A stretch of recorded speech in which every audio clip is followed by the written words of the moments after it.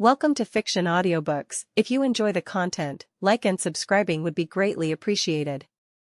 If you have any recommendations for novels, comment below. Please join my Patreon at https://www.patreon.com/fictionaudiobook. Chapter 1 Revival of the Uchiha. Land of Fire, Konoha Village. Residents of the Uchiha clan. Uchiha Sasuke walked on the road, his eyes filled with hatred, confusion, and panic. There was even a hint of unreality. The once bustling residence, with people coming and going, was now deserted. Ants were licking the uncleaned blood, crows emitted eerie cries, making this place feel like a haunted house, cold and lifeless. Because half a month ago, a horrifying massacre occurred here. Uchiha Itachi, a renegade ninja of the Uchiha clan, killed all the members of the Uchiha clan and left triumphantly. The renowned Uchiha clan of the Sengoku period was almost completely wiped out, leaving only 2 remaining members in the clan. Sasuke arrived at a simple small building, where a handsome young man was standing at the entrance. He was about 17 or 18 years old, flowing black hair, and the handsome face that was typical of the Uchiha clan. The back of his clothes also had the same ping-pong ball emblem as Sasuke. Brother Natsuo. Sasuke's voice was hoarse. Sasuke, you're back from the hospital. Uchiha Natsuo looked at the young boy in front of him and smiled gently. His voice was soft. How's your body? Do you still feel uncomfortable anywhere? The vast Uchiha clan is now reduced to just the 2 of us. We can't afford any more problems. Sasuke moved his lips, biting them tightly, as if trying to hold back the urge to cry. Yes. The Uchiha clan was now only the 2 of them. One was himself, who was deliberately spared by Uchiha Itachi, and the other was this fortunate Natsuo. The reason Natsuo was alive was that before the Uchiha clan was annihilated by Itachi, Chunin Natsuo had gone out on a mission and hadn't returned for half a year. He had already been considered a sacrifice by Konoha. Who would have thought that he would return after the Uchiha clan was annihilated by Itachi? Just a few hours later. If he had come back a little earlier, he would have been gone too. Thank goodness. Thank goodness for brother Natsuo. Sasuke bit his lip hard, almost drawing blood. Otherwise, he didn't know what he would do as a lonely person. Be good, everything will be fine. Natsuo gently patted his back. Don't cry. We are the last members of the Uchiha clan, representing the glory of the Uchiha clan.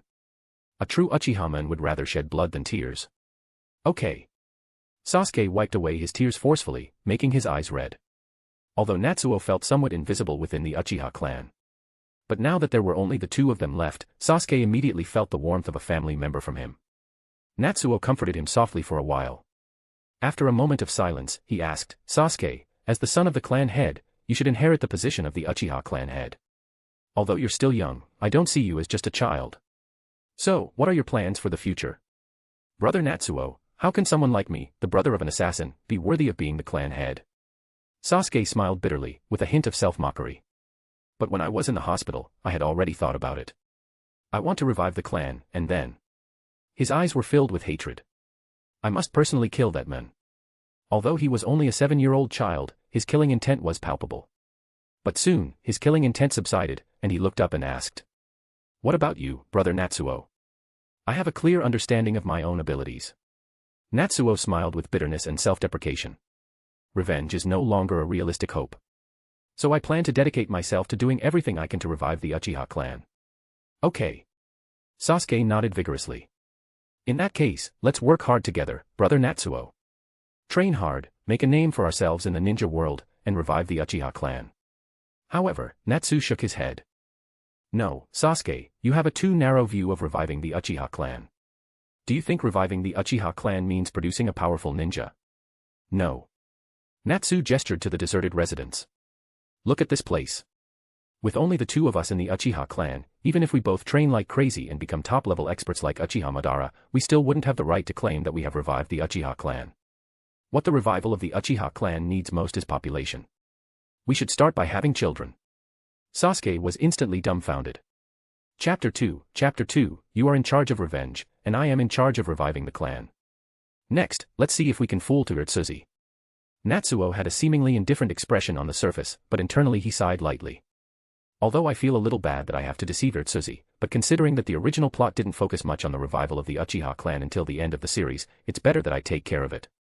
When Natsuo transmigrated and realized that he had traveled to the most dangerous time for the Uchiha clan, he was completely dumbfounded. Did he really have to become a background character during Itachi's annihilation of the clan? Considering that he had a second chance at life, he would fight against his destiny. So, he first tried to train hard, intending to learn from other transmigrators and kill Itachi like they did, but he failed. At 17 years old, Natsuo was still just a chunin. Although he couldn't be considered a slacker, his talent was probably only at the level of an ordinary Uchiha. Then Natsuo considered trying to change the minds of Itachi, Sasuke, and others who were brainwashed by the third Hokage, but he failed again. The third Hokage's brainwashing was deeply ingrained, and Itachi and Sasuke, although they could barely be considered positive Uchiha, were even more paranoid than ordinary Uchiha. Natsuo was seen by them as a great Uchihaist, and their relationship was indifferent. Helpless, Natsuo decided to rely on the power of the clan, to see if he could integrate the entire Uchiha strength and then contact other major clans in Konoha. Perhaps there would be some opportunities, but he still failed. The Uchiha clan revered power, and a mere chunin had no say. Fine, if I can't provoke them, can't I avoid them? With this belief, Natsuo simply took on a mission outside the village and played dead. After all, he was an orphan when he transmigrated here and had northwest relatives or close friends, nor any feelings for members of the Uchiha clan. But then something happened that forced him to return to Konoha. The system was activated, more children, more blessings. At the age of 18, Natsuo finally obtained his golden finger that every transmigrator needed. However, the effect of this cheat required an ample number of descendants to take effect. In history, there have been 3 individuals who were the most prolific in terms of offspring, Natsuo thought to himself. Genghis Khan, some scholars estimated that he impregnated more than 1,000 women during his reign.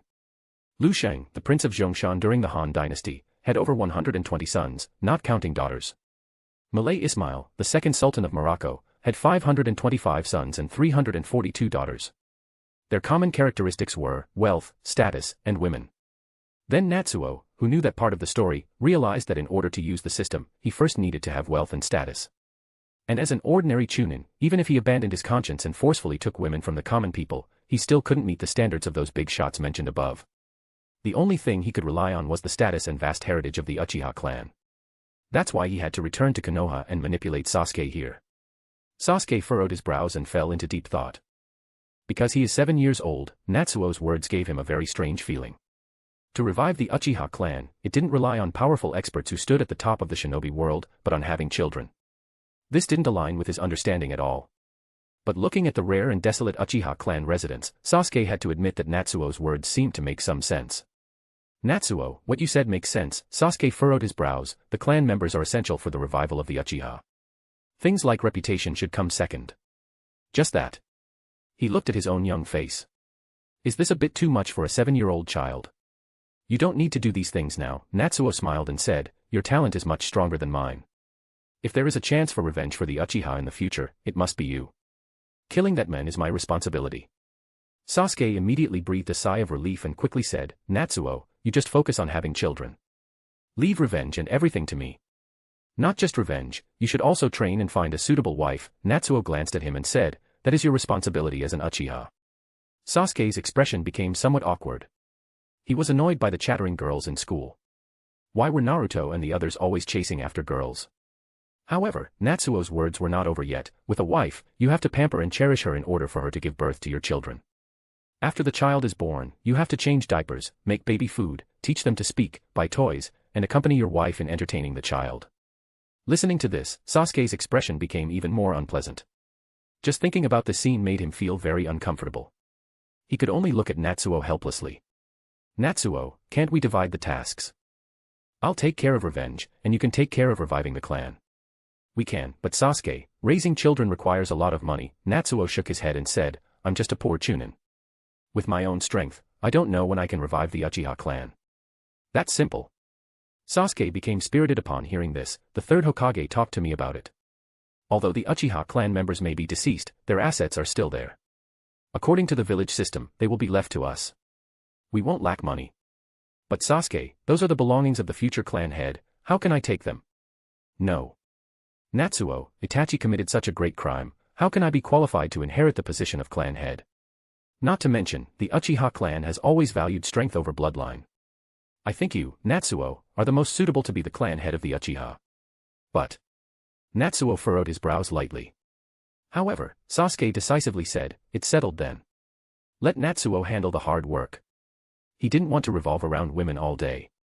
Well. Natsuo looked hesitant, but under Sasuke's insistence, he reluctantly said, "All right then. So, you'll be responsible for avenging the Uchiha clan, and I'll be responsible for strengthening the Uchiha. Brothers united, their benefits will be as strong as gold. Let's do our best." Clap. The hands of the two, one big and one small, tightly held together, their gazes incredibly determined. Chapter 3, I became the head of the Uchiha clan. Sasuke is completely sincere. As the legendary straightman of steel who stabbed Karen with his Chidori in the original plot, he is the only one in the Naruto series. Not to mention the current Sasuke, even in the future era of Boruto, where he takes on the great responsibility of reviving the Uchiha clan, he only has one daughter, Sarada. Although during the original plot, before embarking on his journey to redeem himself, he expressed his desire to begin a relationship with Sakura and promised to meet again, because he did not return to Konoha for so long, it was Sakura who sought him out later and they even traveled together for an extended period of time. During this time is when his daughter was born. Sasuke is a person who puts his goals above all else and considers women as something that can make him waver on his path. If it weren't for Sakura who loved him despite not reciprocating his feelings until the end of the series, and by letting go of his hatred and desire for revenge after the final battle with Naruto, whom Sasuke loves, the Uchiha clan could have ended his generation. Natsuo feels that this situation is a win-win. It was unexpected for Sasuke to pass on the position of clan leader to Natsuo. Sasuke actually values the Uchiha clan and should care about the position of clan leader, right? But when Natsuo saw Sasuke visibly relieved after confirming that he would accept the position of clan leader, he understood. He probably feels guilty towards me. Itachi is Sasuke's older brother, yet he committed such great sins against the Uchiha clan. Although Sasuke now sees Itachi as an enemy, his guilt towards his clan has never diminished. The future Sasuke's excessive pursuit of power, in addition to his hatred towards Itachi, is also largely due to his shame towards his clan. The title of clan leader is precious to Sasuke and carries a sense of adolescent mission to lead the Uchiha's revival. But because of this, after handing over this position, his guilt has eased a lot. The two chatted for a while and then separated. Sasuke began to practice frantically. Natsuo also didn't idle, he started organizing the Uchiha clan's inheritance. For greed nothing is sacred. If the phoenix bird fell into his hands, he would eat it or sell it. Many high-level ninjutsu scrolls were looted, things like money were almost completely taken, and the training notes of the elite members of the Uchiha clan, almost none remained. This clearly couldn't be the work of Uchiha Itachi, but rather the means of a certain unnamed Hokage. Natsuo only glanced roughly and didn't hesitate to put down his work, contacting the major ninja clans in Konoha as the new Uchiha clan leader. First, he informed the major clans that the Uchiha clan had a change in leadership. Second, it was to provide an official response to the events involving the Uchiha clan. The major clans gave him enough respect, and even the third Hokage came as the Sarutobi clan leader. As the new leader of the Uchiha clan, Natsuo, in front of many clan leaders, deviated from the arrogant image of the Uchiha clan and burst into tears in a devastated manner for his lost clansmen, causing vigilance and rejection of the Uchihas to decrease among the main clans, which worried the third Hokage. Sarutobi Hiruzen couldn't help but quietly chat with Sasuke, vaguely implying, "Did Natsuo force you to give up the position of clan leader? Do you want us from Konoha to help you?" But since Sasuke genuinely stepped down, nothing came out of it. How unfortunate, Sarutobi Hiruzen thought to himself, it seems that some of the things confiscated for safekeeping by the village will have to be returned. Although Natsuo's talent was average and his strength was insufficient, he was still an adult and a chunin, so he had some understanding of the family's assets. If the Uchiha representative was Sasuke, a 7-year-old child who was easily fooled, he would only leave behind a few useless ninja techniques, enough for Sasuke's livelihood but not too much money. But when facing an adult, especially a chunin with a certain level of strength, he couldn't do that. The official statement was that Itachi secretly killed all the Uchiha clan members. This was already quite forced. It wouldn't make sense for Itachi to kill everyone and then leisurely search for money and ninja scrolls, instead of running away immediately. That would be underestimating Konoha too much.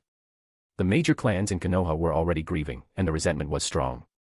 If more incidents were to occur, it would not be resolved by small measures like Danzo being dismissed.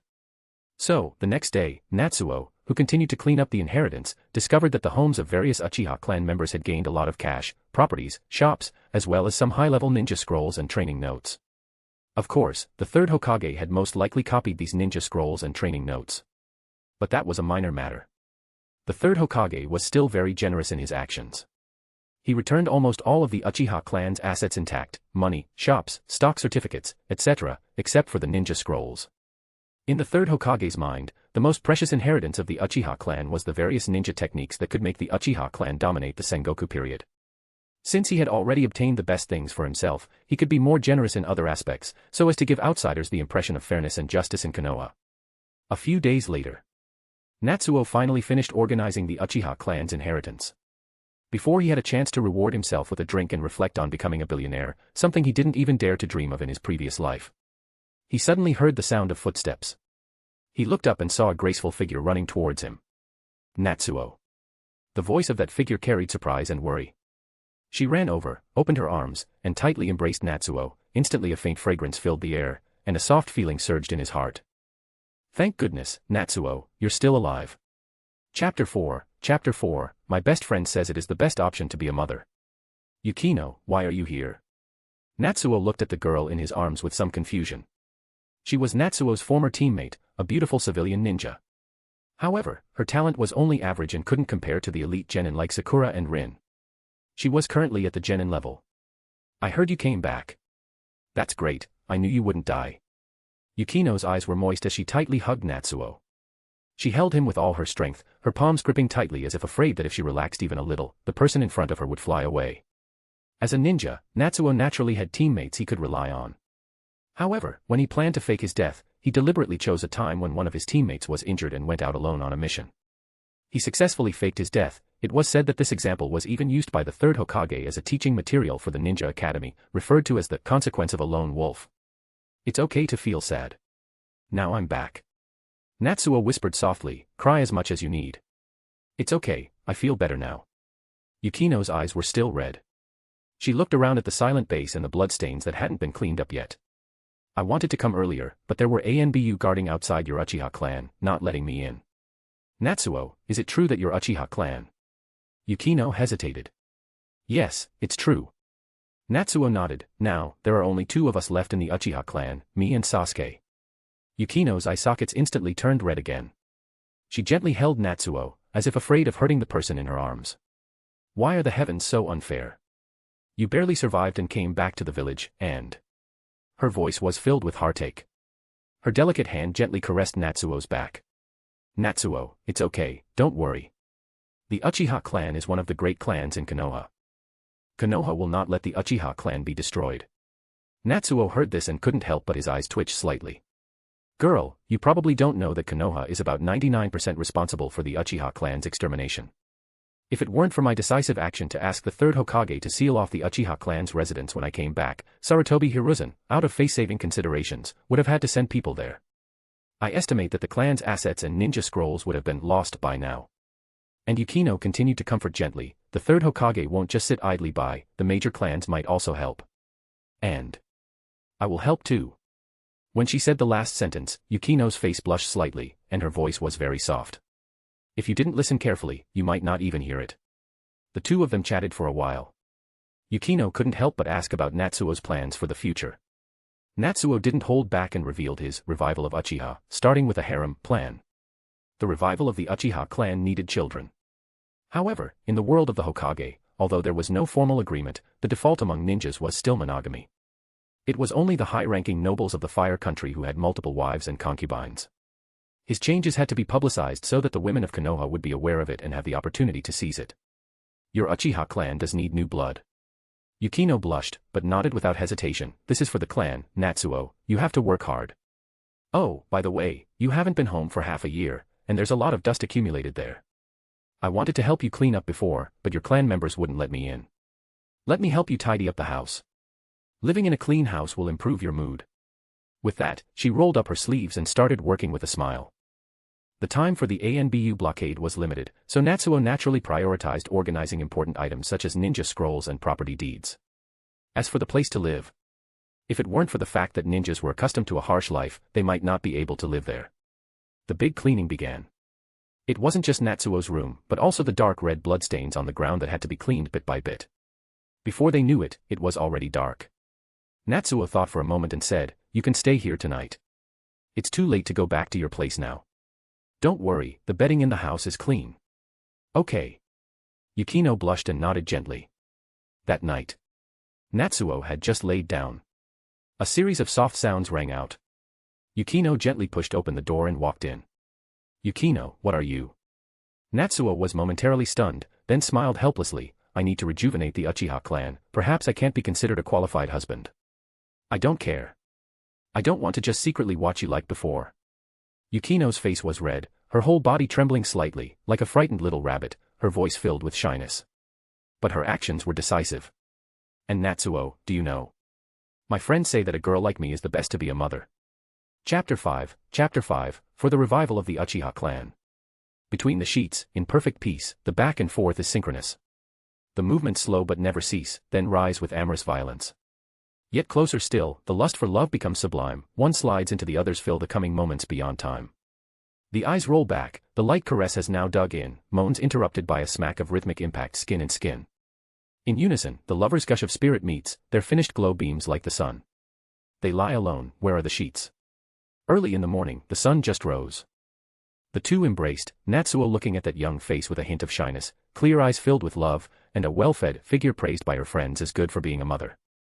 Several major battles happened overnight. And when we were a little tired, we confided in each other. Yukino's eyes were filled with tears as she began to remember. In the mission, it was Natsuo who skillfully defeated the enemy ninjas and saved me when I was helpless. I was weak, despised by my teacher and teammates, but he generously taught me his ninjutsu.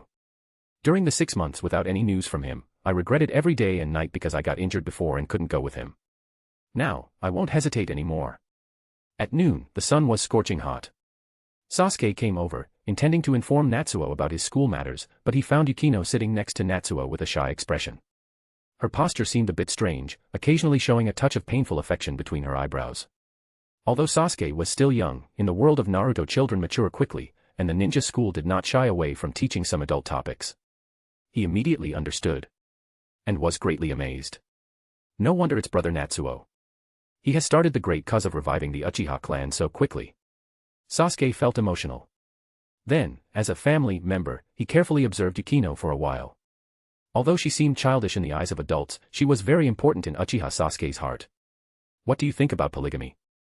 What are your thoughts on having children? Are you willing to contribute to the revival of the Uchiha clan? Yukino blushed but didn't hesitate to answer. And then. Great. This is the good wife of my Uchiha clan. Sasuke excitedly raised his thumb. Nice to meet you, sister-in-law.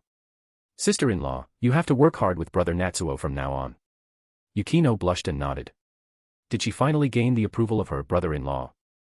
Although this brother-in-law was a bit too young. Natsuo, of course, wouldn't neglect the etiquette towards his beloved. He quickly started preparing for the wedding. After marriage, his wife, now named Uchiha Yukino, became even more gentle, and their life became happier. It's unclear if her friend's comment about being the best choice to be a mother was too accurate. 1.5 months later. Yukino became pregnant. Husband, it seems like I'm pregnant. Ha ha ha, great. That's wonderful. Yukino, you've worked hard. Natsuo laughed heartily, while Yukino, listening, couldn't help but roll her eyes in a playful manner. Wasn't it laborious to toil day and night? Both of them were very happy. Of course, Sasuke was even happier. Do I have a new member of the Uchiha clan again? Sasuke's eyes welled up with tears, even more excited than Natsuo, who was about to become a father. Ignoring the objections of the two, he forcefully dragged Natsuo and Yukino to go shopping, buying a large number of maternity and baby products. Although Yukino didn't know whether to laugh or cry, because it was still too early for that. But he didn't care at all. Be prepared early, be at ease early. He even almost said, today, everything depends on him, the second young master. Yukino was speechless. But as she looked at Natsuo, who was asking her friend which obstetrician-gynecologist at Konoha Hospital was the best, her heart was filled with sweetness. A large number of maternity and baby products. Specially invited experts from Konoha Hospital for checkups. Various delicacies suitable for pregnant women, purchased at any cost. Highlighting a wealthy appearance. However, after a while, the three of them were a bit tired. They were sitting in a dumpling shop, taking a break, when Natsuo suddenly looked up. Oh, Anko, you're here too. Natsuo. Are you guys eating? A woman dressed in a mature and sexy standard fishnet undershirt, but with a baby face, walked over. Meet Arashi Anko. She is currently not a particularly high-ranking jonin, just a chunin in Konoha, considered to be a student of the same generation as Natsuo. Yeah, we got tired from shopping, so we sat down to rest. Natsuo smiled. How about it, do you want to come and try it too? Anko glanced at the table full of dumplings and silently swallowed her saliva. This thing is her favorite. Sure. Anko accepted eagerly. The few of them chatted casually, but Natsuo couldn't help but glance at Anko a few more times. Anko seemed a bit poor. Looking at a ninja's economic situation, you can tell from their ninja tools like shuriken. Although Anko's shuriken can't be considered low quality, they are still ordinary and belong to the level that civilian ninjas like to use. And then look at this guy. Although you can't tell from her appearance, her chewing speed for the dumplings is much faster than an ordinary person, and soon there is a pile of bamboo skewers left. It's as if she hasn't eaten for a while. This shouldn't be. Natsuo thought to himself. The Mitarashi clan is a family clan in Konoha. Although they are not very famous and their strength is average, and they have never produced a high-level expert. But they should still be okay. Anko is a chunin, and with the support of her family, it's impossible. No, it is possible. As a trusted ninja clan of Orochimaru, when Orochimaru defected, the Mitarashi clan naturally came under investigation by Konoha. In all aspects, suppression and isolation were inevitable. Anko's situation when she was Orochimaru's disciple was as glorious as it was miserable now.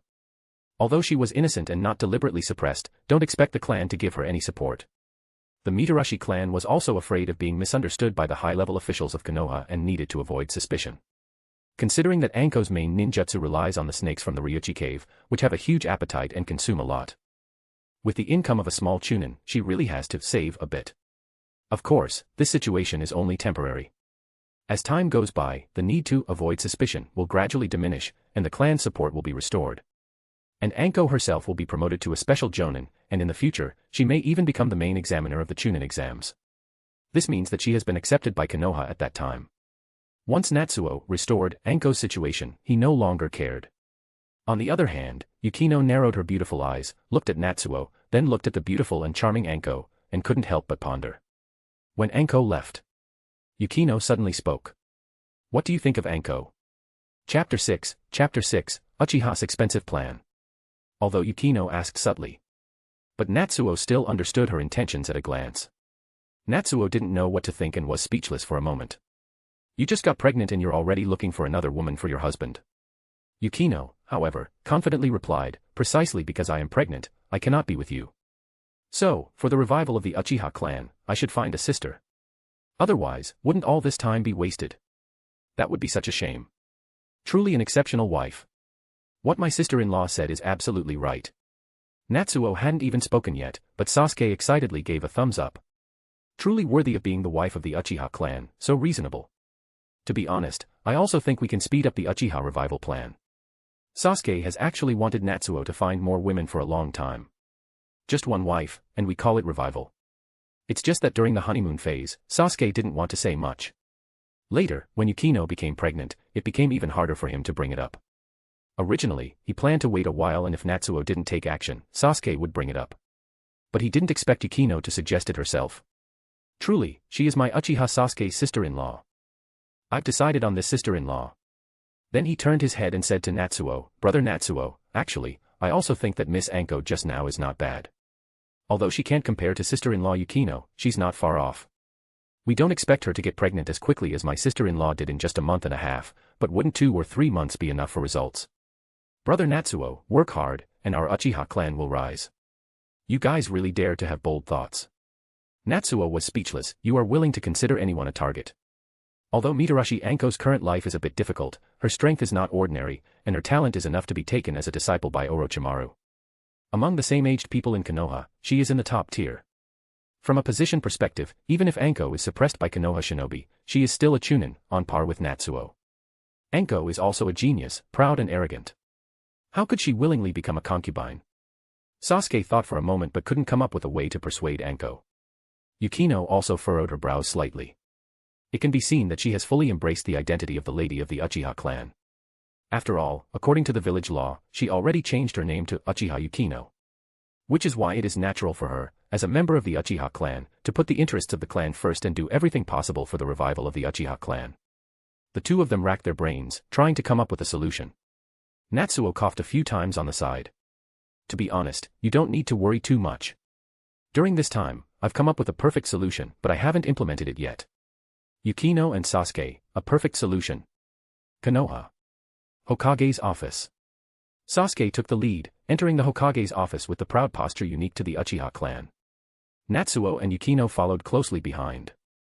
Hokage-sama, our Uchiha clan wants to issue a mission. Sasuke's expression was solemn, with a hint of pride between his eyebrows, as he spoke word by word. For the revival of the Uchiha clan, our Uchiha clan has decided to recruit outstanding and physically healthy female ninjas on a long-term basis. We require that they be at least Chunin level, that they have a healthy body, that they be willing to have a child, that they have a kind temperament and that they are willing to live with other women peacefully. As long as she is willing to give birth to a child for our Uchiha clan, she will be rewarded with 10 million ryo and a B-rank ninjutsu scroll for each child. If the female ninja is a jonin, she will be rewarded with 50 million ryo and a scroll of A-rank ninjutsu. If the female ninja is Kaga level, she will be rewarded with 300 million ryo and a scroll of S-rank ninjutsu. Oh, by the way, our Uchiha clan also plans to employ a team of experienced medical personnel for childbirth, to ensure the health of both mother and child and the normal development of the child. As he spoke, Natsuo slapped out a bank book, revealing a deposit of 500 million ryo.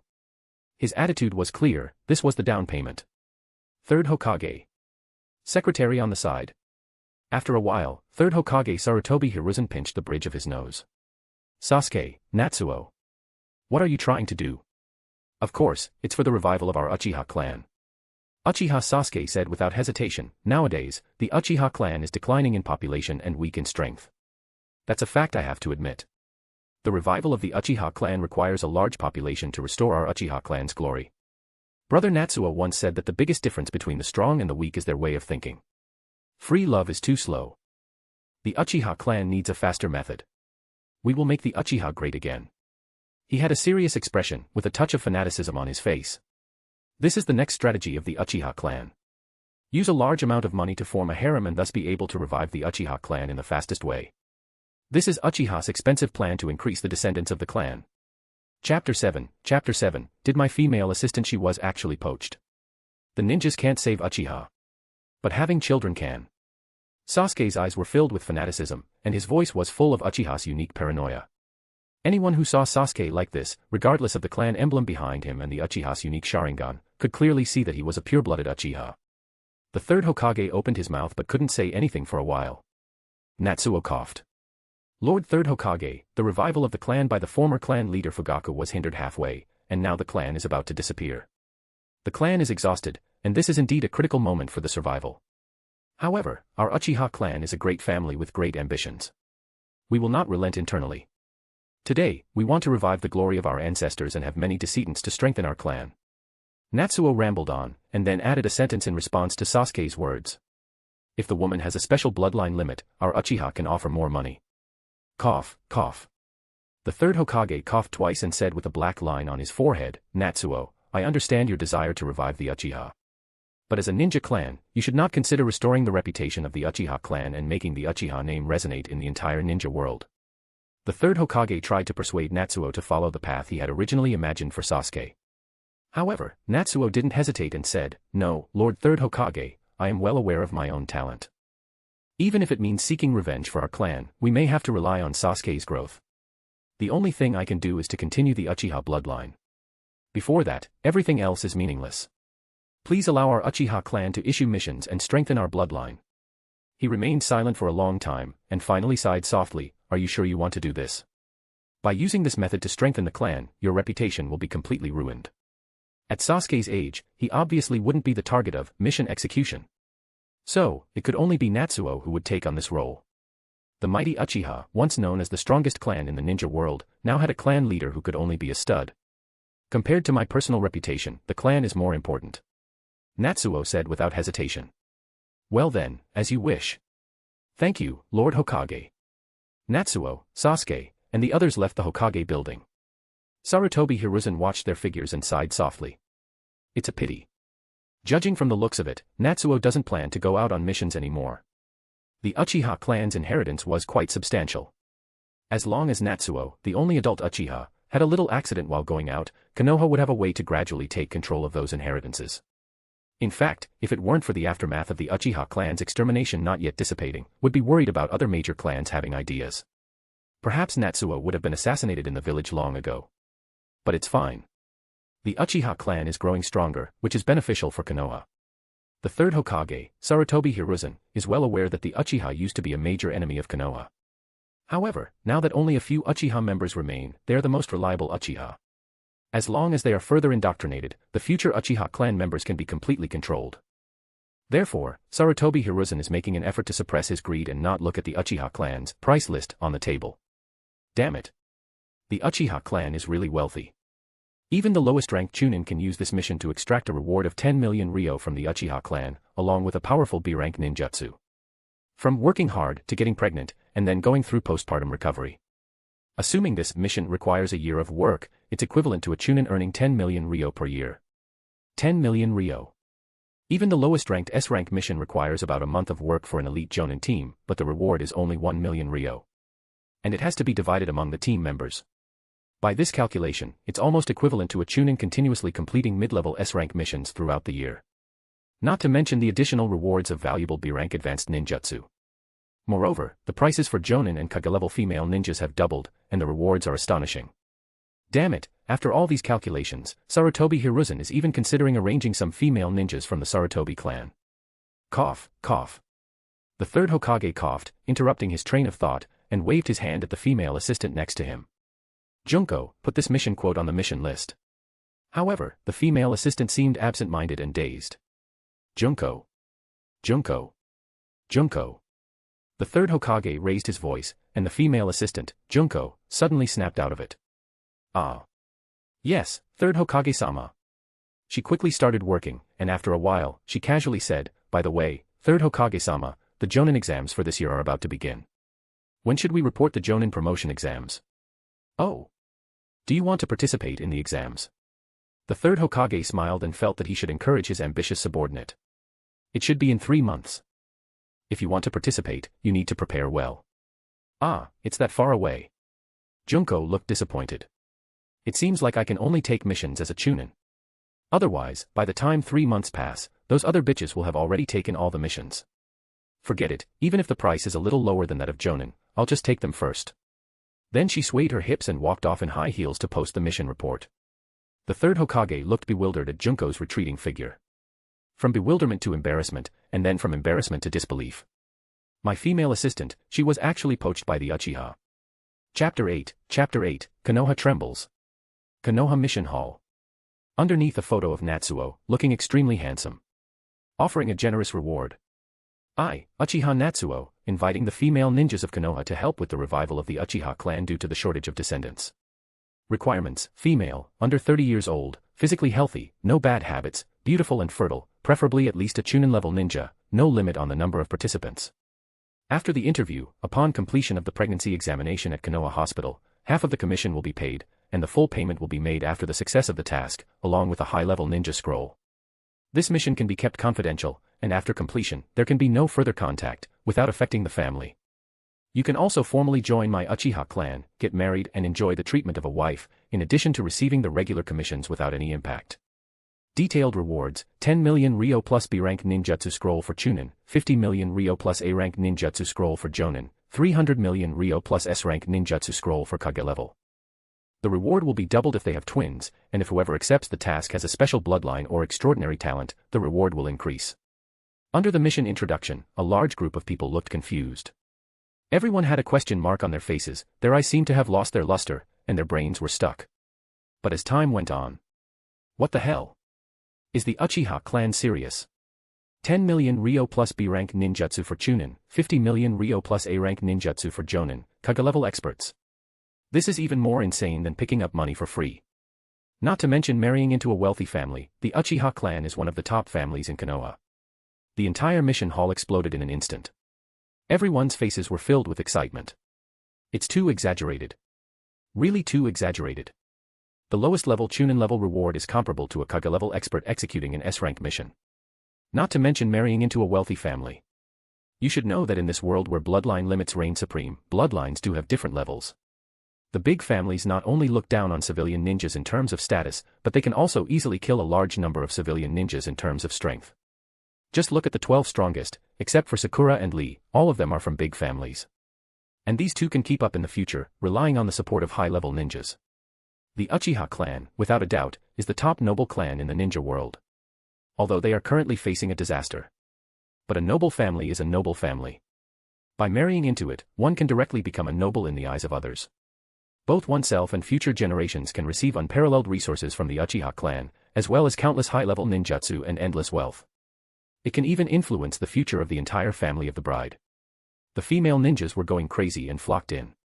I want to sign up. Me. Me. Me.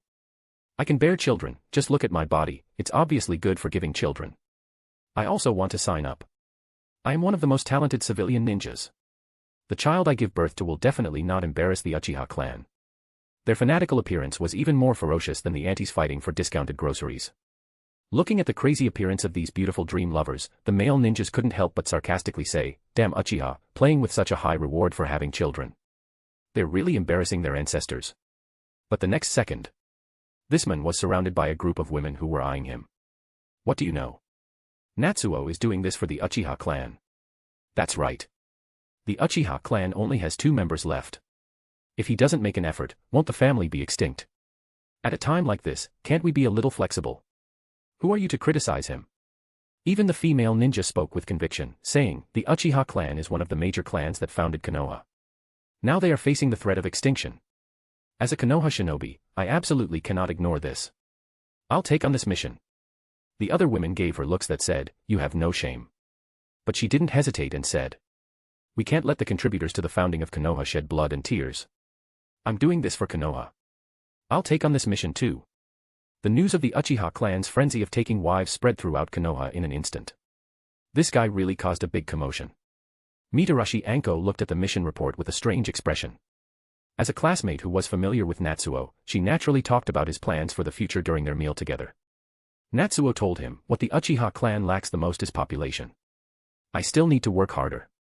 Looking at the bundles of baby supplies, Anko thought Natsuo meant that he would put in more effort with Yukino, taking care of the family.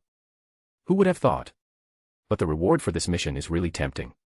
Mitarashi Anko silently swallowed her saliva and touched the low-quality shuriken in her pouch.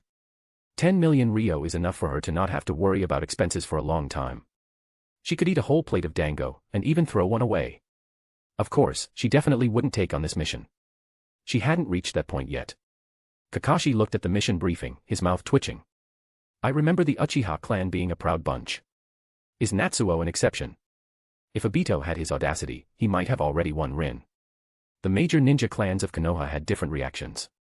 The Inuzuka clan said, isn't it a bit too direct to just issue a mission like this? The Uchiha clan is indeed a bit bold. The Nara clan said, in terms of efficiency, this is the best way to revive the Uchiha clan. But the wording is too straightforward, it's not good. The biggest reaction came from the Hyuga clan. Hayashi coldly snorted and said, even the esteemed Uchiha clan has fallen. They actually use money to pave their way, completely lacking the dignity of a prominent ninja family. But there were rumors circulating privately. The day before, Hayashi had belittled the Uchiha clan during an internal meeting, believing that the Uchiha clan had completely declined. Truly classy women wouldn't accept this kind of mission. The number 1 prominent family in Konoha is indeed my great Hyuga clan. As a result, the next day, a daughter of the branch house went to take on the mission. Fortunately, Hayashi found out early and intercepted the mission application form before it was reviewed by the 3rd Hokage, saving our Hyuga clan leader from embarrassment. The news continued to spread. A few days later, even the students at the Ninja Academy knew about it. Sasuke. Is your Uchiha clan really going to look for wives? Little Sakura's eyes sparkled. What do you think of me?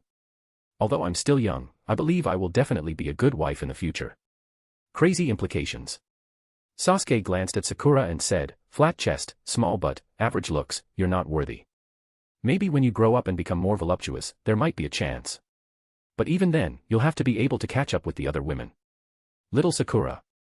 She took 3 steps back as if struck by lightning, with a face full of shock and grievance. I still have to catch up. Chapter 9, Newlywed Yuzuki Yugao. Sasuke certainly didn't lie.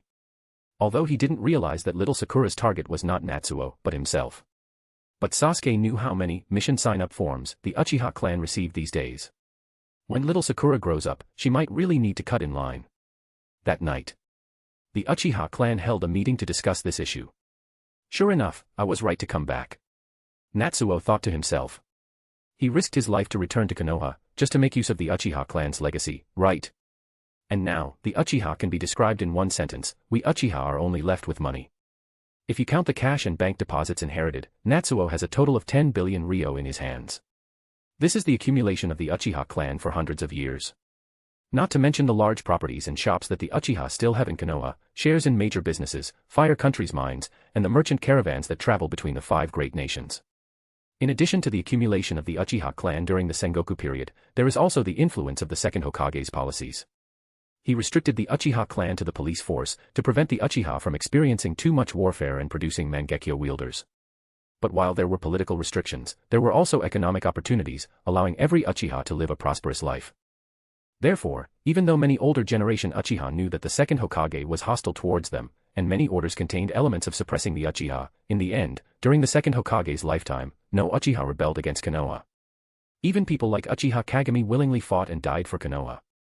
Today, Natsuo's inherited wealth mostly comes from the accumulation during the special policy period of the second Hokage. This gave him a solid foundation, allowing him to spend large sums of money without consequences. Come on, let's carefully choose which female shinobi will become the help for the revival of our Uchiha clan. Natsuo waved the mission application forms and smiled at Sasuke and Yukino. The 3 of them started selecting.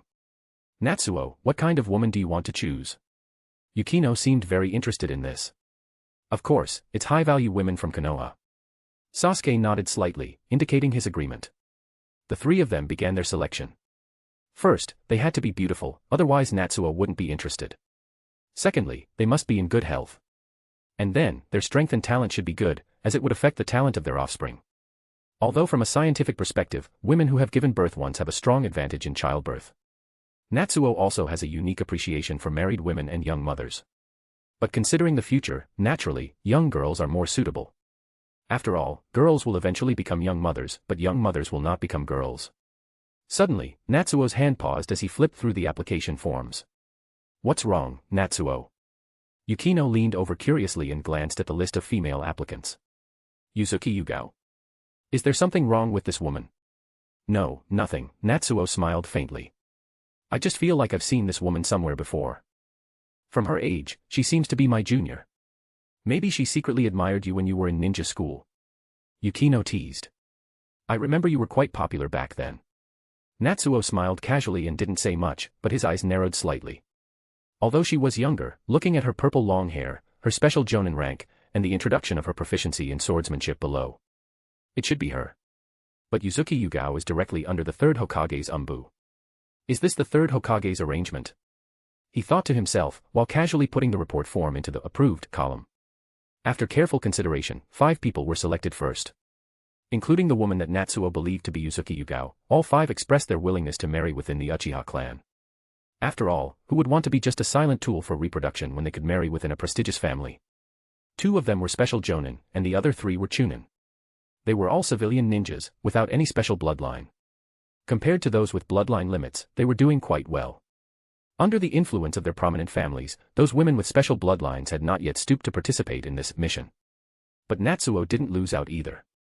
As a civilian ninja, becoming a chunin or higher-ranked ninja was already quite impressive. Although it wasn't as straightforward as having a bloodline limit, it still represented considerable talent.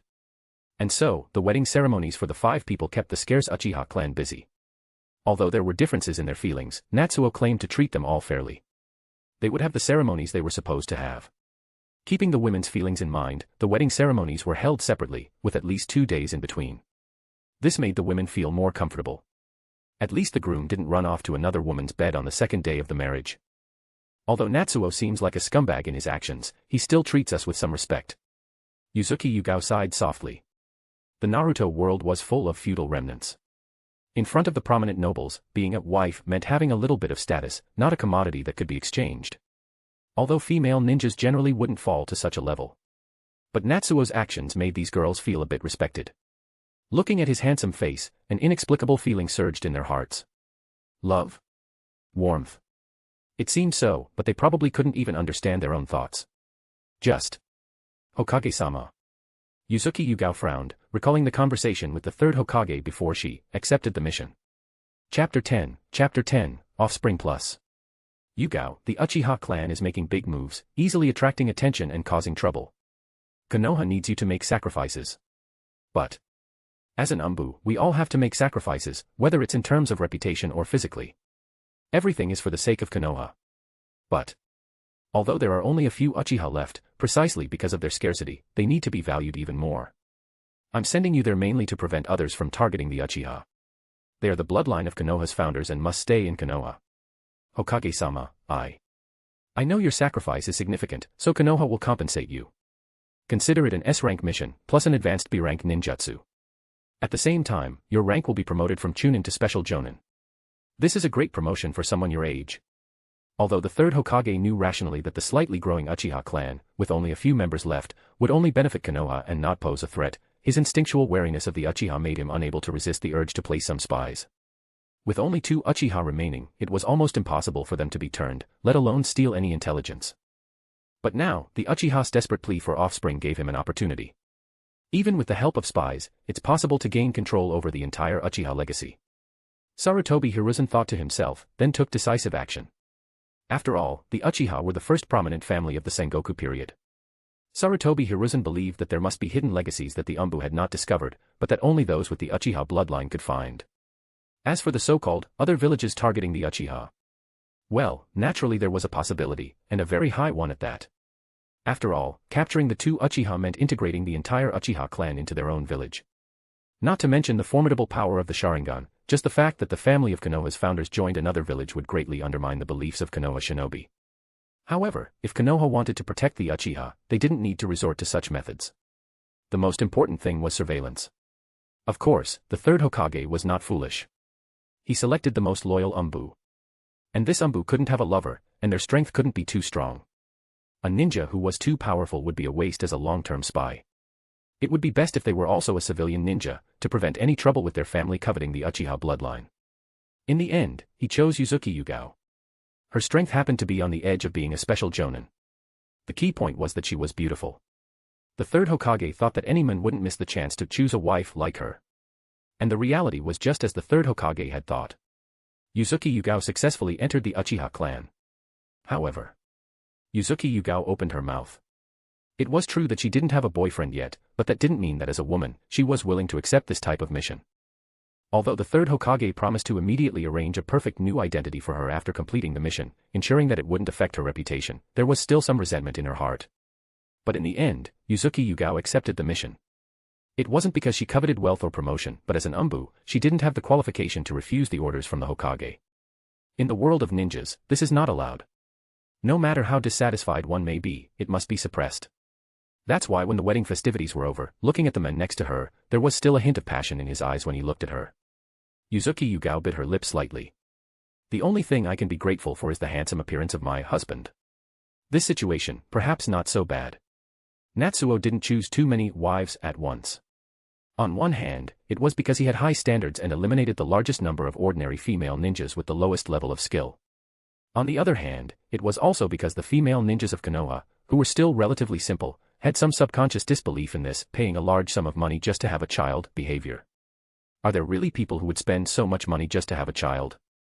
Although 90% of the female ninjas of Konoha were very envious, only a few could decisively take action. And even fewer were chosen by Natsuo. But Natsuo was not in a hurry. Having too many wives in a short period of time would also be difficult to manage. After all, he only has one pair of kidneys. The Uchiha clan's integrity would gradually dispel their doubts. When the first batch of children were born and rewards were distributed, the female ninjas of Konoha would be tempted. After gaining a group of high-quality women at the beginning, Natsuo would maintain the standard of selecting talented women as wives as much as possible. And then he began his nights of bliss as a newlywed groom. Over a month later, most of the women became pregnant one after another. And Yukino's belly grew visibly faster. A few more months passed. The bellies of Yugao and the other women grew larger, and a few newcomers also showed pregnancy signs. And Yukino entered the delivery room. Sasuke and Natsuo waited outside together. Inside the room, Konoha's top medical team was at work. Finally, the sound of a baby crying rang out. At the same time, Natsuo heard a voice in his ear. Offspring +1, the comprehensive potential evaluation is 32, you have gained chakra +1, fire release, great fire annihilation. Chapter 11, hire Akatsuki to defend the Uchiha clan. The baby has just been born. Natsuo's eyes lit up. In the next second, a powerful surge of chakra erupted from his body, instantly strengthening his limbs and even making his heartbeat stronger. Although it was just a +1, it felt like the newly added chakra was almost the same amount that Natsuo's own already possessed. Even though the Uchiha clan couldn't compare to the Senju and Uzumaki clans in terms of chakra amount, they were still a ninja clan with a large amount of chakra. This +1, is it almost the amount of chakra of an elite chunin? Natsuo thought to himself. At the same time, memories of the fire release, great fire annihilation technique appeared in Natsuo's mind. The Uchiha clan actually had a scroll of this ninjutsu, which detailed numerous esoteric knowledge, including key points of training, collected over the years by members of the clan. However, the knowledge that appeared in Natsuo's mind at this moment was different. It was vivid and seemed to have truly experienced countless releases of ninjutsu. It even contained many techniques, timing of release, and methods to speed up hand seals when using the fire release, great fire annihilation, in battle. Natsuo believed that if he were to release this ninjutsu now, he would definitely be able to do it skillfully and completely master it. His strength had greatly increased. And this was just a child. Natsuo carefully looked at the system prompt. Comprehensive potential evaluation. So, it's not just about quantity, but also about quality, he said. It seems like I still need to work hard to find high-quality female ninjas in Konoha. Natsuo couldn't help but shift his gaze to Yugao and the others who were also pregnant. The Uchiha clan was welcoming a new member again. For a family with only 2 pure-blooded Uchiha members, this was a big deal. Sasuke came to see this baby every day after school, for a month without interruption. With a sense of guilt due to his brother destroying the Uchiha clan, he saw the new generation of Uchiha as if it were his own redemption. Every day, he bought a bunch of toys that the newborn couldn't even play with yet, as well as delicious food that the baby couldn't eat, taking care of his nephew in a slightly childish but caring way. Natsuo felt that Sasuke's current appearance reminded him of the care Itachi gave him when he looked after Sasuke. Considering the Uchiha clan's tendency to have brother complexes and be obsessed with their siblings. Although Sasuke didn't show any brother complex in the original work, that was because he didn't have a younger brother at all. But now. Well, okay. Natsuo looked at the 7-year-old Sasuke who was amusing the newborn baby. Although they were not much different in age when Itachi was taking care of Sasuke, based on their seniority, maybe he should be called nephew-obsessed. Uchiha residents. Meow, that's how it is, meow. A black and white kitten licked its paw and said, the mining area has been attacked 3 times this month, and the miners have suffered losses, meow. Natsuo, what do you plan to do, meow? Another attack, huh? Natsuo narrowed his eyes and said, it seems that some shinobi and nobles from the Fire Country can't hold back anymore. As the largest clan back in the day, the Uchiha clan's assets were not limited to cash and properties in Konoha. There were mines that produced materials for ninja tool shops scattered throughout the village, and businesses under the protection of the Uchiha clan. Compared to mission rewards, these industries were the true financial sources for the Uchiha clan. Other major clans were similar. For example, the Nara clan controlled half of the medicinal herb production bases in the Fire Country, the Yamanaka clan had access to 70% of the poison and fresh flower channels, and the Akimichi clan owned many large chain restaurants. How much money could they earn from missions alone?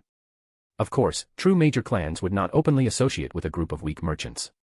For example, the Uchiha clan relied on the Nikomata clan, their staunch ally, to act as a front while secretly controlling these industries, gathering intelligence, and earning high profits.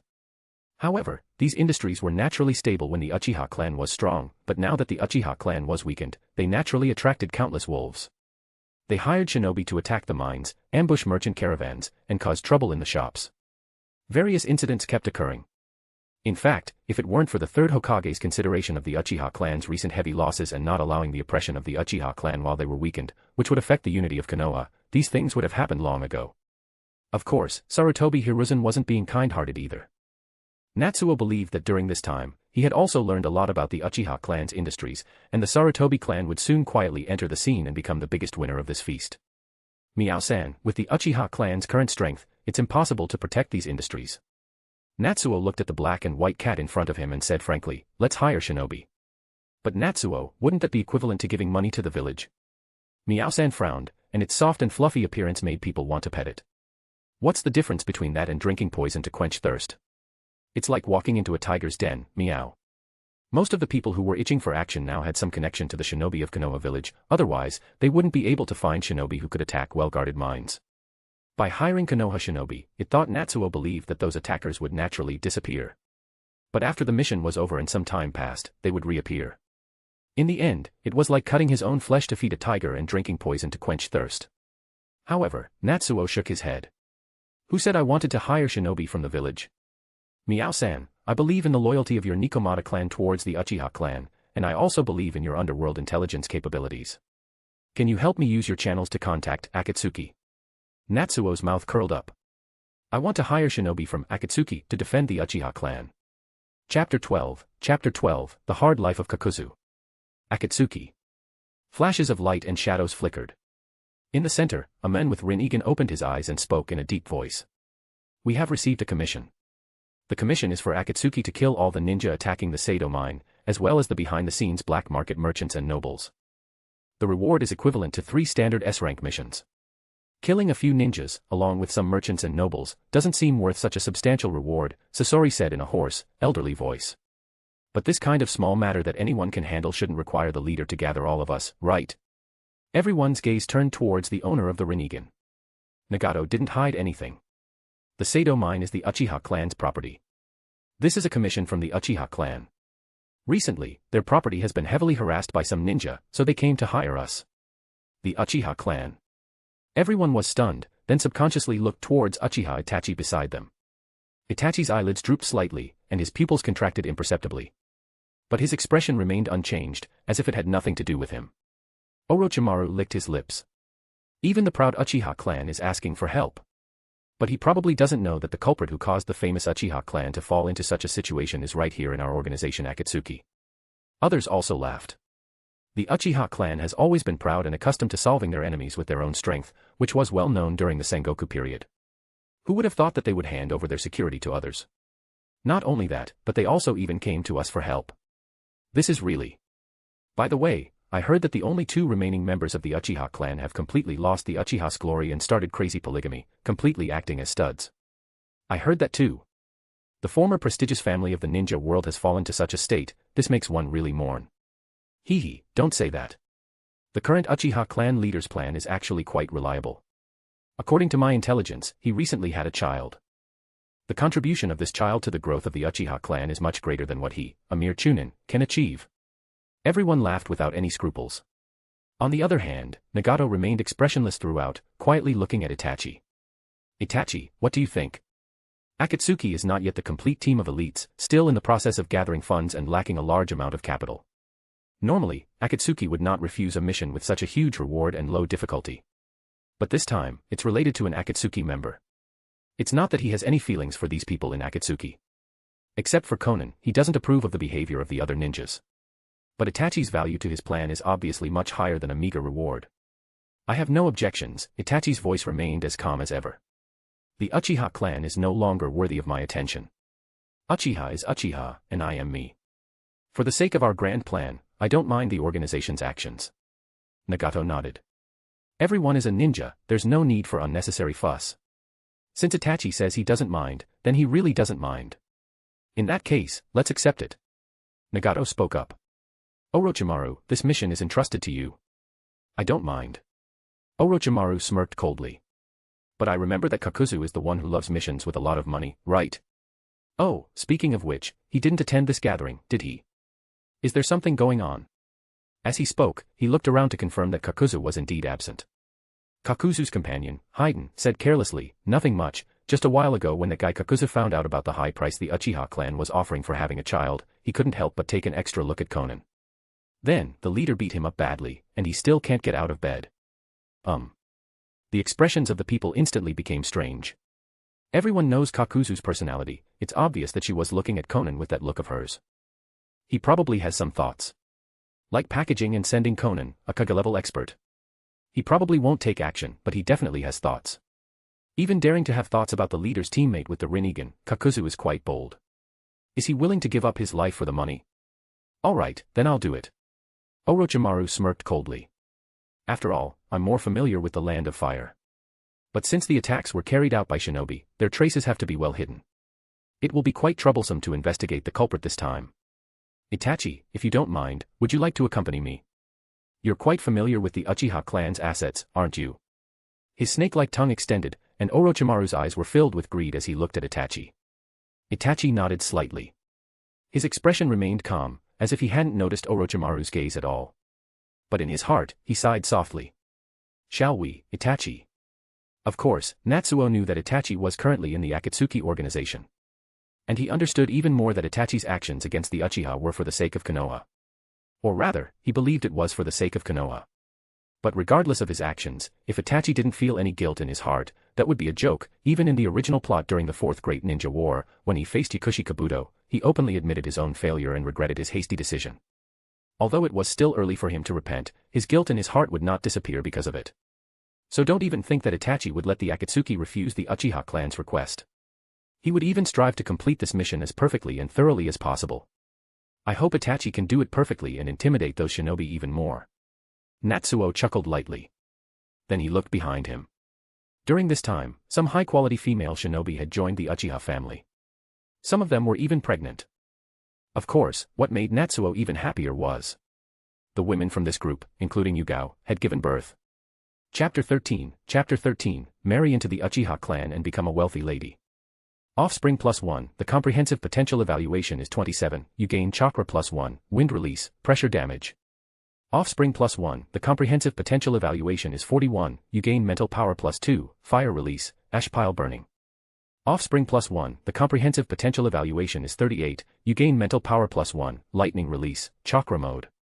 Offspring +1, the comprehensive potential evaluation is 36, you gain chakra +1, fire release, big flame bullet. Offspring +1, the comprehensive potential evaluation is 71, you gain chakra +5, fire release, great fire annihilation arrow.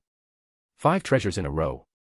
Just as I thought, the stronger the child's talent, the higher the reward. Natsuo looked at the system prompt and thought to himself. The child with a comprehensive potential evaluation of 71 is the one born from Yugao. Obviously, as a young Umbu with high talent and qualifications who will appear in the future plot, she is the strongest among Natsuo's wives. The reward for one child is almost equivalent to the sum of the other 4 children.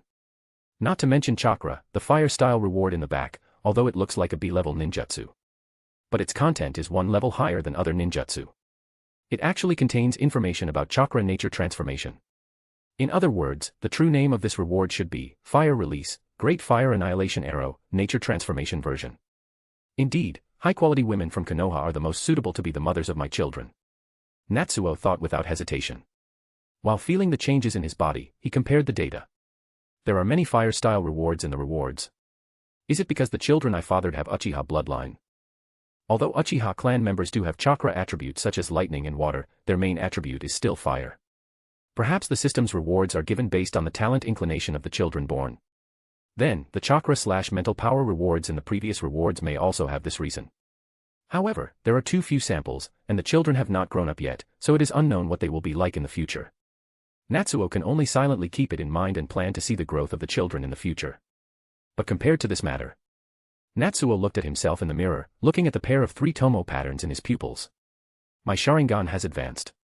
Natsuo originally had a double tomo Sharingan, but now with the surge in mental power, he has obtained the 3 tomo Sharingan that only Uchiha Jonin would have. In other words, these rewards helped him continue developing his Uchiha clan bloodline. Continue to work hard. With more rewards, maybe I can directly activate the Mangekyo Sharingan in the future. With Natsuo having children, the number of Uchiha clan members increased, and Sasuke naturally became very happy. Even Yukino also smiled brightly as she looked at the children who were not born to her. It's really beneficial to transmigrate to the Naruto world. Natsuo looked at his harmonious harem and thought to himself. This situation of wives enjoying themselves together would never happen in his previous life. But the women in the Naruto world do not reject the idea of their husband taking other wives. After all, who among the high-ranking officials and nobles of the Fire Country doesn't have a group of wives and concubines? Of course, Yukino is a minority when it comes to being willing to find other wives for her husband. Natsuo, by asking in a roundabout way, discovered that the reason Yukino developed this mentality seems to be because of her mother. Yukino's mother was an ordinary genin, but she was very eager to become a noblewoman of the ninja clan. Unfortunately, she had average looks and talent, and in the end, she only married an ordinary man. But she was a snob ninja. She instilled the aristocratic spirit of the noble clan in Yukino from an early age, saying that a woman from the noble clan is relegated to the category of wife and mother, while at the same time she was required to meet ideals of beauty, virtue, and obedience. Furthermore, because her status provides them with many comforts, it is her obligation to marry for the benefit of the ninja clan, either to form alliances or for the continuation of the bloodline.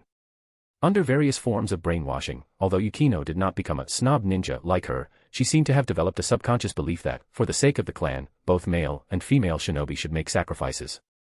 Therefore, it was only natural for her to accept other women serving her husband and raising his children for the sake of the Uchiha clan. If you love him, you should support him. Similar thoughts filled Yukino's mind. In response to this, Natsuo could only say, "Well done, mother-in-law." The impact of Natsuo having a child was not limited to the Uchiha clan.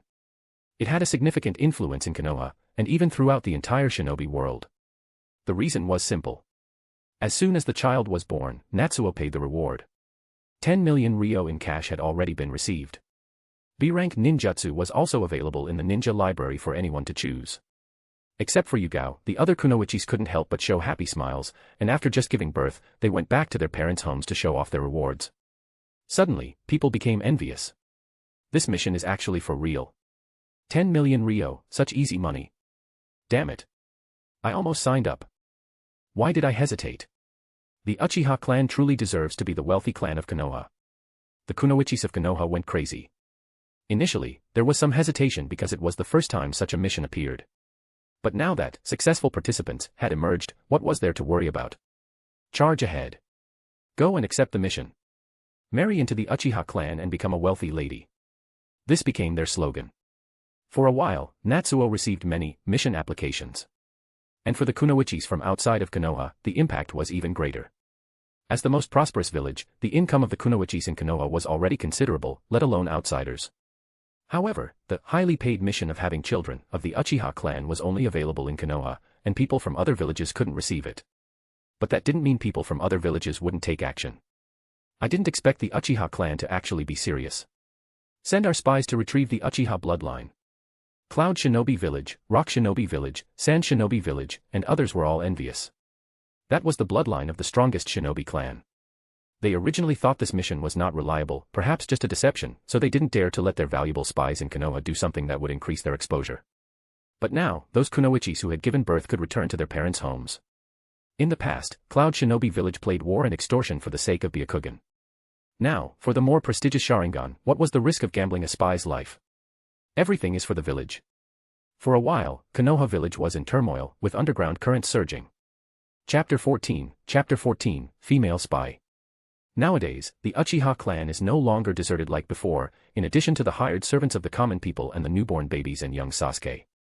Everyone else is a ninja, without exception. In fact, even 8-year-old Sasuke is very observant. So, they all sensed this undercurrent. As they walked in the Uchiha residence, they could feel some people casting inexplicable glances at them. Whether it was envy, jealousy, or greed, they didn't know. But Natsuo remained unfazed and continued with the Konoha high-quality kunoichi selection plan. Even the spy, Uzuki Yugao, could smell the scent of a fellow spy from those candidates. She couldn't help but ask, "Natsuo, is it really okay for the Uchiha clan to be so conspicuous in recruiting kunoichis? Don't we have to worry about spies from other villages infiltrating? We must be very careful with spies." As she said this, Uzuki Yugao blushed. Because fundamentally, she herself was also a member of the spy category. Of course, there's no need to worry. Natsuo laughed heartily. You're overthinking it. Our Uchiha family is warm and harmonious, how could there be spies? Spies also carry out missions, and how much money does an S-rank mission pay? Which village's spy can receive a higher reward than what the Uchiha clan offers? Natsuo scoffed at this. Spies. Even the wealthiest village, Konoha, can't offer much money. Uzuki Yugao opened her mouth but couldn't find anything to say for a moment. Although all the major villages brainwash their ninjas with phrases like love for the village, friendship, and loyalty, the fundamental reason for ninjas to carry out missions is to make a living, to receive rewards. As the leader of the richest village in the ninja world, the third Hokage definitely didn't offer a low price for her spy activities. Just a little sacrifice from a female ninja could earn her rewards comparable to an S-rank mission, advanced B-rank ninjutsu, and promises of promotion afterward. But compared to what the Uchiha clan offers, it's not even worth mentioning. Initially, she was even specially promoted to Special Jonin by the third Hokage, to take advantage of the Uchiha clan. Although being a Special Jonin couldn't be completely regarded as a Jonin, when combined with her young age and high talent, the rewards offered by the Uchiha clan were calculated as Jonin level.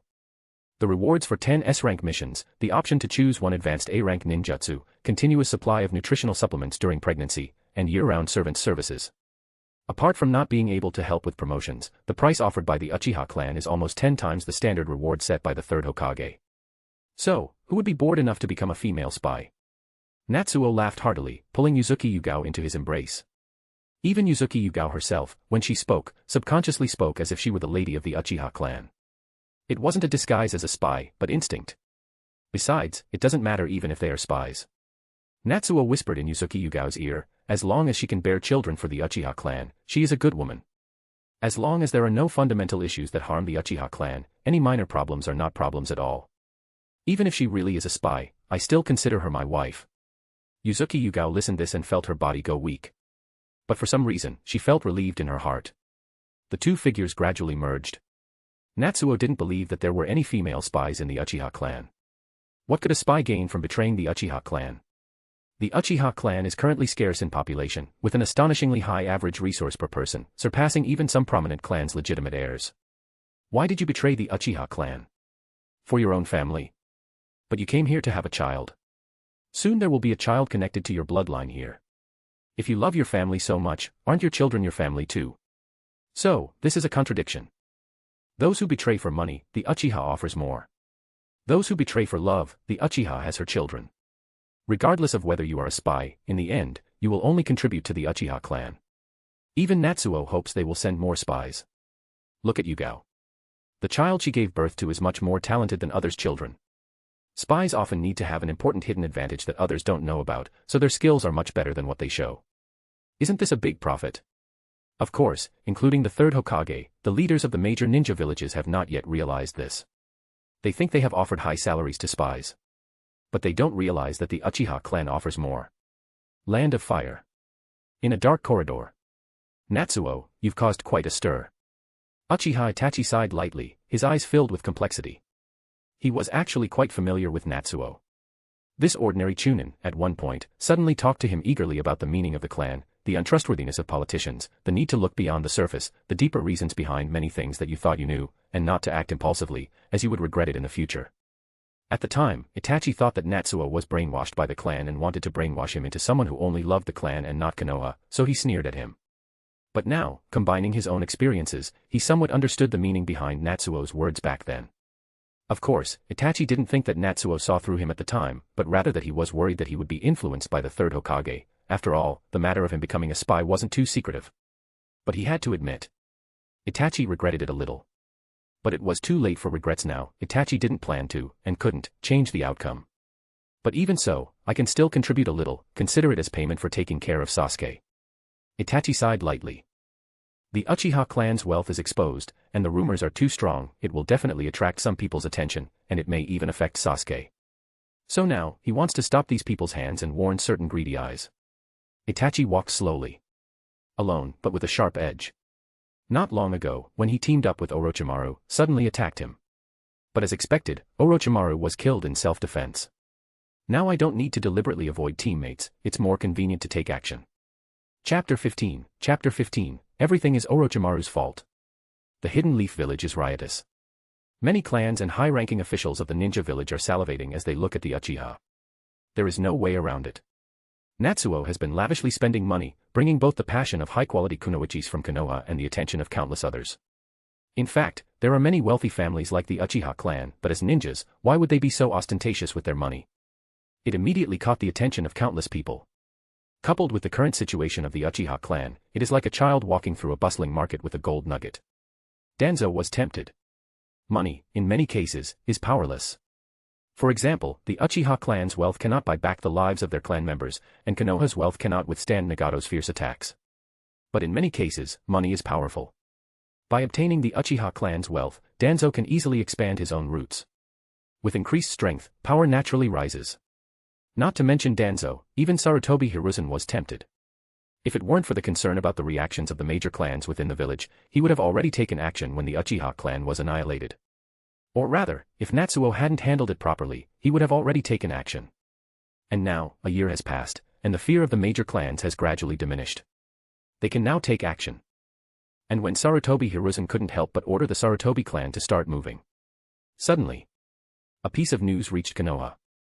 In the capital of the Fire Country, 3 noble families with 100 years of heritage were wiped out overnight.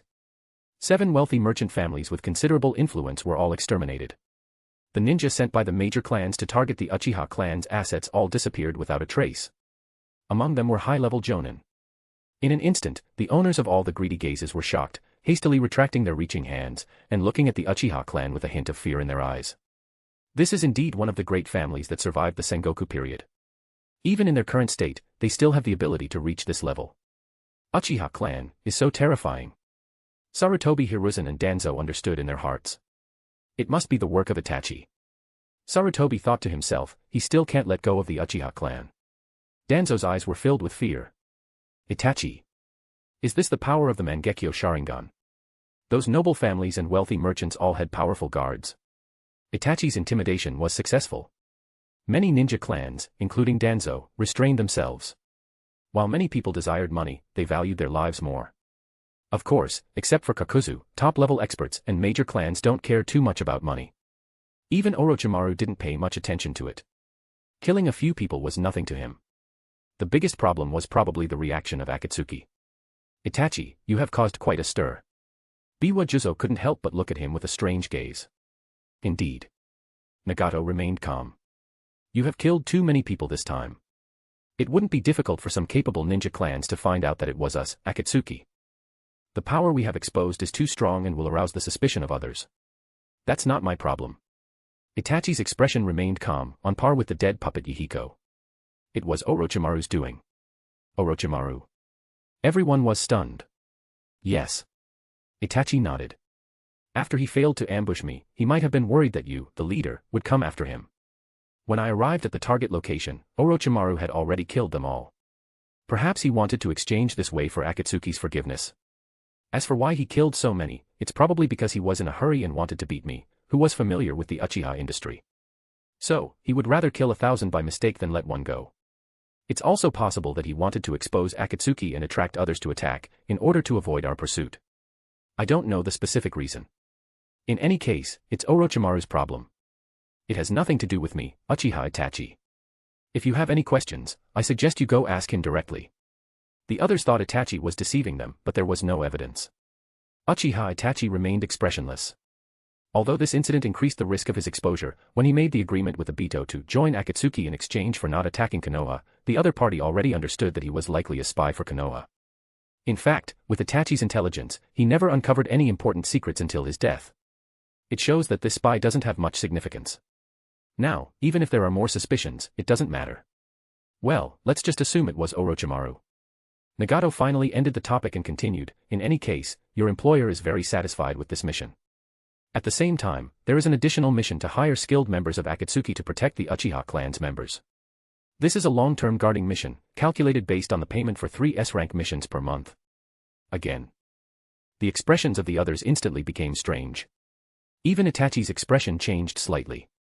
Nagato remained expressionless and continued, who among you is willing to go? I am. A slightly weak but determined voice rang out. Everyone looked in the direction of the voice. Oh, it's Kakuzu, old man. I knew you wouldn't miss out on a well-paying mission like this. By the way, Kakuzu, why did you change your appearance like this? The expressions of the others gradually became strange. Everyone else was standing, but Kakuzu seemed to be lying on the ground like a pile of mud. Why maintain this posture? Didn't the injuries inflicted by the leader heal already? Oh, it's like this. Kakuzu's considerate teammate, Haiden, laughed. Actually, this time, Uchiha contacted Akatsuki through Kakuzu. Uchiha wanted to add a mission to capture a Kaga-level female ninja, and offered 1 billion ryo for a Kaga-level female ninja who can bear children. So Kakuzu couldn't help but take another look at Konan. Anyway, now he's collapsed on the bed again and can't get up. Everyone. Wow, the old man is really the old man. But there's no need to attend the meeting with injuries. Akatsuki shouldn't oppress its employees like this, right? If I don't attend the meeting, will I still have a share in this mission? Kakuzu's gaze was intense, his voice resolute. Leader, I want to participate in this mission. I didn't get anything from the last mission, so this time, don't even think about competing with me. Whoever dares to compete, I'll kill them. Even though he was seriously injured and lying on the bed, Kakuzu still raised his arm in a trembling but unwavering manner, like an elementary school student raising their hand to answer a question, his expression full of seriousness. Everyone. Chapter 16, Walking Bag of Hormones. In any case, for the next period of time, I will be responsible for protecting you. Kakuzu's voice was deep, giving off a very reliable feeling. Although he had just been beaten by Nagato, Kakuzu's ability to regenerate allowed him to appear healthy in front of his employer. Hiring Akatsuki as a bodyguard was something Natsuo had considered for a long time. After all, in this world, the shinobi of the 5 great nations have always been synonymous with high quality and high prices. Even Kakuzu welcomed the cheap Zabuza, simply because the shinobi of the 5 great nations were too expensive. As a big businessman, he felt the pain in his wallet. And Akatsuki was both good and cheap, even Inoki chose to hire Akatsuki. As the Tsuchikage, he couldn't possibly not know that allocating military funds to hire Akatsuki would affect the village's own military development. But he still did it. Because Akatsuki was really cheap. For the same S-rank mission, Akatsuki's reward was only about half of what they would offer the shinobi of the 5 great nations, and they worked diligently and never discarded their work. Although Itachi had severely intimidated those large ninja clans, the Uchiha clan's actual strength had indeed declined. Some medium-sized ninja clans who couldn't see the cause and effect of the Uchiha clan massacre, and who didn't pursue wealth but desired the Uchiha bloodline, still hadn't given up. The Uchiha clan needs sufficient protection forces. However, Natsuo shook his head and corrected, not to protect me, but to protect my children. After several rewards, Natsuo's strength had surpassed that of an ordinary jonin, and Sasuke, under the agreement of Itachi and the 3rd Hokage, had specialized ANBU protection. His wives were also skilled kunoichis. It was the weak newborns who needed protection. Kakuzu frowned, if everyone is together, I can accomplish the task, otherwise, there are too many Uchiha children, and I alone am not enough to take care of so many people. Natsuo nodded, that's possible. The two discussed the details, such as the specific guarding plan, whether traps could be set, and the method of payment. After the discussion, Kakuzu finally nodded in satisfaction. The Uchiha clan was indeed a rich clan, it's a shame they don't have more tasks to issue. Oh, by the way, Kakuzu coughed, and his voice was filled with regret, regarding your other request, Akatsuki has decided not to take on that mission.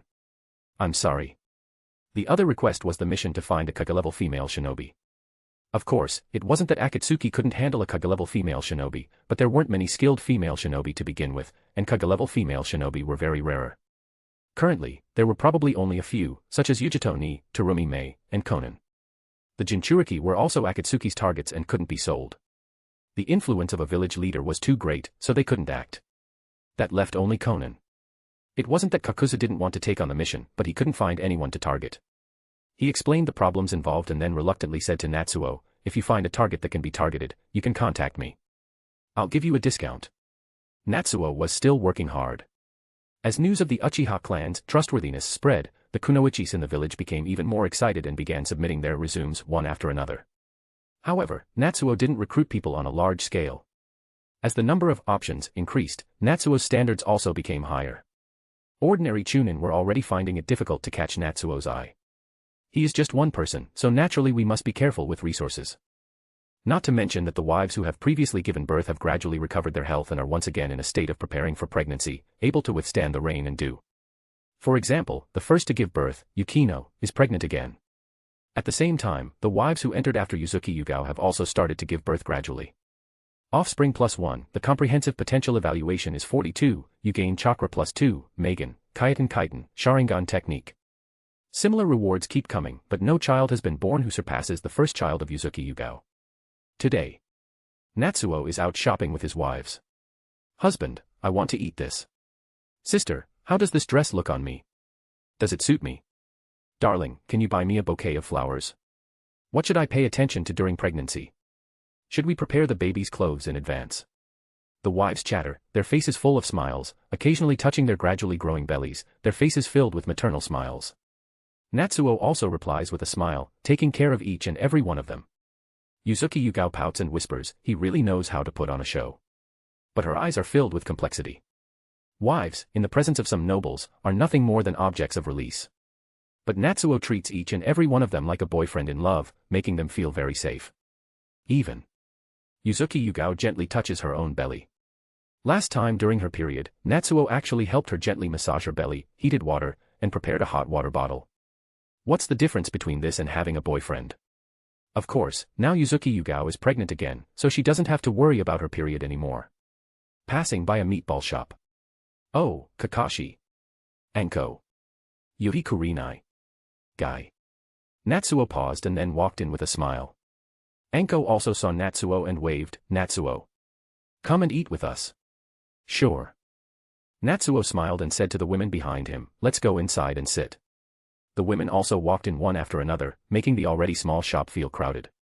Some of them ordered a large milk tea and shared it with each other, some giggled and leaned against Natsuo, acting spoiled and saying they wanted to drink iced milk tea. Some picked up food and fed it to him. Harmonious to the extreme. Meanwhile, Kakashi, Yuhi Kurenai, Anko, and other single people watched on the side, with a helpless expression. This guy is like a walking bag of hormones. Kakashi sighed. Might Guy's eyes widened in shock. Does Natsuo not understand that God gave men powerful hands so that we can be self-reliant and find food, not wait for women to feed us? A person who doesn't even know how to eat, what's the difference between him and a salted fish? Might Guy is jealous. Chapter 17, A Harmless Uchiha Poseidon. Natsuo accompanied his wives and chatted with Anko. Among those present, Yuhi Kurenai and Might Guy were Natsuo's former classmates, although they were in different grades and had limited interaction. They basically only knew each other's names. They were just casually gathering during their free time. The reason Anko called Natsuo by his name was mainly because it treated her to a lot of meatballs. Compared to these ninjas who frequently went on missions, Natsuo had more free time. He would often take his wives out for a stroll in Konoha and would always encounter Anko, who was poor but still had a craving for food. And every time, Yukino would take the initiative to treat Anko to her favorite meatballs. Yukino seemed to have not given up on Anko as a target, but her actions became more subtle. Upon seeing Anko, Yukino's enthusiasm instantly ignited. On the other hand, Natsuo glanced at Might Guy. Morning peacock, afternoon tiger, night guy. First there was Guy, then there was heaven, 8 gates open to kick immortals. Under the 6 paths, I am invincible, above the 6 paths, one exchange after another. These verses were all evaluations of this man with a strong personality. However, Natsuo only chatted with him briefly and didn't show much concern. Although Might Guy was definitely the strongest in the world today. But I'm just a harmless Uchiha, Poseidon. Why would he go all out and open the 8 gates to target me? Right. So Natsuo continued to indulge with his wives. One wife acted coquettishly, another wife gave a kiss, and there was even a wife who took the initiative to feed him. He had the demeanor of a feudal landlord's young master, enjoying great happiness. Kakashi and the others felt like they were being force-fed a bunch of dog food, finding it hard to swallow, and their livers were aching. Not to mention the men. Even Yuhi Kurenai, a woman, couldn't stand it. It's not that I couldn't stand the signs of affection, but Natsuo, Yuhi Kurenai couldn't help but say, who goes out with a bunch of women like you? Uchiha clan's high price for offspring naturally attracted a large number of female admirers. But there were also many strong-willed women like Yuhi Kurenai who felt that Natsuo was objectifying women and mocking them. Can't you just bring one person each time? Yuhi Kurenai blurted out, don't you think this is disrespectful to the women around you? Yukino and the other women frowned, and about to speak up. But Natsuo chuckled lightly, no, Kurenai, you're wrong. I am respecting them. Is this respect? Yuhi Kurenai felt like she was going to laugh out of anger. You already have several wives, and you still have the audacity to claim to respect women. Of course, it's respect. Natsuo said seriously, I have never forced any woman. When I went out this time, I specifically asked each and every one of them, inquired about their opinions. When I married them, I never forced anyone, even when it comes to trying new positions in bed, I always ask if they're willing. Of course, as Natsuo's experience gradually grew and his techniques became more sophisticated, no woman has ever rejected. I believe that respecting women means respecting their choices, Natsuo said seriously. I never force them to do anything they don't want to do. I have asked for their opinions on everything that concerns them. Even someone who just entered the Uchiha clan regretted it as soon as they stepped through my door, and I politely sent them off. This is indeed true. Some people were envious of the rewards of the Uchiha clan but regretted it on the second day of their marriage. Natsuo didn't mind, anyway. It was like he had freeloaded once, so he didn't lose out. I think in Konoha, perhaps there aren't many people who respect women more than me, Natsuo smiled. Of course, you all understand the current situation of the Uchiha clan. There are some things I can't compromise on, so I can only find women who are willing to accept me. Yuhi Kurenai opened her mouth, but for a moment, she didn't know what to say. As the daughter of a ninja clan, she understood that continuing the family was the responsibility of every clan ninja. And the essence of the Fire Country was also a feudal society with male dominance. From this perspective, Natsuo, who had many wives, was actually a rare man who respected women. In the end, this gathering ended with a somewhat unpleasant feeling. Anko blamed Yuhi Kurenai a bit, feeling that she had lost points with Natsuo and lamented for his numerous treats. Kakashi and Might Guy tried to mediate, but the two women still argued a few times. Yuhi Kurenai walked alone on the street with a bit of frustration. At this moment, Asuma caught up. Kurenai, you're here. Asuma with a big mustache saw her and immediately smiled. It's great to see you. By the way, I got 2 movie tickets. Let's go watch together. Oh, right, I heard you and Kakashi met Uchiha Natsuo. That guy who gave up on being a ninja and became a stud, you should avoid him in the future. Upon hearing this, Yui Kurinai froze on the spot. She knew that Asuma liked her. She was also considering whether or not to spend more time with him and get to know him better. But we just finished the meeting, and he already found out that I had seen Natsuo. Is he monitoring me? Yui Kurinai suddenly remembered Natsuo's words. So, who really doesn't respect women? Asuma, on the other hand, didn't notice anything wrong with his words. He looked at the stunned Kurinai, raised an eyebrow, and reached out to hold her hand. However, smack. Yui Kurinai forcefully shook off Asuma's hand. Chapter 18, Natsuo's Hard Life. Natsuo didn't care at all about the matter with Yui Kurinai. Uchiha clan's heavy investment in seeking a child naturally attracted countless women's cheers, but it also inevitably faced criticism. Yui Kurinai had considerable strength, talent, and a wealthy, so she naturally didn't like this kind of openly priced approach. Compared to Yui Kurinai, some men were even more intolerant of Uchiha. Kakashi and Might Guy's jealousy could be considered extremely mild emotions. After all, Natsuo frequently flaunted his wealth and occasionally paraded around with a group of girls. Not to mention that his wives they possessed both strength and beauty, making them outstanding among the female ninjas of Konoha. They had countless pursuers. So, the mentality of some male ninjas in Konoha was unstable. Let me put it this way. It can be said that Natsuo felt that as long as he ran to the streets of Konoha village and shouted, "I am Uchiha Natsuo, if you're my brother, come and fight me," he would instantly gain many half-siblings. But today was a bit different. Sasuke hasn't come home yet, Natsuo squinted his eyes. After all, Sasuke was still young, and currently, the custody was with Natsuo.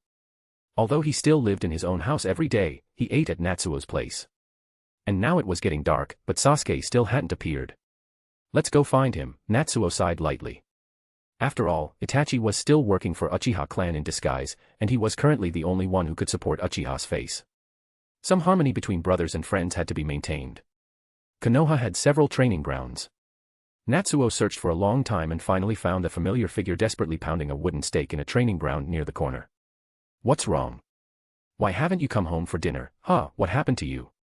Natsuo narrowed his eyes slightly. At this moment, Sasuke had some bruises on his face, his clothes were torn in some places, and there was even a deep footprint on his abdomen. Did you win? Natsuo glanced at Sasuke and calmly asked. I didn't lose. Sasuke bit his lip, but I didn't win either. There was a hint of unwillingness in his eyes, and he clenched his teeth tightly. Sasuke didn't try to make excuses because he knew he couldn't deceive a member of the Uchiha clan. It seems like you suffered a little setback. Natsuo thought to himself. People of the same age can't defeat Sasuke, so it must have been someone from a higher grade who took action. At this time, before Naruto became overpowered, Sasuke was undoubtedly the number one. So it could only be someone from a higher grade. It's okay, just come back and win next time, Natsuo said calmly. Question, what should I do if I'm bullied by classmates? Momochi Zabuza, at times like this, just kill all your classmates. Ninjas themselves are killers, and students at the ninja school are also reserve warriors. It's normal to have conflicts and use physical force. A little bit of struggle can even stimulate students' motivation to improve. So as long as it doesn't cause major problems, no ninja parent would go to the school to make trouble just because their child was beaten up. Only civilian ninjas without vision would do such a thing. Encouraging them to retaliate is what true ninja parents should do.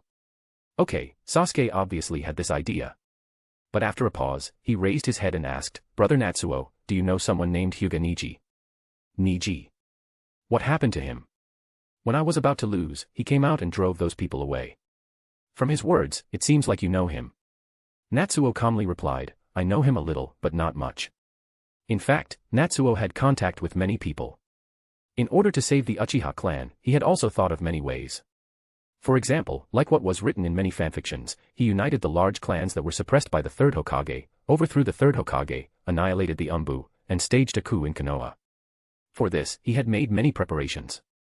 For example, he gave Niji some advice before Hyuga Hisashi died. Other example was I taught a lesson to the brat who bullied Hinata. All of this was to establish a connection with the Hyuga clan for future actions. Unfortunately, the Uchiha clan was still in a difficult situation, and Natsuo's preparations were in vain. In the end, Sasuke did not go home with Natsuo. He had to continue his training and strive to come back for revenge as soon as possible. Natsuo understood this. When other students were beaten, they could cry to their parents, cry to their teachers, show their weakness and seek comfort from others. But Sasuke couldn't do that. because he represented the Uchiha clan. He could only continue to endure and quickly regain his position. Otherwise, rumors would immediately spread that the Uchiha clan had completely fallen, and they were no longer worthy of their past reputation. And the original Sasuke had even greater pressure than the current Sasuke. After all, in the original story, only Sasuke was left in the entire Uchiha clan, while now there was still Natsuo. Responsibility is a bad thing, it can easily crush a person. But it is also a good thing, it can test whether a person is capable. Natsuo shook his head. In the end, he handed some money to Sasuke, so that he could buy some food after finishing his training. In order to restore the reputation of the Uchiha clan, Sasuke had to train hard, endure, and even fight countless powerful opponents in the future, with life and death hanging by a thread. But this was the price he had to pay in order to kill Itachi. Natsuo was the same. For the revival of the Uchiha clan, he had to listen to music and watch dances in a boring manner and have a large harem. He had to have a monotonous and affectionate relationship with his wives. He had to possess beauties, conquer them every day, and face all challenges with an iron will, like a steel bar sharpened when grinding a stone. This boredom and pain were known only to extraordinary people. Ah. Natsuo shook his head, feeling deeply moved by his own efforts. Just as Natsuo was walking and feeling emotional, suddenly, a tender white arm reached out from beside him and pulled him over. Natsuo was stunned. A strong smell of alcohol instantly came over, mixed with a unique scent of musk. It was the fragrance of a woman. Come, Natsuo, come and drink with me. Yuhi Kurenai. Chapter 19, it's your fault anyway. Yuhi Kurenai just wants to get drunk now. This afternoon, she had a big fight with Asuma. It started because of Natsuo's words, but it was mainly because Asuma proved that what he said was true. Even someone like you, who has multiple wives, knows to respect every woman. Yet Asuma is monitoring me. Yuhi Kurenai, with a strong smell of alcohol, had a red face and a hazy gaze. Natsuo sat on the chair, looking helpless. As someone who was pulled into this halfway, he didn't really want to say anything. Of course, Yuhi Kurenai didn't need his answer. Why does that guy Asuma have the right to monitor me? Clearly I haven't done anything with him, but he still looks out for me. Why? If I talk to male colleagues for a few sentences, do I have to report to him as if he were my boyfriend? I know, a few colleagues who have talked to me before ended up inexplicably being promoted to meaningless positions. Isn't that a clear case of praising in public but criticizing in private? How can they treat my friends like this? Relying on his identity as the Hokage's son, he really acts recklessly. Has he ever considered my feelings? Yuhi Kurenai shouted loudly with a strong smell of alcohol. Obviously, this person was very drunk, even saying things like, relying on his identity as the Hokage's son. Natsuo sighed lightly, formed hand seals, and cast a genjutsu to prevent people around from hearing her words. This spoiled rich kid pursuing a girl story shouldn't be heard by too many people. But he also understood that Yuhi Kurenai's words were probably true. Clearly, Asuma and Yuhi Kurenai were the same age and had known each other since they were young. But in the original plot it wasn't until a few years after Naruto and the others graduated that Asuma finally succeeded. Obviously, their relationship wasn't close before that, and there might even have been some hidden conflicts. Otherwise, there wouldn't have been such a long wait. But looking at Yuhi Kurenai, who was full of resentment, Natsuo sighed lightly, took a sip of wine, and comforted her. It's okay, if it doesn't work, you just reject it directly. It's not that easy. Yuhi Kurenai forced a bitter smile and downed another glass. I've already rejected him, but he's the Hokage's only son. Do you really think I can snub him? If you don't speak harshly, he really doesn't understand. Then came a series of complaints. Because of Asuma, all her teammates were female, and her superiors didn't dare to assign any male teammates to her. And several times when she went on missions, she inexplicably encountered Asuma. She felt like even her captain deliberately cooperated with Asuma, selecting missions in the same locations as him. The more she spoke, the more she drank. The more she drank, the more she spoke. It was clear that Yuhi Kurenai had been accumulating this pressure for a long time, and even Natsuo, who happened to be there, was treated as a trash can by her. Fine, drink.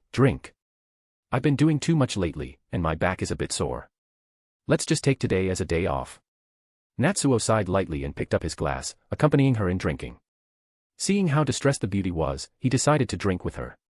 The next day, the bright sunlight shone through the door. Natsuo furrowed his brows and couldn't help but squint and turn over. After turning over, he seemed to have bumped into something. This was normal, after all, he would always bump into something when he turned over every day. However, today seems different from usual. Ah. The piercing soprano voice made him abruptly sit up. He opened his eyes wide, only to see Yuhi Kurenai covering her naked body with a blanket, her face full of fear, looking at Natsuo. "Oh, Yuhi Kurenai, what's the big fuss about?" "Huh." Natsuo suddenly became sober. Yuhi Kurenai also gradually lowered her tone. The two of them looked at each other. "Why are you here?"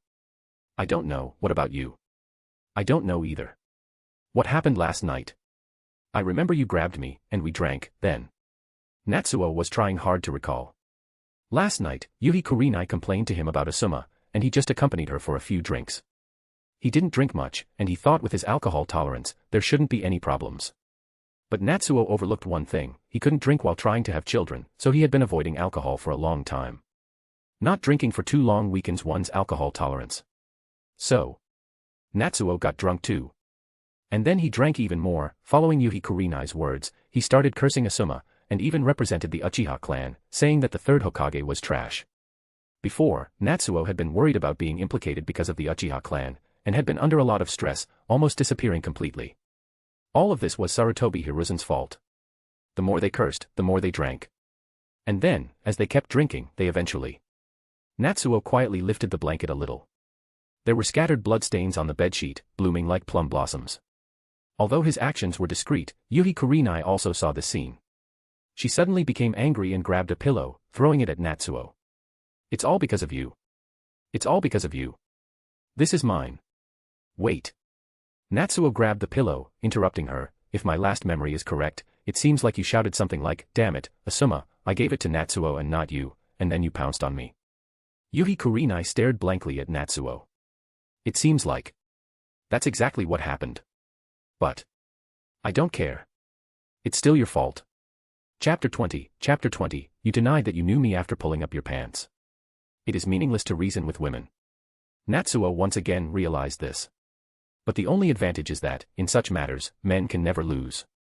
Don't think that because of my momentary mistake, you can really continue with me. Yuhi Kurenai tried hard to put on a fierce look, but her pretty face blushed in embarrassment. "I'm telling you, nothing happened yesterday. If you dare to expose what happened yesterday, you're done for." As she spoke, her eyes almost popped out. "Natsuo. Sister, am I not the victim here?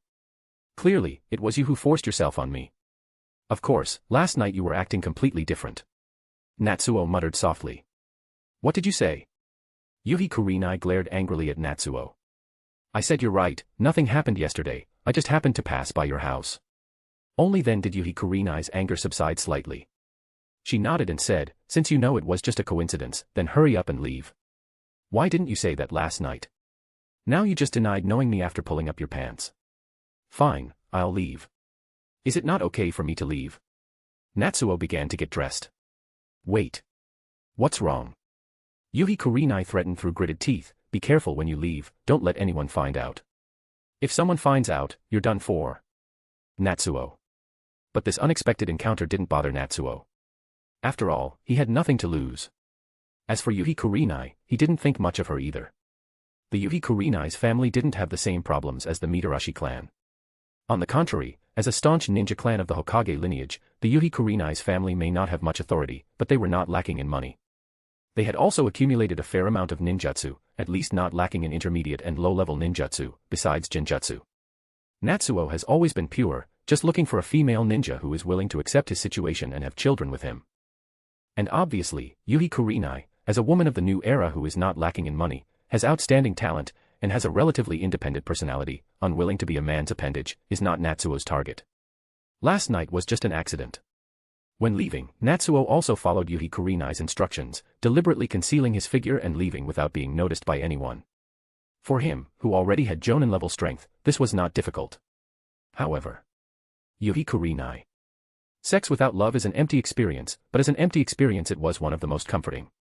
Hokage office. "Hiruzen, look at the Uchiha clan." Danzo roared angrily, "They actually hired ninjas from other villages to protect their own family. Is this acceptable? The esteemed Uchiha clan, even if they have a small population and lack combat power, can still hire ninjas from our Konoha village. What kind of reasons might they have for hiring outsiders?" He was referring to the external recruitment of Kakuzu by Natsuo. Regarding this matter, Natsuo did not hide anything. There are regulations in Konoha that allow outsiders to stay in the village, and the Konoha does not prohibit other ninjas from entering the village. As long as they are not wanted criminals, anyone can legally and reasonably enter Konoha. Oh. Kakuzu is a wanted criminal, an S-rank missing nin from the Takigakure. But he can disguise himself, right? Of course, things are not that simple, and there are also many conditions and restrictions. However, the Uchiha clan, after all, is a prominent family in Konoha, and with the reputation of their clan, they naturally won't be hindered by the procedures. Perhaps they no longer trust the village. Sarutobi Hiruzen took a deep drag on his cigarette. They might have guessed something and feel that the genocide committed by Itachi may have some connection to certain individuals in the village. In the original plot, even Sasuke, who only spent his childhood in Konoha, was able to figure out the problem later on and deduce that Itachi alone was not enough to wipe out the entire clan. Moreover, Natsuo has been in Konoha for a long time and is a ninja himself, so he can discover some clues, right? Not to mention Natsuo, those big clans are actually quite clear in their hearts. Otherwise, Sarutobi Hiruzen would not have revoked Danzo's leadership of Root immediately after the Uchiha clan was annihilated. Hiruzen, we should eliminate the root of the problem. Danzo said without hesitation, the matter of the Uchiha clan must never be exposed. What if this Uchiha Natsuo is someone who hides very deeply, and his existence could pose a threat to the village? The Uchiha clan possesses the Mangekyo Sharingan. No. Danzo, you're overthinking it. Sarutobi Hiruzen decisively shook his head. You and I have seen his information. He is just an average Uchiha, far from being able to awaken the Mangekyo Sharingan. Moreover, the fact that he hired outsiders actually proves that he only suspects a small group of people. Sarutobi Hiruzen lowered his head and looked at Natsuo's information. If he really guessed the truth, why would he hire outsiders so openly? The correct approach would be to pretend not to know anything and continue accumulating strength, right? Besides, the Uchiha clan leader is quite busy. Sarutobi Hiruzen said with a hint of sarcasm, many Kunoichis have joined the Uchiha clan. He can have a different wife every night. It's truly enviable. Cough, cough, it's despicable. Danzo also understood this point. He understood even more that Natsuo's promiscuous lifestyle was a complete abandonment of progress in strength, lacking the pride of the Uchiha. Hiring outsiders only further proves that he only suspects a certain group of people, like himself. But that person is still an Uchiha. Danzo's eyes were filled with hostility, and he thought to himself, the dead Uchiha is the best Uchiha. The Uchiha clan should not exist in this world. Hiruzen, if you don't take action, then I will. I will bear the darkness of Konoha. Root, begin the operation. Chapter 21, you are quite powerful, but you pretend to be weak. When Natsuo was younger, he thought that things like trade wars and power struggles were all kinds of intricate battles with a high level of wit, intelligence, style, and elegance. When experts clashed, there would be hidden currents, intricate connections, and it could be considered a war without gunpowder. But as he grew up, several news stories shattered his beautiful illusions. Competitors organizing their employees to post explicit images on a rival company's app and then reporting it themselves. Executives personally leading 30 strong men to directly seize official seals and tear up business licenses. Founders of publicly traded companies hire people to sneak over the wall to secretly film their competitors' embarrassing acts. Chairmen hiring people to break into rival companies' safes. Business wars in my imagination, battles of wits and conspiracies, attacks and counterattacks in the darkness. Business wars in the reality, fights on the street corners. The most high-end business wars often employ the simplest methods. And when it is transferred to the world of Naruto, the fights between great ninjas are the same. Ninja wars in my imagination, inciting public opinion to suppress the enemy, using political power to harm a village, using superior strategic deployment capabilities, using the enemy's force to attack those who oppose you. Ninja wars in the reality, immediately dispatching ninjas for assassination. As for the Uchihas, they never used any fancy methods. Direct attack was their style. However, at the same time, it was also the most effective method. And so, today. Natsuo had a smile on his face as he looked at jewelry on the street, seemingly planning to buy a few pieces as gifts for his wives. Several root ninjas slowly approached. They acted inconspicuously, as if they were ordinary customers strolling around. There were also honest vendors selling their wares, occasionally causing some arguments. But suddenly, Natsuo abruptly woke up and sensed that something was wrong. Who are you? What do you want? He exclaimed in shock and reached for his kunai. Attack. The root ninjas never thought they could hide until the end. After all, Natsuo was also a ninja. Even if he had fallen, his instincts remained, and they couldn't give him too many opportunities. They made a quick decision and attacked directly. In the next second, several kunai were shot out like a shower of stars. Earth release, earth-style wall. Natsuo clapped his hands together and quickly formed hand seals. And a wall of earth blocked the kunai's attack. Damn it. Who are you people? How dare you attack openly on the streets of Konoha? He shouted, continuously retreating. At this moment, the surrounding pedestrians also reacted and instantly screamed in fear, running for their lives. In their eyes, there was also a hint of disbelief. This was Konoha. The strongest ninja village, Konoha. Even during several great ninja wars, Konoha village had never been attacked. Now, someone dared to commit violence openly in Konoha village. The root ninjas remained expressionless, completely ignoring everyone else. Their target was only Natsuo. Natsuo activated his Sharingan, fighting and retreating at the same time. Although the fight was brief, it was still evident how powerful the enemy was. 1 Jonin, 2 Tokubetsu Jonin, 1 Elite Chunin. This is a complete Jonin team. What is the third Hokage doing? How could he allow ninjas of this level to walk into the village so openly? Without our Uchiha division of the Konoha police, can't the village even protect its own citizens anymore? He shouted angrily. But his actions did not hesitate as he continued to retreat. Chase. The leader of the Jonin team ordered without hesitation. Although this place was not the center of the village, it was still a bustling area. Konoha ninjas could arrive to support at any moment. Although Danzo had arranged the patrolling ninjas far away, creating a gap in defense, he couldn't control the passing ninjas. Time is running out. All kinds of ninjutsu are naturally thrown away without any cost. Boom. Boom. Boom. Boom. Countless stalls were blasted into debris by ninjutsu. But Natsuo was still running around, alive and kicking. Just a chunin like Natsuo, actually able to dodge the attacks of myself and others with the sharp vision brought by the Sharingan and a bit of luck. Damn it, Uchiha is really troublesome. The Jonin team leader felt anxious in his heart. Time is indeed urgent. Sure enough. The more worried you are, the more likely problems will arise. Someone actually dares to make a move in the village.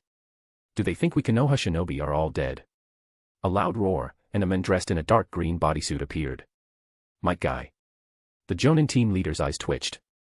This guy is an elite Jonin, and I'm no match for him. Hyo, you go hold him back. Yes.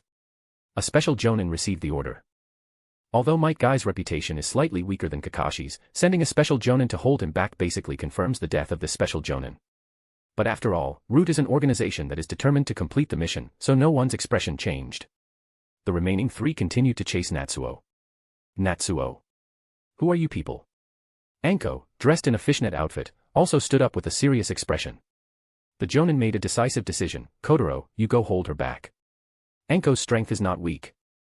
Although she is not as strong as Might Guy, her ninjutsu taught by Orochimaru is quite troublesome. He left behind the weakest chunin in the team.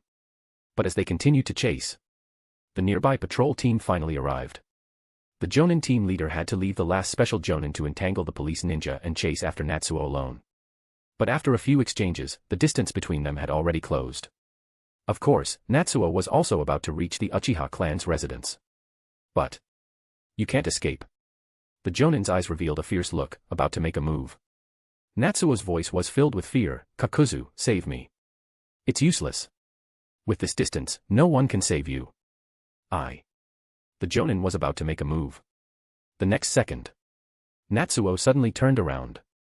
The expression that should have been filled with fear was calmly terrifying. His chakra suddenly erupted.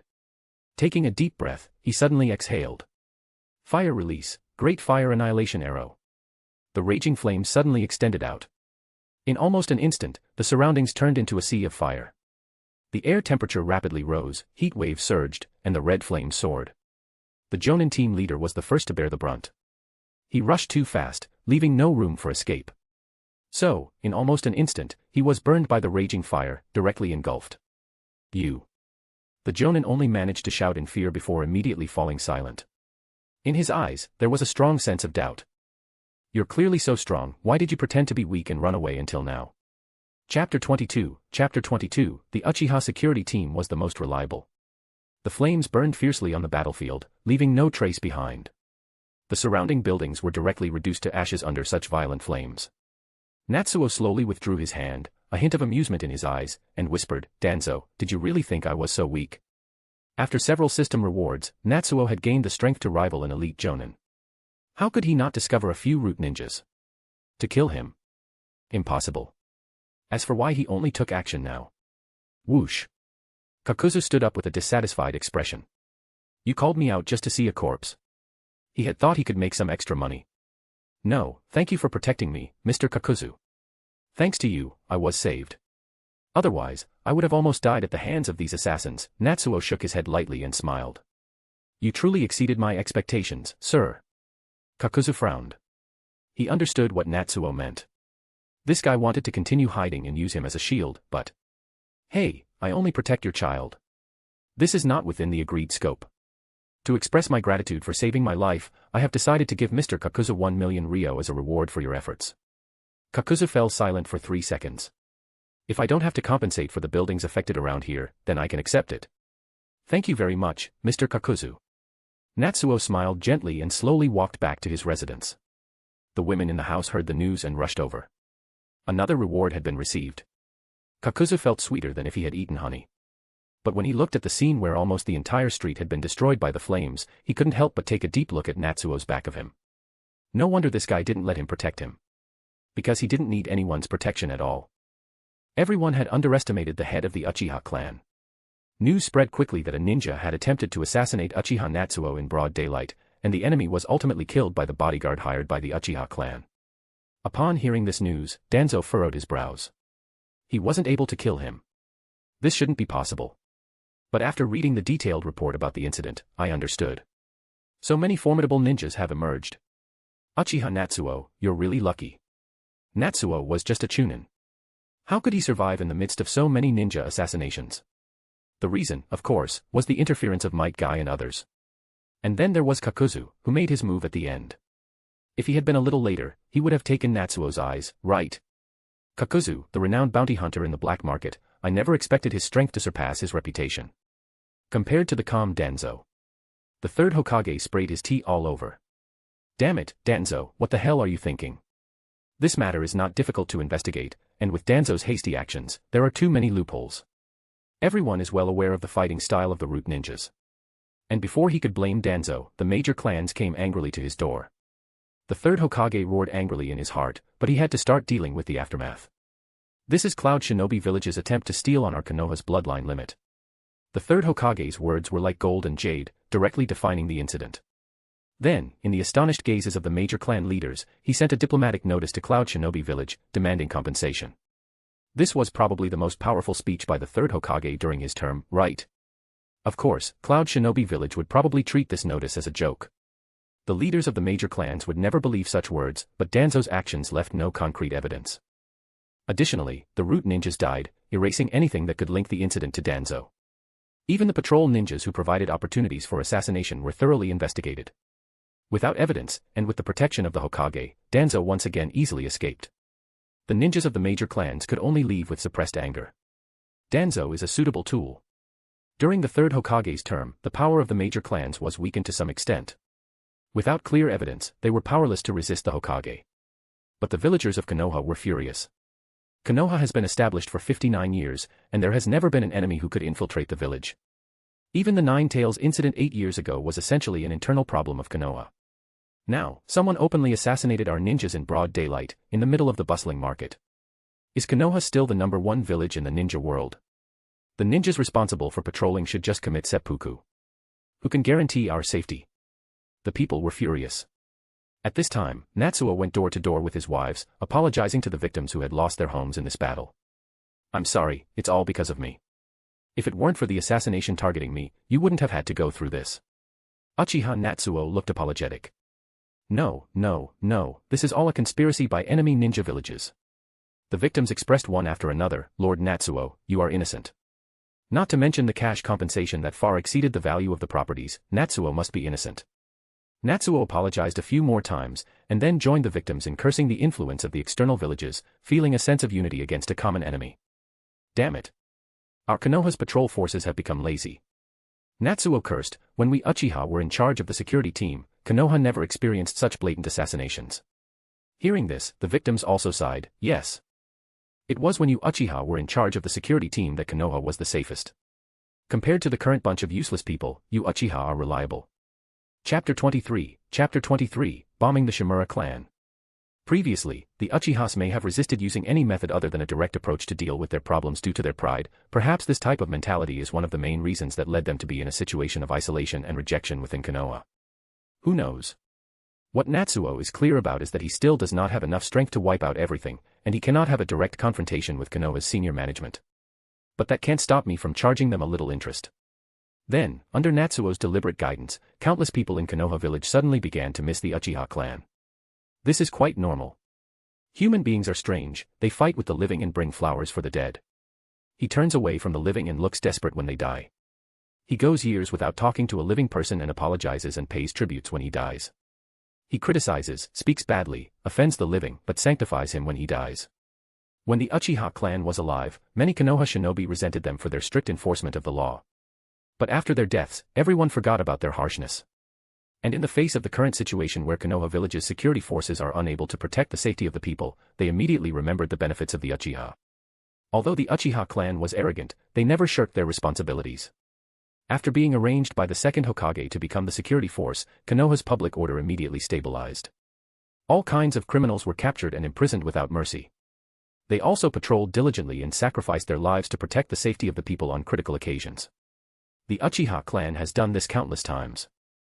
Even during the Great Ninja War, Konoha village's public order never had any problems.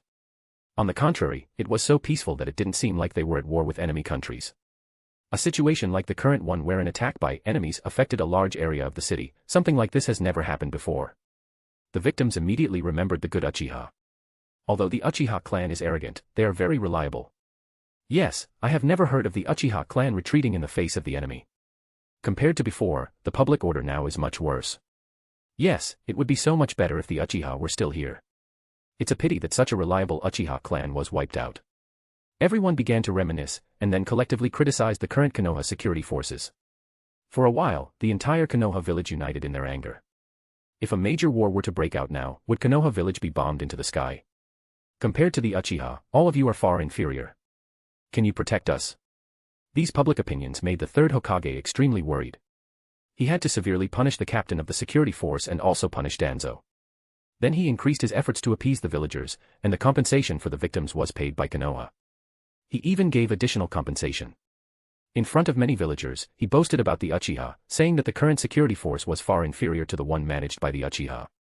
The Uchiha were loyal and dedicated, and it was such a waste for the clan to be destroyed by a rogue ninja like Itachi. Anyway, the Uchiha are almost all dead now, so no matter how much honor the dead have, it doesn't matter. The third Hokage even promoted Natsuo to Jonin, bypassing the usual procedures. Although the entire Konoha knew that Natsuo was only a nominal Jonin and was actually a Chunin who was being chased by a Jonin who tried to assassinate him, this move was to restore the reputation of the Uchiha clan. The reason why Natsuo had so many wives was partly due to the Uchiha's wealth and partly due to the Uchiha clan's reputation. Some talented female ninjas hesitated because of the previous negative reputation of the Uchiha clan. I have put a lot of effort into the Uchiha. Natsuo sighed. But I don't plan to endure this quietly, Danzo. That's right. Although there was no direct evidence, Natsuo had already guessed that Danzo was behind this. Would the Uchiha clan swallow their pride? Don't be ridiculous. Elder Danzo, the Uchiha we have now is no longer the security force that operates according to the system. The Uchiha who are not part of the security force don't need evidence to take action. Shimura clan headquarters. As a prominent clan in Konoha, the Shimura clan is not much inferior to the Sarutobi clan, who can directly produce a ninja force from their own family. The Uchiha clan back then was known as the largest clan in Konoha. All of this naturally couldn't have happened without someone's contribution. Danzo slowly walked into the room, his movement somewhat sluggish, like an ordinary old man.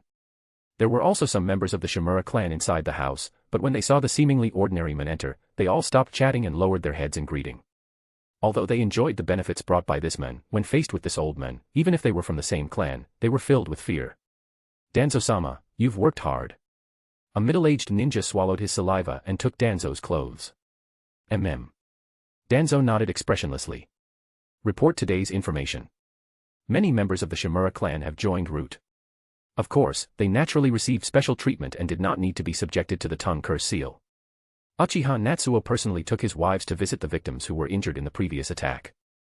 In his words, there was a hint of, if Uchiha were still here, such things would never be allowed to happen. Because of that Uchiha brat, many people are reminiscing about the Uchiha clan and think that the current police force is rubbish. Third Hokage used this as an opportunity to punish the person in charge of the police force, depriving the ninja who neglected their duties that day of their rights, and ordered the promotion of Natsuo to Jonin. Root is also a member of the Umbu, and the Umbu has the responsibility of gathering intelligence. Danzo nodded slowly. Third Hokage taking advantage of this matter was completely within his expectations. But it was just some insignificant rights. He just didn't expect that Natsuo would dare to defend the Uchiha clan now. He truly is the only survivor of the Uchiha, so lucky. Danzo's voice carried a hint of coldness. Sasuke doesn't really count as a survivor because no one wants to harm him. But Natsuo is a true survivor, relying on luck to escape the massacre of his clan. It seems like the Uchiha needs a lesson. Of course, not now. Sarutobi Hiruzen is keeping a close eye on him, but there will be plenty of opportunities in the future. Suddenly, Danzo's expression changed, and he looked up at the roof. Who is it? Boom. The next second, a loud crashing sound. The wooden roof was smashed open by a wooden box the size of a suitcase and crashed to the ground. Who is it? Who threw that thing? Someone in the sky. The sudden attack made the Shimura clan somewhat panicked. But they were elite ninjas after all, and their reactions were very quick. Some rushed to the roof, some protected Danzo, and some cautiously approached the slightly broken wooden box, full of vigilance. Danzo suddenly frowned. Does this wooden box seem to be making some kind of sound? Everyone listened carefully. Sizzle. Sizzle. Sizzle. Indeed, there was a strange sound coming from the box, a sound they had never heard before. But it felt somewhat familiar. Explosive tags. Danzo's face changed. The next second. Boom. Chapter 24, Brother Natsuo is carrying the burden for me. The next day. A piece of news spread throughout Konoha. The Shimura clan was attacked by unknown enemies with explosive tags, resulting in the death and injury of 2 jonin and 5 chunin. Elder Danzo was also injured. An elder of Konoha village actually suffered an attack from enemies within the village. Damn the security team, you are far worse than the Uchiha clan. Now the third Hokage is truly angry. Previously, one could only say that the security team intentionally neglected their duties under Danzo's orders. But now it is clear that these guys are truly useless. Without hesitation, the third Hokage directly ordered the Konoha Umbu to take over. However, even the Umbu couldn't find any information. It's just too simple to throw a box. Just catch an eagle from the forest of death, control it with genjutsu, and have it fly to Danzo's side to drop the box. If the timing of the explosion is controlled well, there is no need for any ninja to show up, making it impossible to trace. Go and investigate the origin of the explosive tags, the third Hokage angrily said. With so many explosive tags used in this bombing, I refuse to believe that we can't find out who did it. The entire intelligence department of Konoha went into action. But still no results. It would be strange if they could find out. Natsuo thought to himself. Because what I used was not explosive tags, but gunpowder. In the Naruto world, the development is quite strange. Although there are electric lights in movies, also there will be various magical chakra weapons in the future. But there is no gunpowder. Even when opening mines, they use precious explosive tags. As a typical example of having mines at home, Natsuo simply gathered a large amount of gunpowder from the byproducts of some minerals. He stored some of this gunpowder and the rest of the gunpowder he set up as traps. This can be considered as Natsuo's backup plan to avoid being attacked in Konoha and killing his enemies. As an experienced warrior, Danzo initially did not notice the problem with the wooden box because the sound of the gunpowder fuse burning was different from the sound of the explosive tags being ignited. But no matter what, the incompetence of the Konoha security team has been known to everyone. The people of Konoha village are even more angry, considering this incompetent security team to be a disgrace to Konoha. They brought up the performance of the Uchiha clan from years ago to make comparisons and criticized these mediocre individuals. At the same time, they reminisced about the management of the Uchiha clan back then. For a while, nostalgia for the Uchihas became a daily topic among the people of Konoha village. This matter is getting bigger and bigger. Shimura Danzo and Sarutobi Hiruzen did not suspect that this was Natsuo's revenge. After all, Natsuo was just a small chunin who was recently promoted to jonin for political reasons. How could he possibly do such a thing? After Uchiha Natsuo was attacked by Danzo, it is only right for the grieving Uchiha clan to issue a warning. The Uchiha clan instinctively fought back, propagating the goodness of the Uchiha clan from the past, upholding the reputation of the Uchiha clan, and undermining the authority of Danzo and the third Hokage. The controversy grew larger and larger. Even the students at the ninja school understood. Sasuke, I didn't expect the Uchiha clan to be so powerful before. Little Sakura exclaimed, without you, the public security in Konoha has declined significantly. The Uchiha clan is indeed powerful, it's Sasuke's family. Ino proudly raised her head, if it weren't for a traitor, Konoha wouldn't have to worry about public security at all. Sasuke heard this and felt a bit uncomfortable. In the end, the Uchiha clan was annihilated, leaving only him and Natsuo. Whether those babies can grow up to become outstanding Uchihas is still uncertain. But amidst the discomfort, there was also some happiness. Of course, we Uchihas are the strongest. He proudly raised his head. In the future, I will restore the glory of the Uchiha clan and truly revive the Uchiha clan. Little Sakura and the other girls immediately applauded and nodded vigorously. They weren't stupid, they knew they had to please Sasuke in order to secure a girlfriend position. However, they were still young, and as they spoke, they somehow veered into the topic they cared most about. Sasuke, didn't Natsuo say that in order to revive the Uchiha clan, you must have a wife? What do you think of me? You go away, I am the strongest kunoichi in the ninja school, I am the most compatible with Sasuke. No. What the Uchiha clan needs is a wife who can take care of children, and I am the best at taking care of children. I even helped my aunt's little brother change diapers. Can you do that? The girls started chattering and arguing. On the other hand, little Sakura spoke with a heavy heart. Sasuke, I heard that your brother married several wives. You must not become a womanizer like him. He's not a good person, who would marry so many people normally. I heard he gave up the honor of being a ninja and became obsessed with dating girls. Sasuke, you must not be like him. When Sasuke heard little Sakura's words, he, who had almost ignored the girls around him, suddenly became furious. Little Sakura, what do you know? Sasuke said angrily, you don't know at all how much Natsuo sacrificed so that I could train without having to worry about the affairs of the Uchiha clan, so that one day I can restore the glory of the Uchihas with my own hands. Do you know that I saw him fight hard until dawn every day with barely any sleep? Do you know that Natsuo endured the ridicule of other ninja from different clans, but still had to insist on marrying and having wives, and had to get along with a large group of women, living a life he didn't want? Do you know that this year, the Uchiha clan has grown from 2 members to 17, all thanks to Natsuo's efforts? Thinking about the group of chattering girls around him, Sasuke couldn't help but feel annoyed. He couldn't even imagine what it would be like if Natsuo wasn't there, and he had to live with a group of girls in order to revive the Uchiha clan. What kind of annoyance would that be? It would feel like death. Sasuke glared at little Sakura. Little Sakura, do you know that the reason I can have a peaceful time at the ninja school is all because Natsuo carried the burden for me? What right do you have to say such things about him? Chapter 25, Teach me how to pick up girls. Sasuke glared angrily at little Sakura. In the past, whenever he faced little Sakura, he would either be impatient or ignore her, rarely showing any other attitude. But this time, it was the first time Sasuke's attitude had changed. However, if possible, little Sakura definitely did not want this kind of change. She stood there dumbfounded, tears welling up in her eyes, on the verge of crying. But she choked back her tears in Sasuke's roar. The atmosphere at the school gate was extremely tense. Some people wanted to persuade them, but they were silenced by Sasuke's killing intent. He was truly angry. And at this moment, Sasuke, I'm glad you can think of me like that. It's good that someone recognizes my efforts, a voice with a hint of laughter sounded. Natsuo walked over with a smile, gently rubbing Sasuke's head. But when it comes to dealing with girls, it's better to be magnanimous. Men shouldn't take things so seriously.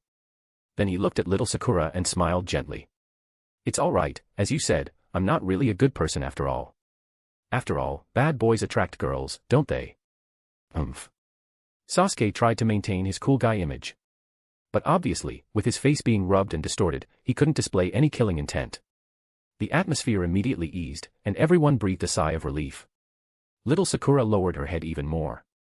I'm sorry, big brother Natsuo. I shouldn't have talked behind your back. She just didn't want to see Sasuke become a playboy, and it wasn't that she had any dissatisfaction with Natsuo. It's all right. Natsuo smiled slightly.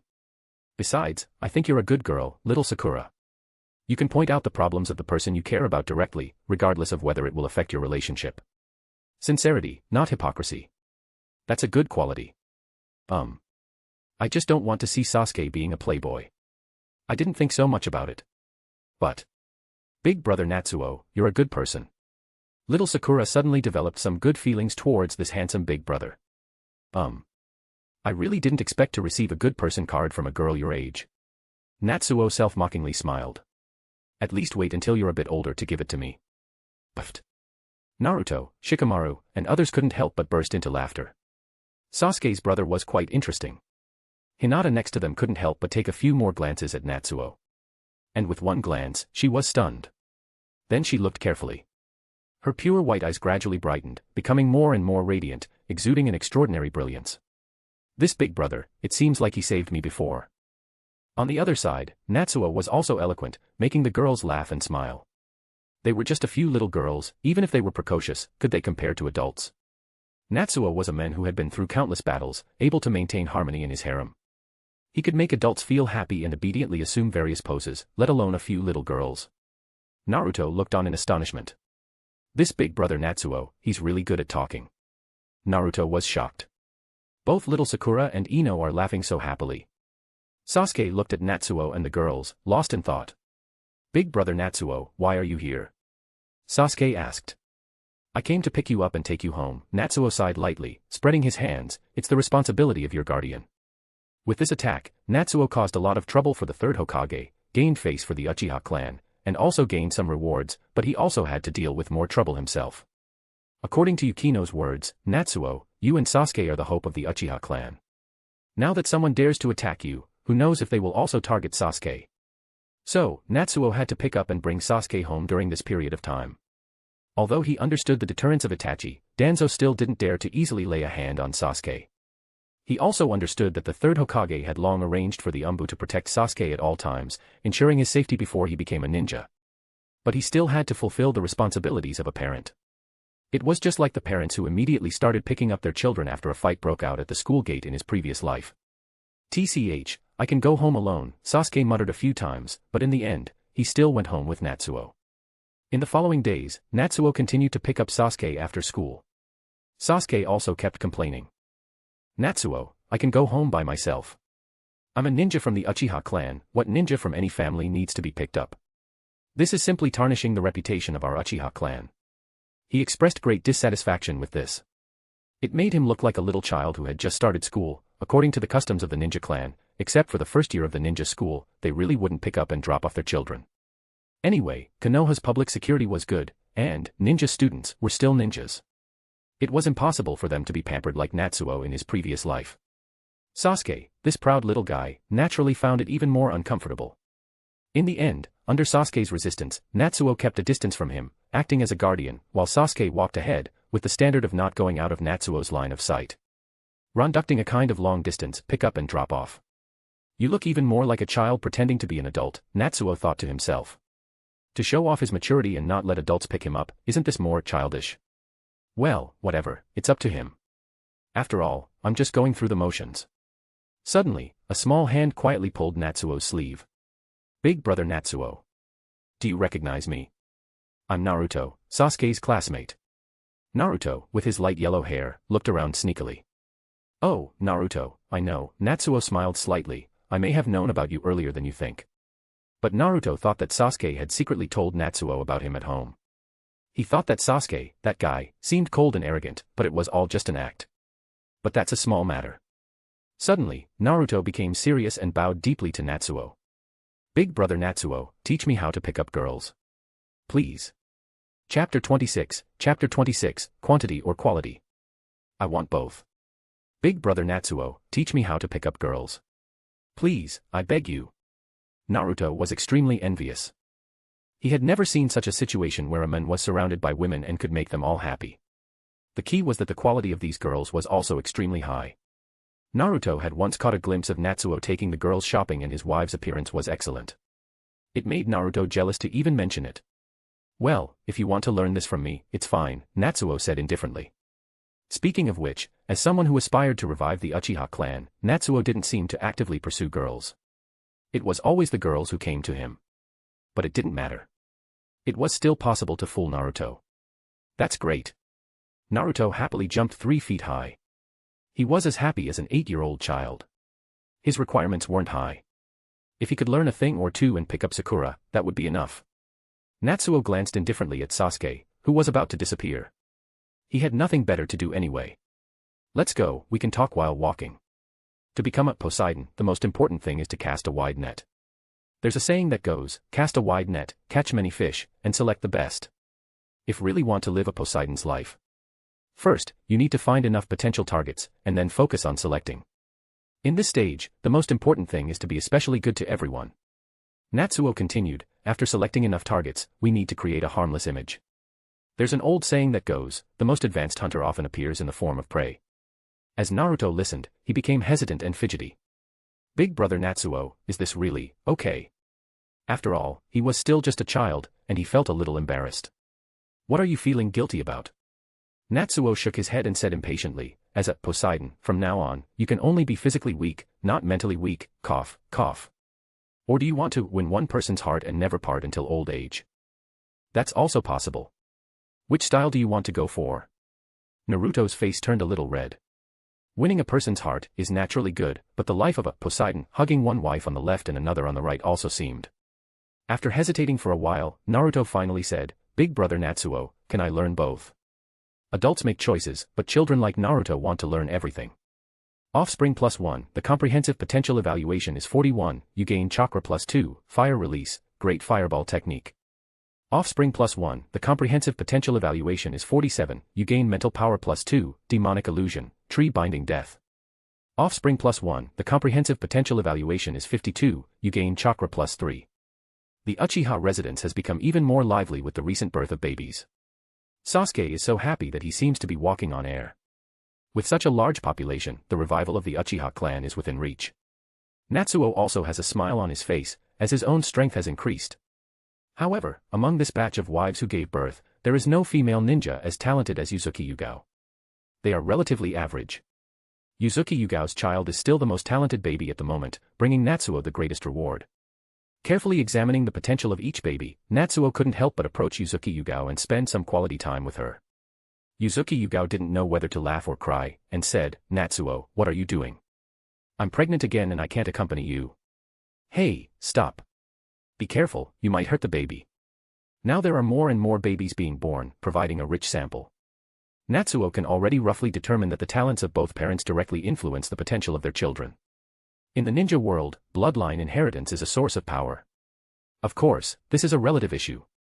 It can only be said that if the parents are strong, there is a high probability that the child will have high potential. It does not mean that if the parents are amazing, the child will definitely be extraordinary. However, this also led Natsuo to make a decision. In the future, when recruiting, we should consider stricter assessments. Quality may be more important than quantity. Or perhaps, as the number of female ninjas he accepts increases, it has become a situation of many phoenixes vying for the single dragon. Beauty brings suffering, handsomeness brings exhaustion. Natsuo's energy is not infinite. At a certain point, quantity can no longer keep up with quality. Perhaps he should make a choice. No, I can't give up on quantity either. Natsuo felt excited in his heart. Maybe I should start working hard to train my body, or learn medical ninjutsu, scientifically regulate daily exercise, delay time, increase ammunition, and ultimately be able to fight against many opponents. We can't give up on quality either. It's not just about finding high-quality women. Perhaps we can also let our wives and concubines train more. With training, they might even reach the level of Chunin or Jonin.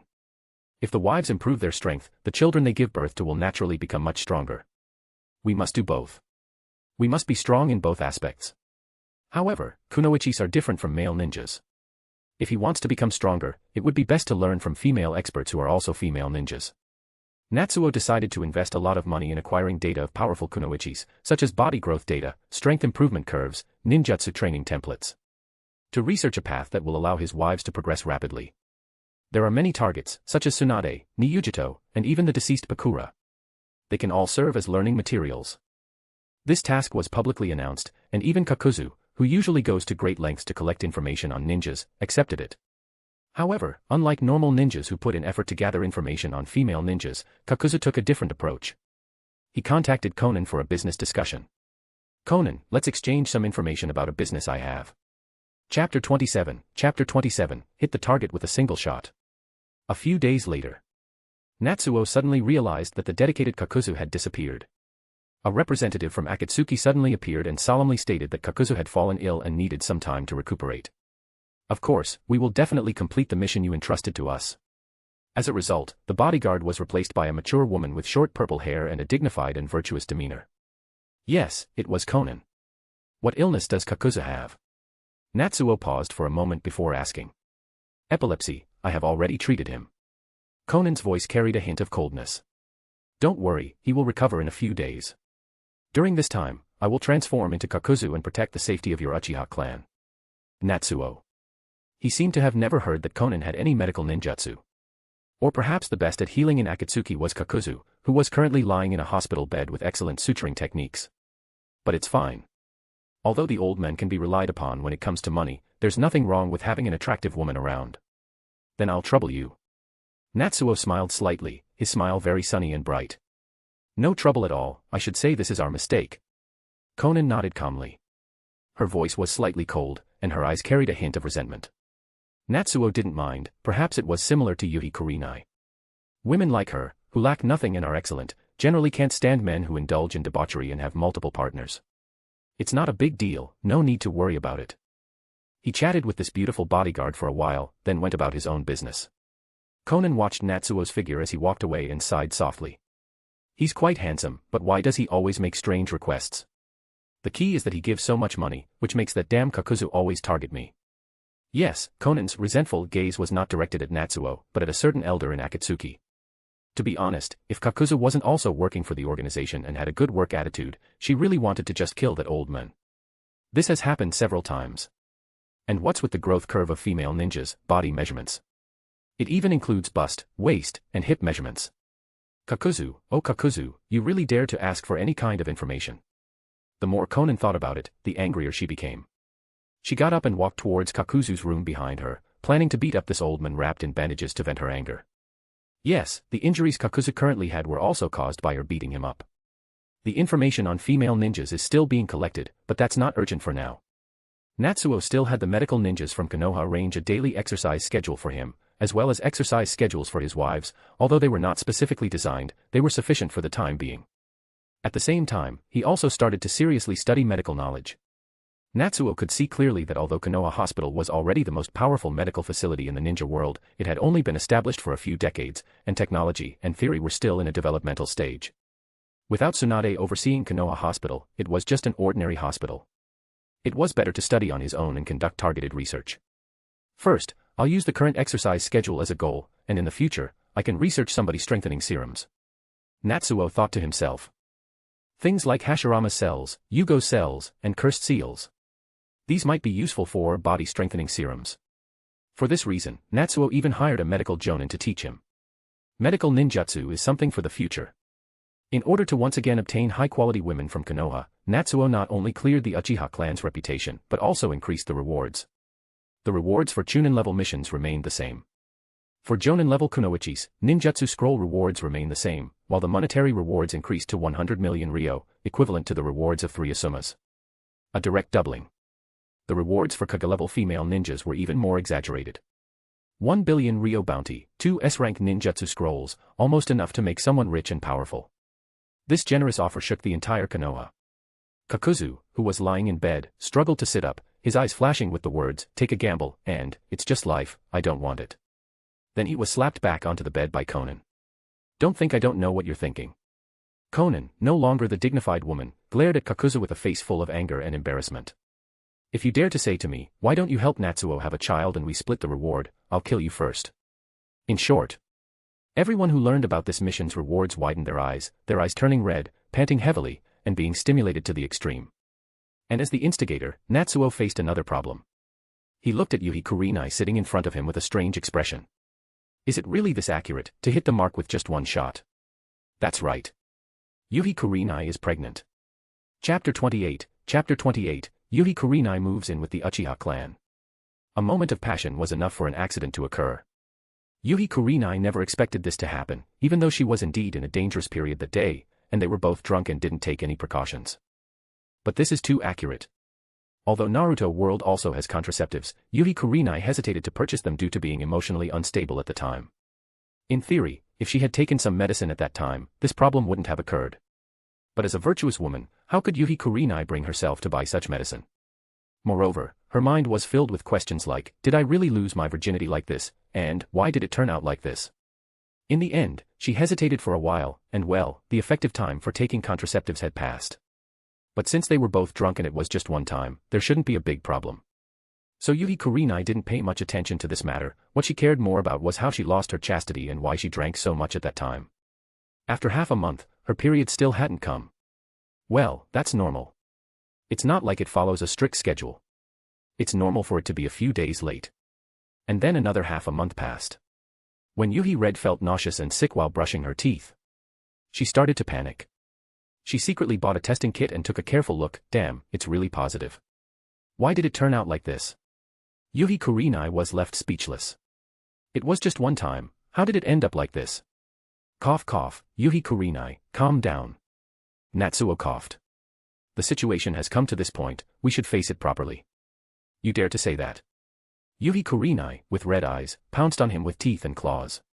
If it weren't for you, how could this have happened? It's all your fault. It's all because of you. What am I supposed to do now? She clawed and bit Natsuo, completely abandoning her usual elegant and mature demeanor. Natsuo's mouth twitched. If I remember correctly, it was you who dragged me and forced. But saying such things now would easily get me killed. Natsuo could only cough and, ignoring Yuhi Kurenai's attacks, hugged her and said, "Don't worry, I'll take responsibility. Today, I will go and propose to the Yuhi clan for you." "I don't need your proposal." Yuhi Kurenai, upon hearing this, suddenly became angry. "I don't care about you. Marriage." Yuhi Kurenai and Natsuo weren't even at the stage of discussing marriage.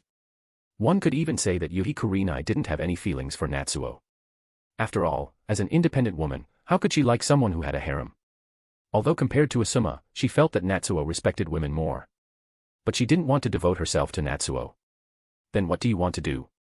Natsuo helplessly spread his hands. "Abort it. You dare." Yuhi Kurenai became even angrier and reached out to hit him. Marry Natsuo. She didn't want to. Abort the child. That's a small life. And it's her own life inside her belly. How could she bring herself to do it? Neither option was feasible. After angrily beating up the scumbag for 10 minutes, Yuhi Kurenai finally made a decision out of helplessness. The child must be born. But she still wouldn't marry. She also didn't want the label of unwed mother. So, after discussing it, they decided that Natsuo would hire Yuhi Kurenai as a teacher for a year under the identity of an illusionary arts teacher. And when it was time to give birth, Natsuo would secretly find a skilled medical ninja to deliver the baby. This medical ninja would be hired on a lifelong basis and would have to sign a confidentiality agreement. As for the child, after Yuhi Kurenai went on a mission once, she would raise the child herself, using the excuse of finding an abandoned child. By the way, although this pregnancy was an accident, Natsuo also proposed to give him a reward. However, Yuhi Kurenai would never accept such money. "If I accept this money, what's the difference between me and those money-seeking women?" Yuhi Kurenai said angrily. "I can raise the child on my own without your money." But afterwards, she thought again. To have a child for him, raise the child by myself, and take care of the child in the future, while he can freely play with other women. Why does it feel like I've been abandoned? Yuhi Kurenai didn't know how to feel. In fact, it's also possible to leave the child with the Uchiha clan. "I have many children here, and you can come to see the child anytime," Natsuo coughed and suggested again. Then he was beaten up by Yuhi Kurenai again. "This is my child, how can I give it to someone else?" Lately, Miss Yuhi Kurenai seems a bit irritable. Where is the gentle and elegant goddess? But to sum it up, Yuhi Kurenai, in the end, moved in with the Uchiha. In this wave, Natsuo felt like he won. That's Yuhi Kurenai, with her talent and strength, she is at the top among the ninja women I married. What kind of talented child will she give birth to? Natsuo was filled with anticipation.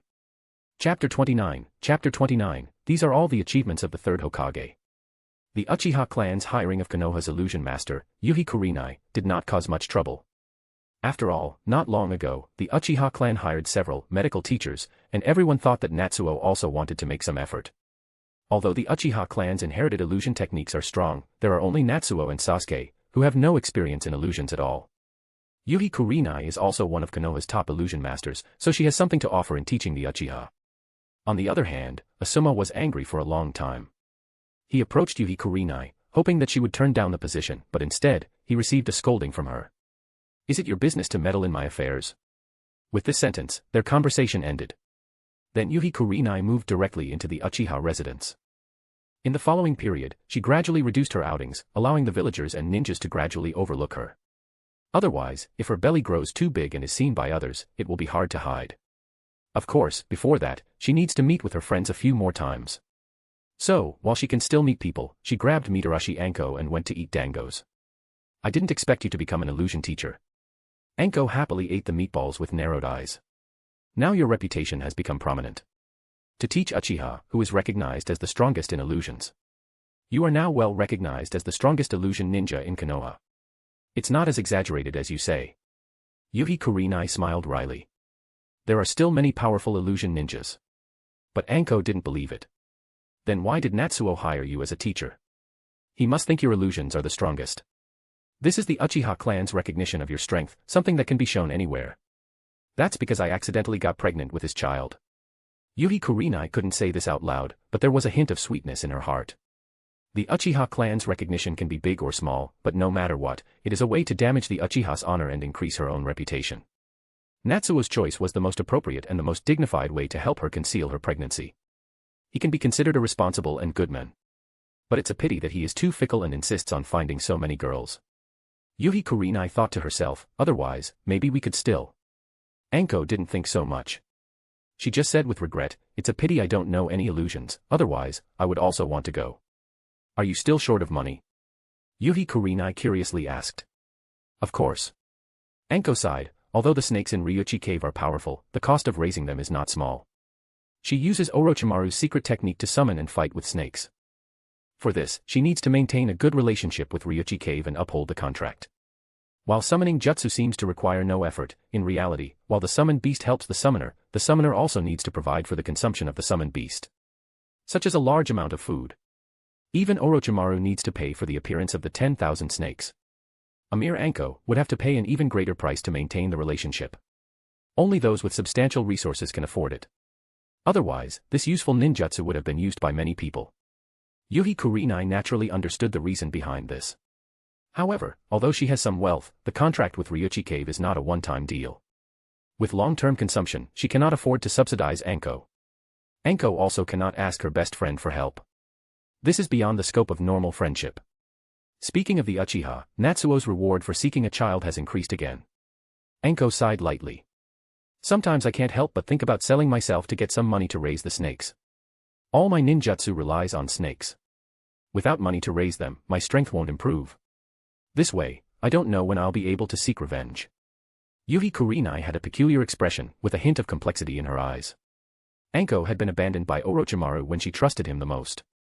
She had thought about seeking revenge against Orochimaru more than once, but she knew that her strength was insufficient, and she couldn't do anything about it. Now, she was being marginalized by Konoha and was in desperate need of money. If she were to sell herself, it wouldn't surprise Yuhi Kurenai. But she had already given herself to Natsuo. If her best friend did the same, what does this mean?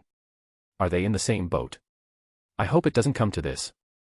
In reality, compared to the small matter of hiring Yuhi Kurenai as a genjutsu teacher, it was the increase in rewards for the high-paying mission of conceiving a child that truly shook Konoha. Especially the reward for Kaga-level female ninjas, it was outrageously exaggerated. It was said that Raza, the Kazekage next door who had almost gone crazy from poverty, started regretting killing Pakura when he saw this.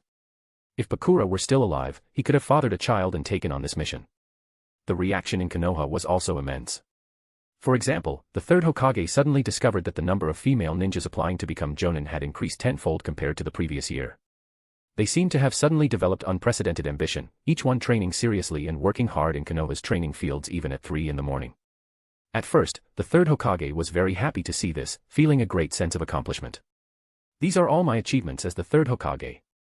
If it weren't for his leadership and lack of discrimination against women, creating a harmonious working environment for female ninjas, how could the number of female ninjas applying to become jonin have increased so much? So, the third Hokage specifically ordered a report on the proportion of female ninjas among jonin in the past 10 years, and held a presentation. The third Hokage stated that under his leadership, the outdated tradition of women leaving their jobs after getting married in Konoha village had long been surpassed. The new era of female ninjas had the same spirit of daring to fight and striving for progress as male ninjas. The expressions of the people listening to the presentation were strange. After hearing this news, Danzo even ordered Root to actively spread the great achievements of the third Hokage and work hard to spread his reputation. Sarutobi Hiruzen listened with great satisfaction, thinking that Danzo finally stopped eyeing the Hokage position under his buttocks and planned to be a loyal Root member who would never surface. He was so happy that he ignored the opposition of the shinobi and granted Danzo many powers. But a few days later, he overheard the newly applied female ninjas chatting privately. Ah, the assessment is so difficult. Yeah, I think I'm going to fail again this time. At this rate, when will I become a jonin and marry into the Uchiha clan to become a wealthy lady? Hee, I'm not as vulgar as you guys. If I become a jonin, I'll work hard in the Uchiha clan for a few years, then I can live my whole life without working, enjoying a carefree life with a large amount of wealth. The female ninjas chattered, longing for a future where they would have children and receive the generous bonuses from the Uchiha clan. Not far away, the third Hokage. Chapter 30, The First Wife Jonin. Because of this, the third Hokage felt like dying. No wonder that guy Danzo suddenly started spreading my achievements. It turns out that he already knew about the increase in the reward amount posted by the Uchiha clan. The third Hokage felt like a slap had been harshly slapped on his face. He felt both embarrassed and angry, a surge of anger rising in his heart. But at this point, Sarutobi Hiruzen had no good solution. In the end, he could only make a mental note to remember Danzo's actions, suppress the third Hokage's achievements report meeting, and hope that time would make people slowly forget. On the other hand, Natsuo was much happier. "Are you sure you want to accept this mission?" Natsuo asked. "Yes, I'm sure." The slender Kunoichi sitting across from him sighed lightly, "But I hope that you, Uchiha, can keep it completely confidential and give me some privacy." This relatively unknown female ninja in the Naruto series, named Misaki, is the first jonin willing to accept the childbearing mission so far. It should be noted that, except for special cases like Natsuo, any jonin is a strong individual who has advanced across the battlefield. They have experienced countless bloody battles, have rich experience in mission execution, and even hold high positions in the village. Even the selection of the Hokage requires a jonin meeting to be convened for voting. Such people may not necessarily accept the childbearing mission for some money. But Misaki is different. She is a kunoichi from a small fallen family. The strongest combat power in the entire clan is this jonin. Now her ninja clan has fallen into a sorry state. Due to her bad luck, she has encountered strong enemies several times during missions, resulting in heavy losses for her family. Now his family doesn't even have a chunin, and there is a huge gap between high-level combat power and the rest of the clan. To support the family, a large amount of money must be invested in the next generation of the family and encouraged to advance in their training as soon as possible. This strongest female ninja in the family has to put aside her pride and accept the resources of the Uchiha clan. She is currently the first female ninja who is not marrying into the Uchiha clan and is solely focused on giving birth to a child. Although she signed a contract for a relatively large amount to have a child. The agreement was signed for double the amount. Misaki seemed to have finally let go of the weight in her heart and smiled bitterly. "It is fortunate that you have now also advanced towards jonin, otherwise I would not have been able to let go of my pride and accept this task." The ninja world is a typical male-dominated world, with a very high proportion of strong male individuals. If a female ninja marries someone who is much weaker than her, it will cause a lot of gossip and be looked down upon. Natsuo knew this, but still chose to hide his strength. When facing Root's assassination, he easily defeated the assassins because he pretended to be weak, and they miscalculated his strength. The reason was to relax the surveillance on the Uchiha clan by Konoha's senior management, and also obtain some benefits from the third Hokage. Although there are more and more children being born and Natsuo is quickly becoming stronger. Even if Konoha were to make a move against him, he could still escape from Konoha. But it is obvious that he would lose the peaceful environment of Konoha as a place to find a wife. Compared to the psychological barriers of female ninjas, the environment of Konoha village for finding a wife is more important. Anyway, Tsunade, the only Kage-level female ninja in Konoha village, is not there, and the highest quality female ninjas in Konoha are only jonin at best. So, he doesn't care about the resistance from these women. For Natsuo, Konoha village is still the best place to find a large number of potential wives. Besides, where there is a first, there is a second. There are also many jonin women from fallen families in Konoha. The popularity of the task to have a child continues to increase. Even the properties around the Uchiha clan residents have quickly appreciated in value. Female ninjas want to live close to the Uchiha clan and see if they can have a chance encounter. They are not stupid. Although everyone is officially considered Natsuo's wives after accepting the mission and they all receive the same rewards. But there are still differences in status among the wives. For example, Yukino, who has the most emotional investment and is childhood friends with Natsuo, receives treatment as the main wife, managing the family's finances and enjoying the most affection. While Yuzuki Yugao, who has the highest talent and is also beautiful, ranks second. Perhaps her ranking will change once the jonin female ninja handles family matters and officially moves into the Uchiha residence. Some wives who are good at competing for favor, or in other words, are willing to please others, are ranked lower. While Natsuo treats the other wives fairly, it is clear that the frequency and favoritism differ. After all, Natsuo is also human. Beautiful people suffer, handsome people are exhausted.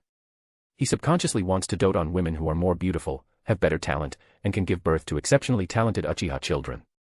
So, if I were to meet Natsuo through a chance encounter, slowly play some tricks, and capture his heart. Marrying into the Uchiha, becoming the head of the clan, and reaching the pinnacle of life. Isn't that more profitable than dry mission rewards?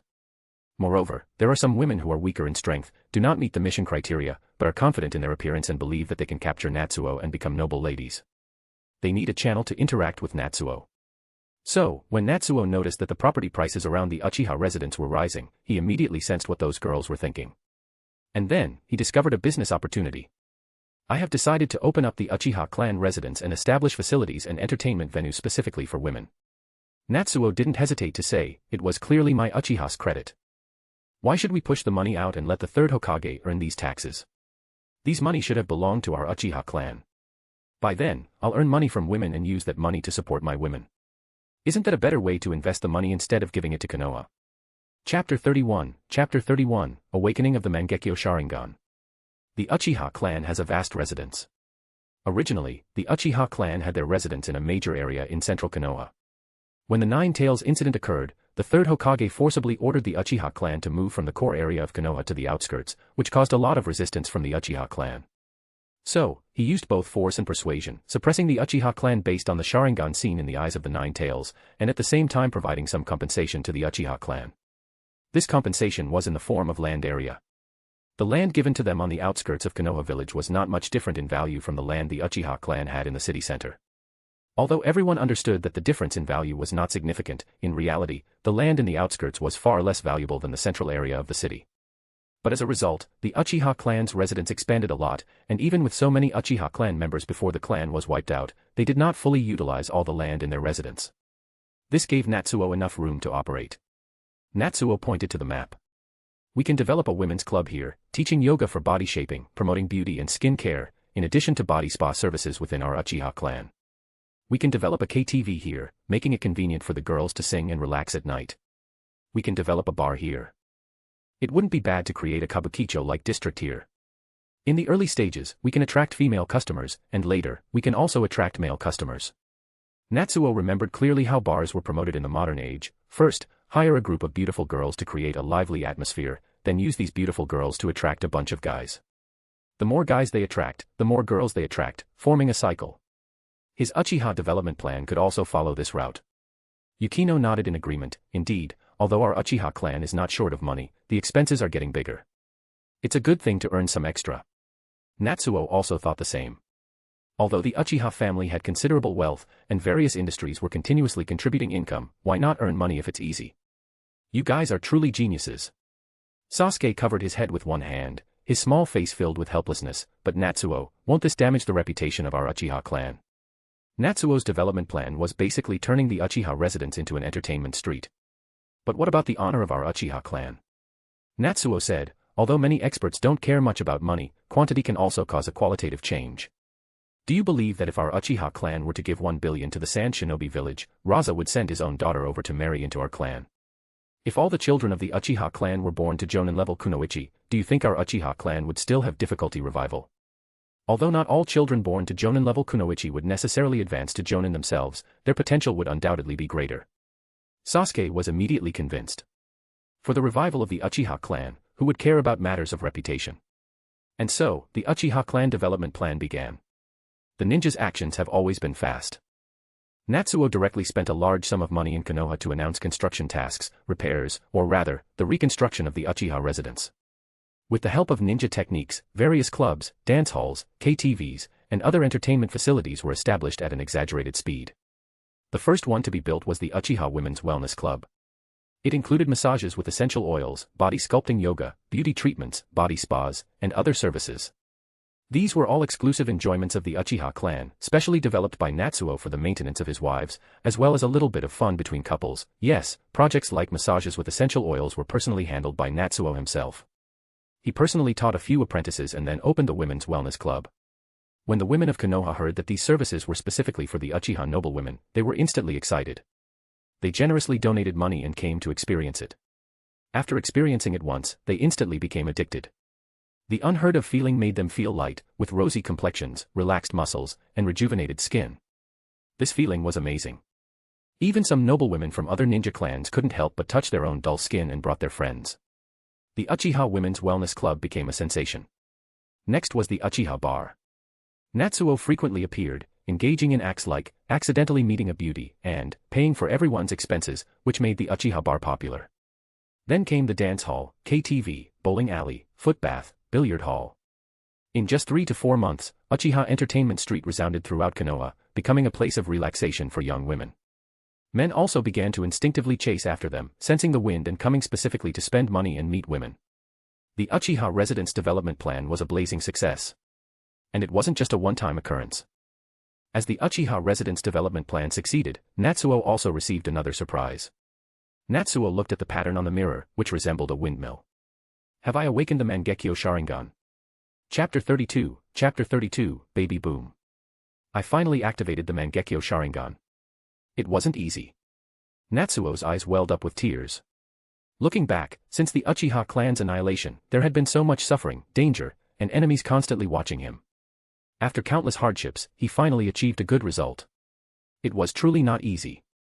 For this step today, he had to marry and take wives madly, collecting dozens of beautiful women as confidants, singing and fighting all night, surrounded by the fragrance of women. How tragic. How painful. It was truly a world of misery. But ultimately, this awakening of his eyes was both unexpected and expected. Natsuo's awakening was not triggered by any emotional stimulation, but purely by his mental power. Today, a child of one of his wives was born, and the attribute reward happened to be mental power.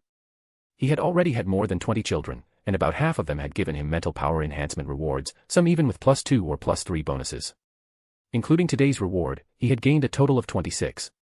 Although Natsuo still didn't know the standard for the value of a +1 in mental power, compared to Chakra's +1 value, it was likely that a +1 in mental power was not a small number. After accumulating it multiple times, he finally reaped the benefits. Powerful mental energy surged into his brain, causing his eyes to ache, and then bursting forth with formidable pupil power. My Mangekyo Sharingan techniques are Amaterasu and Ama no Uzum. Amaterasu, the eternal black flames that never extinguished. They wouldn't disappear until the target was burned to ashes, making it an extremely destructive technique. As for the other ability, Ama no Uzum, it made Natsuo's expression become strange. Its ability was very simple, which was to restore physical strength. The degree of restoration was minimal, roughly equivalent to half a day's recovery after consuming the energy from using the Sharingan. Of course, in contrast, the consumption was also minimal. Natsuo tried it out and found that the consumption was so low that he could use the technique 100 times in a row without even a drop of blood flowing from his eyes. It was almost equivalent to no consumption at all. But the usefulness of this technique was even greater than that of Amaterasu. After all, it seems that after being exhausted, I can use this technique, cough cough. Natsuo was also human. Now that he had over 30 wives, his daily schedule was packed. At least 3 times a day. This consumption, even if he drank black beer every day, he couldn't bear it. Although the chakra increase improved his physical condition to some extent, one must know that even Naruto, who had enormous chakra reserves, seemed constantly exhausted in the Boruto series. With this technique, he could now engage in battles with numerous experts. Natsuo stood up without hesitation and called a few wives who hadn't become pregnant yet. Rhea, Yuka, Rina. Tonight I will fight like a hero. The Uchiha clan will welcome a new baby boom. Natsuo then continued to take in several wives in succession. Among them, he spent money to recruit a jonin, as well as 2 exceptionally talented kunoichis, making a big move that shook Konoha and attracted more women to linger on Uchiha Entertainment Street. It even gave off a feeling of flaunting wealth, and it was estimated that many people were envious. Even Kakuzu, who had returned to work, couldn't help but complain, feeling that his workload had increased. But Natsuo didn't mind. With the activation of the Mangekyo Sharingan this time, he had successfully reached the Kaga level. Coupled with the powerful chakra that belonged to the Kaga level, and various ninjutsu rewards that allowed him to freely use them in battle, even among the high-level Kage, he was not weak. Even if he were to clash with Konoha, he wouldn't be at a disadvantage. Not to mention just showing off some wealth. The Uchiha revival plan should be accelerated. On the other hand, perhaps out of envy and longing for Natsuo's recent abundance of women, Naruto finally decided to put Natsuo's advice into practice. He cast a wide net, caught many fish, and tried hard to approach girls. In the end, he successfully made 3 female classmates willing to die for him. The first female classmate, Naruto, if you bother me again, I'll die to show you. The second female classmate, if you say another word, let's die together. The third female classmate, be your girlfriend. Sure, if I'm blind in my next life, I'll marry you. Naruto. After being rejected once again, he couldn't help but seek out Natsuo. Natsuo, is there something wrong with this situation? Naruto looked innocent. I clearly did as you said, so why is it like this? Chapter 33, Tempting Proposal. In Naruto's eyes, there was a sense of confusion. This shouldn't be happening. I followed Natsuo's advice, so why haven't I found a girlfriend yet? Natsuo was silent for a moment. Could he tell him that he was just teasing him? Besides, He looked at Naruto's muddy shoes, cheap dirty clothes, unkempt hairstyle, and comical cat beard that might become beautiful in the future but was currently ridiculous. Does this guy even realize he's chasing after girls? Natsuo decided to give up on even trying to help him and comforted him. It's okay, Naruto. Failure is the mother of success. Keep casting your net and you will definitely catch fish. Naruto's eyes filled with anticipation. Really? Natsuo, you're not lying to me, right? Am I the kind of person who would lie to you? Natsuo said with dissatisfaction. Do I have no integrity in your eyes? How can you not trust me? All right, I'll swear to the heavens. As long as there is a single false word in what I say, let the entire third Hokage's family perish. Now do you believe me? Natsuo raised 3 fingers, his words resolute. Naruto nodded vigorously. I believe you. Natsuo, I believe you. If Natsuo is willing to make such a solemn oath, then it must be true. I was too much to doubt Natsuo. I'll continue fishing. This time, I will definitely succeed. Naruto left excitedly, deciding to set a small goal for himself, confessing to every female classmate in the school. This time, I'll definitely catch something. Natsuo had to continue adapting to his increased power due to the awakening of the Mangekyo Sharingan. In fact, there have been many situations like this before. It may be that every time a child is born, the techniques he receives become completely integrated with him. But the increase in chakra as well as the increase in mental power generate small changes in his body, which meant that he constantly dedicates a little time to adapt. The stronger the ninja, the better the control over his body and his own energy should be. He can't afford to make such a simple mistake. But this time, it was the promotion of the Mangekyo Sharingan after all, and the increase in power was a bit exaggerated, requiring Natsuo to take some time to adapt to the surge in strength. And those 2 techniques. Not to mention Amaterasu, but Ama no Uzum is truly powerful. Newcomers like Misaki were left weak in their limbs because of this pupil technique, and in the end, they all praised it together. So, this is the power of the Uchiha. It's truly terrifying. With this technique, the power balance within the Uchiha clan has undergone astonishing changes. Natsuo was also decisive, increasing the reward for having children and spending a lot of money to recruit several female jonin. Because the pupil technique's effect was too strong, it gave him more energy to have more children. So Natsuo even encountered a few talented, good-natured, and clean girls in the newly built Uchiha KTV, bars, and other places, and took them into his harem. This behavior drove the female ninjas of Konoha even more crazy, and they spent more money on the Uchiha entertainment street.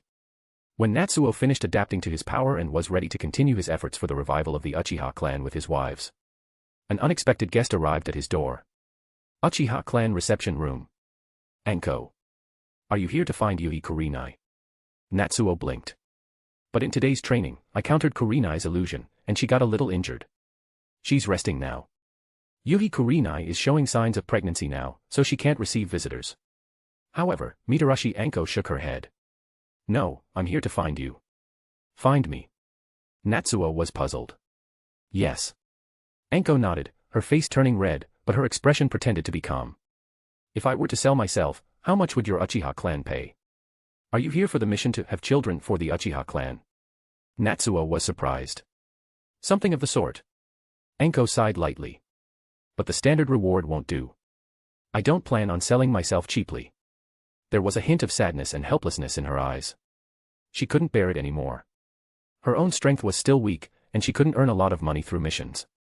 Her family was also suppressed and unable to provide resources for her. The lack of resources led to slow progress. When will I be able to find the damn man and settle this account with him? Anko clenched her teeth, feeling anxious. And recently, the Uchiha clan has been spending a lot of money, exuding a rich aura. Anko, who had lost a large number of snakes in a mission, causing her strength to decline, finally couldn't bear it and bowed to reality. I understand. Natsuo pondered for a moment and nodded. Although he didn't know what had happened to Anko recently that made this naturally proud woman bow her head to achieve her goal. But she could guess that like the other Jonin-level Kunoichis who reluctantly accepted the mission of bearing a child for the Uchiha clan, she was in a difficult situation, and she didn't see a way out. Although Anko didn't need to take care of her family, she still had the goal of seeking revenge against Orochimaru. For this goal, she could only choose to let go of her pride. How about the treatment of a Jonin? Natsuo pondered for a moment.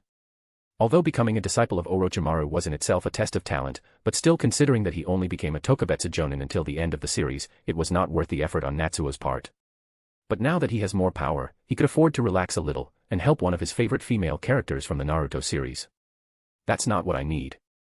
Anko took a deep breath. I can marry into your Uchiha clan and not ask you for money in the future when we have more children, but I need a large sum of money up front. At this age when I can progress the most easily, I can't let money hold me back anymore. Anko was only 20 now, which was a good time for her strength to improve. But by the time she turned 30, it would be good if her strength did not recede, however it would be very difficult to increase it. She didn't want to waste her potential or give up her goal of hunting down Orochimaru, which was why she ultimately chose to sell herself. To achieve your goal, what's wrong with overdrawing your body in the future? Anko looked at Natsuo, who furrowed his brows and hesitated. She took a deep breath and showed a sweet smile with a hint of wickedness, licking her lips. Don't worry, I won't let you lose. I will definitely satisfy you and make you feel like it's worth it. Natsuo looked at Anko's lithe, crimson tongue, feeling tempted. This proposal seemed quite tempting. Chapter 34, High Tide, in the library. Anko, are you using those conditions to test my mental strength? When was I, Natsuo, a person capable of resisting such temptations? Natsuo didn't hesitate and let out a sigh. Of course, the conditions Anko offered were very tempting. She only has one child for now, and after turning 30, when the growth rate of strength slows down, you can have as many children as you want.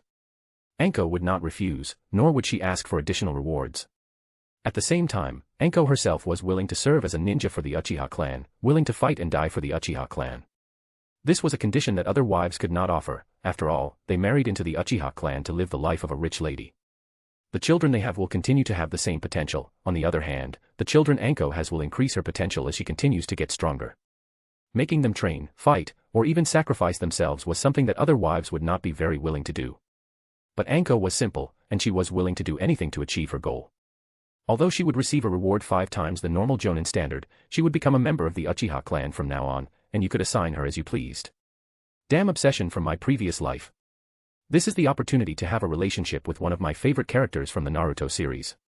Besides, she could do missions and have children for me. This was a great deal. Although Anko's current strength does not justify the 5 times Jonin level reward, her strength may improve in the future. What currently limits his strength is his financial situation, not his talent.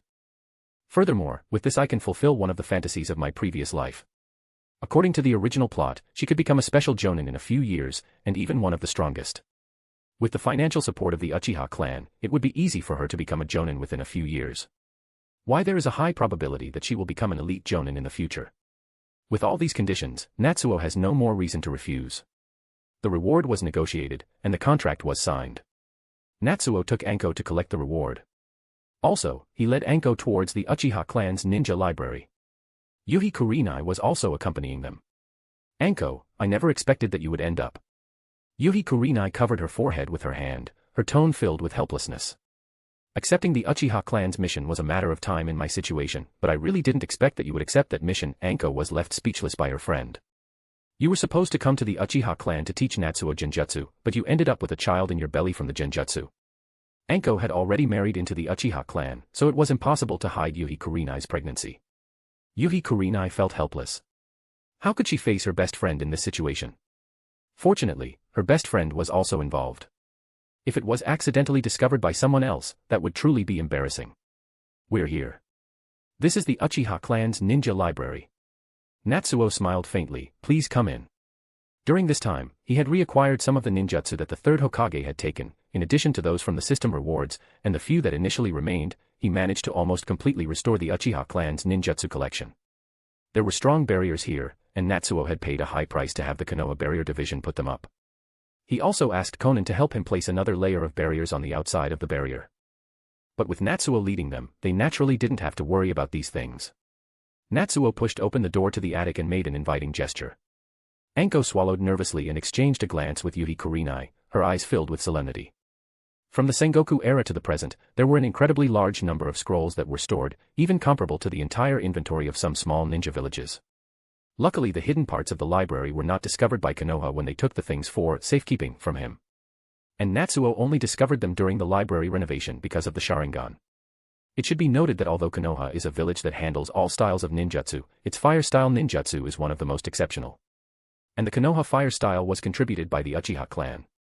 Although there were other clans that contributed later and various geniuses who contributed their own research results, the foundation was laid by the Uchiha clan. The two women walked in. Looking around, there were bookshelves filled with scrolls.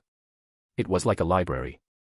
However, most books in a library are useless to ninjas, but here, these were ninjutsu that were treasured by the outside world. Here are a total of 1,391 B-rank ninjutsu scrolls here, 270 A-rank ninjutsu scrolls, and 17 S-rank ninjutsu scrolls. They include the 5 elemental nature transformations, genjutsu, taijutsu, and even some low-level inyan release. As long as it's a type you can mention, we Uchiha have them all. The corners of Natsuo's mouth slightly lifted. This is the strongest heritage of the Uchiha clan. Don't be fooled by the hundreds of millions of taels donated for the mission of having children for the Uchiha clan. Actually, in the hearts of higher-level ninjas, this money may not be comparable to the A and S-rank ninjutsu stored here. There are some things that money can't buy. The ninjutsu here is priceless. In terms of value, it is 10 times larger than the sum of all Uchiha industries. If used properly, it could even create a medium-sized ninja village. If a strong person emerges with good luck, coupled with some accumulation, it might even turn the 5 great shinobi nations into 6. This is the true heritage of the Uchiha. Yuhi Kurinai swallowed her saliva, as if feeling a heavy pressure coming towards her, like a mountain. But she didn't think Natsuo was lying. Kakashi himself had gained fame as a copy ninja, and with so many Sharingan experts in the Uchiha clan, copying enemy ninjutsu in battle and leaving a backup for the clan. Isn't this a normal thing? Natsuo bringing them here was also a show of trust. With the Uchiha's heritage to assist, what can't you achieve? Join the Uchiha clan, and you won't regret it. The main purpose of this is to show the strengths of the Uchiha clan to Yuhi Kurinai. After all, Enko already joined the Uchiha clan. Yuhi Kurinai was indeed shocked. However, Enko remained silent. Natsuo blinked his eyes. Enko, if you want any ninjutsu, just go and find it. Enko, Enko. He called out a few times, but Enko remained silent. Yuhi Kurinai carefully looked for a while, her face turning red, and whispered, Enko, it's just the 3 of us here. If you can't stand, just sit down. It's not embarrassing. Thud. Enko directly collapsed, her limbs going weak. Natsuo. This girl. Did she just have a high tide from the sheer amount of ninjutsu? Wealth, sometimes it can truly overwhelm a person's soul. Even when they finally selected the ninjutsu and left the ninjutsu library, Enko's mouth still had traces of greedy saliva.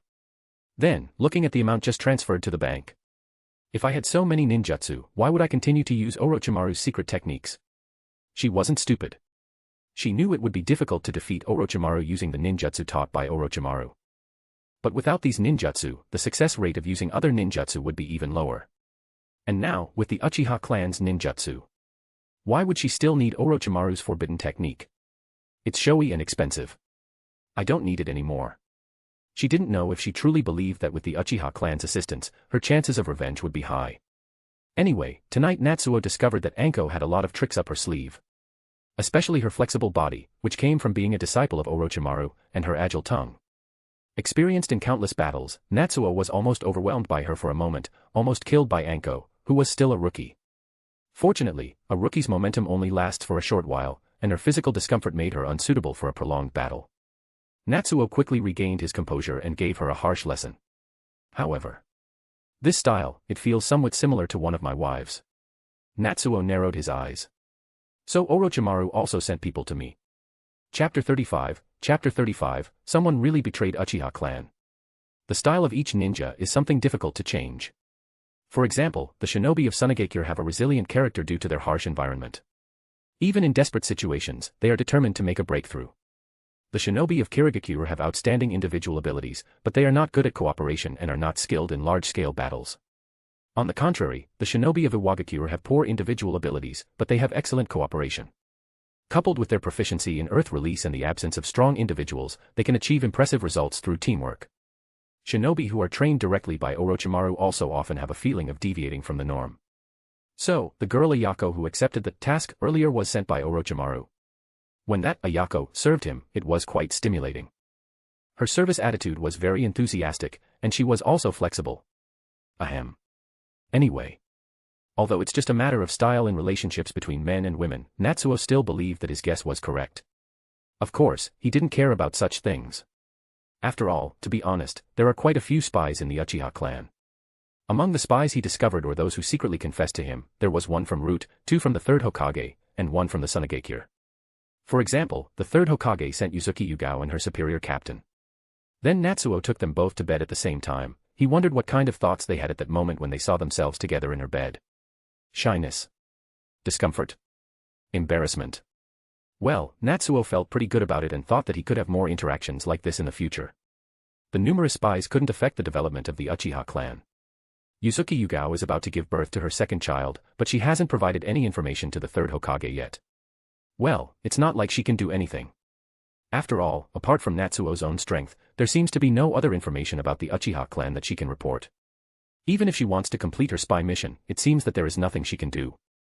Recently, perhaps because her second child is about to be born, Yuzuki Yugao's secret contacts with the outside world have become less frequent, giving off an air of, I might as well just accept my fate. After all, the benefits provided by the Uchiha clan are something that the village cannot match. Which normal spy would ignore these benefits and their own children just to pick sesame seeds? 2 months later. Anko successfully became pregnant and gradually reduced her intense training, focusing all her attention on changing her fighting style. Yes, she has completely abandoned Orochimaru's secret techniques and decided to become a normal shinobi. Before her, several jonin who had to devote themselves to the Uchiha clan due to various factors also became pregnant. At the same time, the Uchiha clan also experienced a baby boom. First, Yukino's child was born. Then Yugao's child was born. In addition to the children born to other wives, the cries of babies in the Uchiha clan residence became even louder. And this naturally brought many benefits to Natsuo. Offspring +1, the comprehensive potential evaluation is 45, you gain chakra +2, fire release, phoenix sage flower nail crimson. Offspring +2, the comprehensive potential evaluations are 51 and 52 respectively, you gain mental power +6, mystical palm technique. Offspring +1, the comprehensive potential evaluation of this clan member is 101, you gain chakra +6, wood release, wood clone technique. The first one is a normal reward for giving birth to a child. The second one is for twins, so the rewards are combined, adding up to a total of 6 points in attributes.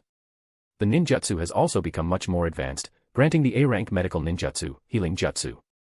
This is also normal. Natsuo has had many children, and this is not the first time he has seen twins. Although the rewards for twins accumulated and can upgrade the rewards, since the probability is uncontrollable, Natsuo doesn't pay too much attention to it. The key point is the ninjutsu reward given in the third prompt. It is normal for children with the Uchiha bloodline to learn fire release, which is why the corresponding ninjutsu is given as a reward. It's also normal to learn medical ninjutsu, as there are always some clan members who possess it. But how could an Uchiha clan member possibly have wood release? The mother of the third child is Yuzuki Yugao, a female ninja with excellent talent but no other bloodline. Although the child born to Natsuo and Yugao has surpassed 100 in the comprehensive potential assessment, it is impossible for them to have the Senju bloodline. So, if the comprehensive potential assessment score is high, then ninjutsu unrelated to the parent's bloodline will be rewarded. Natsuo thought to himself. Because my strength has been increasing until now. In addition to that, Yuzuki Yugao is one of the mothers with the strongest talent among those who have given birth so far. Yuzuki Yugao always brings surprises to Natsuo with every birth. If the evaluation score exceeds 100, could a reward related to other fictional worlds appear? Natsuo will wait for Kurenai's son next so he can verify his guess, as well as the children of several unnamed Jonin-level Kunoichi from the original story, and Anko's son, who was recently conceived. Natsuo then tried out the new wood clone technique reward. This reward for wood release is simply a wood clone technique without Senju Hashirama's Kekkei Genkai, just a ninjutsu. To put it plainly, it's at most on par with Yamato's level, slightly stronger due to Natsuo's chakra enhancement. But Natsuo is not disappointed. Currently it is just a small-scale ninjutsu. When you accumulate enough chakra in the future, activate Sage Mode, and have obtained the reward of Hashirama's Kekkei Genkai. That will be the real Mokuton. Natsuo is looking forward to it. Natsuo was excited and wanted to see what rewards Kurenai's children, Anko, and the other Jonin-level Kunoichi would give him. But his train of thought was interrupted by an unexpected situation. A Kunoichi who was 6 months pregnant actually abandoned the glory and wealth brought by the Uchiha clan. Resolutely, she defected. Obviously, she is a loyal spy, a true Kunoichi who was not swayed by the Uchiha clan's money. I didn't expect there to be someone like this. Natsuo sighed helplessly. I can only say that Orochimaru is really competent. His brainwashing skills are so profound that not even money and a comfortable life could influence this spy. Indeed, the female spy who defected this time is none other than Miss Ayako. Natsuo recognized her serving style to be similar to Anko's and concluded that she must be a spy sent by Orochimaru. Chapter 36, Orochimaru's base. Ayako was actually very conflicted. In fact, as Natsuo had suspected before, she was a spy sent by Orochimaru to obtain the Uchiha bloodline. But the Uchiha clan's treatment was really good. Maids serving them, high-end toiletries, a spacious mansion, abundant food, and perfect medical care. If possible, she would have loved to stay with the Uchiha clan for the rest of her life. However, she was still a spy after all, carefully cultivated by Orochimaru, and had received Orochimaru's favor since she was young. For Orochimaru, she was willing to die. Well, in fact, most female spies, when joining the Uchiha clan, had to sacrifice themselves for the village, abandon their own dignity as women, and even be prepared to sacrifice their lives. But under the gentle bombardment of the Uchiha clan, not many could hold out for long. However, Orochimaru was indeed a life mentor, a master of brainwashing. Ayako was one of the few who still held onto her mission. Of course, Ayako had also been conflicted for a long time. Because the first 3 months of pregnancy were the most critical period for fetal development and not suitable for traveling.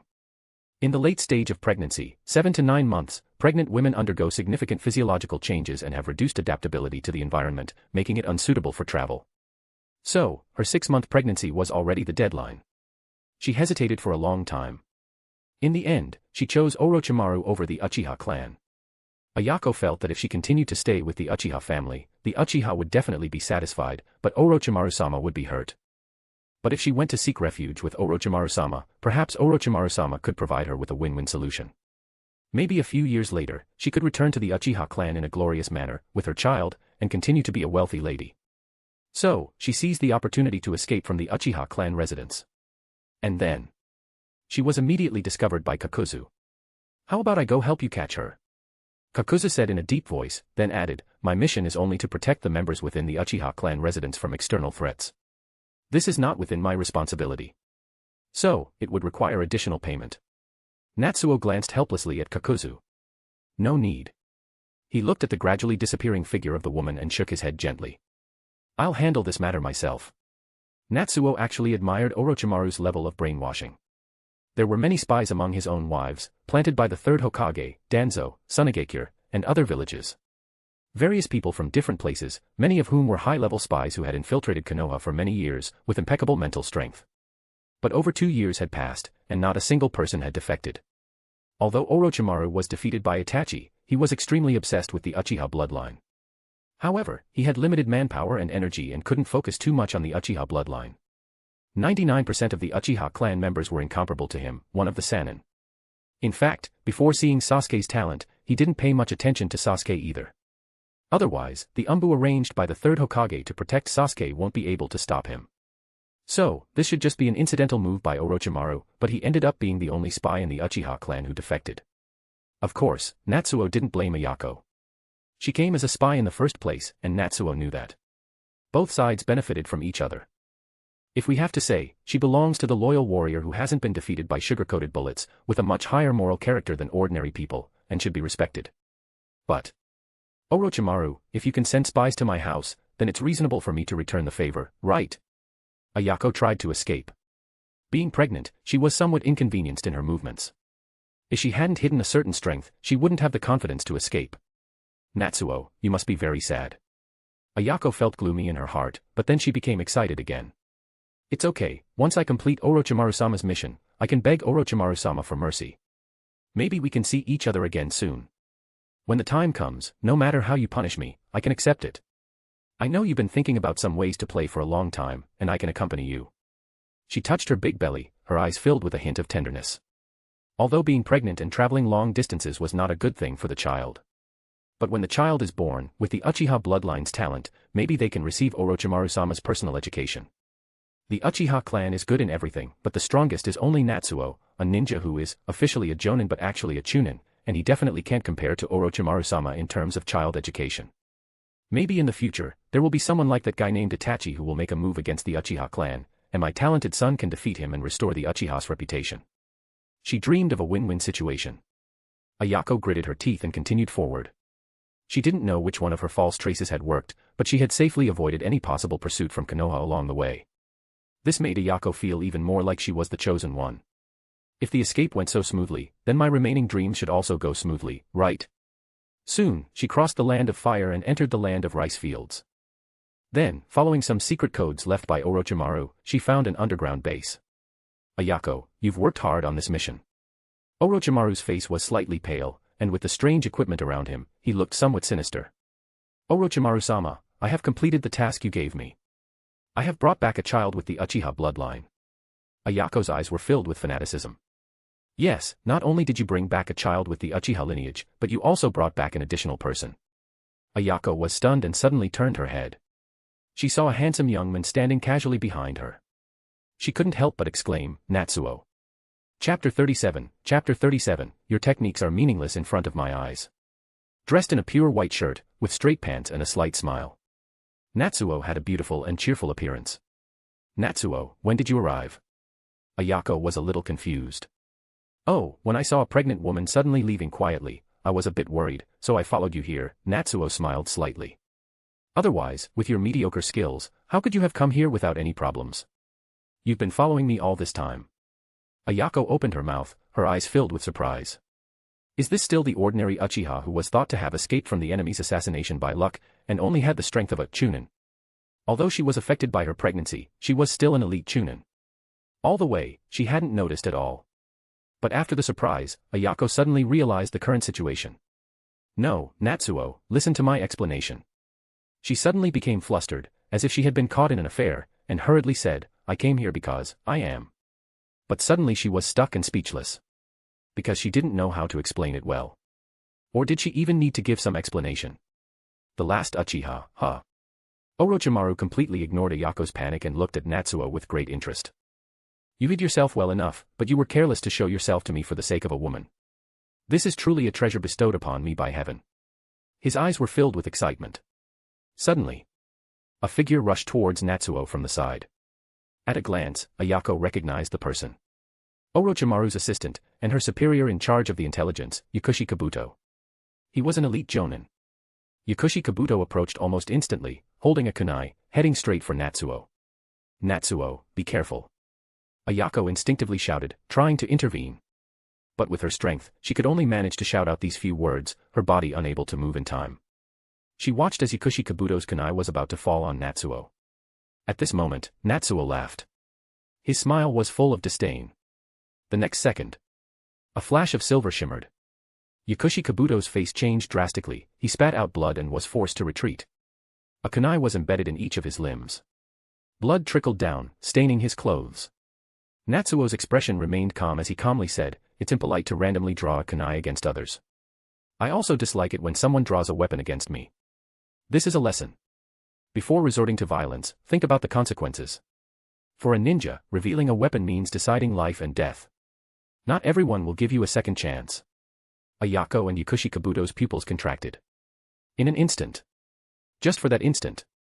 This guy. Although Yakushi Kabuto's age and strength have not reached their peak, they barely meet the threshold of an elite jonin. But defeating an elite jonin in an instant. Even Orochimaru was stunned, with a hint of a meaningful smile on his face. It seems that under the shadow of my teacher, there is truly a formidable monster hidden. With this level of strength, if you were there when Itachi wiped out the clan, perhaps the Uchiha wouldn't have ended up like this. Despite having such strength, you always put on a weak appearance, and even strive to marry multiple wives, have children, and plan to revive a ninja clan on your own. You Uchiha are all truly crazy. It's one thing for that young guy, Itachi, to defeat me at such a young age, but Fugaku, who made a name for himself on the battlefield, was suppressed by the third Hokage and looked like a little cat. And now there's another Uchiha who is clearly super strong but thinks about having children every day. The Uchiha clan truly are crazy. Shall we, Natsuo, you're really amazing. Orochimaru couldn't help but exclaim. Natsuo remained calm at this, Orochimaru's praise has no value to him. The real moving praise happens in the living room, in the kitchen, in the bathroom, on the couch. It is the words of his wives who praised him in those places that really moved him. Natsuo, you are so amazing. That's the praise that comes from the soul. Sorry, although I'm grateful to Orochimaru for giving me a wife, after all, the next generation of Uchiha is still in her belly. Natsuo glanced at Ayako. So, I have to take my wife back home. Your place here is not suitable for pregnant women. I'll wait for Orochimaru to arrange the accommodation and then bring my wife home for a visit. You're here to take her away. Orochimaru smirked coldly. That's fine, she's just a pawn I casually arranged. If you want her, I'll give her to you. Ayako stood there, stiff. She understood that she had betrayed the Uchiha clan, but Natsuo still wanted to take her home. And Orochimaru, whom she admired. She bit her lip, tears of shame streaming down her face. But Natsuo, relying on your own strength to come before me, this is not what a wise man would do. Orochimaru looked at Natsuo's body, a greedy look flashing in his eyes. As a farewell gift, I suggest you leave your body behind. In the next second, he suddenly opened his mouth. A snake head emerged from his mouth, the snake head opened its mouth, and a sharp sword appeared, stabbing towards Natsuo. At the same time, Orochimaru instantly released a large number of snakes from his sleeve, and they immediately headed offensively towards Natsuo. This sudden attack was swift and dangerous, the air filled with a dense killing intent, as if it could freeze the world. However, Natsuo just sighed lightly. In his eyes, the pattern of a spinning windmill moved rapidly. Mangekyo Sharingan technique. In the next second, Orochimaru, who was about to pounce, found that the whole world had changed. He appeared out of thin air in a space full of blood-red illusions, and his body was nailed to several large iron nails. In an instant, he was unable to move. Haven't you heard the saying? Natsuo calmly stared at him. Orochimaru, your techniques are meaningless in front of my Sharingan. Chapter 38, Orochimaru can also be a pimp. Orochimaru, your techniques are meaningless in front of my Sharingan. Has Orochimaru heard this sentence before? He has heard it too many times. I would even remember him in death. Orochimaru, your techniques are useless in front of my Sharingan. It was what Itachi Uchiha said to him when he attacked him. Almost identical. And now, not only did he lose to Uchiha Itachi, but he also lost to Uchiha Natsuo. These eyes, the legendary Mangekyo Sharingan. Orochimaru gritted his teeth, his eyes filled with unrestrained resentment. I never expected that you would also possess the same eyes as Itachi. You've hidden it well. Did you awaken them when you learned about the night of Uchiha clan massacre? It's amazing how you claim to have insufficient talent and entrusted the task of avenging the Uchiha to Sasuke. It was all a cover-up, wasn't it? To think that Itachi's little brother became your scapegoat. Orochimaru's voice was filled with anger and humiliation. In front of the Sharingan, he seemed to recall the humiliation he suffered when he attacked Itachi. Natsuo remained expressionless. Although Orochimaru's words didn't quite match reality, it didn't matter. My affairs have nothing to do with you, Natsuo calmly said. But Orochimaru, you still have value to me. In the next second, he blinked his eyes. And the surging power in his eyes quickly dissipated, and the Mangekyo Sharingan gradually disappeared, returning to normal eyes. Orochimaru could move now, Natsuo had released the genjutsu. He furrowed his brows, and the anger on his face gradually dissipated. What do you want? Orochimaru took a deep breath and regained his composure. He was actually a very calm person. If it weren't for the deep wounds inflicted by Itachi in the past, he wouldn't have become so obsessed with the Sharingan, and ultimately in the original plot it wouldn't have become a stepping stone for Utsuzi. Senju Hashirama's cells and Yugo's cells, Natsuo said directly, without any politeness. One referred to the special body of the sage and the other to the sage mode. He didn't need them himself. With the system's help, he could slowly accumulate everything conveniently and safely, without taking any risks. But these things could greatly enhance a person's potential. In other words, his women could benefit from them. Of course, Natsuo didn't think that just because he had gained the upper hand, he could easily kill Orochimaru or control him. There was no one in the ninja world more difficult to kill than Orochimaru. Not to mention the hidden trump card of the cursed seal, just based on this confrontation, Natsuo didn't think he could defeat him. Orochimaru is a veteran ninja. After Itachi attacked his weaknesses and was hit unilaterally, would Orochimaru really not remember it, nor would he have defenses against attacks on his own weaknesses? How could that be possible? In fact, in the original plot, during the battle between Itachi against Sasuke, when the latter releases the chakra that was holding Orochimaru inside his body, Orochimaru emerges with his Yamada no Jutsu on Itachi, but the latter did not simply use his visual prowess and genjutsu to crush him like the first time. Obviously, this weakness had already been somewhat compensated for or guarded against. Hashirama's cells and Yugo's cells. Orochimaru furrowed his brows and looked at Natsuo strangely. You really know a lot, don't you? Hashirama's cells are inherently secretive, and only a few people in Konoha, such as Danzo and the third Hokage, know about them.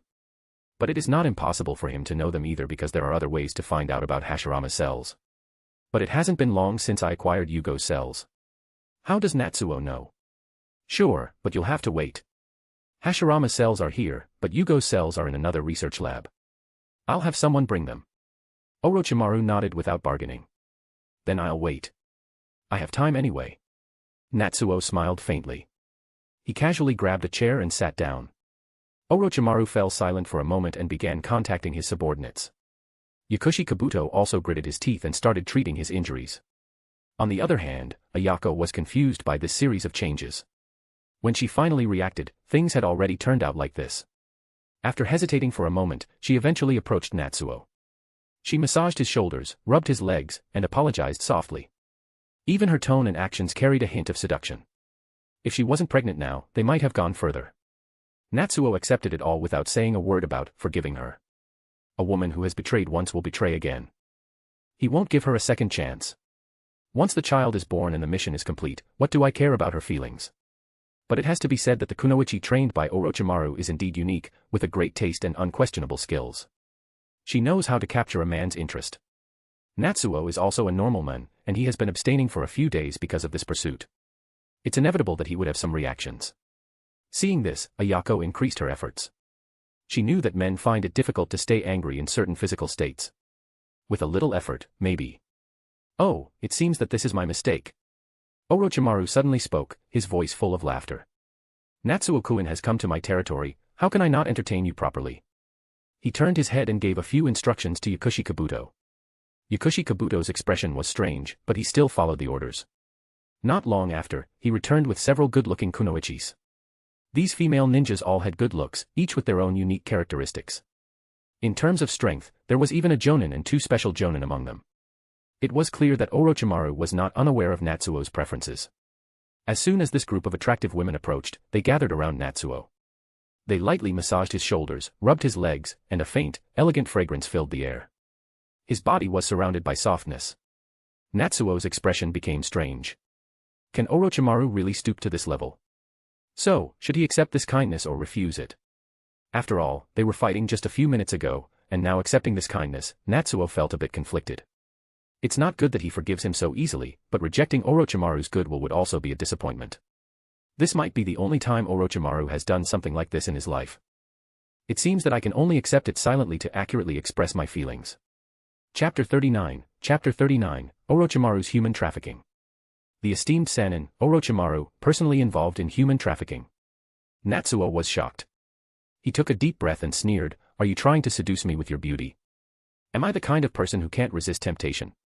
The women all approached seductively. Lord Natsuo. Lord Natsuo, your body is so strong. My lord, how do you feel? The soft touch occasionally transmitted through the movement of their bodies, and the pleasant musky scent filled his nose. Am I the kind of person who can't resist temptation? Yes, I am. So please tempt me a few more times, sisters. After all, Orochimaru has reached such a level, how can I not give him face? Orochimaru chuckled lightly, Natsuo-kun, don't worry, this is just my compensation and I also want to make a deal with you. What kind of deal? Natsuo struggled to squeeze his face out from the pile of softness. It's human trafficking, Orochimaru chuckled. I remember that the Uchiha clan is quite wealthy, and you have offered quite generous treatment to the kunoichis who marry into the Uchiha clan. To be honest, even I am a little envious of the rewards. He licked his lips lightly, a hint of greed flashing in his eyes. Natsuo said, sorry, I'm a man and I'm only interested in women. I'm not interested in men, but thanks anyway. Orochimaru. Even I, the worthy Sannin, don't like men. Oh, wait, the body I'm using now seems to belong to a female ninja, but that's not important. I will use the kunoichis under my command in exchange for Natsuo-kun's financial support.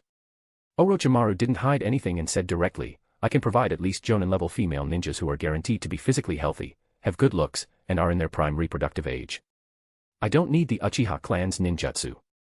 But in return, I hope to obtain a large amount of funds. Doing research requires a lot of money. In Natsuo's previous life, several countries invested billions in funds into research, but sometimes there was no progress at all. Although Orochimaru himself is a top scientist who can ensure research results, the required funds cannot appear out of thin air. And currently preparing for the establishment of Odogekure, although the village will generate some income in the later stages, it is clear that in the initial stage it requires a lot of investment. He needs money. And the Uchiha happen to be wealthy. As for the price to pay, with Orochimaru's abilities, isn't it easy to deceive a few small ninja clans kunoichis? Moreover, he can offer the ninjutsu that the ninjas need the most as compensation. This is a win-win situation. He had thought about this before and wanted to accept the mission of bearing children for the rebirth of the Uchiha clan. The drawback was that it could only be done by Konoha ninjas. In addition, the construction of Odogekure also requires manpower, so he temporarily put it aside. However, now that Natsuo has come, we can make this deal. Natsuo pondered for a moment. The jonin Orochimaru provided is probably the weakest kind of jonin from a small country. It is a disgrace to be a jonin in terms of ninjutsu, genjutsu, and taijutsu. But they are still jonin. Although the Uchiha clan has spent a lot of money, there are still very few Jonin-level female ninja who have accepted the mission. We can discuss the details. Natsuo was tempted. 3 hours later. Natsuo left Orochimaru's underground base with a Yako and 2 special Jonin. The 2 female special Jonin were the goods for this transaction. After looking at them, it seemed that the 2 of them did not resist the fate of being married to him. One of them couldn't help but steal glances at Natsuo's handsome face, with a hint of joy in her eyes. After all, Natsuo is a true tall, rich, and handsome man. With a prestigious reputation, abundant wealth, strength equal to Orochimaru's, and this sunny and handsome face. How could Kunoichi's not be moved? The group headed towards Konoha, but compared to Ayako's hurried escape before, it now felt more like a leisurely outing, with no rush and occasional stops to admire the scenery along the way. Natsuo was not in a hurry to return to the village. The wooden clone he left there could temporarily take care of most things. At the same time, he also contacted a ninja cat to let the wood clone prepare things in the village. After all, except for Ayako, who was originally a spy who had infiltrated Konoha, the remaining 2 did not have a Konoha ID. All of this required the wood clone to make proper preparations in the village before they could return. The group enjoyed their journey, exploring mountains and rivers. When passing through the border between 2 countries, they suddenly discovered that both Kusagakure and Takigakure were at war. Natsuo took the opportunity to observe for a while. During the last great ninja war, he hadn't even graduated from the ninja school yet. He found war to be quite intriguing. The female ninjas, on the other hand, were much less curious than Natsuo. The small ninja clans had experienced too much hardship and displacement. That's why they were so delighted to marry into the Uchiha clan and become stable and wealthy housewives. However, whether it was Natsuo or the female ninjas who had become part of the family in the past few days, they didn't feel surprised by the sudden outbreak of war between the 2 countries. The ninja village system has only been around for a little over 60 years, and there have already been 3 great ninja wars. Roughly 1 war every 20 years. And that's only the large-scale wars involving the 5 major ninja villages. The small-scale wars in the small ninja villages are too numerous to count. However, as they continued to watch, Natsuo suddenly frowned. It seems that something is not right. The injured Kusagakure ninjas are recovering so quickly. Could it be? His eyes instantly lit up. Chapter 40, you guys are so noisy. Although he had experienced fewer wars, Natsuo was still a Kaga-level expert. The Sharingan brought him much stronger visual perception than ordinary people. In his opinion, although the number of people on both sides was similar and their strength was comparable, Kusagakure was not a match for the Takigakure at all. Although both were small ninja villages, Takigakure has a Jinchuriki. Takigakure was once arrogant, second only to the 5 great ninja villages, and was known as the 6th great ninja village. Otherwise, the first Hokage would not have given a tailed beast to Takigakure. Although Takigakure was only arrogant for a while and then declined, they wouldn't lose to Kusagakure. The result was completely opposite to his judgment. Kusagakure was actually chasing after Takigakure. After careful observation, Natsuo finally discovered the problem. His judgment was actually correct. There were more injured ninjas from Kusagakure than Takigakure. But miraculously, those injured Kusagakure ninjas would soon return to the battlefield unharmed, gradually gaining the upper hand for the Kusagakure. This almost exaggerated medical effect, if his memory served him right, should be Kusagakure Field Hospital. The medical ninjas of Kusagakure were busy at work. Damn, another injured person. After giving him an 4, send him in.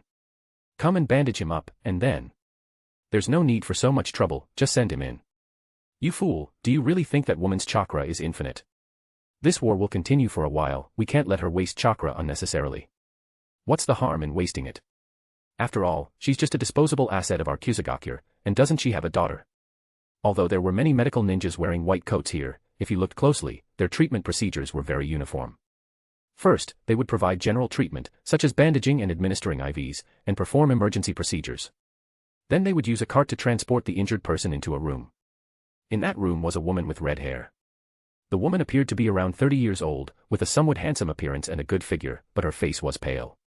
Her red hair, which should have been fiery, was now somewhat dim. An injured person was brought in, and the accompanying medical ninja said, "All right, it's time for you to do your part." The words were so cold and didn't sound like something you would say to a person. But the woman just glanced at it with a somewhat lifeless gaze and raised an arm covered in bite marks. The medical ninja roughly grabbed the woman's arm and pulled it towards the injured person's mouth. The injured person also opened his mouth without hesitation, ready to bite down. And at this moment, the Uzumaki clan, able to heal others by biting her and absorbing their chakra. You guys are using her as a power bank.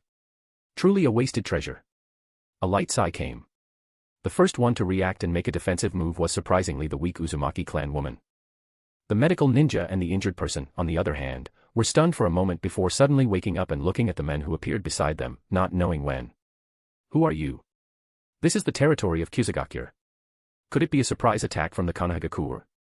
The Kusagakure ninja said a series of things in a row.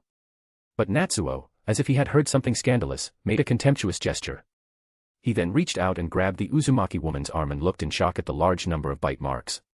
With the incredible stamina and vitality of the Uzumaki clan, to still have injuries of this degree. It must be the result of old wounds not healing and new ones appearing. Truly. What a waste. Natsuo sighed softly.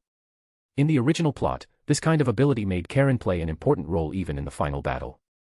Also, how many life and death crises has Urtsuzi survived by relying on this ability? And yet, in Kusagakure, it's used like that. Natsuo shook his head repeatedly. This ability to rapidly heal others is comparable to Tsunade at this time and the future Haruno Sakura. Even without considering the Uzumaki clan's other powerful abilities such as the adamant sealing chains and the Kagura Mind's Eye, just considering this healing effect, it should not be used on ordinary ninjas like this. Its true application should be specifically for serving certain high-level experts to ensure they can complete more important missions. Kusagakure, truly squandering a treasure. What is your name, member of the Uzumaki clan? Natsuo asked.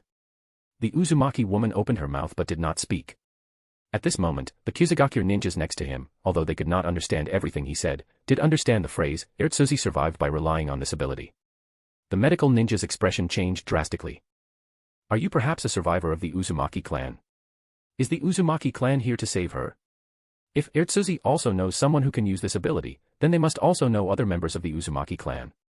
Someone is trying to take away our blood bag. He shouted loudly, his voice piercing like a woman's. The injured people beside him also gritted their teeth and shouted that they wanted to join the fight. However, you're all so noisy. Natsuo said softly, forming hand seals. Fire release, great fire annihilation. A powerful flame surged out, engulfing the medical ninja and the injured people in an instant. Then, it continued to spread outward, burning fiercely and turning into a sea of flames. The sea of flames extended, covering several miles in all directions. The entire battlefield hospital of Kusagakure was engulfed in flames. Cries of agony filled the surroundings, countless flaming figures struggling and rolling. Although the noise was loud, the atmosphere was strangely quiet. The Uzumaki woman stood there in a daze, subconsciously looking around, her field of vision filled with crimson. What is your name, member of the Uzumaki clan? Natsuo asked again. Yoko. My name is Uzumaki Yoko. Uzumaki Yoko opened her mouth and finally spoke. Natsuo smiled, a smile that was obscured by the flames, but still carried a hint of gentleness. Yoko, would you like to come with me? Although I can't say that you won't have to pay any price, I should be able to give you a stable home. Chapter 41, Uzumaki Karen.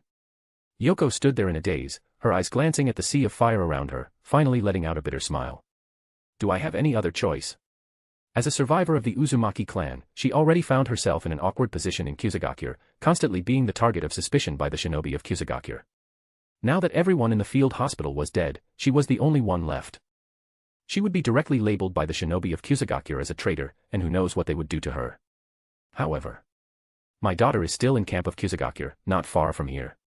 Can I take my daughter with us? Uzumaki Yoko pleaded, her eyes fixed on Natsuo. If you don't take my daughter with us, there's no point in me staying alive. If she couldn't take her daughter Karen with her, she might as well die here and save herself from the suspicion by the shinobi of Kusagakure. For her daughter, she was not afraid of death. Natsuo smiled slightly and said, I understand. Uzumaki Yoko looked anxious. For most people, although Kusagakure was not as powerful as the 5 great shinobi countries, it was still considered a powerful ninja village. Could this unknown man, although impressive in his actions, really save her daughter from the camp of Kusagakure? And even if he did save her daughter, what would this man ask of them? Would it be more excessive than shinobis of Kusagakure? Uzumaki Yoko didn't know, but she had no choice. Unless she was willing to end her own life here and let Karen, at such a young age, be used by the shinobi of Kusagakure and go through the torment she was currently experiencing, she would always struggle to survive. Karen was located in the camp behind the field hospital. It was clear that the shinobi of Kusagakure regarded Uzumaki Yoko as nothing more than a disposable item, otherwise they wouldn't need to bring Karen, who was young and had no combat power, to the battlefield. In other words, they were waiting for Yoko's death so that Karen could take her place. This was also the reason why Uzumaki Yoko, who realized that the situation was hopeless, immediately accepted Natsuo's invitation. However, what surprised Uzumaki Yoko was that when Natsuo saw the camp of Kusagakure, he walked over confidently. This. Uzumaki Yoko opened her mouth, shrunk her neck, and her worried expression deepened. She hid herself and stayed far away. Once Natsuo failed, she would immediately run back to the field hospital and burn herself to death. Although it would result in Karen being used in her place, at least she could stay alive. This was the only thing she could do for Karen at the moment. Natsuo walked confidently, and when he reached the entrance of the camp, 2 shinobis came towards him. "Hey kid, who are you?" Swish. A gleaming blade flashed. Natsuo held a kunai and stabbed it straight at them. His movements were fluid and casual. It wasn't until the kunai pierced the chest of one of the shinobis that the other person exclaimed. "Who are you? How dare you hurt a shinobi from Kusagakure?" Natsuo sighed lightly. "No, I didn't hurt a shinobi from Kusagakure. I'm killing them." In the next second, he slashed the kunai upwards. The chest was split open, and blood gushed out from the heart and lungs. The nearby shinobis were stunned and quickly shouted, "Alert! We're under attack!" Under the hoarse shout, the camp, which was already on high alert, quickly reacted. Countless shinobis poured out from the main gate. "Who is it? Is it an attack from Takigakure? Kill him. Just him. Impossible. There must be others. Be careful, everyone." A series of loud roars sounded. Meanwhile, Natsuo casually strolled around the camp as if it were empty. He held a kunai in one hand, his steps light and graceful, like a gentle dance. In his pupils, the 3 tomo of the Sharingan rotated slowly. His movements were neither hurried nor slow, yet he could accurately slice open the throats of every enemy. Wherever he went, people fell to the ground. No wonder the dance king, Uchiha Madara, always said, "Do you want to dance too?" With such an absolute difference in strength and the ability to see through all enemy attacks with the Sharingan, isn't it like dancing on a dance floor? The enemy is practically cooperating like dance partners, sending their vital points straight to my kunai. The terrifying aspect of the Sharingan is just that simple. After seeing through everything about the enemy, it can achieve this casually described yet highly effective result. It doesn't even require much physical stamina. Natsuo sighed in his heart, but his movements didn't slow down. Like cutting butter with a hot knife, he forcefully opened a large gap within the Kusagakure camp's defenses and continued to penetrate deeper. The shinobi of Kusagakure shouted in panic. "Damn it! Who are you? These eyes. Could you be Uchiha Itachi, the rogue ninja of Konoha?" Well, among the only 2 adults in the Uchiha clan, Natsuo is known for having a harem, while Itachi is known for wiping out the clan.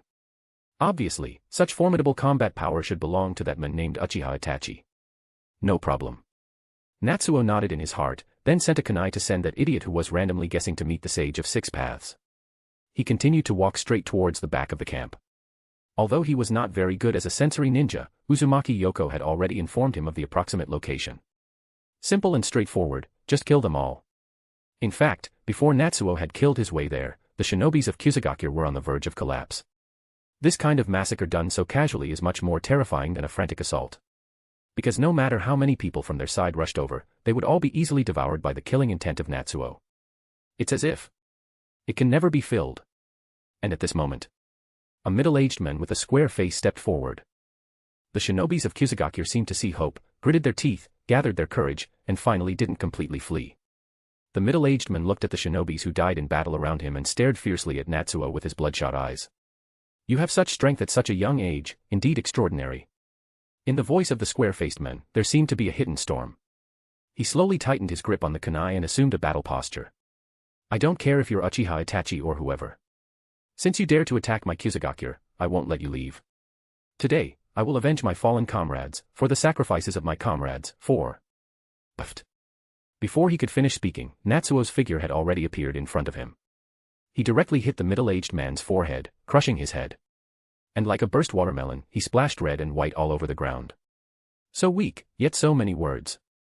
Natsuo was quite puzzled, completely unable to understand why this guy didn't prepare properly and had so many meaningless words. He couldn't be bothered with such a foolish person and directly pierced through the Kusagakure's camp. The camp of Kusagakure completely collapsed. Until Natsuo reached Karen's side, he didn't even know that the trash he casually killed was actually the leader of Kusagakure. He just looked at the somewhat shy girl and smiled. "Found you. Uzumaki Karen." Chapter 42, I only want her bloodline. Kusagakure didn't really value Karen. The desperate shinobi of Kusagakure didn't even think about taking her. So, Natsuo didn't have to make any effort and quickly found the main character. It was a timid little loli. Her short red hair just touching her shoulders, her round little face, and wearing black framed glasses, she looked like an easy target to bully. Karen shrank into a corner, trembling all over. Especially when she heard the sound of Natsuo pushing open the door, her whole body trembled even more, extremely afraid. It was impossible to think that in the future, according to the original plot, she would have the fierce impulse to attack the Ten Tails. Your mother is waiting for you, come with me. Natsuo revealed a gentle smile. According to the original plot, in the future she would most likely be the strongest woman in the Uzumaki clan. Using the adamantine sealing chains, she was able to seal a tailed beast single-handedly, in addition to possessing maximum Kaga-level combat power. Well, to put it more bluntly, Natsuo was lusting after her bloodline. The only problem was that Karen was only 1 month older than Sasuke. But it wasn't a big problem. Kagalv Kunoichi were so rare that Natsuo had even considered laying the groundwork with little Sakura from now on, but then he thought that if he did that and with Urtsuzi's character, he probably wouldn't marry anyone. So, he abandoned this idea, plus Sakura didn't possess any bloodline. However, Karen had a clear path for future development and had one of the most complete bloodlines in the Uzumaki clan. With these conditions he could afford to wait and cultivate his wife himself. This is a win-win situation. Come with me. Natsuo smiled and extended his hand towards her, then touched her hair. It was unclear whether it was because of her young age or because she had been well protected by her mother. Karen's hair was very smooth and shiny, in stark contrast to her mother's dull and yellowish hair color. Perhaps she sensed Natsuo's goodwill. Karen hesitated for a moment but ultimately reached out her hand and tightly held Natsuo's hand. He pulled Karen along, walking out of the room as if taking a stroll. There were still some mangled corpses of the Kusagakure shinobi on the road, with flesh and blood scattered everywhere. From time to time, they would encounter a brainless Kusagakure shinobi who would attack them, and Natsuo dealt with them easily. Karen blinked her eyes showing no trace of fear, but rather a hint of satisfaction. Kusagakure was extremely xenophobic and filled with a strange sense of superiority. Countless shinobi of Kusagakure would treat the mother and daughter with disdain every day, insulting them as parasites of Kusagakure and saying that it was their honor to sacrifice their lives for Kusagakure. Although Karen was imprisoned for most of the day, she could still hear the arrogant voices unique to Kusagakure all the time. As if dying for Kusagakure was an honor for them. And now, those arrogant shinobis of Kusagakure were like trash, casually killed by Natsuo and thrown aside, not even worth a glance. Karen trembled all over, but it wasn't out of fear, but excitement. Her legs tightened, her breathing became heavy, and her body involuntarily leaned towards Natsuo. When the two of them walked out of the Kusagakure camp, Karen practically pressed her whole body against Natsuo, her mouth emitting heavy breaths, and her expression was the classic expression of a nympho. Natsuo. In my past life, many people thought Karen was a pervert. Now I can tell you, this is true. Such a young child, actually able to make such an expression, even he was a bit uncomfortable. But this seems convenient for my future operations, I'll just pretend this is normal. Natsuo shrugged with indifference in his heart. He brought Karen to find Uzumaki Yoko. The two, mother and daughter, hugged tightly, as if they would be permanently separated if they let go for a second. Mother, woo-woo. It's okay, Karen, Mom will be with you from now on. The mother and daughter cried and then laughed, the tears already beginning to wet the ground. Natsuo shook his head, ignoring the reunion of the mother and daughter, turned his head and used a few fire-release jutsus to burn the Kusagakure camp clean. Before, he didn't use large-scale ninjutsu because he was worried about accidentally injuring Karen. Now that there is no need to worry, he naturally has to clean up this rubbish. If you ask which ninja village in the ninja world is one of the most disgusting, they would probably all give the same answer, Kusagakure. After he leisurely returned, it seemed that the mother and daughter had finished crying. Uzumaki Yoko wiped away her tears and said, Lord Natsuo, let's leave here quickly. I heard that the leader of the Kusagakure is nearby. I don't know when he will return. Although Lord Natsuo, you're not afraid of him, there's no need to provoke trouble. Just in case, let's leave first. That's the leader of Kusagakure, the strongest man in the Kusagakure. Even if Uzumaki Yoko saw Natsuo single-handedly take on a camp, she still had some worries. But Natsuo shook his head and said, both of you are not in good physical condition, so let's walk slowly. But if someone catches up with us? Yoko's face was full of worry as she spoke. Natsuo remained calm and said, it doesn't matter, I will take action. Upon hearing this, Karen's eyes lit up. Good. So cool. But the leader of Kusagakure? If my perception is correct, isn't he the guy who blabbered on and then was instantly defeated by you? When Lord Natsuo took me out of the camp, I even saw his corpse. Karen lowered her head slightly, tightly hugging Natsuo's arm, her face pressed against his arm, gently sniffing his scent. Her face was filled with sweetness, or should I say obsession. Chapter 43, Chapter 43, Madam, you are wrong. So, you're Uchiha Natsuo. The one known as the shame of the Uchiha. The one who paid a considerable sum of money to have a child. Uzumaki Yoko covered her mouth, looking surprised. It could be seen that Natsuo's reputation had already spread from the fire country to the grass country, and even Uzumaki Yoko, who was in a semi-house arrest state, had heard of it. Mom, what does paying a considerable sum of money to have a child mean? Asked little Karen curiously. Uzumaki Yoko felt a bit embarrassed and pulled Karen closer. It's something adults do, you don't need to know. Karen humphed. The several wives sent over by Orochimaru beside them also covered their mouths and giggled. They had also heard of Natsuo's reputation, but even if they were a bit slow, they knew that a man who could have an equal conversation with Orochimaru-sama couldn't possibly be the so-called shame of the Uchiha clan. Leaving that aside, just based on the achievements of annihilating the Kusugakure's stronghold earlier, even the elites of the 5 great shinobi countries might not be able to accomplish it. But Natsuo had done it so casually. So, what do you want me to do? Uzumaki Yoko took a deep breath. Whether Natsuo was the shame of the Uchiha or the glory of the Uchiha had nothing to do with her. She just wanted to know what Natsuo wanted them to do. If it was something extremely dangerous, it might be better to stay in Kusugakure. Natsuo calmly said, to strengthen the Uchiha, I am continuously taking wives in order to have children with sufficient strength. So, I need the bloodline of powerful female ninjas. Of course, the rewards are generous, my wives will be treated as noble ladies, and the rewards will be plentiful. I don't need you to participate in battles, nor do I need you to undertake any dangerous missions. As long as you don't betray the Uchiha clan, no one can harm you. All you need to do is take care of your health, obediently give birth to children, and take good care of them. Other than that, you don't need to worry about anything. These words were not only addressed to the mother and daughter of the Uzumaki clan, but also to the several female ninjas sent by Orochimaru.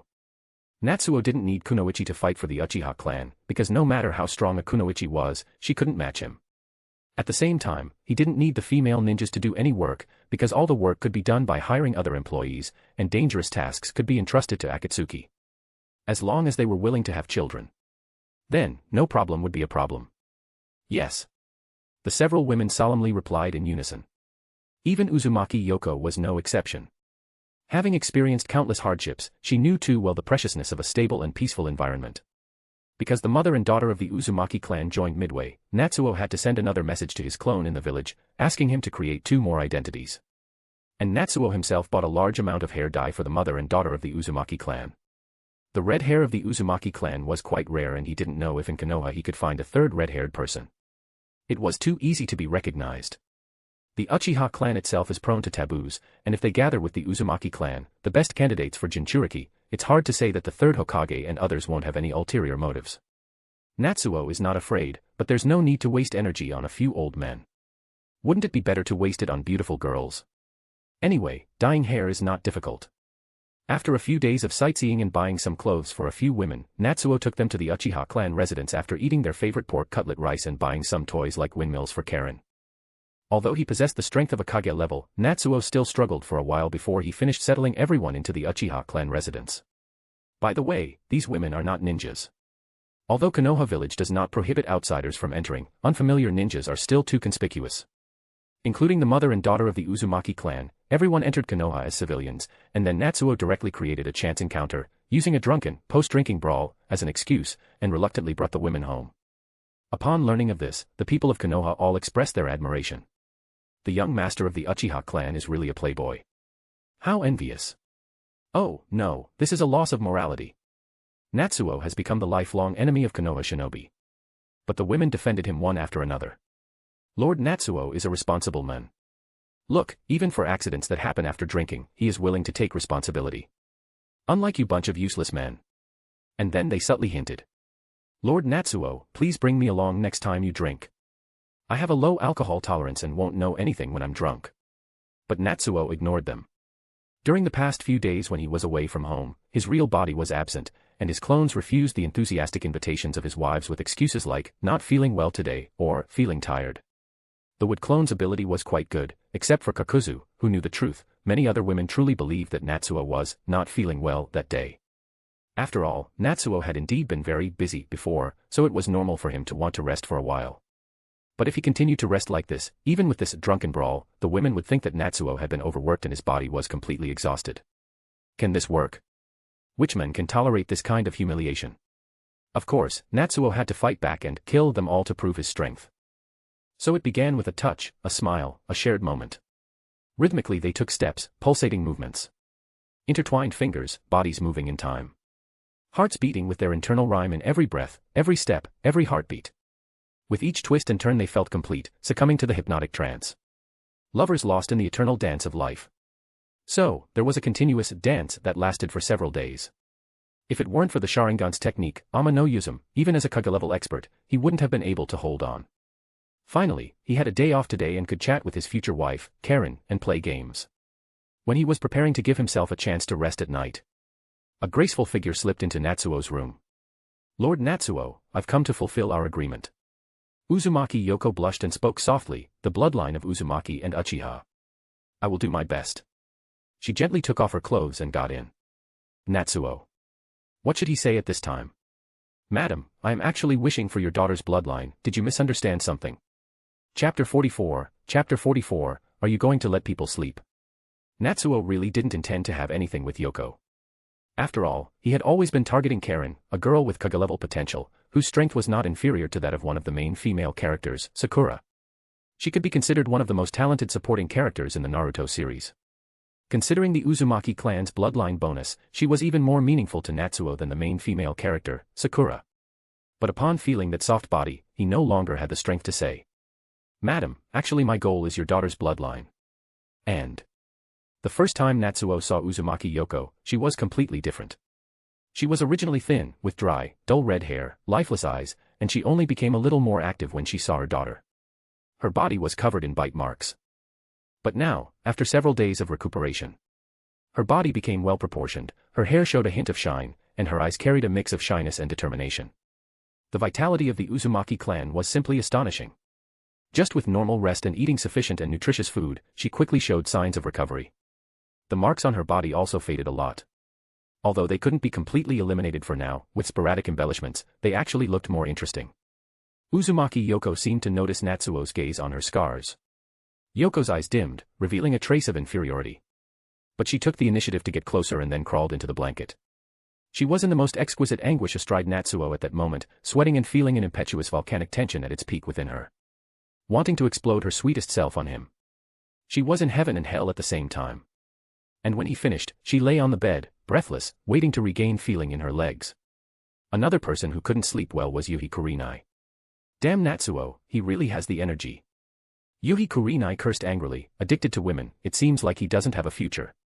Yuhi Kurinai was very angry. She had been in the Uchiha clan for a while now, so naturally she knew about Natsuo's lifestyle. But now it's a different situation than before. During the day, when Sasuke was leaping and running on the walls, he accidentally stomped a hole in her house, which was currently under repair. Although the Uchiha clan had other vacant rooms, Yukino felt apologetic and voluntarily suggested sharing a room with Yuhi Kurinai. Since they were all women, Yuhi Kurinai agreed. However, as the default main wife, Yukino's room naturally was very close to Natsuo's room. The result was, damn Natsuo, we agreed to rest today. Yuhi Kurinai was extremely embarrassed and angry. As a sensor-type jonin, her perception ability was exceptionally high, and her hearing was quite good. But sometimes, she really didn't want this level of perception. Are you going to let people sleep or not? The next day, Natsuo woke up refreshed.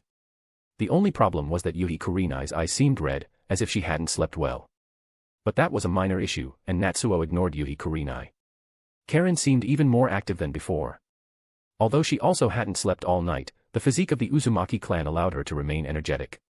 She behaved fully like a girl her age, acting cute, trying to give him a girl with glasses mo, asking Natsuo for delicious and fun things. She wanted piggyback rides, she wanted hugs. Although Uzumaki Yoko looked helpless, Natsuo wouldn't refuse. As one of Natsuo's most talented potential wives at the moment, it was only natural to build a good relationship with Karen. Natsuo carefully asked Yoko at night, and Yoko calmly stated that she only had the ability of physical healing. As for the techniques that Karen had shown, such as adamantine sealing chains and Kagura Mind's Eye, she knew the training steps and remembered the content of the techniques, but she hadn't learned any of them. Thinking about it, it's understandable. If she learned them all, she would be a Kaga-level powerhouse, and she wouldn't be treated as a blood bag by those trash ninjas from Kusagakure. Karen's talent was much stronger than Yoko's. I still have to continue working hard. Natsuo encouraged himself. My current small goal is to get Uzumaki Yoko and the few Kunoichi sent by Orochimaru pregnant. Chapter 45, the potential of newborns is getting stronger. Anko is truly a ninja genius, although in the original work she developed very late because she was once Orochimaru's disciple and was restricted in Konoha. But now that she has fully unleashed her talent with the support of the Uchiha clan, she actually began to display additional talents, such as those of a sensor-type ninja. Although Natsuo tried to hide it, but he still actually discovered the identity of the Kunoichi under Orochimaru. Did she smell the snake scent on these women? She almost attacked them on the spot, wanting to vent her anger on this group of people.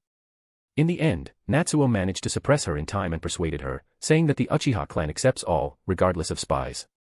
Even if they are truly Orochimaru's people, he can use his heart to influence them and make them our allies.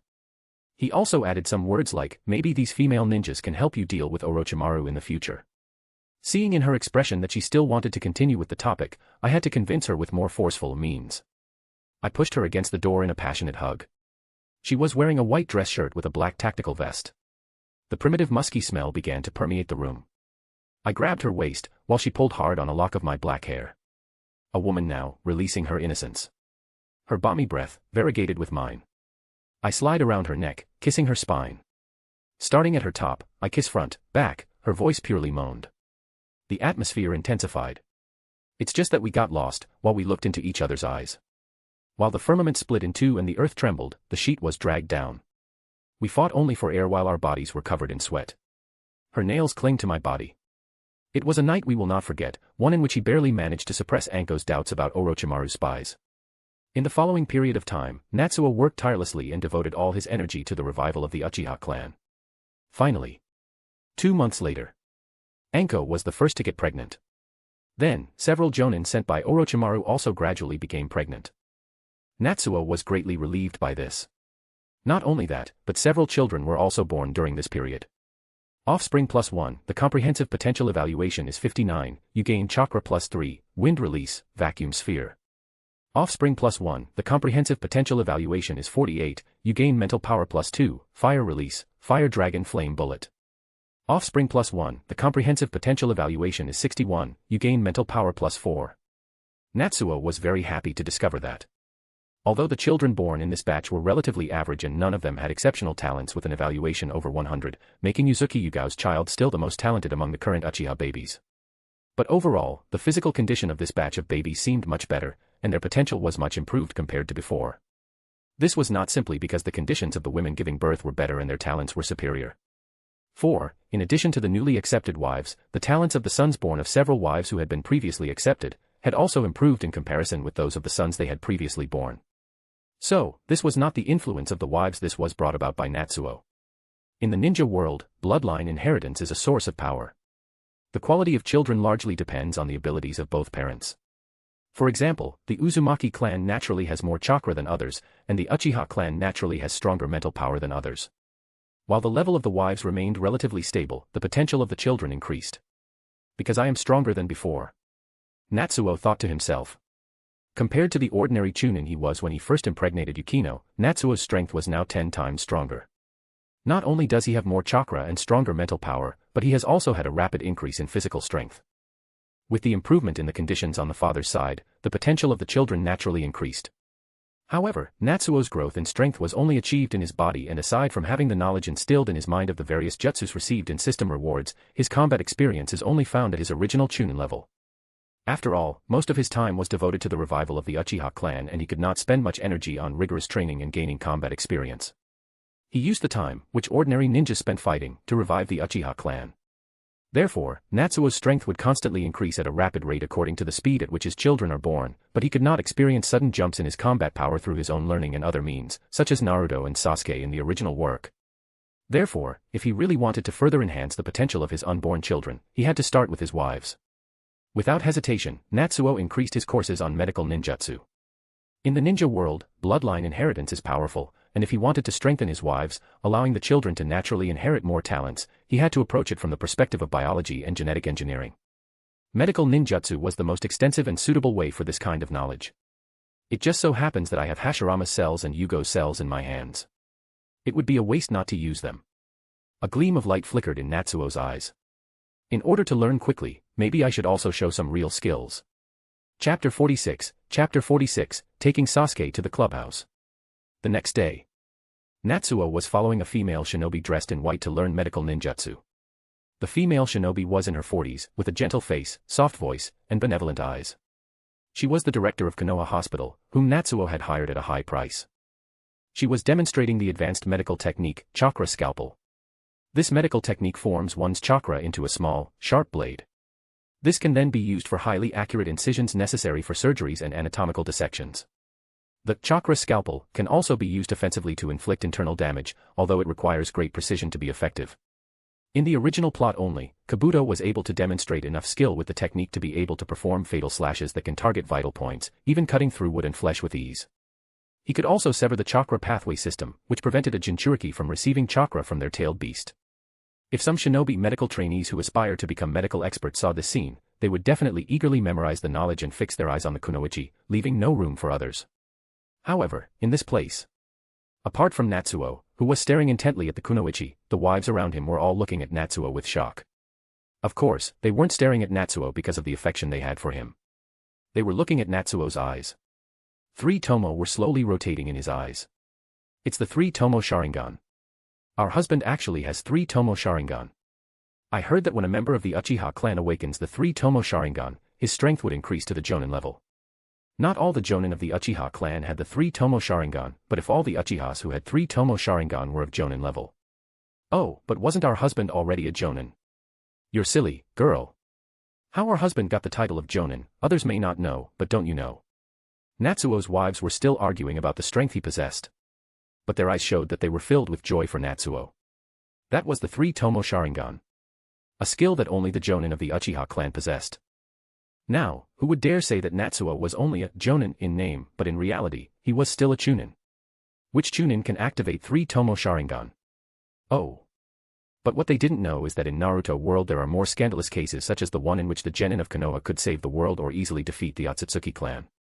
After the director of the hospital demonstrated it once, she extended her hand in invitation and said, "Come on, Natsuo, you give it a try."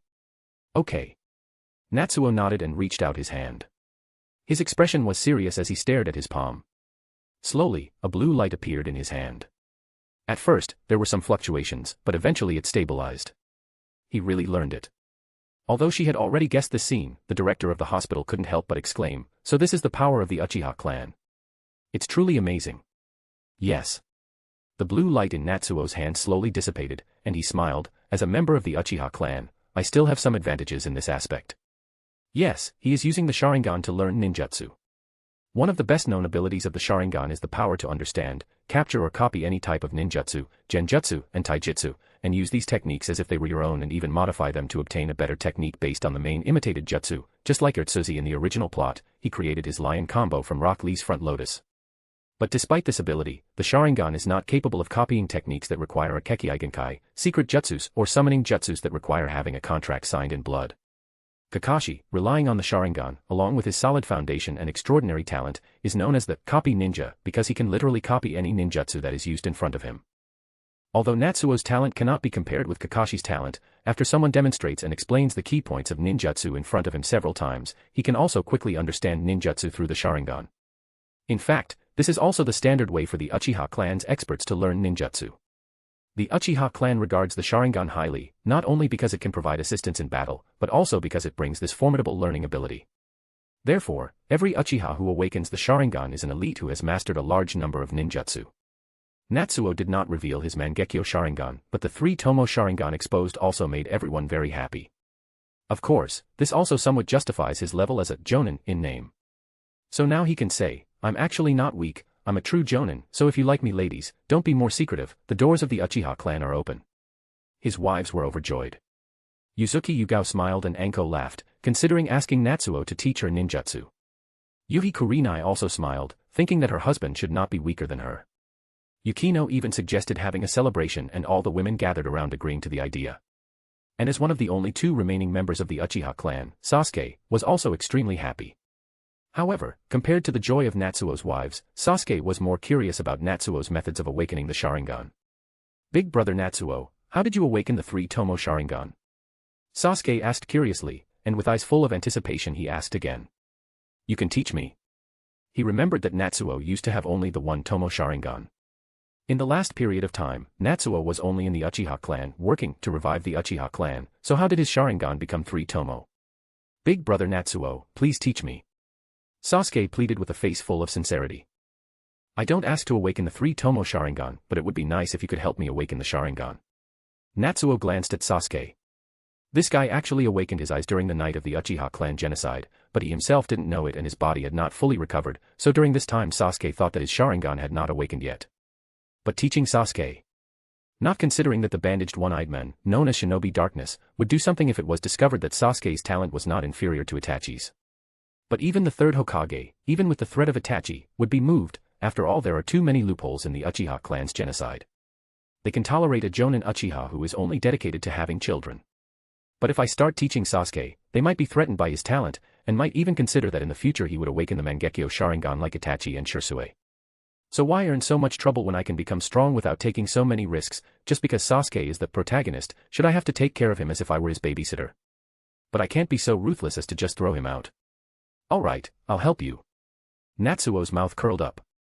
Sasuke, I think you also know that our Uchiha clan's Sharingan needs a great stimulus to awaken. For this, you may experience some things you don't want to experience. Is that okay? I'm willing. Sasuke said firmly. Natsuo nodded. Half an hour later. Sasuke, with a bewildered expression, was carried away by Natsuo, his eyes filled with confusion. He couldn't help but ask, Big brother Natsuo, did you bring me here just to stimulate me? Yeah. Natsuo said as if it was only natural. But Big brother Natsuo. Sasuke couldn't help but say, this is a club. Chapter 47, what was covering Sasuke's eyes and mouth? Yes, Natsuo brought Sasuke to the club. It's not that he wants to make fun of Urtsuzi. Anyway, Uchiha Sarah in the Boruto series showed that the Sharingan can also be awakened with emotions like longing or love, so who knows, this could be a crucial step in understanding the Sharingan better. Yes, this is why he brought Sasuke to the club. After such a long time, Uchiha Entertainment Street's reputation has been completely established. Not only the locals of Konoha village, but also many people from the capital of the Fire Country have heard of its fame and come here out of curiosity. What attracts people here is no longer just women who want to marry into a wealthy family. More and more men who are attracted by these women are starting to occupy a place here. Naturally, some places specifically for men's services have also emerged. The place Natsuo brought Sasuke to is exactly such a club that specializes in serving men. Sasuke looked confused, coming here to awaken the Sharingan. Did I mishear? You wanted to have strong emotions, didn't you? Natsuo looked at Sasuke. If you want to feel strong emotions, shut up and follow me. Is the excitement you're talking about the same as the excitement I want? Sasuke opened his mouth, almost blurting it out. Hurry up and come in and be careful not to accidentally undo the transformation technique. Natsuo looked at Sasuke to keep up with him and then walked inside. Of course, he wouldn't enter the club in his true form. Although Natsuo often uses his fame to promote Uchiha clan's bars and dance halls to attract women, the club in front of him clearly specializes in men's business. If Natsuo were to enter such a club, it would only tarnish his reputation and discourage the millions of women who want to marry into the Uchiha clan.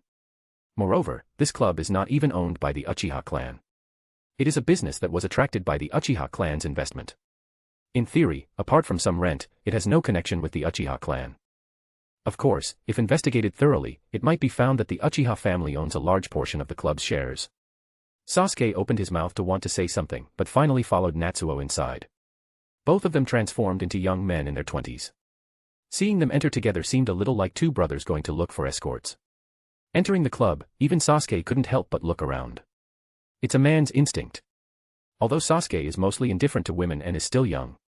But as he looked at the luxurious decoration, the escorts in black stockings coming and going, and the faintly heard disharmonious sounds, a surge of agitation arose in his heart. Sasuke, at such a young age, didn't understand the origin of this agitation, but he felt a hint of restlessness in his mouth. On the other hand, Natsuo also contacted the manager. With a bunch of doting wives at home, he naturally wouldn't come to a place like this. But as a major shareholder, he naturally has the right to mobilize manpower. So, Natsuo quickly led Sasuke to a large room. Then Natsuo took out a bunch of ropes. Come on, Sasuke, stand against this pillar. Natsuo held the ropes and started to wrap them around Sasuke. Sasuke was completely bewildered. Wait. Natsuo. It wasn't until he was halfway tied up that he suddenly woke up and couldn't help but say, what are you doing? I'm not interested in playing this kind of game. After all, he is a ninja, especially since his only relative is in a harem every day. Although Sasuke is young, he still knows a thing or two about certain things. He also knows about this game, and he has even heard that Natsuo has played it. Several female ninjas under Orochimaru's command were very interested in this aspect. But Natsuo was responsible for tying people up in those games. So why is he the one being tied up now? Natsuo. What are you thinking? Sasuke couldn't help but shout loudly and began to struggle. Don't tell me you're using this game to help me awaken the Uchiha clan's Sharingan. This kind of Sharingan is not the pride of the Uchiha, but the shame of the Uchiha. Wait, what are you thinking? Natsuo replied impatiently with a disdainful look. You're so young, yet you have so many thoughts. Don't worry, it has nothing to do with what you're thinking. If I really wanted to use those methods to help you awaken the Sharingan, wouldn't Itachi go crazy and come to kill us? Natsuo thought. Just stay still and trust me, I promise I won't harm you. Don't you want to awaken the Sharingan? Just be honest. After scolding Sasuke a couple of times, Natsuo finally managed to calm him down. He securely tied up Sasuke, using professional ninja techniques to ensure that even if Sasuke struggled, he wouldn't be able to break free. Sasuke could only suppress his uneasiness and ask, "What are you going to do?" "What am I going to do?" "Just watch." Natsuo turned and walked towards the club manager. "Let's begin." The manager nodded and quickly brought a group of escorts. Then a large group of attractive women entered, with various body types, wearing black stockings and giving off a seductive atmosphere. Even young Sasuke couldn't help but swallow his saliva subconsciously. There was no way around it, it was a natural reaction for a man, even for a boy. And in the next second, the attractive women surged forward. "Oh, is it us that the young master has chosen? Hee hee, this method is quite interesting. Young master, is it uncomfortable being tied up? Let the sisters help you relax, okay? Oh my, you're so naughty." The escorts playfully bantered, but their delicate hands gently caressed Sasuke's skin. They leaned closer to Sasuke, pressing their soft bodies against him. Sasuke was completely panicked. "Wait. Natsuo, what is this?" Before he could finish speaking, his mouth was covered. He tried to signal with his eyes, but something quickly covered his eyes. Now the question is, what covered Sasuke's eyes and blocked his mouth? The escort smiled brightly. "Young maestro, you're so cute, your face is even turning red." Sasuke, woo-woo. Humiliation. Anger. Desire. All mixed together, forming a unique emotion that erupted in Sasuke's heart. He desired something, but he was tied to a pillar and couldn't obtain what he wanted.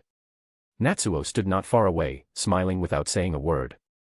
The strongest human emotion is fear, and the most enduring emotion is desire.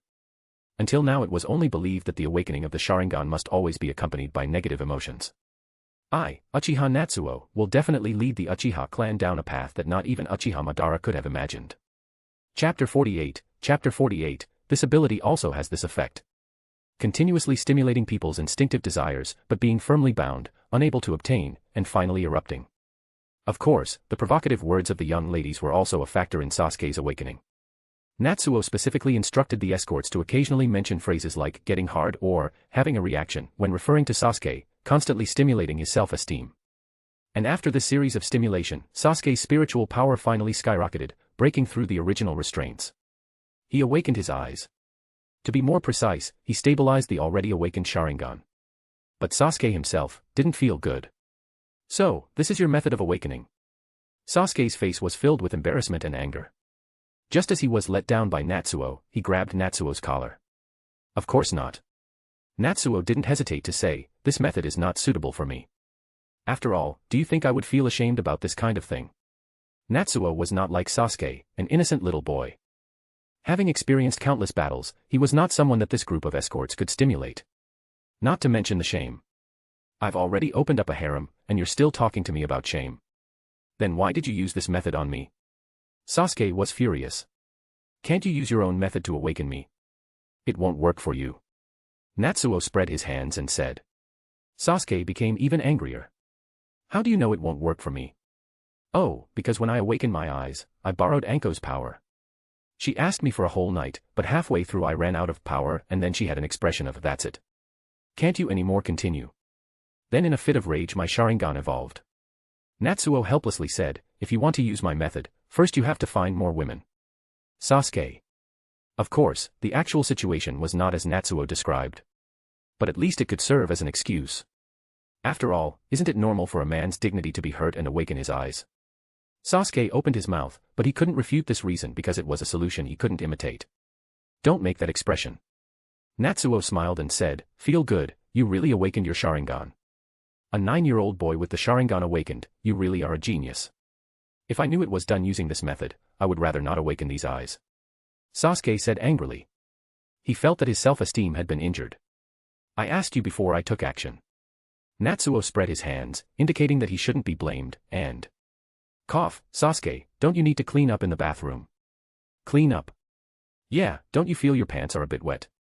You. He glared at Natsuo with anger, and then as if he was fleeing for his life, he ran away in a hurry. Natsuo shook his head gently. Young people today have very thin skin. Many men want to experience this kind of pleasure, but I never invited them. He laughed lightly, then turned and left. The awakening of Sasuke's Sharingan may have started as a joke, but it was also a test. If he wants to regain the honor of the Uchiha clan, he has to have a very strong mentality. I have sacrificed too much for the Uchiha clan. In the following days, Natsuo continued to study medical techniques. After hard work, he finally managed to revitalize the Hashirama cells and Yugo cells and make them replicate themselves. For this, he also spent a lot of money to purchase a batch of research equipment. He also had some ideas he wanted to try. But to carry out tests for his ideas, he would need more expensive scientific research equipment. The Uchiha clan was not lacking in money, but this kind of equipment had very low demand, and manufacturers only started production when they received an order for one. Even if you have money, it's difficult to buy it quickly. I still have to wait for the machines to arrive. So, during this time, let's focus on reviving the Uchiha clan. Most importantly, Natsuo also got an unexpected surprise from Uzumaki Yoko. The evening is gone. The darkness makes little sound except for the two of us. As I look down at her, the sweat falls, her face catching each drop, her tongue tasting those in reach. Her hand on mine, her intentions clear. My heart pounds heavily in my chest, trying to catch my breath. She is waiting for our next connection with a burning fever. I can see her eyes in the darkness, that fiery glow lets me know. I must call upon more strength. Now our hands are locked tightly. Uzumaki Yoko suddenly blushed and her voice broke the silence. Lord Natsuo, do you know that our Uzumaki clan has a special secret technique called physical healing? It is a very powerful technique. You mean how Kusagakure was recovering during the war with your help, right? I know. Natsuo was taken aback and said, but what does that have to do with me? Physical healing can quickly restore chakra and injuries, self or others, by biting into the user's skin and absorbing their chakra. But he wasn't injured, and his chakra was abundant. Why would he need that? No, what I mean is. Yoko bit Natsuo's ear, her voice filled with shyness. This ability can actually also restore a person's physical strength, vitality. Yes, it includes that aspect. As long as you bite me, you can recover. Natsuo. What the hell, physical healing has this kind of effect? I have to experience it for myself. Then Natsuo said. Then we can try. Before he finished speaking, she said yes. Emboldened, I got a little excited, laughed and asked for something even more loving. The lustful wench nodded without blinking. Chapter 49, a short story about the Uchiha clan. In recent days, Natsuo's experience with the effect of Uzumaki Yoko's physical healing has shown that this healing ability is really good, only surpassed by his own Mangekyo technique, Aim no Yuzum. Although, physical healing itself does not need to be supplemented with spiritual energy, as it is only a byproduct of healing. But it does need to consume a little more chakra. Of course, Natsuo mainly uses the Mangekyo technique, Aim no Yuzum, which is the name of the technique he obtained by awakening the Mangekyo Sharingan. But so far, Natsuo has not felt any deterioration in his vision, and the consumption of pupil power is even less than if he performed ordinary genjutsu. This power is what gives Natsuo the confidence to be able to keep a group of wives happy. Uzumaki Yoko's physical healing is just its supplement. And alternating use between both techniques, it is the perfect complement that the Uchiha clan needs to revival. Combining the two techniques, Natsuo feels that he can fight continuously for several days and nights without rest. Thinking about it, I should expand the scale of recruitment. So, Natsuo once again began to select wives for the revival of the Uchiha clan. With a wave of his hand, he recruited many female ninjas who signed up for the task. He even almost caused the male ninjas of Konoha to go berserk. If you take all the beautiful women worth courting, leaving none to others, what should we do? As a result, under the subconscious resistance of the men, some negative public opinion began to spread in Konoha. The Kunoichi who marry into the Uchiha clan are all for money. They are all gold diggers. For the sake of marrying into a wealthy family, you give up so much. You are lowly. It's better to cry in the Uchiha mansion than to laugh in a rented house. Why have women become so lowly? Every one of Natsuo's wives is lowly. They may not necessarily think this way sincerely, but they all subconsciously spread such words. Although this kind of talk definitely wouldn't be said in front of Natsuo. However, the quietly circulating rumors gradually spread to the Uchiha clan. Several of Natsuo's wives heard those rumors and their eyes turned red. To be honest, among Natsuo's wives, there are indeed a bunch of gold diggers, who initially pursued becoming rich wives. But Natsuo is handsome, speaks well, is generous, caring, and even impeccable in bed. Over time, he naturally completely captured the hearts of many of his wives. Otherwise, those spies would not have stayed in the Uchiha clan for just over 2 years, and except for Ayako who was brainwashed by Orochimaru, no one else betrayed him. So, when Natsuo heard the rumors in Konoha, he simply regarded those people as talking nonsense. However, the wives couldn't take it anymore. They felt that their self-esteem had been shattered. Some of the wives, with the proudest personalities, even petitioned Natsuo for a divorce, since they did not want to tarnish the reputation of the Uchiha clan. And at this moment, Natsuo stood up to speak for his wives. Although he wanted to go and beat up all those annoying people, but considering that he was an Uchiha who was only interested in having children to revive the clan, he still couldn't demonstrate his combat power. Then he publicly stated, "I love each and every one of my wives, and I believe that my wives also deeply love me. Perhaps the initial reason we came together was not so pure, but to be able to come this far, our feelings are beyond doubt." Then he seriously reasoned, stating that with the value of his own wives, even if they were to divorce now, they could still live a worry-free life. Since they no longer lack money, yet they willingly stay by my side. Isn't it just love that remains? But there were still people who questioned, since it's all love, why do you still have to give them money? You are tarnishing love with money. If you give money, then it's impure love. However, Natsuo told a true, made-up, story recorded in the history of the Uchiha clan. It is said that Uchiha Madara's father, Uchiha Taijima, issued a special order during the Sengoku period, as many Sharingan of the Uchiha clan were lost and he wanted to recover them. It was stipulated that Uchiha clan members who recovered Sharingan that had fallen into the hands of outsiders could receive a large sum of money as a reward from the clan. Once, Uchiha Madara defeated an enemy in battle and captured a pair of Sharingan. Out of his love for the clan, he handed over the Sharingan to the clan but refused to accept the reward, hoping that the reward could be used to strengthen other aspects of the Uchiha clan, rather than on him, who already had considerable strength. However, Uchiha Madara's father, Uchiha Taijima, earnestly said, "Madara, what you're doing is wrong. Accepting the rewards from the clan won't affect your love for the Uchiha. But by refusing to accept them, thinking that you're morally superior and honorable, you're actually using morality to pressure others not to accept rewards. How many clan members in the future will be willing to fight to recover the Sharingan that has fallen into the hands of the enemy?" After a few days, Uchiha Madara's younger brother, Uchiha Izuna, saved a Uchiha clan member from the enemy at the cost of being injured in battle.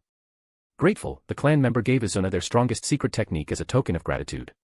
As the second son of the Uchiha clan leader, Uchiha Izuna didn't actually need a regular clan member's secret technique, but he still accepted it. Upon hearing this, Uchiha Taijima happily said, "Izuna did a great job. Now our Uchiha clan will definitely be willing to help our clan members." Sure enough, the Uchiha clan became more united and stronger. Uchiha Madara was greatly shocked by this. From then on, he started motivating the clan members with both interests and morality, leading the Uchiha to unity, bravery, and hard work, quickly making the Uchiha reach their peak. After the first Hokage created Konoha, Uchiha Madara, based on his father's guidance and his own personal experiences, believed that pursuing peace solely through personal morality and mutual understanding was a mistake. According to Senju Hashirama's method, the shinobi world would never achieve peace. Therefore, he advocated joining forces with Senju Hashirama to eliminate the other nations and create a world dominated by Konoha, bound by interests, and truly capable of achieving peace. Unfortunately, Senju Hashirama rejected him, leaving the other nations as they were, forcing future generations to continue shedding blood. This story quickly spread throughout Konoha. And everyone was amazed to hear it. Although Uchiha Madara was an enemy who betrayed Konoha, his past reputation was still deeply ingrained in the hearts of the older generation of shinobis. Through oral storytelling, it reached the ears of the new generation of shinobis. After hearing this story, Sasuke also approved of the ideology of this Uchiha ancestor and couldn't help but search for clan records to find a more complete story. People who had personally seen Uchiha Madara, such as the third Hokage and Danzo, couldn't help but recall his personality and imagine the scene of Uchiha Madara being educated by his father, causing them to burst into laughter. Others were caught in deep thought, was Uchiha Madara's way of doing things right or wrong?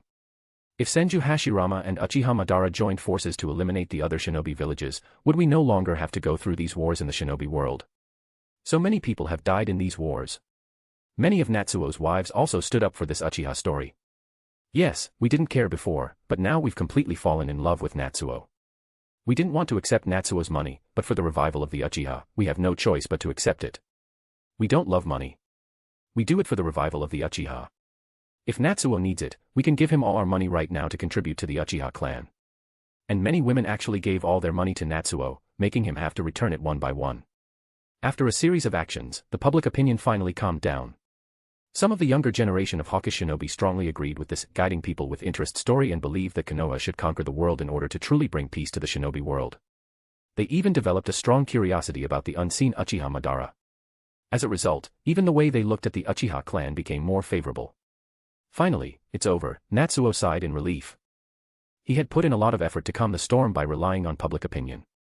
To think that they wanted to rely on public opinion to prevent Kunoichi from marrying into the Uchiha clan and thus affect the resurgence of the Uchiha. Danzo, you old harpy, how have you already recovered from the explosion? You can't be calm without being hit again. Well, although Natsuo had no evidence, he felt that this sudden public opinion storm was Danzo's doing. Whenever any incident happens to the Uchiha clan in Konoha, Shimura Danzo at least has to be responsible for half of it. After all, besides him, who else would target the Uchiha clan? Danzo, I'm innocent. I didn't do it this time. It was you who influenced the men of Konoha and caused their spontaneous behavior. It has nothing to do with me. Regardless of the truth, Natsuo decided to retaliate against Danzo. He changed into black clothes and put on a mask. And he headed towards the root base. Chapter 50, Is this the Sharingan of Uchiha Fugaku? Root is a secret organization that many Konoha ninja have never heard of, even after having existed for years. Therefore, the base of Root is naturally very secretive. But in the end Natsuo was still able to find it. After all, this is an organization that many clan ninjas have joined. Even if Danzo is strict, it is impossible to completely seal off the information about the base of Root. As the head of the Uchiha clan and a jonin, Natsuo, although he didn't pay special attention, he also knew the locations of several Root bases. If the previous aerial bombardment didn't hurt you, then let's try attacking directly. Natsuo put on dark clothes and used a mask to cover his face, then walked directly towards one of Root's bases. He had only taken a few steps near one of the possible bases. And in an instant, several shuriken shot towards him, while several figures quickly ran towards his direction. It's really Root. Their style of attacking without hesitation is much stronger than those trash ninjas from Kyusugakure. However, Natsuo only slightly adjusted his position as he advanced, and all those shuriken seemed to deliberately avoid him, all missing their target. The Root ninjas remained silent, like robots, filled with a sense of death. But they didn't hesitate to attack. 3 ninjas rushed towards him, wielding ninja swords, slashing towards Natsuo. The force was so great that if they successfully struck Natsuo, they might not have time to stop their momentum and end up hitting their comrade. However, no one hesitated for a moment. Natsuo remained calm and walked straight ahead, as if he hadn't seen the enemies rushing towards him. But just as they were about to attack, the 3 ninjas suddenly trembled, their eyes turned white, and they instantly fell down. Genjutsu Sharingan. For these Chunin-level ninjas, the genjutsu of the Sharingan is completely unbeatable. The other Root ninjas frowned, their expressions changing slightly. Sharingan. There are only 2 known Sharingan users in the world. One is the defected Uchiha Itachi, and the other is the current Uchiha clan head, Uchiha Natsuo. Which one is it? The Root ninjas speculated in their hearts. And without hesitation, they exchanged a glance with their companions. The companion received the order and went. But before he could take a few steps, Natsuo appeared beside him. Sorry, since I've used the Sharingan, I have no intention of letting you leave alive. Natsuo smiled lightly and casually ended the enemy's life. After all, he is a formidable Kaga-level powerhouse. How could he let a few ninjas escape from his hands? This is what gives him the confidence to use the Sharingan on the Root ninjas. You won't let us transmit the information. But it doesn't matter. This is Konoha, reinforcements will arrive soon. The captain of the Root ninjas snorted coldly. Keep him entangled, don't let him escape. With the command, Root ninjas continuously emerged from the underground base, launching attacks fearlessly towards Natsuo. Natsuo sneered, forming hand seals with both hands. Fire release, great fire annihilation. The raging flames spew forth from his mouth, forming a towering sea of fire, with scorching waves surging forth. The inferno sweeps through, turning the newly emerged Root ninjas into fireballs. They can no longer maintain their composure, wailing and rolling on the ground, but unable to lower the temperature even a bit. This is just a small Root base, how can it withstand the attack of a Kaga-level expert? Damn it. Who are you? Why are you attacking us? The captain cries out in pain. His mask has been shattered by the flames, revealing a pained and somewhat numb expression underneath. Natsuo is taken aback, it's actually someone he knows. Tanuki Shigaraki, the biological father of Sumire Keikei in the Boruto series, is a researcher in the Root organization, a loyal follower of Shimura Danzo. Following the original plot, a few years later, when Danzo was killed, and Root was disbanded, Tanuki would be forced to abandon his job. This, along with the idea that Konoha had betrayed Danzo, would cause Tanuki to begin to hate the village and continue his work in the hope of avenging Danzo and Root. He finally completed his work, creating new. He would eventually die, but not before training his daughter Sumire Shigaraki into a capable ninja, as well as transferring the Gozu Tenno to her. So, this is a research base of Root. This Root base was randomly chosen by Natsuo.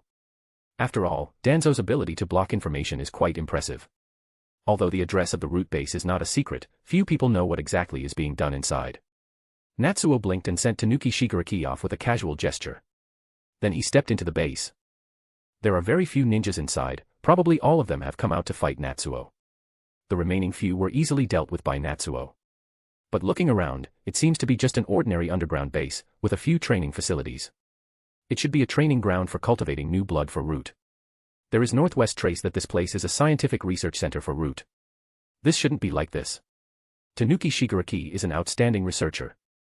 He can even create the ultimate weapon, Gozu Tenno, made from Hashirama's cells. A person like that wouldn't become the leader of a recruit training camp without any reason. Wait.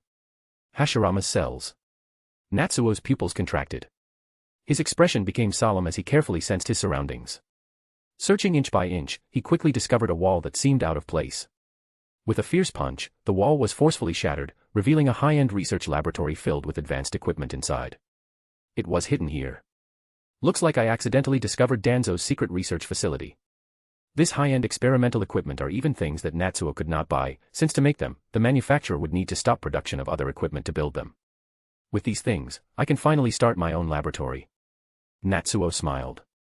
Then, without hesitation, he took out a storage scroll and began to load the goods. In reality, the valuable items in this research facility are not just a few machines, but also the experimental materials that Danzo painstakingly collected. Senju Hashirama's cells, Uzumaki Kushina's blood, Namikaze Minato's bone marrow. Each one has a specialized machine for preservation to ensure their viability. There are even two unexpected treasures. That is the eyes of Uchiha Fugaku and Uchiha Mikoto. These things are actually here with Danzo. Natsuo is shocked. Isn't he afraid of being killed by Itachi? Chapter 51, Elder Danzo, don't you have anything to say? They are the eyes of Uchiha Mikoto and Uchiha Fugaku. It's one thing to take the eyes of other Uchihas, but to take the eyes of the corpses of his parents, isn't Danzo afraid that Uchiha Itachi will come knocking on his door with a Susanoo in a fit of rage? Natsuo was shocked by Danzo's audacity. But upon further thought, this guy has done this kind of thing before. Tsunade is still alive, and how much did she research from her grandfather Senju Hashirama's cells? Itachi probably wouldn't leave his parents' bodies unattended, but as a rogue ninja, even if it's just to show his attitude, he would most likely bury his parents in Konoha.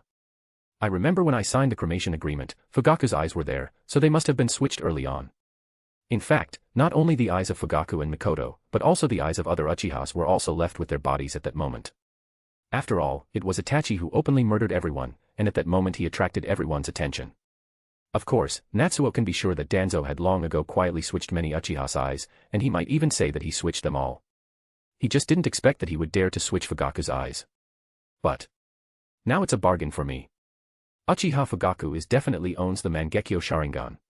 There is also a possibility that Uchiha Mikoto owns the Mangekyo Sharingan. Danzo certainly couldn't know this, but he preserved the eyes of both of them very well, using expensive instruments and preservatives to ensure the vitality of the eye cells. He probably wanted to get information about the Mangekyo Sharingan from the eyes of these two people connected by blood to Itachi, since Itachi had activated the Mangekyo Sharingan. Or maybe he was planning to make a deal with Itachi and Sasuke by using his parents' eyes when necessary. In any case, he was unable to discover the Mangekyo Sharingan, otherwise he would have transplanted them into himself like he did with Shirsue's eyes. But Danzo not knowing is a good thing for me. In theory, if Natsuo directly replaces his eyes with Fugaku's, he will instantly become an eternal Mangekyo Sharingan. Put them away, put them away. Natsuo acted without hesitation. And it has to be quick, with so many good things, Danzo would go crazy if he found out this place was attacked. Reinforcements will arrive soon. Even Danzo himself might come personally. He sped up his actions, even abandoning without hesitation materials such as cellular tissue samples from Inuzuka Akira and spinal fluid from Yamanaka Kurenai, who were elite Jonin-level shinobi. After quickly collecting the spoils of war, Natsuo thought for a moment. Since I was already here, it seemed like I should leave some harsh words. After all, no one will know it was me. So, he engraved a few words on the wall. Danzo, you old dog, this is just the beginning. Dare to mess with me, don't think I'll let you off. He then launched the jutsu, Great Fireball technique, towards the sky before quickly leaving. Not long after Natsuo left, many shinobis arrived. Not only were there root shinobis, but also Konoha shinobis from the surrounding area. Natsuo's actions were too big, and the final jutsu of the Great Fireball technique was like a sign, naturally attracting many shinobi. They acted quickly. The movements were decisive and there was not a single survivor. Where are the enemies?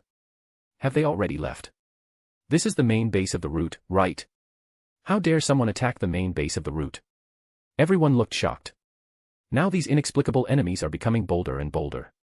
First, they threw explosive tags to attack Elder Danzo, and now they can cause a commotion in the root's base and leave calmly. The security of Konoha is far inferior to the time when Uchiha was in charge. It has deteriorated significantly. At this moment, Danzo finally arrived. Damn it. Who on earth would dare to attack my root? Danzo's face showed intense anger upon seeing the heavily damaged base. Although he was furious, he couldn't afford to be distracted. He quickly rushed towards the hidden research lab. Although there were backups of research materials like Senju Hashirama's cells and other labs, there were more exclusive materials like Fugaku's Sharingan. However, shortly after entering the base, everything turned black before his eyes. The research lab had been discovered. They took away many scientific machines and countless precious materials, leaving behind only unusable things lying like garbage on the ground. In addition, there was a blatant mocking message engraved nearby. Damn it. Who is it? I will skin you alive. Danzo roared in anger. He felt a surge of rage welling up from his chest, wishing to burn the whole world to ashes. However, at this moment, Elder Danzo, don't you think you should explain what's going on here first? A voice filled with boundless anger rang out. It was a man accompanied by several large dogs. His nose was rough, his eyes filled with killing intent, and his palms faintly revealed sharp nails. Why would the flesh and blood of my older brother, Inuzuka Akira, appear in your root base? Shouldn't you give an explanation to the Inuzuka clan for this? Only then did Danzo suddenly wake up. This is bad. Many of the ninjas here are from major clans. Trouble is brewing. At this time, others also noticed the experimental materials scattered on the ground, especially the words written on the labels they were carrying. Elder Danzo, our Yamanaka clan member, Kurenai, died on the battlefield of Iwagakure. Why would her spinal fluid appear in your base? Danzo. My younger brother sacrificed himself on a mission 3 years ago. How could his body end up here? I remember that Seijin was a root ninja and died in a covert mission. I want to ask you, did Seijin really die in battle? Countless clan ninjas' eyes turned red, and endless anger burned in their chests. Finally, it condensed into a chilling statement. Elder Danzo, don't you have anything to say? Chapter 52, there are too many to count. Countless killing intent surged towards Danzo. Even though he had experienced 3 great ninja wars and had countless killings under his belt, he still felt a sense of oppression. The members of the shinobi clan were truly angry. These precious materials that were not taken away by Natsuo were all their brothers and sisters. They were willing to die for Konoha and were not afraid. But to be used as research subjects after death, who would be willing? Danzo tried hard to find an excuse, but he couldn't think of anything that could explain this situation. But he was not willing to be captured without a fight. In the end, the situation became so chaotic that the third Hokage had to come and clean up the mess. And so, the next day. As a jonin, Natsuo heard the news that Shimura Danzo had once again been stripped of his position as leader of the root and his role as advisor by the third Hokage, and was sentenced to 3 years in house arrest. The charges were of incompetence in duty. It seems like the third Hokage has saved Danzo again. Natsuo thought to himself. Although Danzo had been relieved of his duties, the reason for his removal was incompetence. Yes. It had nothing to do with those precious materials from various major ninja clans. Natsuo later learned from some clan leaders that in front of countless members of the ninja clans, the third Hokage declared that all those labels were fake and were a means to frame Elder Danzo by the spies who had infiltrated the root base. Don't believe it. Go to the Konoha hospital for testing. The flesh and blood samples are definitely not from your clan members. Many members of the ninja clans were furious and almost started a fight with the third Hokage. Faking a test report, isn't that simple? We are all ninjas, are you kidding me? Seeing the situation was not going well, the third Hokage immediately stated that Shimura Danzo's management of the route was unfavorable, and he would be severely punished, stripped of his position as the leader of the route, and subjected to a series of punishments. Only then did the crowd slightly calm down. But everyone also understood that this was just a means to appease the ninja clans. When the Uchiha clan was annihilated, wasn't Danzo already stripped of his position as the leader of the route? But what is he doing now? Isn't he still the leader of the route? It's just a title. After a while, when everyone's anger subsides and public opinion calms down, the third Hokage will bring Danzo back. So, as many members of the ninja clans left, they took away the materials with the names of their clan members written on them without saying a word. Even though Danzo repeatedly said that, these are all ninja materials from enemy villages, they still burned all the remaining materials left in the laboratory without giving the third Hokage any face. The third Hokage turned a blind eye to this and didn't dare to say much. The divide between Konoha and the major ninja clans is too great. The third Hokage is completely biased towards Danzo and represses the ninja clans. Both sides have long been at odds. If the third Hokage continues to maintain power, Konoha will likely fall into chaos. Natsuo thought to himself. In the original work, fortunately a few years in the future, Orochimaru would attack Konoha during the Chunin exams. Otherwise, the third Hokage could have become the first Hokage to be overthrown by his own people. Even Kakashi, who should have been a loyal supporter of the Hokage, was suppressed and couldn't go to support the third Hokage during Orochimaru's attack. Not to mention the other ninja clans. If I think about it this way, could it be that Orochimaru's true intention is to give his teacher, the third Hokage, a perfect ending? The attack on the root base had a significant impact. Although many high-level ninjas were unaware of the dirty deeds of the root, allowing the enemy to enter Konoha village so brazenly, destroy one of Konoha's subordinate organizations, and then leave so openly. It was like a slap in the face to the Konoha shinobi. The police department has once again become the target to vent, enduring the curses of the people of Konoha village. There's no way around it, they are much weaker compared to the Uchiha police department of the past. Tonight, there is no telling how many people have begun to miss the past, when the Uchiha police department maintained the security of Konoha. Then they couldn't help but curse Itachi again. Why did he have to kill all the Uchiha?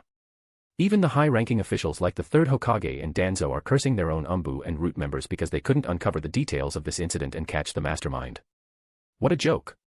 A Kage-level expert like Natsuo attacked a small root base alone. It would be strange if they could find a trail leading to him. Then, the Konoha council gathered and scolded Danzo with a few words. After that, the third Hokage's expression became serious. Danzo, I think this attacker must have targeted you. Do you have any clues? Natsuo's words, as well as his deliberate use of the fire release to attract countless ninjas to the scene, prove that there is bad blood between him and Danzo. Danzo pondered for a while. People who hold a grudge against me. Let me think. The Inuzuka clan's Inuzuka Hana should count because my root accidentally made his classmate go dumb during the investigation of his memories. Hyuga Nan, a member of the Hyuga clan, should also count because her sister accidentally discovered my root's research laboratory with her Byakugan and I silently killed her. If she finds out about this, she should count too. The Kazekage of Tsunade should also be counted because he recently guided the Fire Country merchants to lower the purchase price of sand gold, which put Tsunade in extreme financial danger. The people of Iwakagure. Damn, there are too many, it's hard to count. Danzo's face turned dark. He thought and thought, as if the whole world had a grudge against him, as if anyone could have done this. Can't you find possible suspects? The third Hokage frowned. The person who can kill the guards and quickly retreat before reinforcements arrive must have at least the strength of an elite Jonin.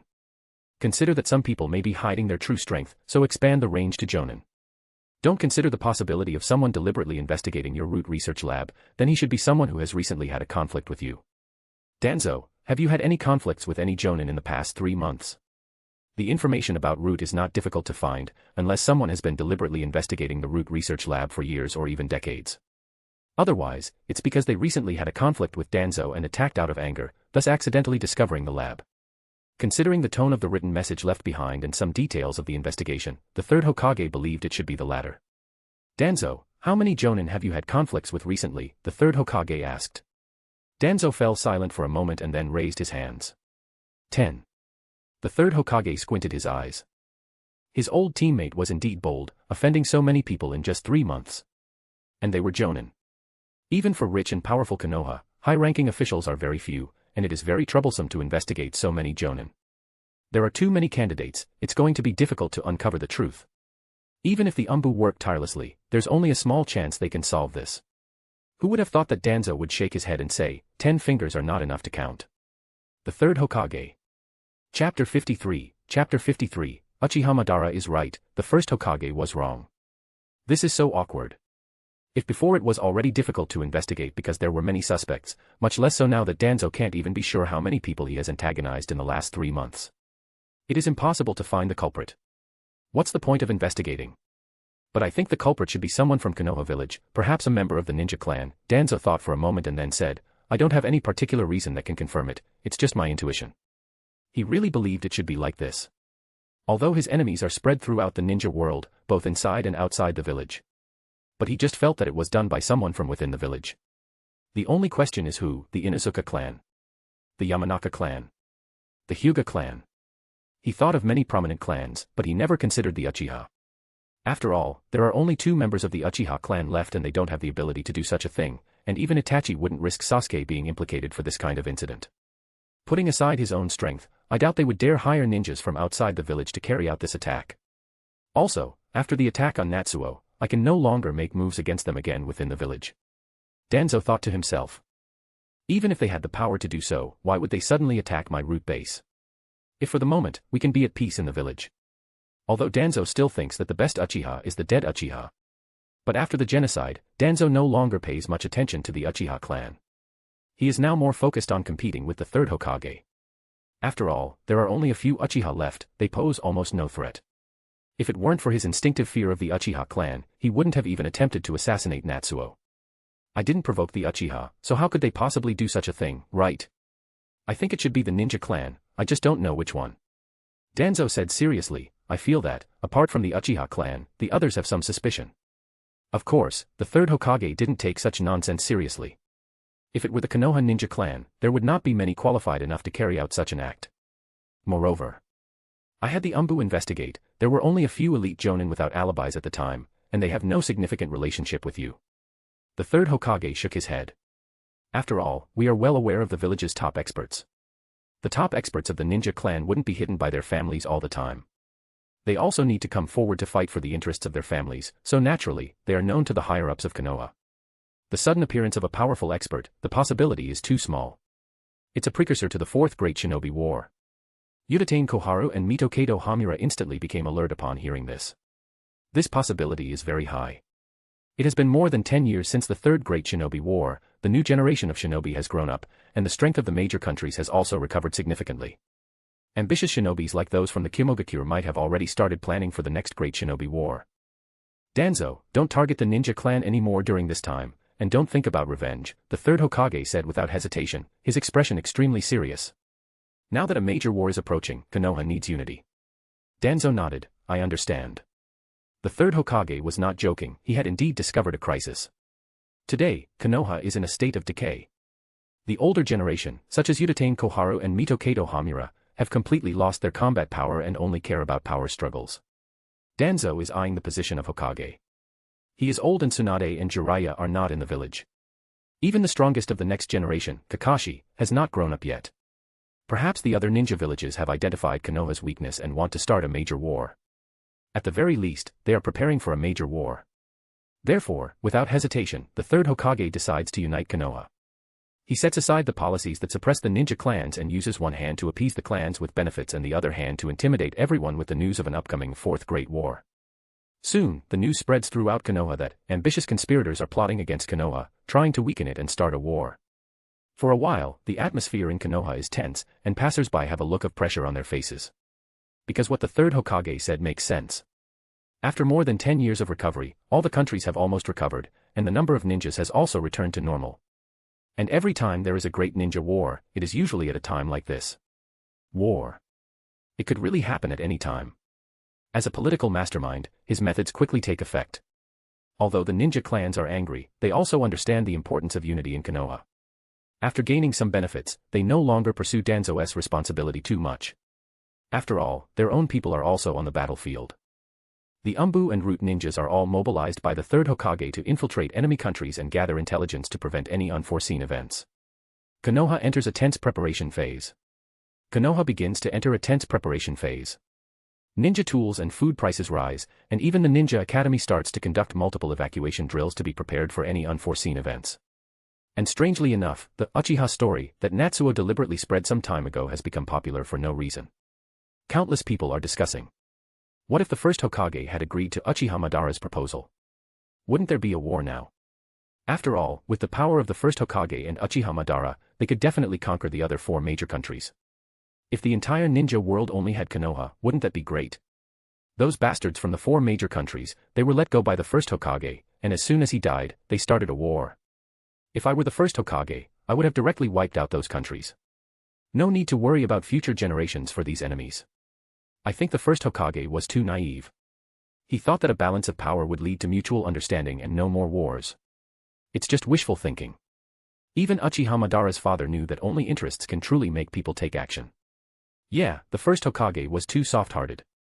Not only did he not wipe them out, but he also sold the tailed beasts to other ninja villages.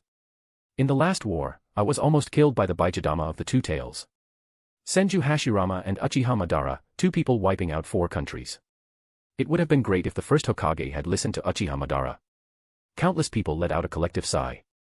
Uchiha Madara probably never imagined that after decades, the people of Konoha would miss him so much. They even look down on the first Hokage and respect him more. I wonder if he knew about this in the Pure Land, would he feel very comforted? Chapter 54, Idol of the Ninja World, Uchiha Madara. The reason why the people of Konoha suddenly like the character of Uchiha Madara in this story is mainly because they feel that they are about to go to the battlefield. Uchiha Madara wants to annex the other 4 shinobi nations, permanently eliminate the threat, and establish a system centered on Konoha. Regardless of the consequences this may have on other countries, it is definitely a big plus for the shinobi of Konoha. The most direct benefit is that they don't have to risk their lives on the battlefield themselves. Therefore, both the ninjas who are about to go to the battlefield and their loved ones praised Uchiha Madara and privately expressed, the first Hokage was really nosy. Uchiha Madara had proposed such a good suggestion. Even if you don't accept it, you can let him complete this mission himself. Now, look at what you have left for the Konoha shinobi. The 4 nations you left behind have become enemies of Konoha and have nearly laid siege to Konoha in almost every shinobi world war. If it weren't for the ninja villages starting to backstab each other, Konoha would no longer exist. The tailed beasts that you sold to other ninja villages have also been on the battlefield several times, causing heavy losses to the entire ninja world. Why can't you just listen to Uchiha Madara's words? Look how true they are now. Countless ninja sighed. Of course, such politically incorrect words definitely cannot appear in public. The first Hokage is great and far-sighted. He did this for the sake of peace.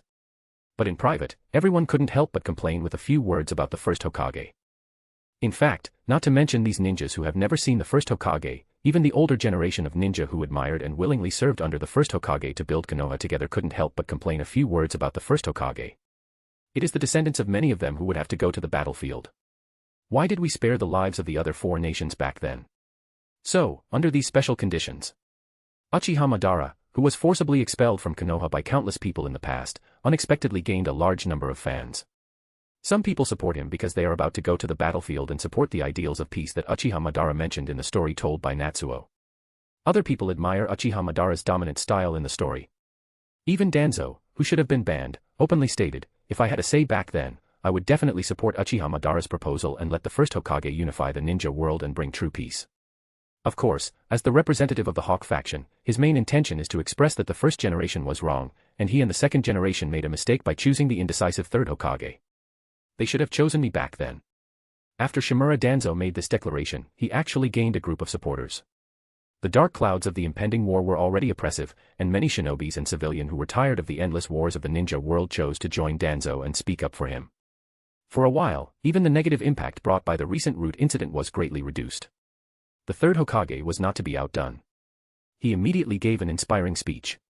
Although he didn't explicitly say it, he vaguely implied. "Fellow Konoha members, please fight hard and don't let our descendants in the future blame our weakness like we do now." Although he didn't mention, "I want to learn from Uchiha Madara." He was still talking about the same thing. Of course, whether it was the third Hokage or Shimura Danzo, or many older generations ninja, they didn't really think that the first Hokage was wrong back then. The situation back then was different from now. The village system had just started, and many systems were not yet perfected. The trust between ninjas was very low, even among ninjas from the same village, many were long-standing enemies, and there was no unified external environment like now. Was it being soft-hearted to spare the 4 nations?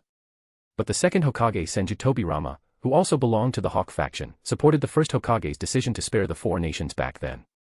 Senju Tobirama believed that ninjas were born for war, and once they lost enemies, the main source of income for ninjas, which was war missions, would no longer exist.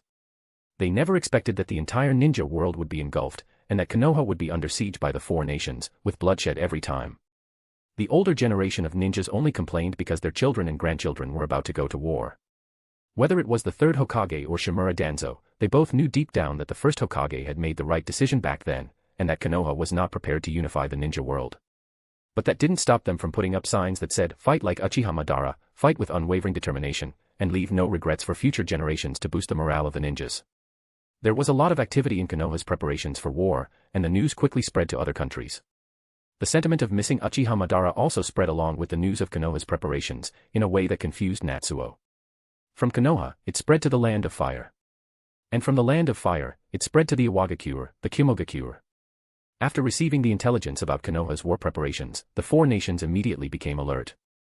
They understood, just like the third Hokage did, that the fourth great ninja war could very well break out after more than a decade of rest. So, they all gave public speeches to boost morale and inspire their people. The fourth Raikage, said, "We, Kimogakure, will never be indecisive like the first Hokage. When we strike to kill. The great shinobi of Kimogakure will not leave any regrets for future generations. Prepare yourselves for battle." The second Tsuchikage, Anoki, said, "Even Uchiha Madara couldn't defeat the Will of Stone of the Iwagakure back then. Now it's time for our Will of Stone to defeat Konoha. We will not make the same mistakes as the first Hokage." The fourth Kazekage, Raza, said, "The harsh environment of the Land of Wind has forged our resilient character. Every shinobi of Tsunade will not be as weak as the first Hokage. We will become resolute warriors like Uchiha Madara." Even the smaller countries, though they didn't have much presence, also voiced their opinions.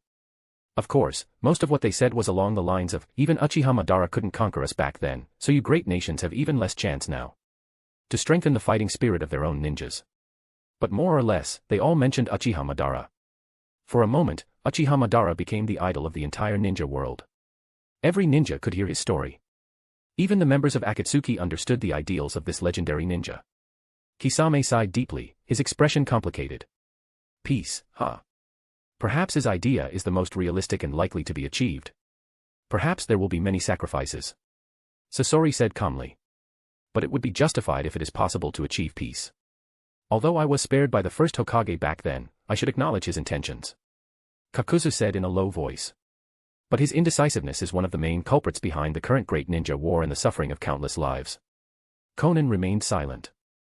In a peaceful world, tragedies like ours might not happen, right? Nagato couldn't help but stare at Obito for a long time, then sighed deeply and spoke. "Did you also want to establish rules with force and interests, just like me?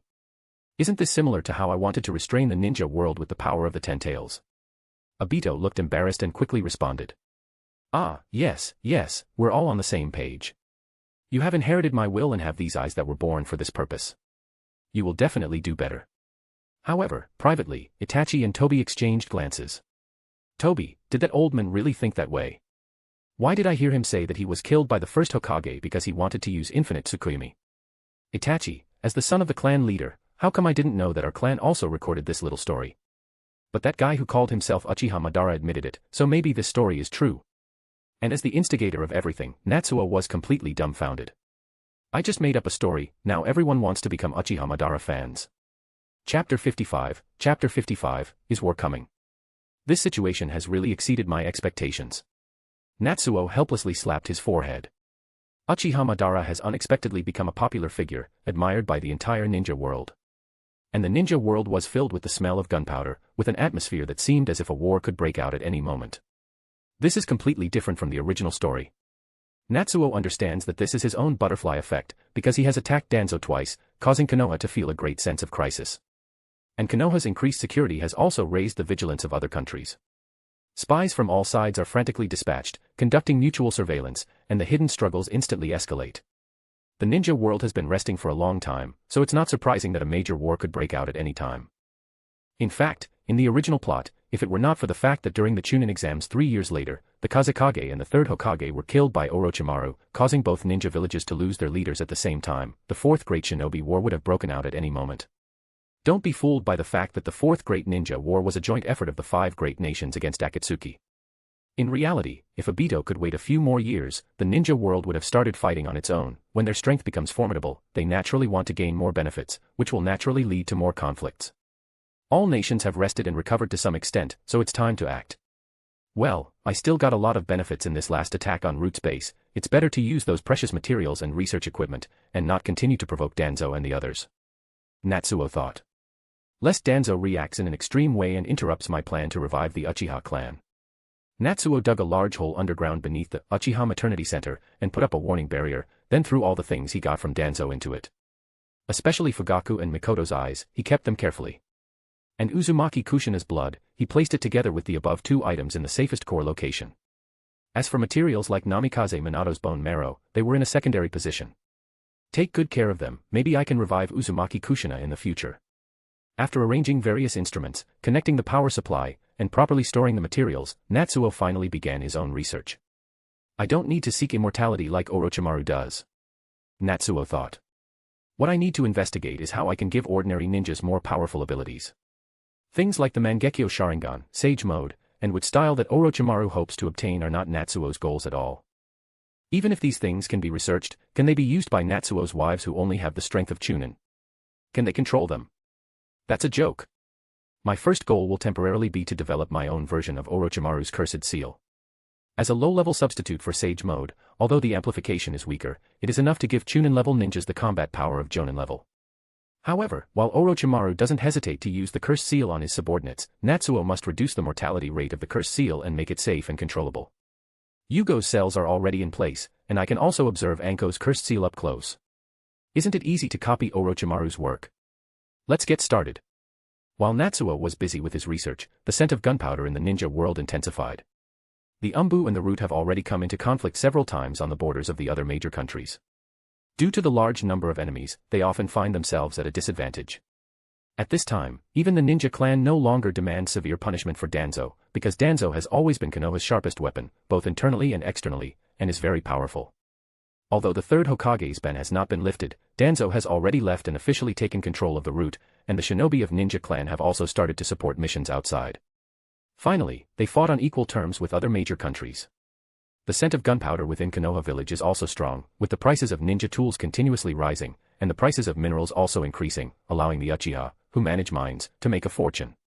Although Natsuo is distracted by his research, the revival of the Uchiha clan, his main job, has not been delayed. Due to the thick smell of gunpowder, some kunoichis who are not good at fighting have taken on the task of having children to revive the Uchiha clan, hoping that by marrying into the Uchiha clan they will no longer be sent to the battlefield. As a result, Natsuo's harem has once again expanded, making the third Hokage so angry that he wants to cancel the Uchiha clan's mission. But they are all ninjas. At this time, when facing an impending war, manpower is precious. War is about to begin again. Yuhi Kurinai sighed softly, touching her swollen belly, with a face full of lamentation. I hope it doesn't break out too soon, otherwise, how can I go to the battlefield in this state? You have it easy, you're not a relatively powerful ninja anyway. Her best friend, Anko, also sighed. I'm more worried about Natsuo. Natsuo is a jonin. Once the war breaks out, the village won't let him stay at home, then. Of the Uchiha clan, only one adult ninja remains. But this is also the fate of a ninja, they have no choice. They can only sigh like everyone else and say. If the first Hokage had listened to Uchiha Madara back then, it would have been better, and end the topic. Yuhi Kurinai sighed lightly, she was also very worried about this issue. After all, he is the father of the child in her belly. And thinking about Natsuo, Yuhi Kurinai's face suddenly turned red. But speaking of which, Kurinai. Anko suddenly leaned over. Yuhi Kurinai was startled, what are you doing? Nothing, I just noticed that you suddenly blushed, are you thinking about our husband? Anko smirked. If you want, should I call him over for you? You're pregnant and need attention right now. Yuhi Kurinai gave Anko a glare. He's your husband, I didn't marry into the Uchiha clan. But I see you two being quite intimate. Anko covered her mouth and smirked. Yuhi Kurinai looked embarrassed. Although they couldn't do anything because of the pregnancy, cuddling and hugging seemed to have become a habit. After all, he is the father of the child in my belly, can I not let him listen to the baby's movements? Yuhi Kurinai wasn't lacking in money and had a proud personality. Natsuo would never force her. But as a father, it was only natural for him to listen to the baby's movements, right? When listening, he had to put his head against her belly, right? To prevent the pregnant woman from getting tired from inconvenient movements, it was reasonable to put his arm around her waist, right? After cuddling, it was normal to carry her back to the room, right? And occasionally, when she found it difficult to move, he would feed her a few bites of food, worry about the water being too hot and help test the temperature with his lips, help her with a towel when it was inconvenient to take a bath. Although it seemed like they hadn't done anything, it was all normal. But it felt like they were just a step away from doing something more intimate.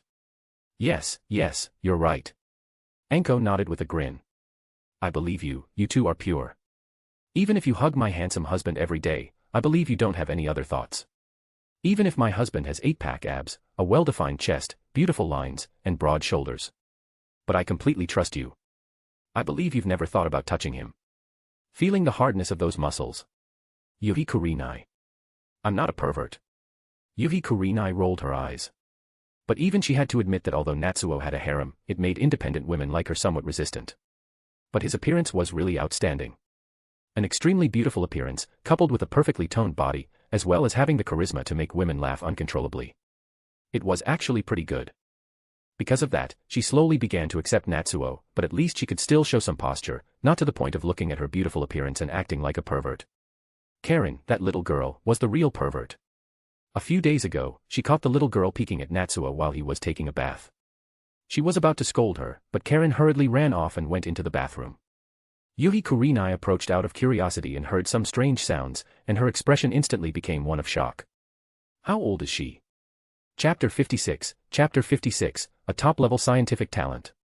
Under Natsuo's persistent efforts, before long, Uzumaki Yoko also became pregnant.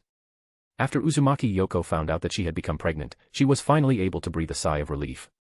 After what both she and her daughter went through in Kusagakure, she felt a sense of crisis all the time, but now that she was expecting Natsuo's child, she now felt like she could be part of his family. During this time, she sought favors in various ways and Natsuo also always agreed. But it's unknown whether it was because her body was too weak before, she unexpectedly didn't get pregnant for a long time. Now she has finally succeeded, and she also breathed a sigh of relief. It's just that she subconsciously distanced herself from Karen, perhaps feeling that it was unfair to Karen, she didn't want her to see her growing belly. Natsuo, on the other hand, felt quite regretful. Uzumaki Yoko herself is not bad looking, but her body that was too weak made her not look as beautiful. But with the slow recuperation in the Uchiha family, she finally regained the normal physique of a Kunoichi. Her charm is very captivating. Now that she's pregnant, it's a bit of a pity that she can't do anything more. However, her child is obviously even more anticipated. Meanwhile, Natsuo is worrying about something. The Uchiha clan's money is a bit tight. Natsuo was a bit confused, but upon careful consideration, it doesn't seem so strange. With the approaching war, prices are rising, consumption is decreasing, and the Uchiha clan's income is inevitably affected. And expenses have increased instead. In order to escape the war, a large number of Kunoichi chose to marry into the Uchiha clan, and the rewards they received were quite substantial. At the same time, Orochimaru's rewards were also a large sum, as he didn't need ninjutsu and his monetary compensation was double that of a regular jonin. In addition, there were some valuable instruments that Natsuo had previously purchased, although he had already obtained them from the root, he couldn't return them. Because that would be telling Konoha that he was the one who attacked the root. At the same time, the demand for Natsuo's children was increasing. His first child is now 2 years old and is about to receive basic ninja education. The cost of medicinal baths, harmless toy ninja tools, various entertainment facilities, all of these expenses add up to quite a sum. With all these expenses, even Natsuo, who inherited the wealth of the Uchiha clan, began to run out of money. I need to make money. Natsuo sighed. I never thought that even after inheriting so much wealth, I still can't escape the need to earn a living for my family. However, he was met with a disdainful look from his wife, Yukino. Have you ever thought about how many children you have? In any case, there was no other way. It was for the sake of supporting his family. First, he reviewed the current state of the Uchiha clan's assets. Affected by the war, the rental income of shops in the Land of Fire had declined, and the profits of merchant caravans had greatly decreased. Although there were increases in profits from mining and weapon trading. Overall, the income from these inherited assets of the Uchiha clan was on a downward trend. Of course, it wasn't just the Uchiha clan's income that was declining, other ninja clans were also not faring well, and the entire Konoha felt the depression. On the other hand, the Uchiha entertainment street that Natsuo himself established became a unique phenomenon of prosperity in Konoha's economy. The more chaotic the war, the more prosperous these places became. Because many people were living day by day, not knowing if they would see the sun rise again, they naturally wanted to enjoy themselves when they had the chance. Currently, the shinobi were in a phase of crazy consumption. Of course, most of the people who spend money to vent are men. After all, it's too easy for women to find a one-night stand. Even slightly unattractive women can easily find someone to hook up with. It seems like I have to focus on women as my target. Natsuo thought to himself. Male shinobis never know when they will leave the village for a mission, so the housewives are the main force behind spending during this time. Then he started working in the home appliance and cosmetics business. He placed cosmetics and skincare products in the club and had his employees promote them to young women who are more interested in maintaining their beauty. He also placed coffee makers, fans, hair dryers, and other home appliances in the club, but instead of promoting them, he actively let the housewives experience the feeling of using these appliances, thereby arousing their desire to purchase. In reality, these devices had been developed a long time ago in this world. In the original work, we can see that when Naruto graduated from ninja school, he took a box of expired milk out of the refrigerator. But even though they had been developed, because shinobi have a conservative mind and are more concerned with training their strength, their use has not become popular with everyone. Natsuo aimed at this market gap. While acquiring other factories, he also built his own research institute to develop more modern household appliances. Natsuo looked at the young man below and thought to himself. Moreover, I have also found a dependable researcher. Tono Katasuke, I appoint you as director of the Uchiha Research Center. I hope you can research more advanced motors as soon as possible, with low noise, high efficiency, and energy saving as standards, and strive to improve the performance of the products we have now. Yes. Lord Natsuo, I will do my best. Tono Katasuke said excitedly. You may go now, work well. Yes. Lord Natsuo. Tono Katasuke respectfully said, his heart filled with passion, but he left Natsuo's office in a submissive manner. He was just a young man, about 16 or 17 years old. His ninja rank was only genin, and in Konoha, he could be considered trash, just slightly better than ordinary civilians. Such a weak and inexperienced young man was noticed by the patriarch of the Uchiha clan, Natsuo, receiving a large salary and being appointed director of the Uchiha Research Center. It was obviously a huge blessing. Lord Natsuo values me so much, I must not let him down. Tono Katasuke secretly vowed to himself. He didn't know it, but Natsuo was also extremely happy. I have found a treasure. Natsuo thought to himself. But who could have imagined that this weak young man was a genuine scientific genius? Tono Katasuke, the genius scientist of Konoha, head of the special department for scientific ninja tools, ninja rank, Tokubetsu Jonin. In simple terms, this guy was the creator of the scientific ninja tools in Boruto, and he was also a doctor in engineering, medicine, health sciences, ninjutsu, and more. However, no matter how strong a genius is, they will have periods of weakness. Despite his great achievements in developing scientific ninja tools in the future, he was only a special jonin. Clearly, his own strength was severely lacking and was holding him back. Right now, he was just a small genin, slightly better than someone like Might Guy, but still looked down upon. But the weakness of his own strength did not affect his research talent. What Natsuo saw was his talent. I can entrust the industrial side to him, there should be no problem. Tono Katasuke's representative work was scientific ninja tools, mainly specializing in industry, unlike Orochimaru, who was an all-around researcher. But it was enough. 1 month later. The Uchiha clan received good news. Yuhi Kurinai gave birth. Chapter 57, I'm just doing it for the child. Offspring +1, the comprehensive potential evaluation is 121, you gain +10 mental power, would release secret technique, nativity of a world of trees. This is the boost brought by Yuhi Kurinai's son. The +10 bonus to mental power is equivalent to the combined power of 5 or 6 ordinary children. This is probably what a genius ninja looks like. Natsuo sighed in his heart. Compared to Uzuki Yugao, Yuhi Kurinai is slightly stronger in strength and slightly more talented. Coupled with Natsuo's own growth, the potential of the child has increased significantly. Even the rewarded ninjutsu has improved a lot. Would release secret technique, nativity of a world of trees, this is Senju Hashirama's ninjutsu. Natsuo thought to himself. He found a place to evaluate it when he had some free time, and its power was indeed impressive. However, it consumes a lot of chakra and Natsuo still cannot match the level at which the first Hokage releases this jutsu. But as Natsuo continues to grow, he will soon be able to catch up with the first Hokage. By then, the power of his wood release will be able to match that of Senju Hashirama or could even be even stronger. After Yuhi Kurinai gave birth to her son, several wives also gave birth one after another. Among them are several Jonin-level Kunoichi. However, even though they are Jonin-level Kunoichi, their talent seems to be far inferior to Yuhi Kurinai and Uzuki Yugao.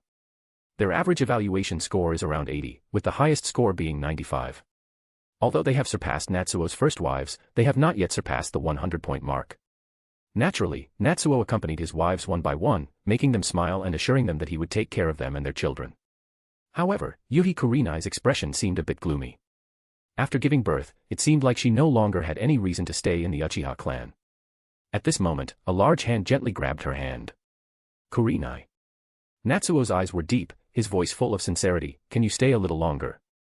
Just consider it as staying to accompany me. Yuhi Kurenai turned her head and said, I don't want to join your harem. This is not the life I want. Is that so? In the end, I'm still not good enough for you. Natsuo smiled bitterly. But even if you don't consider yourself, you should consider the child, right? He has just been born and needs the company of his parents, and intimate care. Can you stay for him? Yuhi Kurenai opened her mouth, looking at Natsuo's pleading expression, and her heart softened. Very well, I'm doing it for the child. After all, the Uchiha clan's childcare system is the most complete, and so far, there hasn't been a single problem. The Uchiha clan has never spared any expense in recruiting people from Konoha Hospital. When it comes to maternal and child safety and care, it has always had the best of the best. Uchiha babies are not without sudden illnesses or difficult deliveries. Although Natsuo takes good care of them, with the increasing number, occasional problems do occur. But the costly medical care ensures that every child is born healthy, and so far, there has not been a single stillbirth. Every child grows up healthy and happy every day. In fact, these children receive rewards from the system the moment they are born. The future life and death, strength and weakness of the children will not affect Natsuo's strength.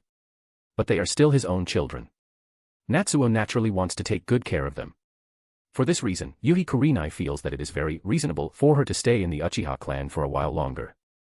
Thank you, Kurenai. Natsuo said, instantly turning from bitterness to happiness, showing a sincere smile. He tightly embraced her delicate body, his arms exerting force as if he wanted to merge her into his own body. The corners of Natsuo's mouth lifted, clearly happy, but she said, I'm only doing this for the child, don't think too much. However, she didn't see Natsuo's smile becoming meaningful. For the child? Could it be that the Konoha hospital is so much worse than the Uchiha family's child rearing? How is that possible? If she really wanted to leave, she would have to take care of so many problems. But now that she will stay in the Uchiha clan because it has a complete childcare system, she no longer has to worry about anything. When the boy grows up, will he have to stay longer because of the boy's future ninja education? When the child gets a little older, will you have to stay longer for the child to have a complete family? Now that you've entered the Uchiha clan, do you still want to run away? Natsuo smiled and remained silent. Uchiha clan reception room. So, they really made a move. Natsuo raised an eyebrow. Just a few ordinary people, daring to provoke shinobi. Natsuo's new business in the home appliance industry had just begun to develop and the Uchiha clan's assets were under attack again. And what they targeted was not something else, but the most profitable metal mines and weapons industry in the current atmosphere of war. The official authorities of the Fire Country directly seized the Uchiha clan's mines under the pretext of strategic reserves. Yes, meow, but facing the power of the authorities, it's difficult for us to take action, meow. Meow-san, an old acquaintance of Uchiha Natsuo, licked his paw and said, it is said that who is behind this movement is not the nobles or merchants of the country of fire, but it is the daimyo himself who directs it, meow. The daimyo, huh? Natsuo squinted his eyes. It seems that it's not just me who's short of money, even the daimyo has started to need some money-making methods. With the war approaching, the Fire Country naturally had to fully support Konoha, and a series of expenses were beginning to put a strain on the Fire Country's finances. Even the leader of the Fire Country, the daimyo, was becoming poor. And what do you do when the leader of the Fire Country becomes poor? Of course, you find a way to make some money. It seems they have forgotten the deterrent power of Itachi, but it's not surprising, after all, some time has passed. Natsuo nodded, showing understanding. Although the Uchiha clan relied on Itachi's crazy killings to deter a group of people, any deterrent has a time limit. Now everyone is poor, under the stimulation of poverty, they naturally forget the fear they had at that time. Moreover, with the emergence of Akatsuki, many people felt that it was not the Uchiha who were terrifying, but Akatsuki was strong. The Uchiha clan was left with only one adult member. How could they deserve to occupy such a good industry? The desire in their hearts slowly turned into action, ultimately resulting in suppression from the authorities. Natsuo, what should we do, meow? Meow-sen raised his head curiously. It seems we can't rely on Akatsuki's power this time. I heard they are very busy now. Yes, there is that. Natsuo nodded. Even Kakuzu has considered taking leave because there are too many missions now, many of which have good rewards. The most profitable ones in war are naturally the military groups. Not only Akatsuki, even the Konoha shinobi have become busy. One expensive mission after another keeps coming up. Even if Natsuo wants to hire Akatsuki to solve the problem, they wouldn't be able to spare any manpower. In that case, there's no other way. Natsuo sighed helplessly. Miao-san nodded. Yes, the daimyo has made a move, and shinobi cannot attack the daimyo. It seems we can only take a step back. Natsuo, it seems we can only get rid of that idiot daimyo. Miao-san, ah. Chapter 58, Uchiha Itachi visited the daimyo. You want to kill the daimyo? Miao-san's eyes widened, its soft fur standing on end as if it were startled. Yes, is that strange? Natsuo replied calmly. Of course, it's strange. Miao-san jumped up in surprise. How can a ninja kill the daimyo? Natsuo raised an eyebrow and asked in return, why not? But he is a person with enormous influence, how can you attack him? Miao-san was astonished and quickly said, Natsuo, don't do this. We can actually use the Konohagakuru's channels to negotiate with them. Please don't go to extremes. Listening to this, Natsuo just smirked. The ninja world is strange. As people with enormous power, ninjas must still treat daimyo and other national leaders as if they were superior to them. Even Tsunade, constantly affected by reduced financial support, did not consider putting pressure on the daimyo. Not only Tsunade, even the rogue ninjas were very careful before even threatening the daimyo's safety. In the original work, a group of wandering ninjas called Watari ninjas had to spend a lot of time carrying out a complex conspiracy in order to have the opportunity to take over the land of birds. But despite having the power to easily kill ordinary people, they always hesitated before doing anything to the nobles or the daimyo. Natsuo asked, why can't we kill the daimyo? Miao-san naturally replied, the daimyo is a noble, of course we can't attack him. It hasn't come to that point, right? Yes, the main reason they couldn't do this was ridiculously based on the nobility of the daimyo. Of course, this is not surprising. Because the ninja world is a world based on a feudal system. Because Natsuo is a transmigrant, of course something like nobility wouldn't stop him, but he's also not foolish enough to ignore the enormous influence the daimyo have on the world. As long as he does not have the power to wipe out the entire ninja world, he cannot openly go and threaten or kill the daimyo. If someone dares to attack the Uchiha clan, then it's only right that someone retaliates, isn't it? Natsuo's mouth curved into a smile. Miao-san felt extremely anxious. His common sense told him that he shouldn't let Natsuo do this. But it couldn't stop Natsuo, so it could only say, then Natsuo, how about I ask Akatsuki? I can offer them more rewards, maybe they will accept your mission. It's useless. Natsuo shook his head. We can't afford it for now. Attacking the daimyo, as the leader of the country, is equivalent to attacking the entire nation and would lead to hostility from the entire country. Even for mercenaries like Akatsuki, attacking the daimyo is a different level of mission compared to eliminating officials and nobles. The Uchiha clan is indeed wealthy. Even though Natsuo spent a lot and also diversified into the home appliance industry, he still has several hundred million in cash. But this level of mission reward is not something that can be solved with just several hundred million. He can't come up with this reward. I have to do it myself. Dressed in black, Natsuo walked slowly towards the capital of the Fire Country. Before leaving, under Miao-san's numerous requests, he finally relented and said he could negotiate with the daimyo to see if they could resolve the issue. If the negotiation goes well, he will be there for communication. If the negotiation fails, he will be there to kill. Of course, as the leader of the Uchiha clan, Uchiha Natsuo would never do something as dangerous as threatening the daimyo. Only someone as cruel and arrogant as Uchiha Itachi would do such a thing. So Natsuo transformed into the face of Uchiha Itachi, wearing the uniform of Akatsuki, and even wore the forehead protector with a scratched-out symbol. This outfit is quite fitting. He walked straight towards the palace where the daimyo resided. And soon, the guards stopped him. Who are you? The guard asked arrogantly. What are you doing here? Natsuo calmly replied, I am here to see the daimyo. Oh. Pay respects to the lord. Do you have a letter of request for an audience? The guard hesitated and asked. I don't have a letter. No letter. Then are you from a noble family? Not really. Do you dare to come to see the lord without saying anything? Do you think he can see anyone? The guard exclaimed. Oh. He will receive me. Natsuo slowly raised his head, revealing a pair of sinister Sharingan. I am Uchiha Itachi. The next second. Boom. Intense flames soared into the sky, accompanied by a loud explosion. The deafening sound was heard clearly even by the lord inside the tower. He trembled and angrily shouted, Who is it? Go and see what happened. Yes. Immediately, guards appeared and went to investigate. At the same time, Several ninjas appeared, standing beside the daimyo.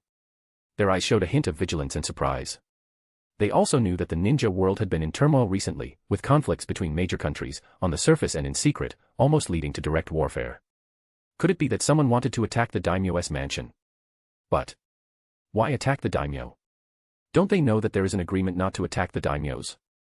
Even if the fights go to the extreme, the nobles cannot be threatened. If it comes to that, the other daimyos will put a bounty on their heads, and they will be hunted throughout the world. It's not an enemy attack. The daimyo calmly said.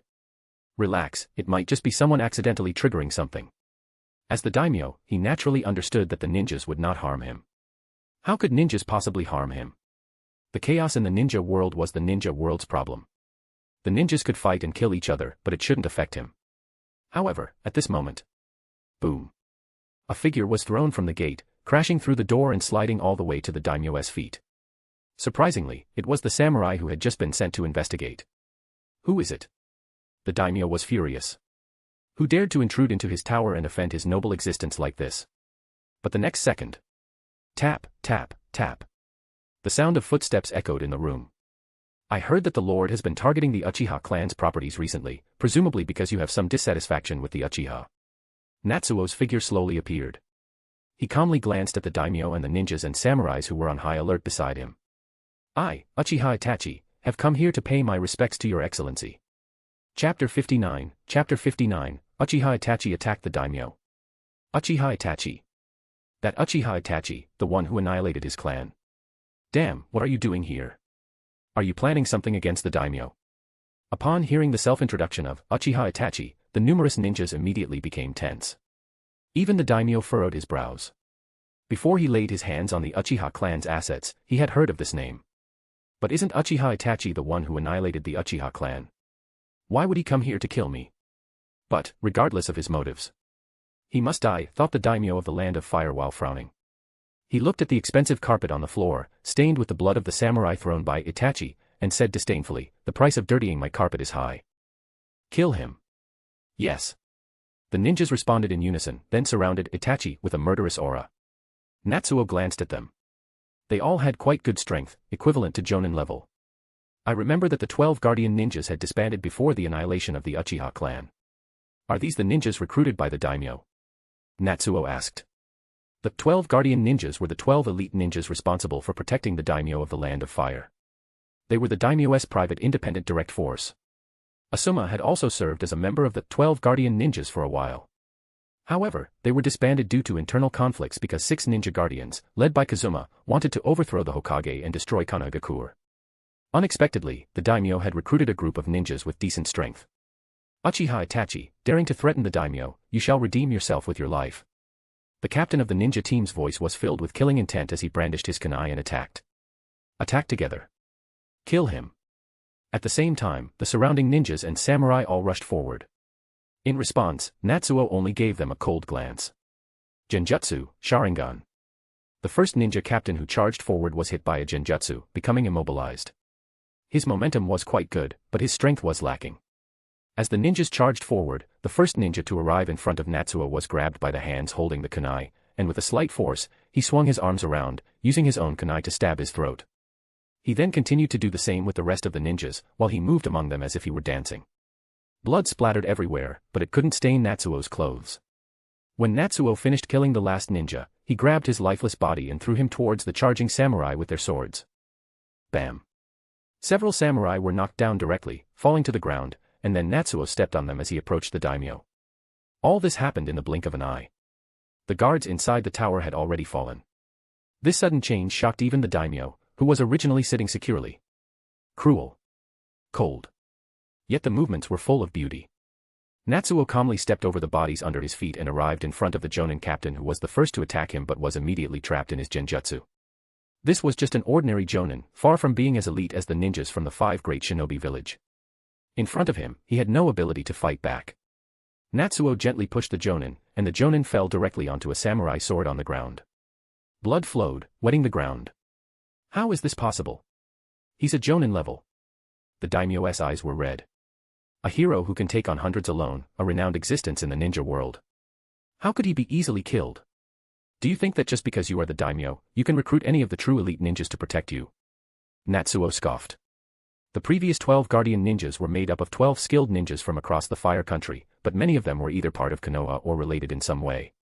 These 12 guardian ninjas may have seemed strong during the initial development of the Naruto series. The strongest, Asuma, only reached Jonin level. And this Jonin captain was much weaker than Asuma. So Natsuo, now that he has been strengthened with the system, can kill him so easily. But the daimyo found it hard to believe that a single person could be so strong. The daimyo had personally witnessed the Jonin captain using the wind release to deal with enemies. The powerful wind release directly broke the enemy's formation and then launched into a chaotic massacre. But in the end, he was killed by Uchiha Itachi so easily. So, I really can't understand why someone like you, a waste, would dare to make a move against my Uchiha clan. Natsuo shook his head and walked slowly. He went straight to the daimyo and lifted him by the collar of his robe as he crawled to try to escape in a panic.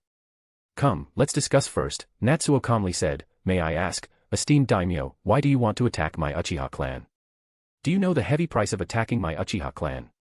Natsuo's voice was calm, it even seemed like he was speaking to the daimyo with respect. But the hidden killing intent in his words surged like waves, one after another, rushing forward. It felt as if he would strike directly in the next second. Wait.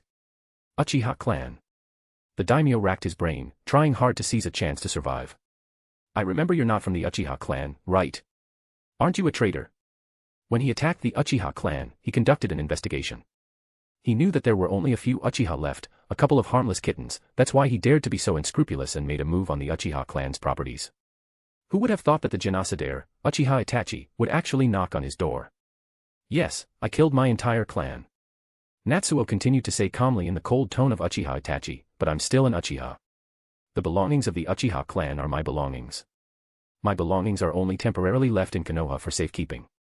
Since you dared to lay hands on my belongings, I assume you must be prepared to die, right? We've discussed enough. You can go die now. As he spoke, he casually grabbed a kunai and was preparing to kill the daimyo. His movements were neither fast nor slow, but there was no hesitation. An endless killing intent was released at the same time. Wait. The daimyo shouted, if you kill me, you will definitely face retaliation from Konoha. I am already a rogue ninja of Konoha, Natsuo said with a light laugh. Damn it. It seemed to be true. I have money. I can give you money. The daimyo struggled for survival, his forehead covered in cold sweat. How much cash do you have? Won't it have to be transferred through a bank? Natsuo sneered. I am a rogue ninja, and bank transfers can easily be blocked. I can give you many of the industries of the Land of Fire. I, Uchiha Itachi, am a rogue ninja. Do you really think I can legitimately own any industries? Natsuo said disdainfully. Uchiha Itachi began to bring the kunai closer to the daimyo's neck. In that instant, the daimyo's life flashed before his eyes. Then an urge to survive overcame him and only one thought remained in his mind. He must survive. This phrase was repeated over and over again in the daimyo's mind. Finally, before Natsuo's kunai pierced his skin completely, he found a glimmer of hope. I can give it to Uchiha clan, the daimyo shouted, yes. As the daimyo of the Land of Fire, I should reward the Uchiha clan for their years of hard work for the Land of Fire. 10 billion in cash, mining rights for 10 mines, shops on 3 commercial streets. These are the rewards I give to the Uchiha clan. Hearing these words, Natsuo finally smiled and let the daimyo go. So that's how it is. Since you have this idea, then you should be a qualified daimyo. He smiled. Although I am a rogue ninja, I actually have great respect for daimyo who work for the country and the people. So, it turns out that a hero like you still has a patriotic heart. The daimyo gasped for breath, tremblingly took out a handkerchief from his pocket, wiping away his cold sweat. I think I should contact the Hokage and cancel the bounty on this hero. No, let the bounty remain. After all, no one can claim it. Natsuo said indifferently. Since you are a daimyo who works for the country and the people, I bid you farewell. I hope you continue to be a good daimyo who solves people's problems. Otherwise, one day I will have to chat with you again about the truth of the world. The truth.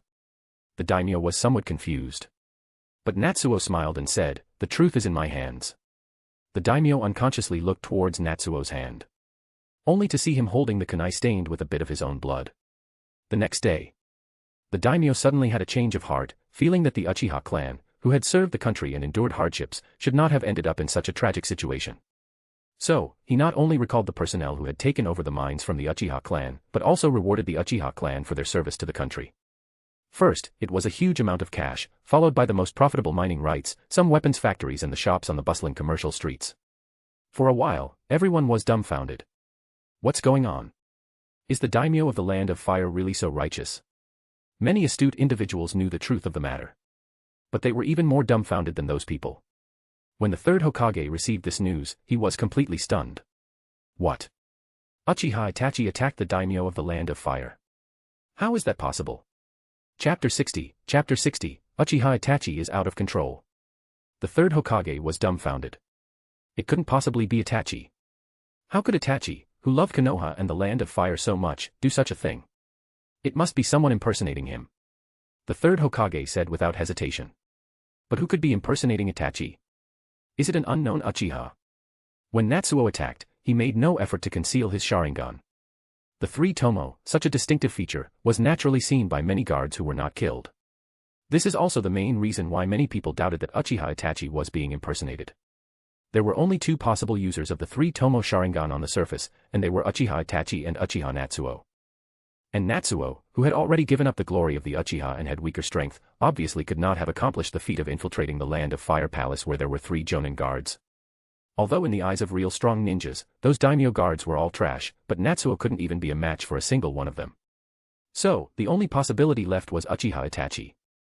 It's not impossible. Danzo pondered for a moment and said, I remember that recently the daimyo seemed to have made a move on the Uchiha clan's assets. Wasn't it Itachi who retaliated when someone attacked the Uchiha clan's assets before? It might be him this time. The third Hokage frowned. That seems to make sense. But in the end, he shook his head. No, I don't believe Itachi would go after the daimyo. Such behavior is too outrageous, and Sasuke might be implicated. I think someone is impersonating him. The third Hokage paused and said, I will contact Itachi later and ask about the situation. Danzo remained silent. He didn't trust the Uchiha, not even Itachi, who helped Konoha exterminate his own clan. But at this moment, he was thinking about another question. Could the person who broke into the root research lab and left inscriptions be Uchiha Itachi? Among the stolen materials, were there Fugaku and Mikoto's eyes? Could it be that he learned something and then targeted the root? Danzo fell into contemplation. Meanwhile, in Akatsuki. It wasn't me. Itachi's face turned dark. I've been with Kisame these past few days. Who's framing me? His face darkened, and his brows furrowed. Attack the daimyo? He would be insane to do that. But according to the intelligence, that person does indeed possess the Sharingan. Obito also found it strange, his brows slightly furrowed. It's not you, and it's not me. Could there be another Sharingan that I don't know about? Could it be Uchiha Natsuo who always thinks about having children? Hey, is there a possibility that it's not from the Uchiha clan? Zetsu suddenly proposed a possibility. Obito's brows furrowed. Didn't White Zetsu investigate and find traces of Sharingan genjutsu on the bodies of the deceased? No, what I mean is that the person does indeed possess the Sharingan, but they are not a member of the Uchiha clan. Black Zetsu said, what if it's a ninja with a transplanted Sharingan? Like Hatake Kakashi. As soon as these words were spoken, Obito and Itachi fell silent. Of course, Kakashi would never do such a thing, but there was one person who might not hesitate, Danzo. He has in possession the largest amount of Sharingan in the ninja world today. With the power of the root, it wouldn't be difficult to secretly cultivate a skilled individual with Sharingan. Kage level may not be achievable, but with elite Jonin-level ninjas cooperating with the 3 Tomo Sharingan, and some well-placed setups, it may not be impossible to achieve all of this. But why is he causing trouble at this time? A war could break out at any moment, and he wants to start an internal conflict. Could Danzo be trying to instigate the nobles to attack the Uchiha clan so he can finish exterminating them? When Itachi thought of this possibility, he couldn't sit still. He stood up and said, I'm going out, you should know what I want to do. He doesn't care about the other Uchiha, but Sasuke must not be harmed. Obito and Black Zetsu nodded. They knew that Itachi was probably going to go out and show his strength to deter Danzo's ambitions.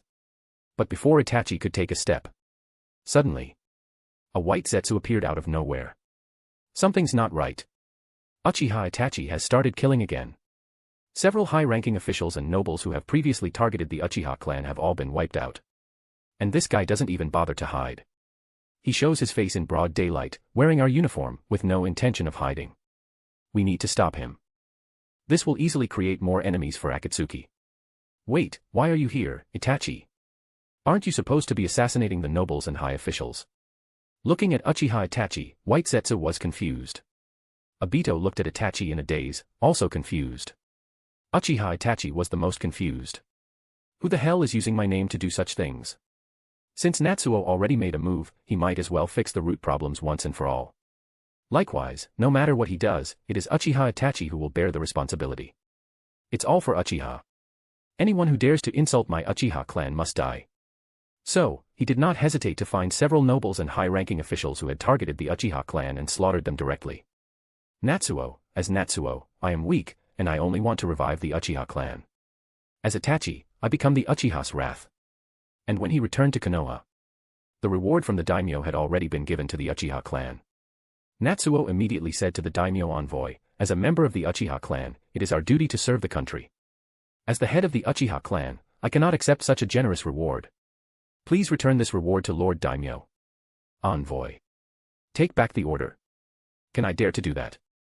But in the end, he could only bring the rewards back to the capital of the Land of Fire.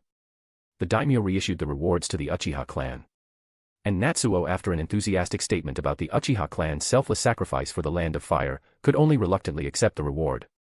Natsuo's continuous refusal was seen by observant people like Danzo, who secretly nodded in their hearts. It's obvious that he is very concerned about Uchiha Itachi's current involvement in the murders. The person who attacked the daimyo is most likely not him. Many people thought the same as Danzo, and the already small suspicion diminished even more. As Natsuo finished dealing with the daimyo's envoy, he was approached by someone else. Natsuo, have you heard any news about Itachi? Sasuke's face was cold, his teeth clenched. Chapter 61, with the mentality of a warrior who goes to the battlefield. Sasuke, with a face full of killing intent, looked at Natsuo. Natsuo sighed deliberately. Yes, you don't know, but recently, the assets of the Uchiha clan were suppressed by the daimyo, and the government even almost revoked our mining rights. And you know what happened just now? The daimyo suddenly backed off and even commended us. Of course, from what I know, Itachi attacked the daimyo of the Land of Fire and exterminated many influential and high-ranking officials. Although it's not good to say it like this, but Itachi did help us. Sure enough, it was Itachi.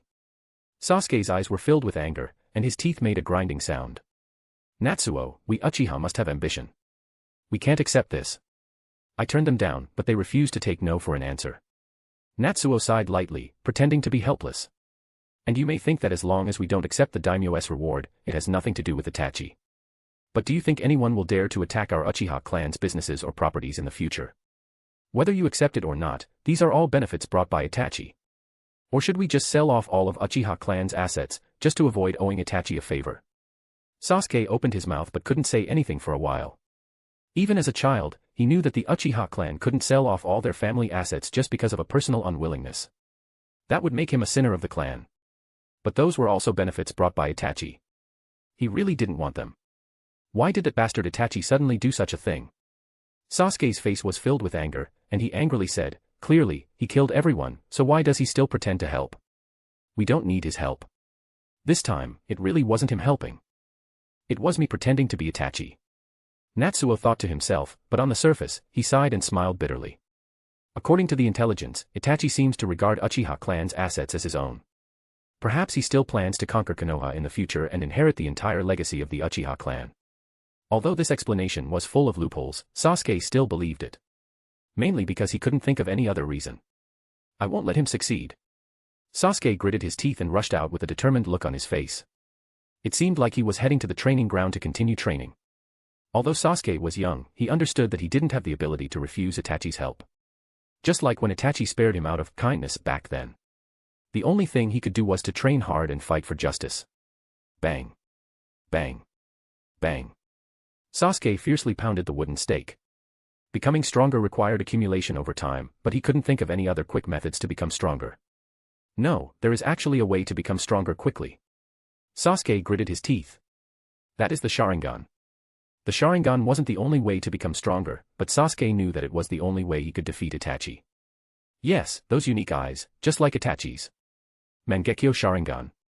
The key point wasn't whether unlocking the Mangekyo would guarantee victory, but rather, this was the only path Sasuke could see to defeat Itachi.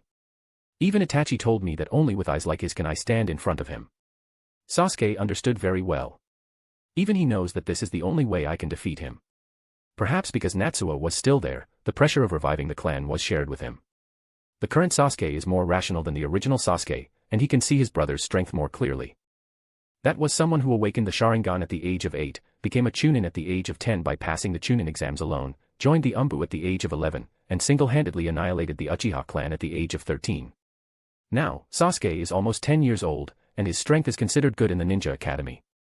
But even if he is arrogant, he doesn't think he can compare to Itachi, when he was the same age. Opening the Mangekyo Sharingan is indeed difficult, and there may be no hope in a lifetime. On the other hand, training like now, although it requires time and accumulation, can gradually become stronger. This path is much more realistic than hoping to awaken the Mangekyo Sharingan. But the key is not which path is easier, but which path can lead to victory. Evolving the Sharingan. Sasuke mused to himself. He awakened the Sharingan when Natsuo took him to the nightclub. Sasuke thought it was like that, but in reality, he had already awakened it the night of the Uchiha clan genocide. If he wants to evolve his Sharingan, maybe he should go there again and see if he could achieve it. For the Uchiha clan, I can't give up on becoming stronger just because of a small matter. It's just a club, not a dangerous place.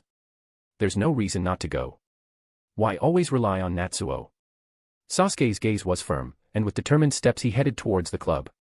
Subjectively he acquired the mentality of a warrior about to go to the battlefield. Sasuke going to the nightclub on his own was something Natsuo hadn't expected. If he had known, he could have followed it, recording this beautiful moment to mock adult Sasuke in the future. Or maybe he could casually bump into Sasuke at the nightclub. And then see what expression Sasuke would have. But now he was ignorant of this situation, and simply watched happily at the increase in the Uchiha clan's income. The reputation of Uchiha Itachi, who killed many officials and nobles of the Land of Fire, as well as attacking a daimyo, was gradually spreading. The Uchiha clan's assets stabilized in an instant. This is the deterrent power of a Kaga-level expert. Especially when this Kaga-level expert has no attachments and fears almost no one's retaliation. That's almost unbeatable. In fact, most powerful rogue ninjas are like this. Although they have no fixed abode, their lives are carefree. Almost no village would send Umbu to hunt down these S-rank rogue ninjas because it's impossible for a mere pursuit team to kill these experts. Orochimaru played with human experiments and attacked Konoha with Otogekure and Tsunade in the Naruto series. In the end Konoha only issued a token reward and sent a few miscellaneous shinobi to hunt him down to keep up appearances. For a time, almost everyone who had greedy intentions towards the Uchiha clan's assets had their desires extinguished. Natsuo was very pleased with this.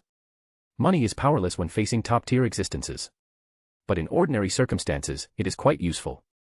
Although Uzuki Yugao, Yuhi Kurinai, and other elite kunoichi brought great benefits to Natsuo, but the people who really made Natsuo as strong as he is now, are the countless ordinary wives, who in the plot of the Naruto series do not they have names and are unknown. But leaving aside the fact that their relationship began as a simple exchange of interests, they are now part of her life. The number of his wives has now expanded to more than 40 people and is the basis of Natsuo's strength. And if he wants to support a large number of wives and give them the life they deserve as part of his family, money is essential. Just take advantage of the strong influence of Uchiha Itachi, and intensify the promotion of Uchiha clan products. Natsuo immediately made a decision. Especially Uchiha Electronics, which has low popularity but great potential. We can definitely promote it. How to promote it? Of course, with ads. Although the shinobi world still does not have television or computers for common use, but movies have already appeared. Natsuo decided to make a high-end lifestyle film filled with Uchiha Electronics and use it as an advertisement to expand its influence. And during the casting process, he unexpectedly came across a familiar name. Fujikaze Yuki. Chapter 62, Chapter 62, Everything is to be able to restore the land of snow. Fujikaze Yuki. Isn't she the only daughter of Sosetsu Kazahana, the former daimyo of the land of snow? So, she has already become a film actress. Natsuo was surprised and started to think. Kazahana Koyuki, stage name, Fujikaze Yuki. She is the princess of the land of snow. 10 years ago, her father lost his position as daimyo to her brother, and she was taken by loyal servants to another country, eventually becoming a film actress. Although she is not as famous as she will be in the future, she already has a considerable reputation and qualifies to be the spokesperson for the Uchiha clan. Moreover, perhaps because she is not yet that famous, the price she quoted is also very economic. Good quality at a low price. Alright, it's her. 3 days later. Fujikaze Yuki and her agent, former minister of the land of snow, Asama Sandeu, arrived at the Uchiha clan residence. It's definitely an honor that Fujikaze Yuki was chosen by you this time, Asama Sandeu smiled. Although Yuki is still young and not as famous as other female stars, her talent is one of the best. I believe she will not disappoint you. I think so too. Natsuo smiled slightly. I was attracted by Miss Yuki's extraordinary appearance and future potential and chose her. Asama Sandeyu said, you truly have exceptional insight as the head of the Uchiha clan. You can see Yuki's potential at a glance. The two chatted and praised each other on business matters. Fujikaze Yuki also sat there with a smile. Perhaps because of her royal origin, her etiquette carried a dignified air that ordinary people could not imitate. Her soft smile also gave a feeling of genuine closeness.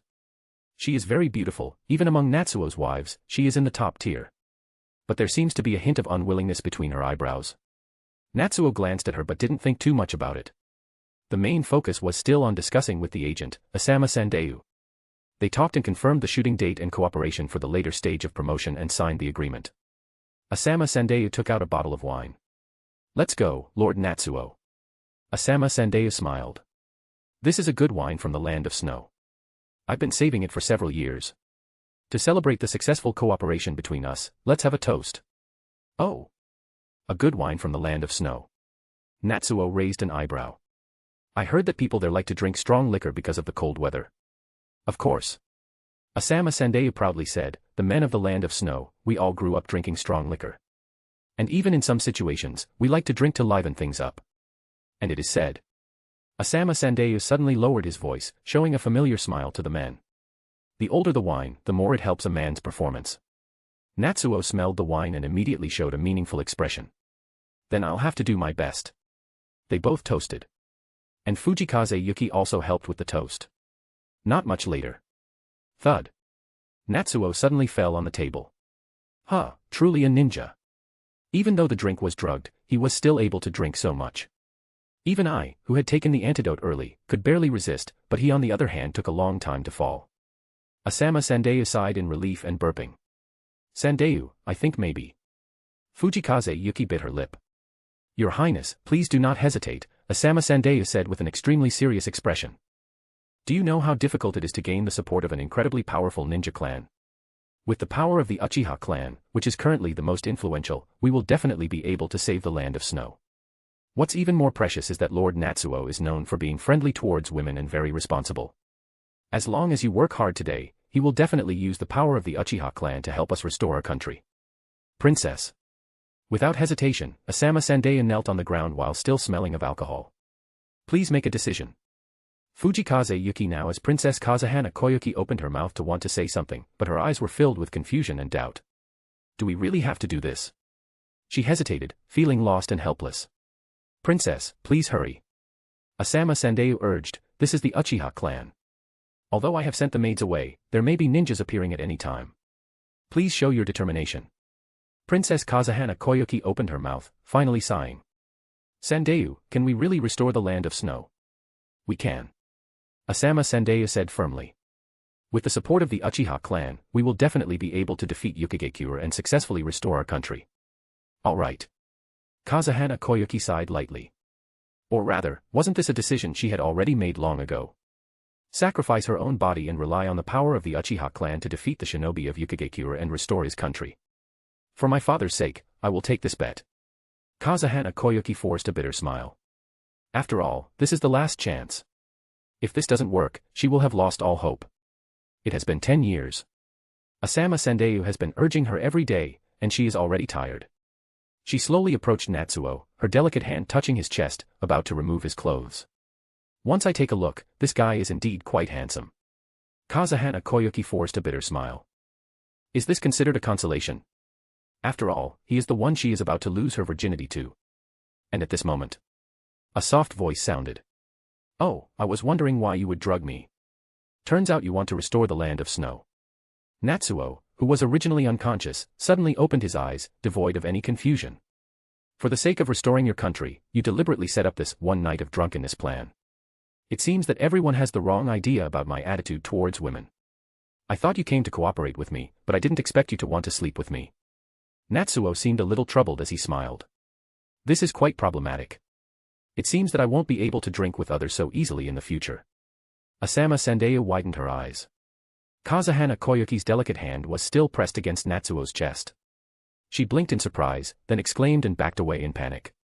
You. Weren't you high? But Natsuo simply smiled and said, your charm is really dazzling, but not to the point that it makes me charmed so easily. Hey, why are you running away? You wanted to sleep with me, right? Then do it.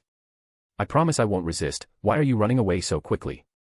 Natsuo looked at Kazahana Koyuki, who had almost already left the reception room, with a strange smile on his face. Chapter 63, An Admirable Princess. Natsuo, of course, would not be easily treated by two ordinary people using the kind of drug that ordinary people could obtain. Although Kazahana Koyuki and Asama Sandayu had already used the best drugs they could get their hands on, it was simply wishful thinking to expect it to work on a ninja, especially a Kaga-level expert. Not to mention that the faint aroma of the drug had been detected by Natsuo for a long time. Even if he hadn't noticed, he would take a lot of drugs to truly incapacitate him. So, when he realized something was wrong with the wine, he didn't take it seriously. Plus, he had a rough guess of what they wanted to do considering the plot of the Naruto series. That's why he became interested and decided to continue the game with them. The result was really unexpected for Natsuo. I didn't think they were so decisive that the princess would want to give herself to me and then use a honey trap to help her. Okay, I'll let you sleep with me. Natsuo chuckled. Come on, I won't resist. Feel free to do whatever you want. Kazahana Koyuki blushed and kept her distance, her little toes clenched as if she wanted to dig a hole in the ground. Her hand seemed to remember the touch of Natsuo's chest, and she quickly put them in her sleeves, then covered her face, too embarrassed to show her face. On the other hand, Asama Sandayu smiled bitterly. It seems we underestimate ninjas. In that case, let's keep it simple. Without hesitation, he knelt down on the ground and bowed deeply. Lord Natsuo, I would like to ask what price we should pay to obtain the Uchiha clan's help for us. Natsuo raised an eyebrow at his words, taking a more elevated view of him. Unable to rely on emotions, he immediately switched to serious negotiations without hesitation or prolonging it. This person had the demeanor of a politician. He was a promising individual. Why did you think of asking me for help in restoring your country? Natsuo asked calmly. Shouldn't you be looking for the daimyo of the Land of Fire for normal restoration? Asama Sandayu could only smile bitterly. I have thought about that, but the Land of Snow is just a small country. We can't afford the interests of a powerful country like the Land of Fire. We have also requested help from the daimyo of the Land of Fire through our companions, but none of them have managed to return. Most likely, they have already been killed by the shinobi of Yukigekure who are pursuing us. To restore the country, it was not just Asama Sandayu and Kazahana Koyuki. In fact, Asama Sandayu had many like-minded comrades, and in the future, a group of them would die in the battle to restore the country. Perhaps the negotiations broke down, otherwise the daimyo wouldn't have allowed the shinobi of Yukigekure to kill them. Asama Sandayu spoke rationally. To restore the country, we can only seek help from a ninja like you. In fact, he felt that this was a heaven-sent opportunity. Suddenly, a shinobi appeared in the ninja world who kept his promises and assumed responsibility for the women who joined his clan. And this ninja, although his strength was not exceptional to a great extent, still possessed considerable influence. Enough to annihilate countless influential figures in the Land of Fire. He must have his own ace up his sleeve. The only problem was that their plan had failed. So, they could only rely on a direct transaction.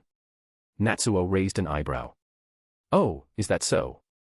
So, are you prepared to offer a price that will interest the Uchiha clan? We are prepared, Asama Sandayu said without hesitation. What price? The Land of Snow. What do you mean? Your offspring with the princess will become the next daimyo of the Land of Snow. Asama Sandayu said firmly. The Land of Snow will be attached to the Uchiha clan and become your country. What a generous offer. Natsuo raised an eyebrow. But on second thought, they wouldn't dare to offer a similar reward to the daimyo of the Land of Fire. Otherwise, the daimyo could easily annex the Land of Snow. Only a ninja leader like Natsuo, who enjoyed having children, would accept such a reward. Do you agree? Asama Sandayu didn't even lift his head, but his voice carried a sense of calmness. Why wouldn't I agree? Natsuo suddenly smiled. The shinobi of Yukigekure is nothing to me. Getting a country for free, why wouldn't I agree? You've agreed. Asama Sandayu suddenly smiled. Well, as for your reward. Today will do. All right, I will prepare the forces on my side, and you, the people who will work to restore the country. Give me a few days, which should be enough. Then let's go. Natsuo smiled and stood up.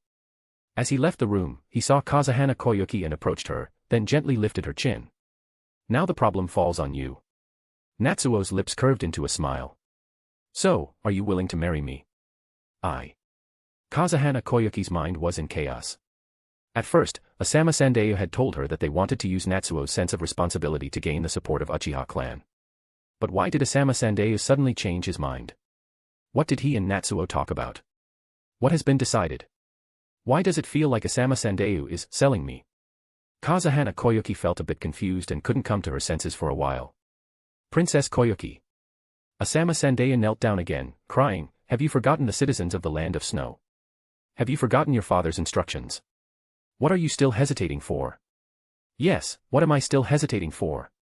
Didn't I make up my mind and resolve from the beginning? Kazahana Koyuki sighed softly. I am willing. The Uchiha clan residence was shrouded in eerie silence under the moonlight.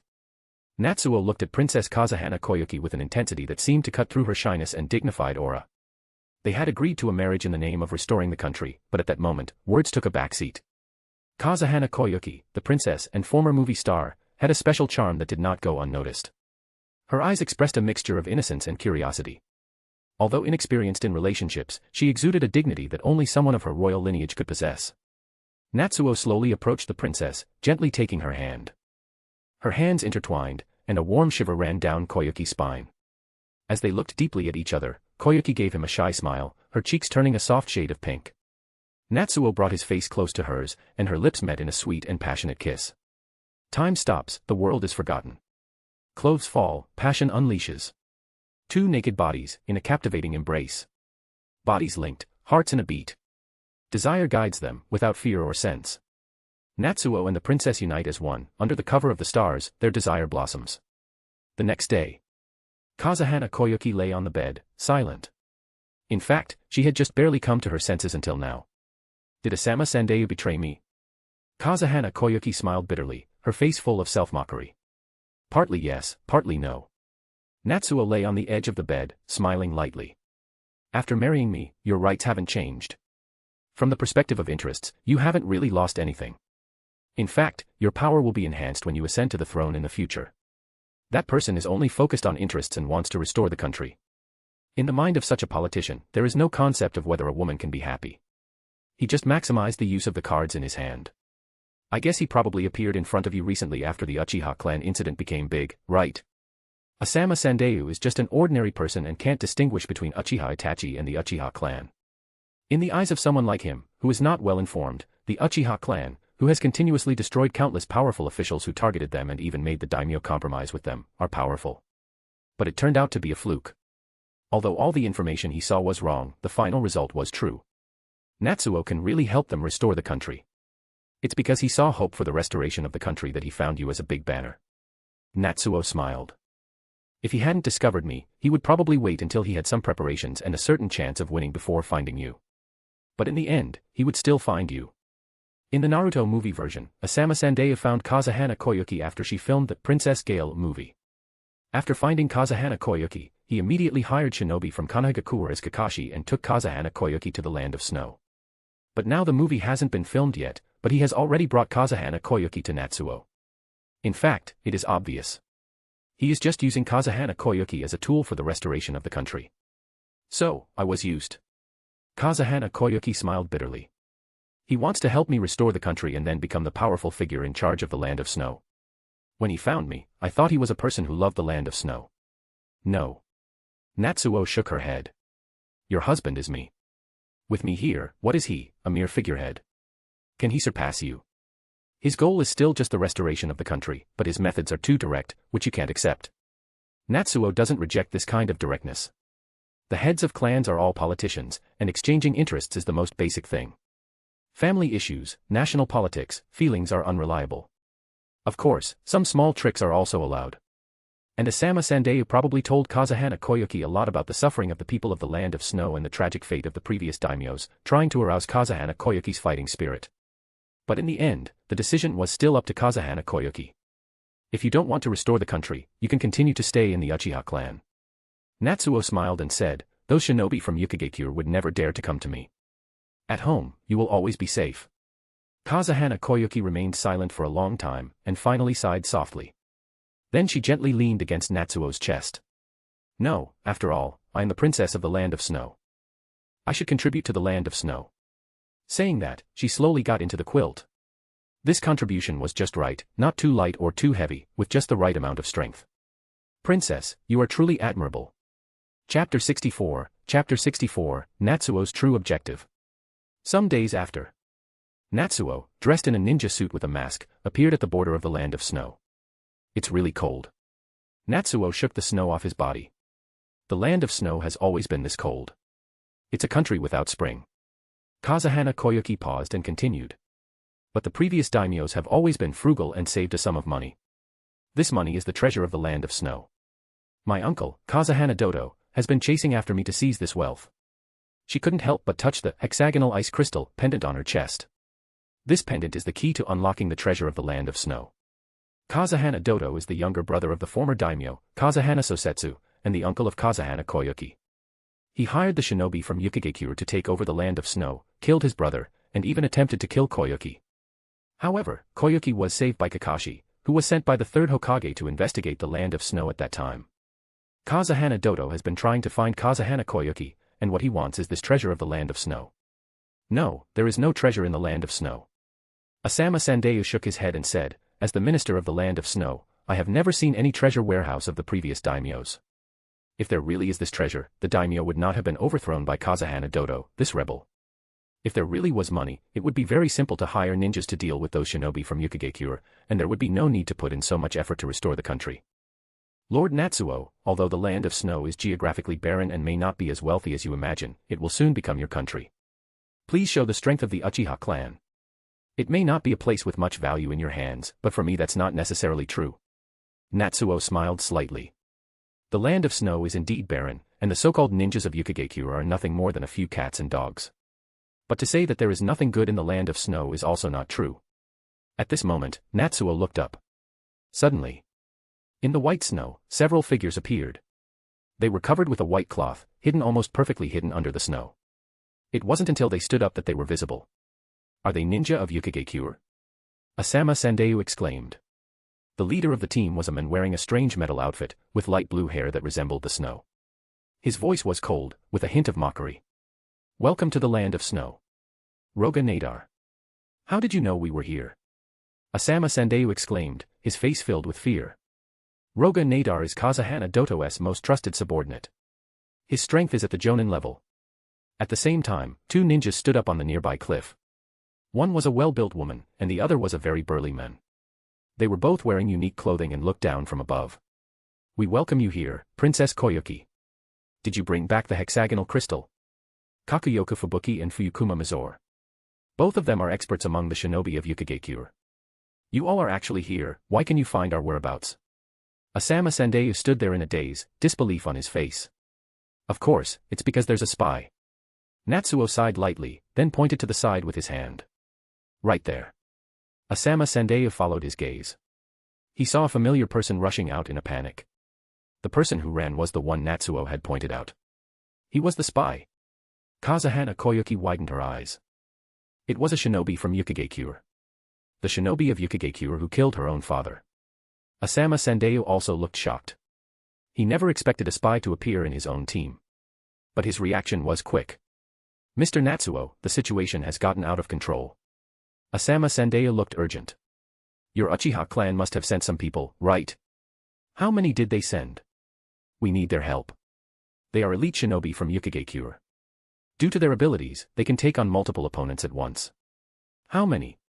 Natsuo was taken aback, then smiled. Just me. What? Asama Sandayu was stunned. Kazahana Koyuki also turned her head in surprise. Don't you know? The Uchiha clan was massacred by a traitor. All the ninjas in the clan were killed and now I'm the only adult left. Natsuo smiled slightly. We Uchiha have no one else. Asama Sandayu was stunned. In fact, he had heard similar rumors, but recently the Uchiha clan had caused quite a stir, so she thought the rumors were false. But the result? Only Natsuo. Holding on to his last hope, he asked, Lord Natsuo, did you hire a group of powerful ninjas? With the Uchiha clan's wealth, it would be easy to do so. Natsuo still smiled. No, I came alone. You alone? Yes, just me. Asama Sandayu swallowed nervously. Just one person. Kazahana Koyuki and the others beside her were also shocked. We were counting on the strength of the Uchiha clan to turn the tide, and now you tell me you didn't bring anyone. Then how are we going to fight? It's not necessarily impossible to fight. Asama Sandayu tried to calm himself and found a reason. You are a jonin from Konoha, your strength must be extraordinary. Dealing with these people shouldn't be a problem, right? Natsuo was about to speak. But then a voice came from afar. Do you want to trust this Uchiha? Do you know how he became a jonin? A burly figure slowly approached from a distance. He became a jonin because he was attacked in the village. The third Hokage had to give him the rank of jonin to appease him. Kazahana Koyuki looked at the figure approaching, and her pupils contracted. She subconsciously murmured. Kazahana Doto. He was her father's killer, the daimyo of the Land of Snow, and also the strongest man in the Land of Snow. Kazahana Doto stepped forward slowly, sneering. Kazahana Koyuki, my niece. Are you really counting on such a ninja to help you restore the country? He's not that strong. Hearing Kazahana Doto's words, Asama Sandeu turned his head in confusion and looked at Natsuo, then asked, Lord Natsuo, is this really true? Oh, my position as a jonin is indeed obtained in this way. Natsuo nodded calmly. Upon hearing his admission, the faces of the people next to him were filled with despair. On the other hand, Asama Sandeu gritted his teeth and said, so what?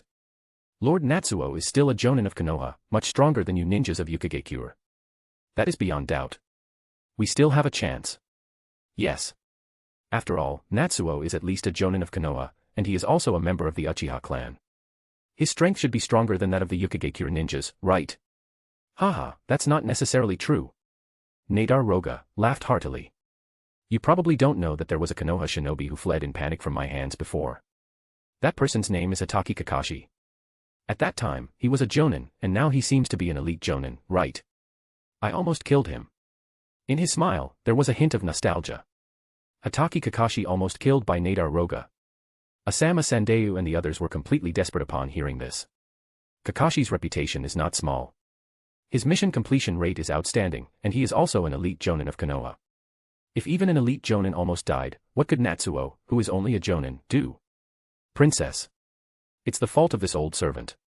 Asama Sandeu finally couldn't hold on and cried out in pain. It's the old servant's reckless actions that have ruined the last hope of the Land of Snow. Lord Sosetsu. Everything is the fault of this old servant. Not only did I die, but I also implicated the princess. Woo. Tears streamed down his face as he cried bitterly. The other peoples also wailed, their eyes filled with despair. Kill them. Kazahana Doto waved her hand. Take Kazahana Koyuki away. I can't wait to see the wealth accumulated by our ancestors for generations. Fuyukuma Mizore, Kakuyoku Fubuki, and Roga Nadar all acted without hesitation. They formed hand seals with both hands and used a large amount of ice release, condensing into ice dragons and attacking the people below. Fire release, great fire annihilation. The huge flames surged forward. The heat wave emptied the air, like an angry dragon, instantly raising the temperature of the Land of Snow covered in ice and snow. The raging flames erupted fiercely. In almost an instant, the surrounding area turned into a sea of fire. The sea of fire extended for several miles, engulfing everything in flames. The ice release used by the Ukigakure ninjas melted almost instantly upon contact with the flames. And the surging waves of fire continued to rush towards them without stopping. How is this possible? Roga Nadar. How can you use such a powerful fire release in the Land of Snow? The Land of Snow is almost frozen, so even Ukigakure ninjas without Kekkei Genkai can use ice release. Even Kakashi can't do it, how could you? Roga Nadar's eyes almost popped out of his head. Oh. Maybe it's because I'm slightly stronger than Kakashi. Natsuo gestured with his fingers, smiling. Besides. There was a hint of disdain in his eyes. Did you forget what happened when Kakashi escaped? Kakashi was just a teenager back then. He still managed to escape with Kazahana Koyuki, who an ordinary person was, under the persecution of Roga Nadar and almost the entire country. And yet, you have the audacity to claim that you defeated Kakashi. Of course, Roga Nadar is still powerful, definitely at the level of a jonin. Facing the surging flames, Roga Nadar's eyes revealed a hint of madness. It's okay, I still have chakra armor, the armor that even Kakashi can't break through, I can. The next second. All the ninjas of Ukigakure were devoured by the flames. The raging flames swept everything away, finally crashing towards Roga Nadar, who was standing at the back. He stood there dumbfounded, and the next second he was swallowed by fire release. It's over. Natsuo clapped his hands. This is also why he had discovered the spy early on but let him go. Clearing the field with fire release is so comfortable. Everyone behind him stood there dumbfounded, looking in shock at everything in front of them. Natsuo slowly lowered his hand and smiled at Kazahana Koyuki. All right, it's over. This country is yours now, I don't think anyone will oppose you. And if they do, I will simply finish them off. You should go and open that treasure, there will be surprises. And as for me. He took a few steps forward and stood in front of a charred corpse. With a few casual movements, he took out a damaged ninja armor. This was the main target of his operation. The chakra armor, a characteristic of the Land of Snow. This is the prototype of scientific ninja tools. Natsuo's eyes gleamed. Chapter 65, poor Natsuo, was deceived by that woman. Scientific ninja tools are the weapons that truly unleash their full potential during the time in which the Boruto series takes place. These ninja tools, manufactured through advanced scientific technology, largely replace some of the abilities of ninjas and can play a crucial role in emergency situations. However, these scientific ninja tools are different from those developed by Konoha in the future. The chakra armor can generate a protective barrier, blocking ninjutsu and genjutsu. The ninja tools can also allow the user to fly, and even seal the enemy's chakra. Of course, compared to the future ninja tools, the ninja tools in the Land of Snow are indeed the most advanced at this stage, but they are not as practical. Once ninja tools exceed their limits, they will explode, causing serious injuries to the user with significant side effects. Therefore, apart from the Land of Snow, other ninja villages do not pay much attention to these seemingly powerful ninja tools. But through research, it is possible to achieve the same effects as in the era of the Boruto series. Natsuo thought in his heart. He had already ordered Tono Katasuke, who was best suited to investigate this item, to come and accept the ninja tool technology in the Land of Snow. It's not just the ninja tools, there are many technologies in the Land of Snow that can be used. For example, illusion projectors, armored trains, artificial rain mechanisms, airships. These industrial products can provide a solid foundation for the Uchiha Research Center. Of course, it's not just these, there are also the treasures of the Land of Snow. Natsuo looked at Kazahana Koyuki. After Kazahana Koyuki uses the key to her father's treasure, she discovers that the treasure is a generator to change the Land of Snow into the Land of Spring. In their field of vision, the Land of Snow, which should have been covered in ice and snow, quickly turned green at a visible speed. The temperature rose at a visible speed, and after a while, several precious butterflies appeared. At the same time, there were also the images and words left by her father. She begins to remember the moments she spent with her father while contemplating her dream come true, the Land of Spring, and sheds tears of joy and truly smiles for the first time in several years. This was the unfinished environmental transformation machine left by her father. It could consume a large amount of energy in a short time to change the climate into spring, but eventually, when the energy was exhausted, it would return to winter. Although this technology was still incomplete, if they continued the research, the Land of Snow would truly become the Land of Spring. Lord Natsuo, I have a request. Kazahana Koyuki pleaded, I have heard that the Uchiha clan has considerable wealth. Can you please invest in my father's environmental transformation machine and make it a complete product? And let my Land of Snow truly become the Land of Spring. That depends on your performance. Natsuo lightly caressed Kazahana Koyuki's beautiful face, and her cheeks blushed as she lowered her head. Under the dim light of the moon, their two figures meet in the dark bedroom. Kazahana Koyuki, with her white dress like foam, and he, with eyes that reflect madness. His hands intertwine with passion. Natsuo lifts her dress, an invitation to a world where desire is perfect. She turns, her back to him, her skin crawling from her gentle caresses. Each touch, an intertwined sigh, in this delicious dance. Muffled whispers, their bodies on display, the echo of her moans becomes a song. A suppressed scream escapes, without mercy, while overflowing passion ignites union.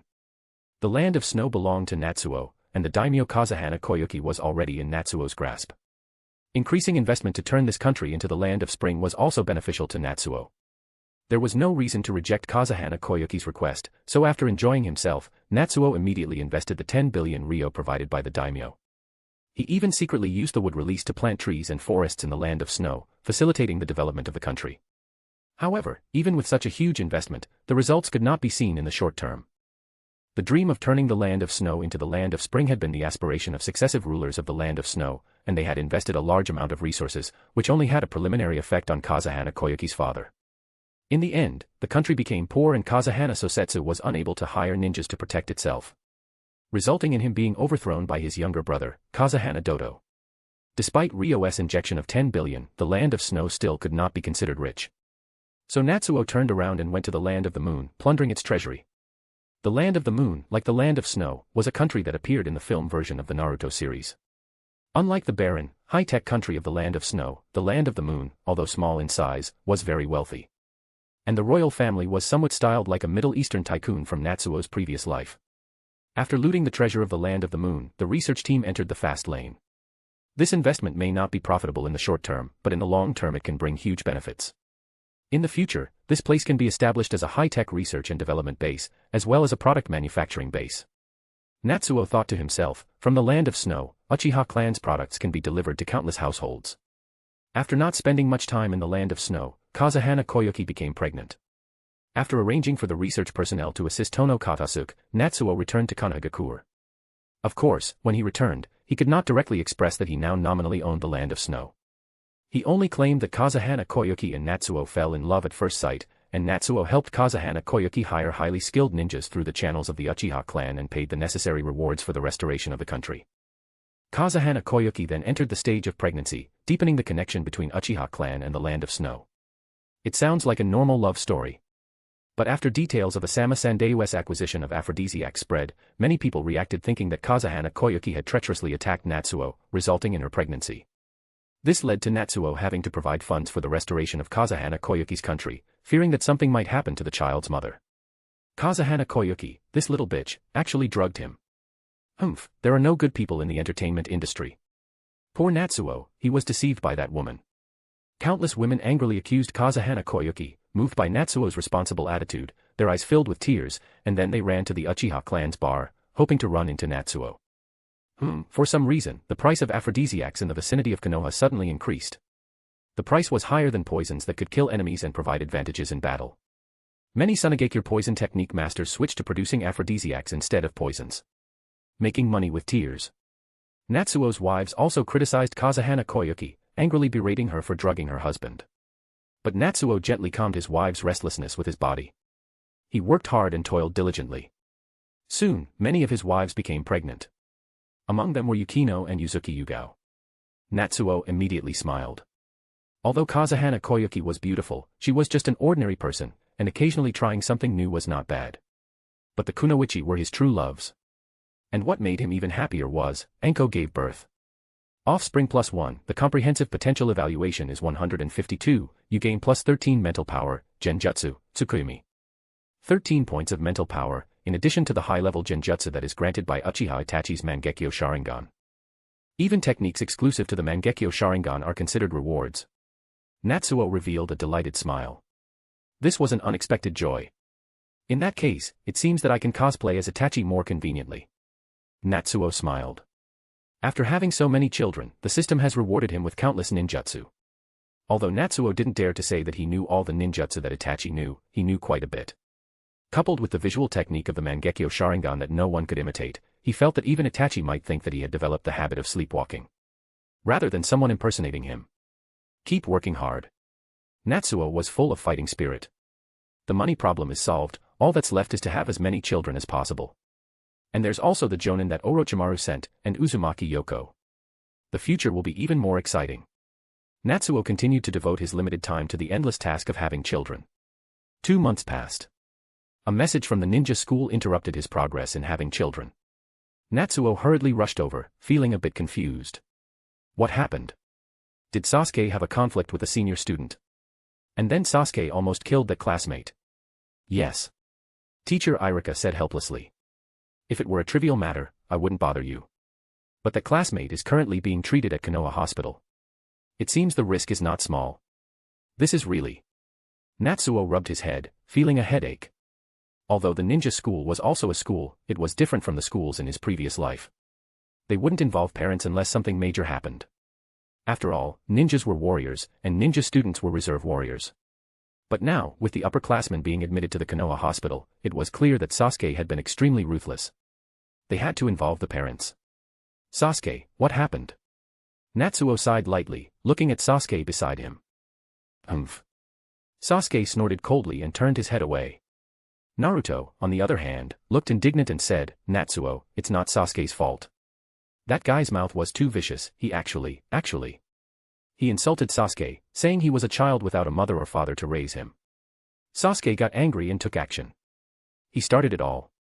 Of course, what Naruto didn't say was that if he hadn't desperately stopped them, that older student wouldn't be being treated, but rather they would be picking up his scattered ashes. Sasuke had really tried his hardest to beat him. Alright, I understand now. Natsuo sighed softly. Then he looked at Irika and said, the other students' parents are here too, let's talk. After a long time. Natsuo walked out slowly, smiling as he gently touched the restless Sasuke's head. It's all right now. Natsuo smiled and said, let's go home. Sasuke was silent for a moment and followed him. The two of them, one big and one small, walked slowly towards the Uchiha clan's territory. After a long time, Sasuke couldn't help but ask. Natsuo, I really didn't seriously hurt that guy, did I? That classmate is in trouble. Natsuo calmly said. Konoha Hospital has determined that he can no longer continue to be a ninja. So, what will happen to me? Sasuke asked surprised. The incident is resolved. Natsuo said with a smile. I reached an agreement with the other students' parents. There will be no punishment for you, so you can rest assured. However, this made Sasuke even more sad. He bit his lip and said, you bowed your head to them because of me, didn't you? With Sasuke's proud personality, if Natsuo really bowed his head because of him, he might as well die. Not really. Natsuo smiled and said, I just gave them two choices. Sasuke didn't understand. Choices? Yes.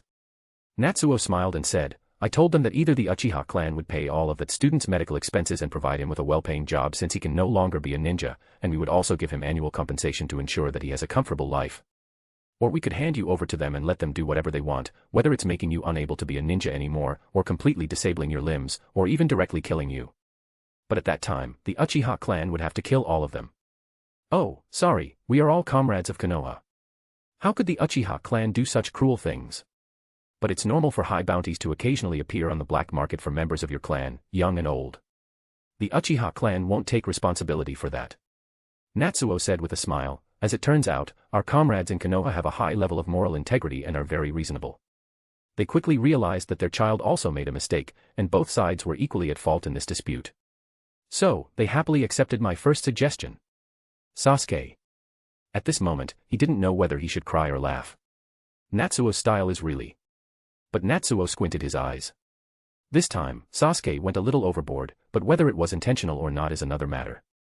The mother who initially screamed that Sasuke should pay with her life for her son was demanding justice. She said, if my child can't be a ninja, then he should pay the same price. That's only fair.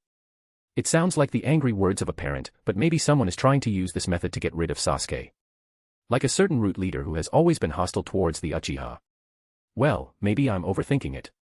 Natsuo sighed lightly. The problem is that that leader root has always been hostile to the Uchiha. Whenever something happens, I can't help but think it's his conspiracy and trickery. Maybe other clan heads feel the same way as me. This really affects the unity of Konoha. Should we remove Danzo for the sake of Konoha? Natsuo thought for a moment, and suddenly felt a pang in his heart. What's wrong with me? I'm Natsuo, a gentleman, the dream lover of countless girls in Konoha, and the leader of a peaceful and elegant clan. How could I think of such terrible things? This kind of thing is clearly what the terrifying Uchiha Itachi would think of and put into practice. It's too scary. The two of them walked for a while. Sasuke remained silent for a long time, then suddenly spoke up, Natsuo, I remember you're also an orphan, right? Yes. Natsuo nodded. Both my parents are deceased, and I have no siblings or relatives. Do you sometimes feel uncomfortable? Sasuke paused. There were many reasons why he almost killed someone today. For example, a few days ago, he secretly transformed and went to the club, but his Sharingan didn't change. Or the fact that his training hasn't been going well these days, and his strength hasn't improved. Or the fact that girls like Sakura are starting to annoy him again. All these things combined made him extremely irritated. But the discomfort in his heart was the main reason why he acted so ruthlessly. He missed his parents. Upon hearing this, Natsuo smiled gently. It's all right, I've gotten used to this kind of life, and being an orphan also has its advantages, you know. Advantages? Sasuke looked up. Yes. Natsuo smiled. For example, we don't have to worry about too many people shedding tears when we die. Sasuke fell silent for a moment. What about the disadvantages? Disadvantages? Natsuo thought for a moment and smiled. Maybe the disadvantage is that people like us are always the outnumbered ones when fighting against others, right? Yes, we're always outnumbered. Sasuke fell into silence upon hearing this. It wasn't until the two of them arrived at the Uchiha residence that he suddenly spoke up. Natsuo. Yes. You won't have to fight alone anymore, Sasuke gritted his teeth and said firmly, I will help you. I will always help you. No matter who the enemy is, I will help you. Natsuo was momentarily stunned, then he smiled. Is that so? That's really great. Chapter 66, Seeking the Help of the Uchiha Clan. Sasuke, aren't your eyes looking to the right? Be more vigilant. When your arm is not in use, always keep it near your ninja tool pouch. It is the basic requirement for a ninja to be able to draw their weapon at the fastest speed at any time. Illusions, ninjutsu, taijutsu, chakra is the foundation of everything. Your control of chakra is still far from sufficient. The Sharingan is just a weapon. How to use this weapon is the difference between the Uchiha. Yes, your brother surpasses all the Uchiha in the use of this weapon, that is why he was able to achieve the feat of annihilating the clan. Your movements should be fluid, don't stiffen up. Are you waiting for me to attack? The figures of Natsuo and Sasuke intertwine in the exclusive training field of the Uchiha clan. Their figures were like phantoms, their movements extremely fast. If it were an ordinary person, they wouldn't be able to keep up with their movements. But fortunately, they both had a pair of exceptional eyes. Natsuo was training Sasuke. Since Natsuo's strength reached a certain point, he no longer has the worries that tormented him at the beginning. And because of the previous incident, Sasuke was not suitable for going to school for a short period of time. So Natsuo thought about it and decided to teach him some things himself. Bang! Natsuo kicked and Sasuke flew out, rolling several times on the sandy ground. Before his body could come to a complete stop, Sasuke twisted his waist and stood up, his eyes staring straight ahead, holding a kunai in his hand, assuming a defensive posture. However, the expected attack did not come. Instead, Natsuo stood not far away with his hands in his pockets, smiling. Sasuke, do you feel any difference between you and me? Natsuo smiled and asked. Sasuke remained silent for a moment. In fact, Natsuo did not use particularly strong chakra, and the speed and strength he displayed were self-restrained, similar to his own. But throughout the entire battle, he was completely suppressed. Your attacks always hit me where it hurts the most. Sasuke thought for a moment and said, every time it's very painful. I've thought about fighting back, but it's not the right time to do so. How should I describe this feeling? Sasuke frowned, not knowing how to explain it. But Natsuo laughed, worthy of being an Uchiha genius. He directly solved the puzzle and said, it's rhythm. Rhythm. Sasuke was stunned, a flash of inspiration seemed to pass through his mind, but he couldn't grasp it for a moment. Yes, rhythm. Natsuo smiled and said, do you know, Uchiha and Senju are two completely different types of ninjas. The Senju clan is much stronger than us in terms of chakra quantity, the lethality of ninjutsu, and their own recovery ability. But during the Sengoku period, our two clans were evenly matched because we relied on rhythm. By relying on the subtle observations of the Sharingan, we attack the most vulnerable point of the enemy before they even exert their power. It's not about how strong we are, but about disrupting the opponent's rhythm and bringing it under our control. When the rhythm of the battlefield is in our hands, our movements will flow like water, and we will have complete knowledge of everything the enemy does. We manipulate them as if they are in the palm of our hands, leaving them with no choice but to be defeated. With a smile, he continued, that's why among the many ninja clans of the Sengoku period, only the Uchiha fight with elegance. And an elegant Uchiha never fights with their life on the line, nor do they gamble with their chances of survival. Sasuke listened intently, his eyes shining. This is the Uchiha way of fighting. With the help of the Sharingan, we calculate every detail of the battle, from the smallest to the largest, and have complete control over the enemy's every move. In the end, it's like following a script, performing the act of defeating the enemy. Sasuke, your movements are too risky, as if you're gambling on being able to hit the enemy with this move. A Uchiha would never do that. Natsuo patted Sasuke's shoulder meaningfully. Remember. In any gamble, winning is the process, losing is the result. What the Uchiha pursue is an inevitable victory under our complete control. A true Uchiha is not a reckless brute. They are the victors who master everything through meticulous calculation. Therefore, every Uchiha's battle can be considered an art. Natsuo had received specialized combat training from the Uchiha clan. And now, he was passing on this knowledge to Sasuke. Sasuke's face was filled with excitement. Yes, Natsuo. Mastering everything, manipulating the course of the battlefield. That is the power of our Uchiha. Train well. Natsuo said with a smile, shaking his head as he walked away. Sasuke was too fond of gambling. During the development of the plot of the Naruto series, Sasuke was too reckless and confident that he would be able to defeat Orochimaru, to defeat Uchiha Itachi, to overcome the Eight Tails. His arrogance, though cool, was not the Uchiha way of fighting. Itachi was able to accurately weaken Sasuke to the perfect level during their intense battle, forcing Orochimaru to reveal himself. Obito was able to accurately calculate every move Kakashi made during their intense battle, causing Kakashi to destroy his own heart's seal. And Uchiha Madara, the king of the battlefield dance, was on a whole other level. The other side of Uchiha's arrogance is an extremely precise control. Of course, perhaps it is because of the influence of this control over manipulating the enemy and oneself that makes each Uchiha arrogant, thinking that they can arrange everything for others as they do in battle. If Sasuke develops the habit of controlling everything, will he still recklessly gamble his life and directly seek revenge against Itachi? On the other side, Yuhi Kurenai walks on the streets of Konoha, shopping with several of Natsuo's wives. Do you think this outfit will look good on the child? This won't do, children should wear pure cotton, you should buy this kind. Hey, look at this hat with rabbit ears, it's especially cute when children wear it. That's right, this is a group of mom squads. And Yuhi Kurenai is among them, she is interested in looking at the clothes of those children. She also wants to buy one for her own child. Of course, she can only buy it with the reason of a gift for Natsuo's wife's child, otherwise she can't explain her actions. Until now, Yuhi Kurenai has not yet achieved her original goal of picking up a child outside.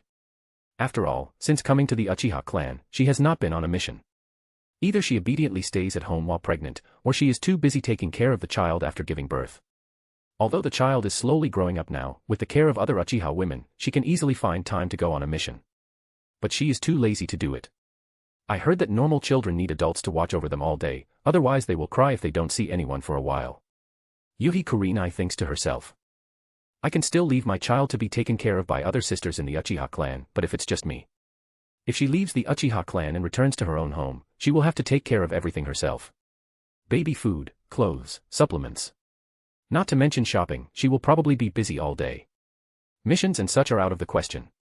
Of course, she can choose not to do it. Children from normal families, when they are babies, drink milk and gradually eat adult food. Basically, they eat what adults eat and grow up the same way. But can Yuhi Kurenai's child be treated casually while the other children of Natsuo eat and drink well? Can Yuhi Kurenai let her own child fall behind from the starting line? Let's wait a little longer. When the child is a little older, I will pick up the child. Yuhi Kurenai thinks to herself, and then enthusiastically starts picking out clothes. As a novice mother, she has a strong curiosity about everything related to children. She is also very enthusiastic about buying clothes. And at this moment, Kurenai-sama. We finally found you. A middle-aged man runs towards her with an anxious expression. Kurama Unkai. What's the matter? Yuhi Kurenai is taken aback. Kurama Unkai anxiously says. Kurenai-sama, Yakumo is in trouble. Yuhi Kurenai's expression immediately becomes serious. Kurama clan's residence. To think it has come to this. Yuhi Kurenai looks at the house next to her that has been burned to ruins by flames, takes a deep breath, and asks, is Yakumo alright? For now, she's fine. Kurama Unkai forces a smile and says, only she seems to have forgotten that she did it herself. Is that so? It's good that he forgot. Yuhi Kurenai forces a bitter smile and says, she still wants to. Yes, she still wants to become a ninja. Kurama Unkai also smiles bitterly. Kurama Yakumo is Yuhi Kurenai's student. Yakumo has had poor physical condition since she was young and would get tired easily after practicing for a while. Therefore, last year, her parents stopped allowing her to study at the ninja school and brought her back home, inviting Yuhi Kurenai to be her private tutor. Yuhi Kurenai tried to train her, but in the end, there was no improvement in her physical condition, so she later convinced Yakumo to give up on becoming a ninja. Yakumo's parents also didn't want this child's health to deteriorate further due to excessive effort, so they agreed with Yuhi Kurenai's approach. However, Yakumo didn't want that. A few days ago, it seems that she requested her father to train her as a ninja but was rejected. As a result, in an emotional outburst, she lost control of herself and used the Kurama clan's Keki-Igenkai to set the house on fire, resulting in the death of her parents in the fire. And she seems to believe that it was the third Hokage at the time who sent someone to assassinate her parents, and now wants to assassinate her as well. Kurama Unkai smiles bitterly and says, Kurenai-sama, do you really have no way to help her? If there was a way, I would have said it long ago. Yuhi Kurenai shakes her head helplessly. She also feels sorry for this child, but she really has no solution. Even Kurenai-sama can't do anything, it seems that there is no one in Konoha who can help her. Kurama Unkai sighs lightly. Yuhi Kurenai's genjutsu is the strongest in Konoha. Yuhi Kurenai is silent for a moment, as she hesitates. But in the end, she says, there may be someone in Konoha who can help her. Compared to me, the Uchiha clan is more skilled in genjutsu, and they have a lot of experience passed down from their ancestors. Perhaps you can consider seeking help from the Uchiha clan. Chapter 67, Kakuzu brings a Kagalv Kunoichi. Uchiha. Kurama Unkai furrowed his brows. Will they be willing? Hearing this, Yuhi Kurenai let out a soft sigh. The Uchiha clan could be considered the most powerful in the ninja world in the use of genjutsu. However, they have a high opinion of themselves and are very arrogant. When Kurama Unkai encountered a problem, the Kurama clan immediately sought help from the Uchiha clan. However, whether because they looked down on the Kurama clan or because they were dissatisfied with the Kurama clan's claim of surpassing Uchiha in genjutsu, they did not even consider the conditions proposed by the Kurama clan and flatly refused to provide support. That's when the Kurama clan turned to Yuhi Kurinai. Recalling the arrogance of the Uchiha clan in the past, Yuhi Kurinai also let out a soft sigh and said, "The current Uchiha clan leader, Uchiha Natsuo, is not like the typical Uchiha, he doesn't have as much arrogance. As long as you communicate well and present your conditions, he will definitely accept." Kurama Unkai nodded. He had also heard of Natsuo's reputation. Well, actually, it was extremely well known. After all, Natsuo was the first Uchiha in history to take multiple wives and not want to do anything else except have children. While countless shinobi mocked Natsuo for willingly falling from grace, he was also relieved that this guy was not like a typical Uchiha. Natsuo, who lacked any Uchiha demeanor, might actually agree to the Kurama clan's request. But isn't Natsuo only a chunin in terms of strength? Can he really help Yukumo? Kurama Unkai furrowed his brows. Natsuo is actually quite strong. Kurinai said, "Perhaps we can have some expectations." Having spent so much time with the Uchiha clan, she had more or less discovered some of Natsuo's hidden strength. Although he had not seen it personally, he believed that Natsuo was not just an embarrassment to the Jonin. At the very least, he should also be at the Jonin level, right? As for why he was hiding his true strength, that was easy to explain. He's worried about exposing his true strength and attracting retaliation from Itachi. Kurinai thought to herself. But she wouldn't reveal Natsuo's true strength in front of others. She only expressed it tactfully. The Uchiha clan has a long history, so they might have a way to save Kurama Yukumo. Meanwhile, on the other side, Natsuo looked at the latest news that had come in and let out a sigh. It seems that the conflict between the 5 great nations has escalated again. Unexpectedly, there are even renegades occupying our Uchiha mine. He had originally thought that after impersonating Uchiha Itachi and dealing a heavy blow to all enemies of the Uchiha, no one would dare to lay a hand on the Uchiha clan again. But he didn't expect that there were still those who were not afraid of death. Kurosuke Raiga, huh? Natsuo rubbed his chin as he looked at the intelligence. Kurosuke Raiga, dissatisfied with the village's policies, decided to defect and later became the criminal boss of the Kurosuke family. He then used the Kurosuke criminal organization to take control of the Uchiha mine. He probably came here because of the conflict between the 5 great nations. Natsuo thought to himself. Due to Natsuo's actions, Konohagakure entered a state of alert and preparation for war. And other ninja villages, fearing that Konoha would attack their own countries, also sent ninjas to protect their borders due to Konoha's mobilization. Although a full-scale war had not broken out at the borders, there were countless hidden struggles and losses were not insignificant. Under the state of mobilization in case of war between nations, Kurosuke Raiga, as a renegade who was not good at hiding, probably couldn't stay in other places and had no choice but to come here. In reality, even the arrogant Kurosuke Raiga was not foolish enough to take on the Uchiha clan. For this reason, once he gained control of the mine, he sent a message to negotiate with the Uchiha clan. He probably aims to seek stability and gain a foothold with the help of the Uchiha clan. He must have noticed that the Uchiha clan is lacking in manpower, so the conditions for negotiation may be to form an alliance with his own strength and the Uchiha clan. Natsuo thought to himself. Perhaps in his eyes, the Uchiha's deterrent power now relies solely on Uchiha Itachi.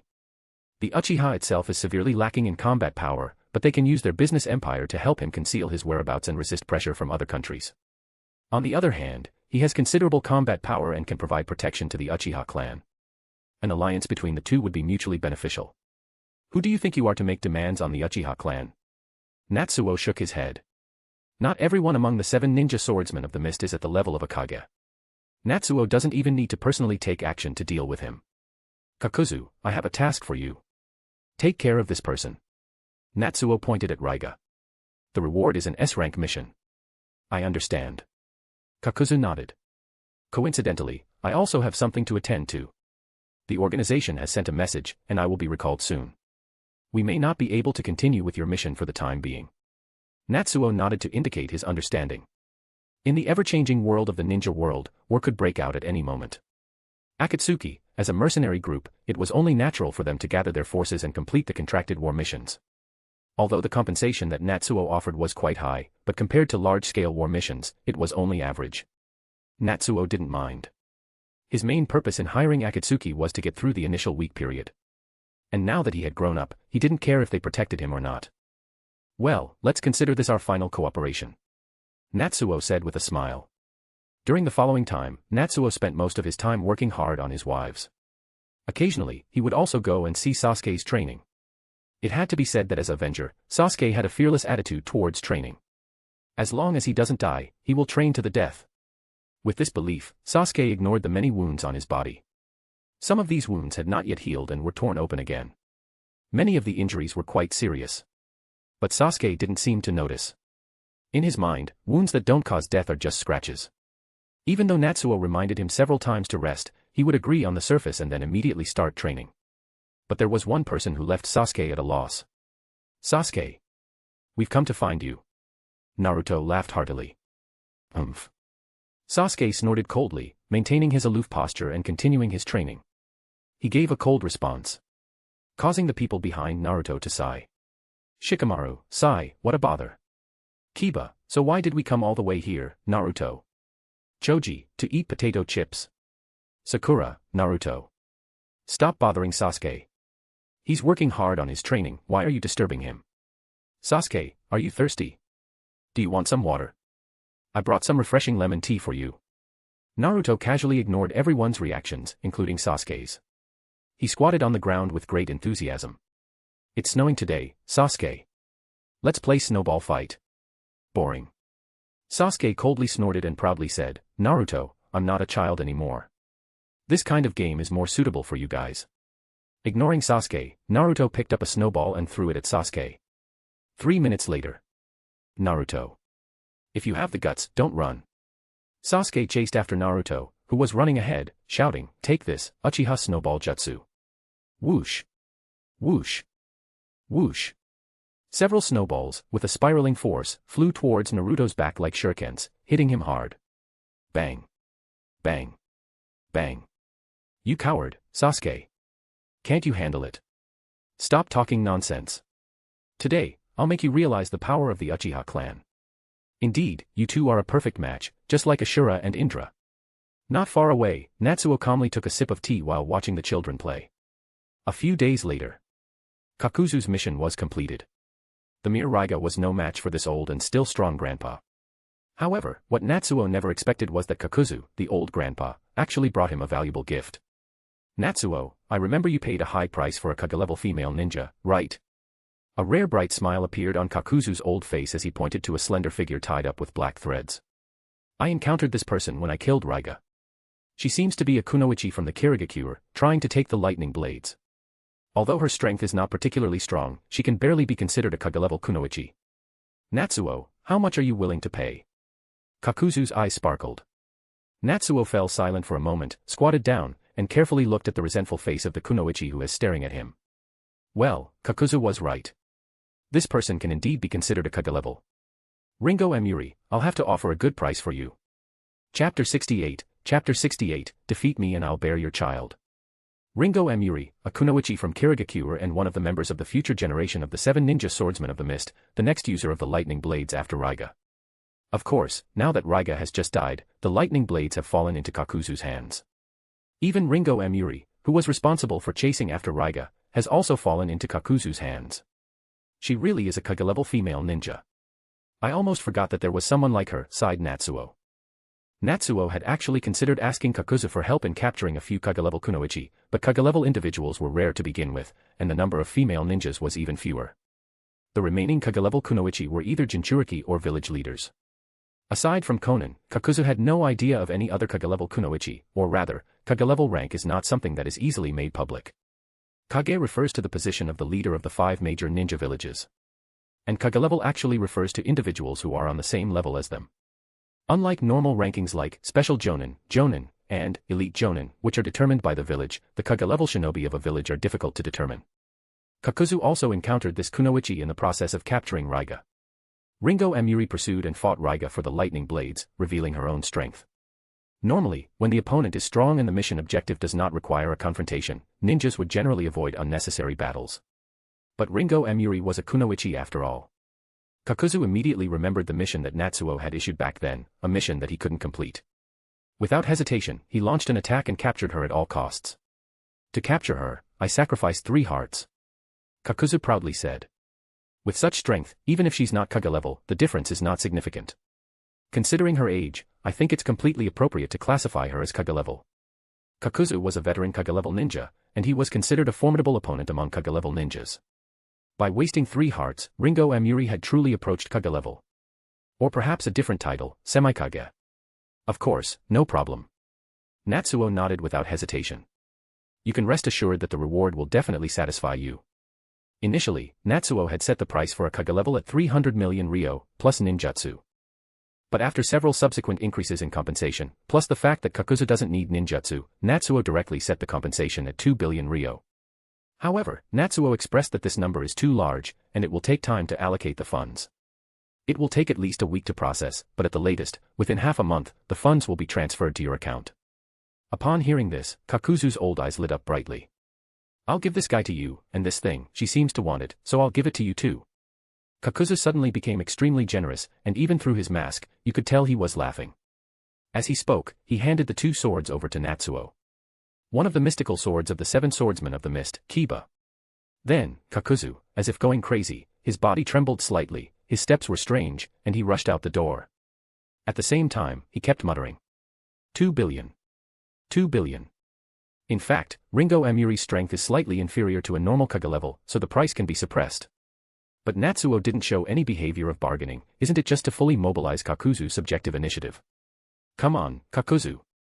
Natsuo secretly cheered for him in his heart. If you tie up Konan and bring her over, even if I have to sell everything, I'll come up with the money for you. Go, Kakuzu, you're the best. So, what's next? Natsuo lowered his head and looked at the woman with a stubborn expression. Ringo Amuri's expression carried a hint of resentment, but her eyes calmly looked to the side. Looking at the architecture, this is the land of fire, and this person. Uchiha, am I in the Uchiha clan's residence in Konoha? Natsuo didn't hide the clan emblem on his body, and Ringo Amuri easily drew a conclusion. That weird clan head of the Uchiha clan, the reason why that ninja brought me here is quite simple. Ringo Amuri sighed softly. The weird clan head of the Uchiha clan has a notorious reputation in the ninja world, but not a good one, but a strange one. As a Kirigakure shinobi accustomed to dancing on the edge of a blade, Ringo Amuri has personally witnessed more than 30 unlucky ninjas discussing the weird clan head of the Uchiha clan. They all expressed that this clan head is simply full and has nothing better to do. What's the use of having so many children? What can children contribute to the battle? Then they used words full of hatred and insults to curse Natsuo. The Kunoichi in the ninja world are already a minority, and you alone have taken up too many resources. So, what should we do? Many Kunoichi have volunteered to carry out espionage missions to Konoha, so who should we marry? Then, they couldn't help but fantasize about living a day in Natsuo's life. It would be a paradise. Of course, Kunoichi discuss Natsuo more. But what they talk about more is Natsuo's gradually spreading good looks, his wealth that can rival a country, and his care for women. Ringo Amuri has always despised these things. A true shinobi solves all enemies with their own sword. The result. So, I was sold to this guy. Does he want me to bear his child? Ringo Amuri quickly came to this conclusion and felt an immense sense of humiliation.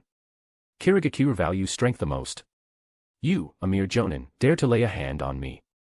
And at this moment, Natsuo stood in front of Ringo Amuri and squatted down. Your name is Ringo, right? A shinobi from Kirigakure. Natsuo smiled. Can we make a deal? I'll give you the lightning blades, and you help me have a child. How about that? What the hell are you thinking? Ringo Amuri immediately cursed without hesitation. A mere trash chunin, you think you can have my body? Hey, hey, hey. Natsuo laughed. You're my captive now, do you have to be so rude? Aren't you afraid of what I might do to you? Ringo Amuri almost laughed out of anger. You think you can do something to me? Let me tell you, don't think that just because I'm tied up now, you're safe. A mere jonin, with the difference in strength between us, even if all my limbs are cut off and only my body remains, I can still tear open your throat with my mouth. As she said that, she fiercely bared her teeth at Natsuo. With her unique teeth, she had quite a vicious taste. Is there a need to be so angry? Natsuo touched his chin. I remember that shinobi from Kirigakure seem to value interests more and disregard ethical chastity. With your current status as a captive, would it be normal for you to refuse my request even if I promised to give you the lightning blades? Kirigakure is constantly engaged in internal conflicts and fierce battles. Under such conditions, they naturally worship power to an extreme degree, easily overlooking issues such as chastity, which are valued more in other countries. If an ordinary Karigakure shinobi could exchange their chastity for the lightning blades, they would wake up laughing even in their sleep. Agree. No way. Ringo Emuri was so angry that she wanted to bite someone. Although the atmosphere in Karigakure is indeed like that, it doesn't mean that everyone is the same. With her pride and arrogance, she has no intention of compromising herself. Not to mention he's just an embarrassing jonin. It would be better to kill him. No, it's not that I can't agree to your request. Ringo Emuri suddenly lost her anger and smiled. Boy, if you agree to do something for me, I can even give you a child. No, I can give you several. Oh. What is it? Natsuo asked curiously. Defeat me, and I will agree to your request. Ringo Emuri said without hesitation. Remove the restraints on me, fight me with real weapons, and if you win, I will give birth to 10 children for you. How about that? How about it, do you dare? Her expression was full of provocation. Aren't you planning to have a harem? Without some strength, how can you have a harem? Oh, don't believe that old guy's words just now. What Kaga-level powerhouse? I'm just a little woman. What Kaga-level powerhouse am I? Don't worry, I'm really not strong. Your chances of winning are high. Ringo Emuri said, revealing an even more radiant smile. Mockery, disdain. And a tone that seemed like temptation. It's hard to imagine that in just a few sentences, so many meanings were intertwined. But even if she did the taunt perfectly, Ringo Emuri still believed that Natsuo would not fight her recklessly. Just a shameful jonin, what does he have to fight her? However, what she didn't expect was that Natsuo suddenly smiled. Okay, so it's agreed between us, no changes. Huh. Chapter 69, if I win, I can do whatever I want with you. Hey, isn't that enough? We're far enough from Konoha, where else do you want to go? Don't worry, I won't make too much noise when dealing with you. Hey, I said that's enough. Ringo Emuri had a dissatisfied expression on her face. She was still bound tightly, carried on Natsuo's shoulder, running on the road. Ignoring Ringo's dissatisfaction, Natsuo continued to run for a full hour. I think we're far enough away now. Natsuo said as he finally put Ringo Emuri on the ground. They were already very far from Konoha, near the border. Looking around, all you could see were mountains, desolate and uninhabited. It would take more than a day to walk at the speed of an ordinary person to reach the nearest town. Is it necessary to go this far just to deal with a jonin like you? Ringo Emuri twisted her body in dissatisfaction. She had been shaken the whole way and felt very uncomfortable. After all, you are the first Kagalv Kunoichi I've faced. I have to show you respect. Natsuo said with a smile. Ringo Emuri pouted. The first Kagalv Kunoichi. It's as if you fought against some Kaga-level master. Hey, can you untie the rope on me? Ringo Emuri snorted. Sure. Natsuo squatted down gently. He took out a kunai and began to cut the rope. The two of them were very close at this moment. Looking at Natsuo's handsome face, a hint of something flashed in Ringo Emuri's eyes, but she still waited quietly for her liberation. Finally, the rope was cut. Ringo Emuri couldn't help but move her stiff limbs. This is the feeling of freedom. Huh, aren't you going to ambush me? Natsuo chuckled and said, I think this is the perfect opportunity. Ambush. On you.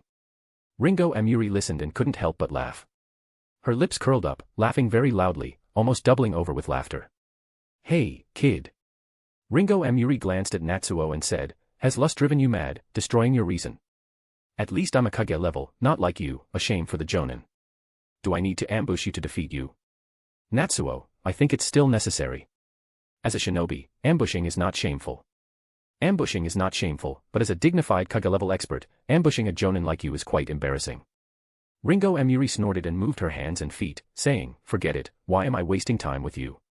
Kid, since you have a handsome face and haven't made any moves, I'll spare you. You can leave, I won't kill you. Saying that, she turned her head and was about to leave. Natsuo ran a bit far, making her have to travel for a long time before she could return to Karigakure. But having fought against that strange, masked monster and not losing any limbs, she could already consider herself very lucky. Ringo Emuri thought to herself, about to exert force with her footsteps, about to jump up in the next second. But before she could act, another figure appeared in front of her. Let's forget the idea of forgiving me, Natsuo smiled and said, remember our agreement. If I defeat you, you will have to have my child. I have been waiting for several years to find a Kage-level ninja willing to have my child. You really are driven mad by lust. Ringo Emuri's expression suddenly turned unfriendly. Fine. Then I'll give you a lesson, so you'll know to respect power. Crack. Intense lightning flickered. Ringo Emuri's hand seemed to grasp thunder, quickly moving his body. In the blink of an eye, he appeared in front of Natsuo. She clapped her delicate hands, and 2 thunderbolts followed her movements, roaring together. This lightning release may not be powerful, but it serves as a lesson. However, in the next second, crack! Natsuo extended both hands and easily caught Ringo Emuri's hands. Then, with a twist of his wrist, he picked her up and spun her into a somersault before throwing her hard. Ha! Ringo Emuri was stunned, feeling as if the world was spinning. In the next second, she crashed into a pile of withered leaves not far away. Her body didn't hurt, but she was dazed from the impact. Natsuo chuckled lightly and walked up to her. You lost. Natsuo revealed a foxy smile and said, now it's time for you to fulfill our agreement and have my child, right? Ringo Emuri finally regained her senses and stared at Natsuo with wide eyes. Aren't you a Jonin disgrace? I never said I was a Jonin disgrace. Natsuo replied. Ringo Emuri. No one would admit to such a thing. Anyway, you lost. Natsuo smiled. Come on, future mother of my child. Come home with me and let's have our child. Mother of my child, having a child. Hearing these words, Ringo Emuri's face was filled with shame and anger. Do you dare to deceive me? Kid, prepare to die. She became furious and thunder roared, surging towards him. Intense thunder, wild flickering. Boom. The thunder struck down. For a moment, everything turned white. But there was no sign of Natsuo. Ringo Emuri's face was filled with anger as she turned her head to look beside her. There, Natsuo's figure appeared without her noticing. I knew a Kaga-level female ninja wouldn't easily surrender, so I deliberately chose this remote and uninhabited place. Natsuo sighed. But we had an agreement, isn't this going a bit too far? I don't care. Ringo Emuri angrily said. Just die. Shouting, the thunder was about to burst forth again. However, before the intense lightning could strike, Natsuo had already approached her directly. His Sharingan spun rapidly, and his hands quickly and accurately grabbed Ringo Emuri's wrist, then exerted force once again. I'm done for. Ringo Emuri was dumbfounded, she was thrown onto a pile of withered leaves again. But this time, it was a different pile of withered leaves. Miss, isn't it bad to break your promise like this? Natsuo sighed, casually picking up a grass stem and putting it in his mouth. What about your reputation? I don't care. Ringo Emuri's face was filled with anger and embarrassment. Besides, I'm a shinobi. Deception is the most important thing for a shinobi. So, what if I don't keep my word? Natsuo sighed. Well, then I'll just have to catch you again. Speaking, the figure disappeared in an instant. The next second, he appeared above Ringo Emuri's body, leaning down and firmly suppressing Ringo Emuri's arms with both hands, and also pressing Ringo Emuri's legs with his knees. The entire weight of the person also pressed down. Damn it. Let go of me. Ringo Emuri felt the man's breath on her body, becoming even more embarrassed and angry, shouting repeatedly. On the other hand, Natsuo was still enthusiastically commenting on various topics. When you were tied up earlier, I didn't realize it, but now that I see you, you really are small. At a height of 1.4 meters, you look like my child who hasn't graduated yet. Ringo Emuri is only 143.5 centimeters tall. What concept is this? Even Sakura, who will graduate in 2 years, is a full 148.5 centimeters. This Ringo Emuri is already an adult, but she is still smaller than 12-year-old Sakura. And she also has a fierce-looking face, a fierce yet cute look. What a fierce and cute legal loli. You. Ringo Emuri became even angrier. In Kirigakure, anyone who commented on her height would have their feet cut off by her, forcing them to be the same height as her. But now, Natsuo is suppressing her, and she struggles with all her might, but to no avail. She can only vent her anger by shouting helplessly and desperately twisting her body. Feeling Ringo Emuri's struggles, Natsuo suddenly smiled. Hey, how about this? If I let you go, we can fight a few more times, until you surrender. Are you really that kind-hearted? Ringo Emuri sneered. Of course, I'm not that kind-hearted. Natsuo smiled and said, so every time I beat you, I get a prize. A prize. Just by defeating you, I'll be able to make tease of you, he said with a mischievous smile. You bastard. Ringo Emuri was extremely embarrassed and angry, struggling even more. But after futile resistance for a while, she finally gave up in helplessness. Her small body was not skilled in competing with strength. Even if she used chakra, she still couldn't match the strength of Natsuo, who had more abundant chakra. In addition to her small stature, even though she was struggling desperately, it looked like she was acting spoiled in Natsuo's arms. How could she bear it? Good. Let's fight again. Ringo Emuri angrily said. This time I will definitely slaughter you. Although she had lost before, she still had strong confidence in herself. That was the confidence that came from killing in the bloody world of Kirigakure time and time again. If I hadn't been careless just now, how could he have won against me? She still firmly believed so. Then I can let you go, Natsuo smiled and said, remember, now that you have agreed to this agreement, you can't play dirty anymore. I will also use force. Let go. Ringo Emuri said firmly. If I play dirty, you can use force as you please. I allow it. Anyway, she won't lose. Upon hearing this, Natsuo smiled. He stood up. Ringo Emuri also instantly stood up, taking a few steps back. The restless anger in her eyes dissipated, revealing a calm and composed gaze. This is the gaze that a shinobi uses to exert their maximum strength. Ringo Emuri's sharp eyes stared at Natsuo intently, her hands sliding slightly downward. She looked like an arrow ready to be released. But Natsuo just smiled calmly and said, aren't you going to make a move? Fine, then I'll make the first move this time. Bang. With a dull sound Natsuo rushed forward. Ringo Emuri also hesitated for a moment, then suddenly rushed over. Bang. Fists and feet collided, emitting a muffled sound. Sweeping punches, striking palms, poking elbows, kicking legs. Both sides engaged in a back and forth, punches hitting flesh, close quarters combat, fighting head-on. This time, Ringo Emuri displayed the strength of a Kagalv Kunoichi. Clean and precise movements, powerful force, and lightning-fast speed. Ordinary shinobi couldn't even catch her shadow. Natsuo, on the other hand, had a smile on his face as he continuously threw punches and kicks. Every punch accurately hit Ringo Emuri's points of force, every kick perfectly disrupted her balance, every step perfectly avoided where Ringo Emuri wanted to step. Natsuo could teach Sasuke to perfectly control the Uchiha fighting style, so how could he not do it himself? Ringo Emuri was trapped, feeling extremely uncomfortable. But she was, after all, a Kagalv Kunoichi. She firmly defended herself and took the opportunity to find a flaw to counterattack.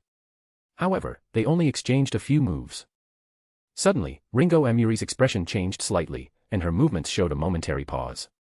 It wasn't because Natsuo did something, but rather her own injuries were affecting her performance. She had just clashed head-on with Kakuzu and was completely defeated and captured. She was already injured. Although Kakuzu intended to sell her for a good price and didn't go all out. But the injuries left behind inevitably became the biggest flaw in the battle. Natsuo seized this opportunity. Just like before, he effortlessly threw Ringo Emuri out and smashed her onto a pile of dry leaves, pressing down on her with his whole body. Damn it. If I wasn't injured, how could you have defeated me? Ringo Emuri's face was full of unwillingness. She clearly shouldn't have lost so easily. That's true, I did take advantage of you this time. Natsuo nodded in agreement, then smiled. So let me solve your problem. As he spoke, his hands emitted a green light and gently touched Ringo Emuri's body. Suddenly, a warm feeling spread throughout her body. Is this medical ninjutsu? Or A-rank healing jutsu? Ringo Emuri was stunned. Medical ninjas were rare treasures in Kirigakure, which valued combat power. Not to mention a medical ninja who mastered A-rank healing jutsu.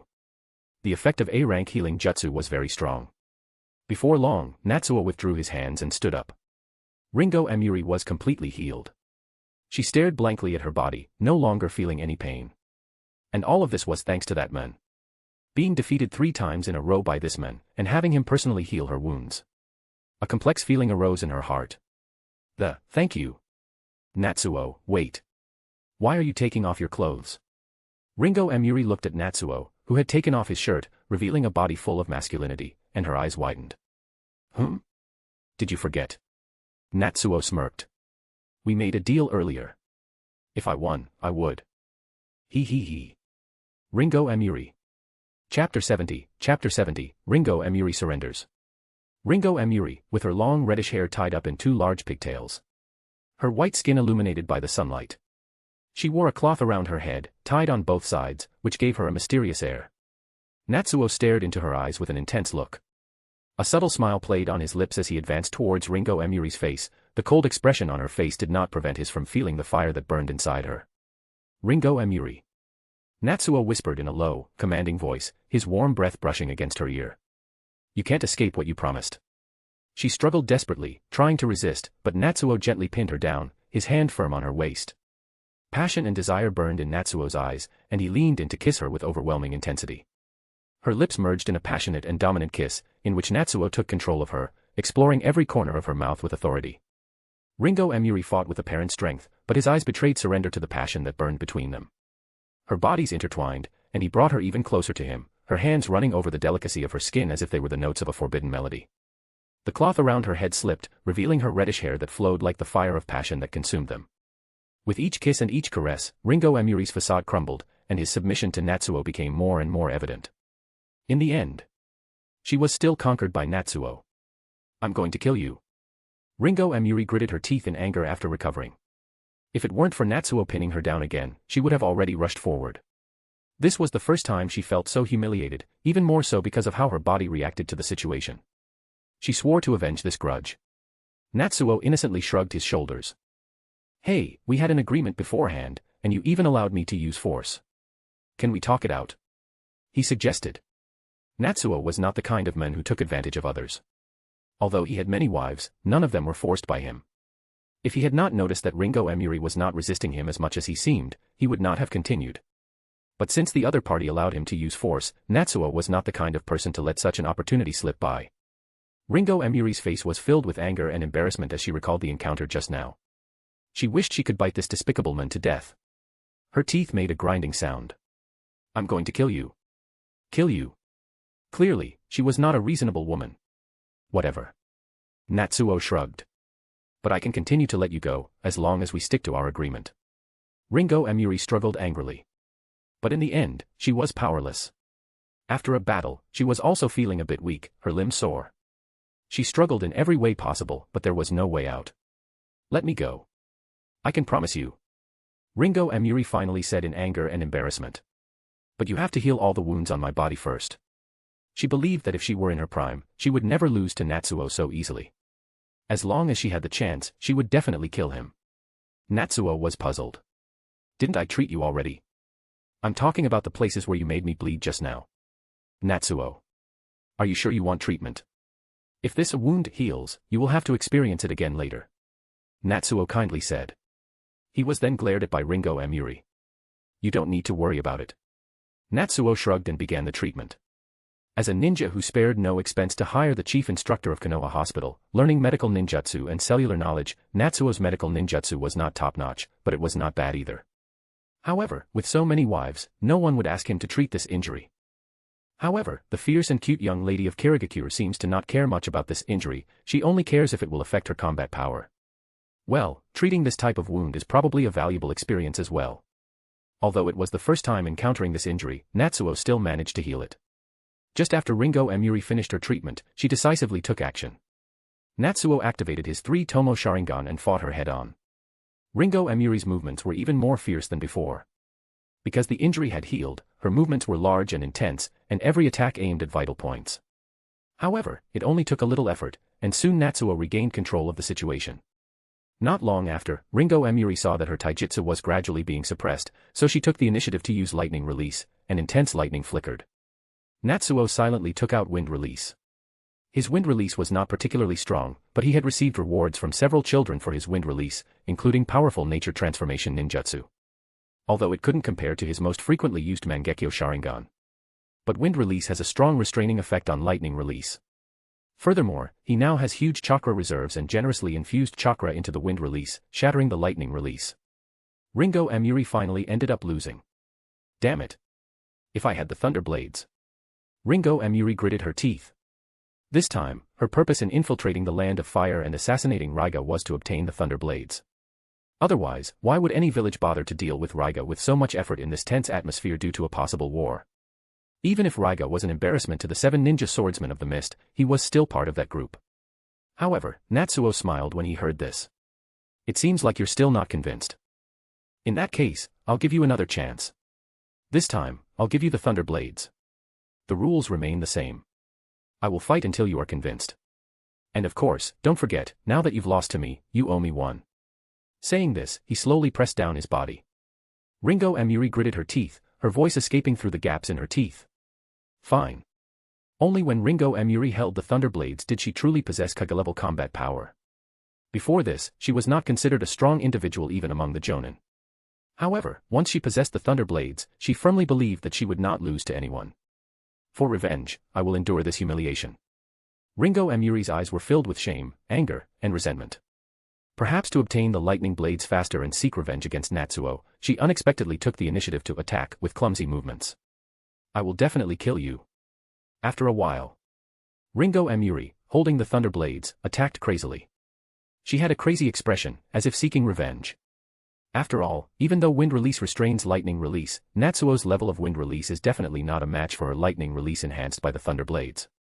The violent lightning release wrapped around the thunder blades and fiercely slashed towards Natsuo. This time, I will definitely. Natsuo, Susanoo. Clang. The thunder blade struck Susanoo, as if a child hitting a stone with a plastic knife, and was instantly repelled. Ringo Emuri looked confused. What kind of ninjutsu was this? Taking advantage of her momentary confusion, Natsuo directly pounced on her. It seems like it's too much to bully you with the Mangekyo Sharingan. How about this time I don't use the Mangekyo Sharingan? Do you want to fight again? Bring it on. If it wasn't for that inexplicable ninjutsu, how could I possibly lose to you? Being teased once again, Ringo Emuri tried to gather her spirits and firm her beliefs. She swung the thunder blades towards Natsuo. And in response, Natsuo calmly said, Genjutsu, Sharingan. Not skilled in Genjutsu and unable to decipher it, Ringo Emuri was directly hit. In a one-on-one situation, without worrying about teammates breaking the illusion, the Sharingan was this dominant. Natsuo was also not polite and directly pounced on her. This time I won't use Genjutsu. Do you want to fight again? If you don't even dare to agree to this, what kind of member of the 7 ninja swordsmen of the mist am I? Ringo Emuri's eyes turned red. In a normal battle, who would restrict themselves to this extent? If she still didn't dare to fight, she wouldn't need to be a shinobi anymore. Ringo Emuri once again pounced, her movements swift. Natsuo's movements were also fast. Fire release, great fire annihilation. Fire release, great fire extinction. Fire release, great dragon fire technique. Boom. Boom. Boom. Fire release swept the ground. Ringo Emuri was once again dumbfounded. The Uchiha clan emblem is a fan that manipulates flames, and Natsuo didn't even care about the consumption of chakra. Although he could use some earth release, the overwhelming fire release directly overwhelmed poor Ringo. Then Natsuo calmly walked over, pressing his body against hers just like before. Cough, cough. This time I don't even need to use fire release. Do you dare to fight me? I don't believe I can't beat you. Ringo Emuri's eyes were red, her voice no longer as fierce as before, but rather with a hint of pitiful cuteness. Just like a child whose self-esteem has been shattered. Regrettable. Natsuo commented on her appearance, then aimed with both hands. Would release, nativity of a sea of trees. Ringo Emuri. After a long time. Ringo Emuri collapsed onto a pile of withered leaves, her eyes lifeless, as if she had been played with too much, murmuring non-stop. Why is it like this? How many more cards do you have left? She was like a girl being stared at by a strongman. No matter how much she resisted, she couldn't change the final result. Natsuo touched his nose. Was this his fault? He couldn't restrict himself, tie his hands and feet, seal his chakra, and then use his head to fight her, right? But it was already enough. He walked towards Ringo Emuri and sat down gently next to her. How about it, still want to fight? Natsuo smiled and said, are you planning to obediently have children with me?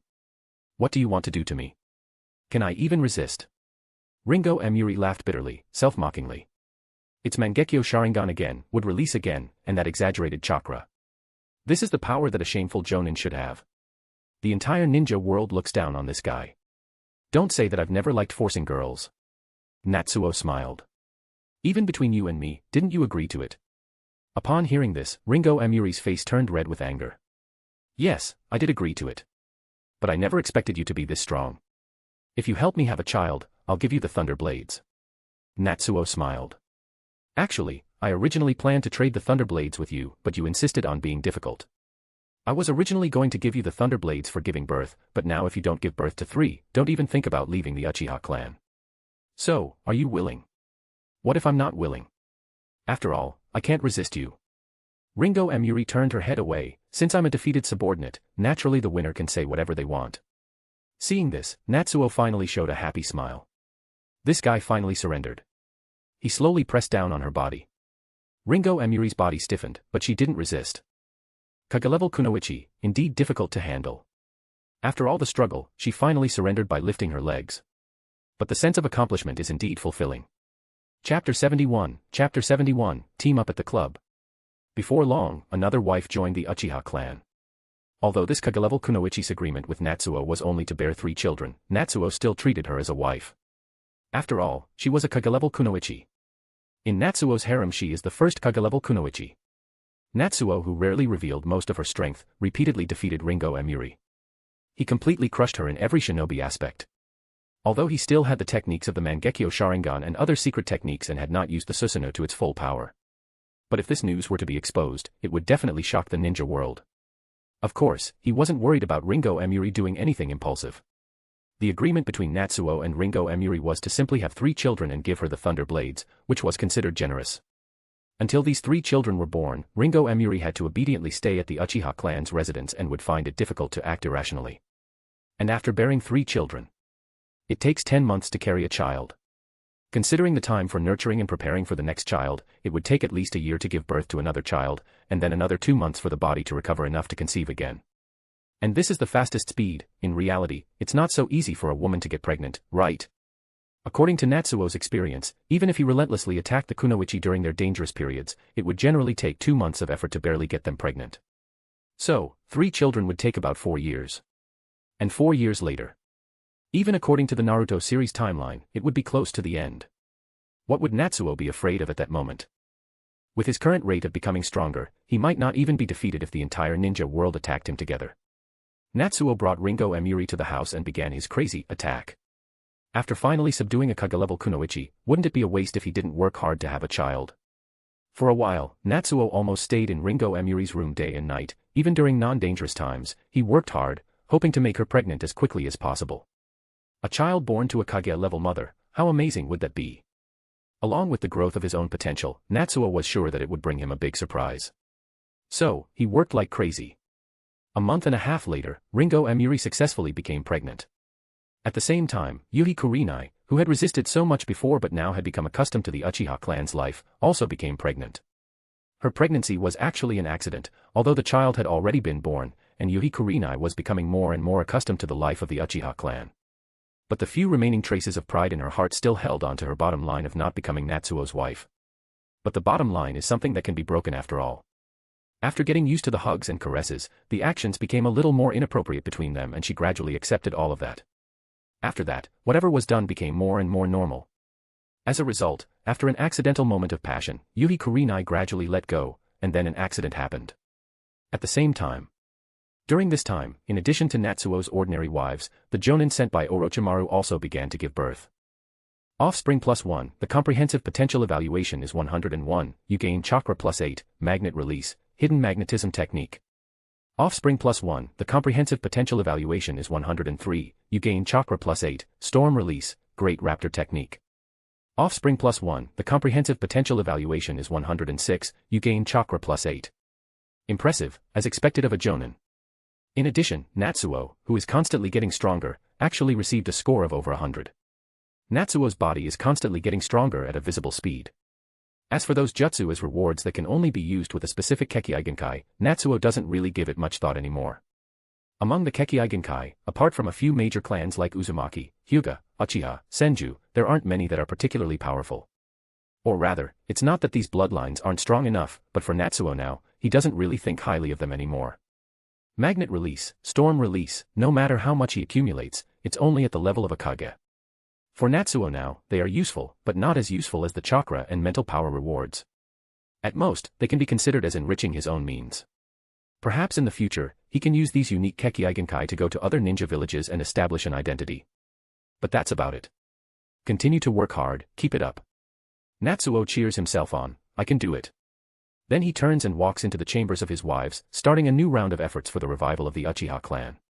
During this period, Natsuo continues to work hard as usual. Apart from occasionally teaching Sasuke in his training and teaching Naruto how to pick up girls, he doesn't have much other work. The shinobi world is still in turmoil, as if a full-scale war is about to break out at any moment. But no one dares to say when exactly and who will be the one to start the first battle. Of course, all these upheavals do not affect the children of the ninja school. They are in their daily classes. Today is the most revealing segment to showcase the students' abilities, combat practice. You guys just wait. Naruto proudly puffs up his chest and says, I've been consulting Natsuo for a long time, and I feel like I've mastered the essence of picking up girls. This time, I will definitely make Sakura and the others look at me with new eyes. Oh, is that so? Sasuke responds indifferently, his mind seemingly replaying a certain battle. Sasuke was now able to return to school and the previous incident of violence had completely dissipated. He remains the center of attention, the school's #1 ninja who countless classmates admire. In the eyes of these classmates, someone like Sasuke who attracts the attention of all the girls is enviable. But in Sasuke's eyes, this attention is really useless. Even if many women beat around the bush and say things like, "Sasuke, I also want to help you revive the Uchiha clan." Which is almost like a confession, Sasuke dismisses it. You all talk about wanting to contribute to the revival of the Uchiha clan every day, why don't you go find Natsuo? Sasuke sneers in his heart. Besides, you can't even bear children now, why bother me? It's just that he thinks his classmates are too young and can't bear children yet. Otherwise, he would have taken this group of self-proclaimed, willing to contribute to the revival of the Uchiha clan, female classmates to find Natsuo long ago. You want to contribute to the Uchiha clan, right? Then go and work with Natsuo to have children for the Uchiha clan. Just talking won't revive the Uchiha clan. Of course, Naruto has no idea about Sasuke's inner thoughts. When he sees Sasuke's indifferent attitude, he gets angry.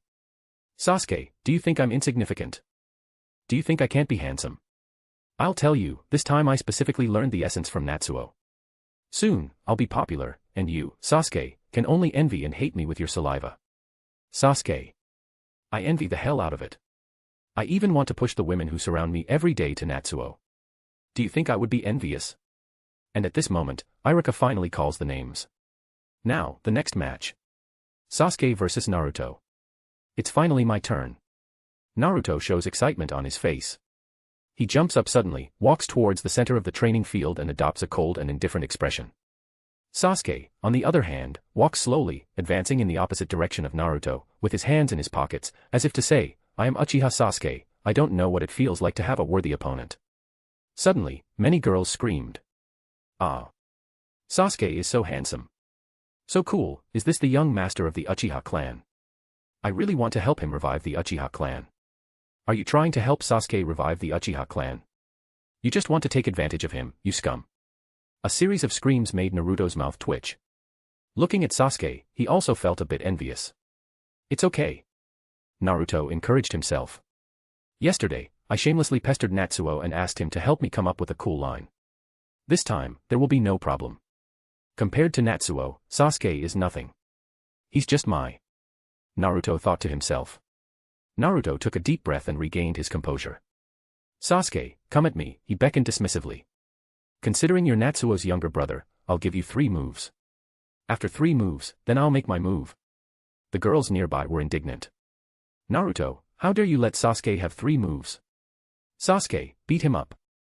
Naruto, you can't even beat me, and you want to fight Sasuke. Take a look at yourself. Sasuke also looked helpless, what's wrong with this guy again? Did you drink expired milk today? Sasuke sneered. Loser, when did you start thinking that I need 3 moves to defeat you? Naruto's expression turned angry upon hearing this, and he approached with a domineering momentum. Very well. You have completely angered me. I promise you won't see tomorrow's sunrise. His voice carried a hint of gloom, mixed with a chilling intent to kill. Even the girls next to him were stunned and dared not speak for a moment. Seeing this, Naruto's eyes shine with joy. Yes, this set of lines was designed by Natsuo for Naruto. Using it really had an outstanding effect. Are my popular days finally coming? Looking at the girls who were overwhelmed by his momentum, Naruto felt ecstatic in his heart. On the other hand, Sasuke remained silent for a moment, then sighed. Tomorrow. You idiot, Naruto, as a ninja, you can't even see that there will be a heavy rain tomorrow. On such a day, there is no sun. I'll give you a chance to repeat it, how about that? For example, can't see tomorrow's heavy rain. Perhaps it was because he was familiar with Naruto, or perhaps it was the influence of Naruto saying, lines designed by Natsuo. Sasuke, rarely serious when considering Naruto, offered his own suggestion. Puffed. The girls couldn't hold back and burst into laughter. Sakura even laughed until tears came out. Unable to see the sun tomorrow?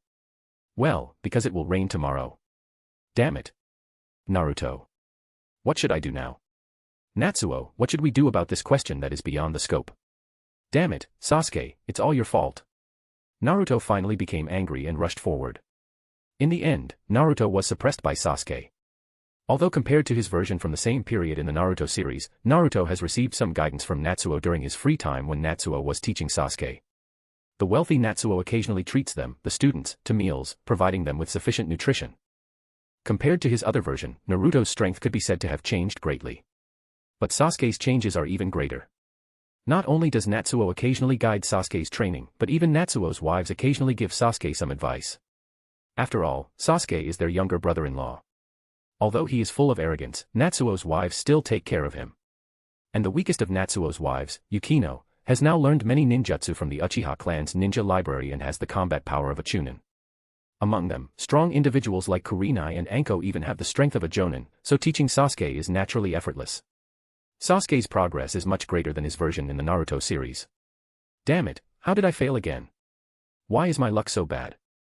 Naruto walked out of the school gate with a troubled expression. The lines taught by Natsuo seem to be flawless, and the female classmates are also amazed. It can be said that if Naruto defeats his opponent with overwhelming advantage next, he might really gain a group of fans. But the problem is that Sasuke is not cooperating. A single phrase, "it will rain tomorrow," completely crushes Naruto's style. Maybe cool quotes don't go well with Naruto.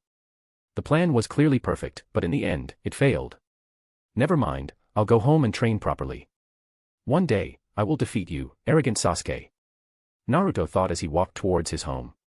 However, just as he reached a sparsely populated area, his shoulder was suddenly grabbed by someone. Naruto, wait. Sasuke.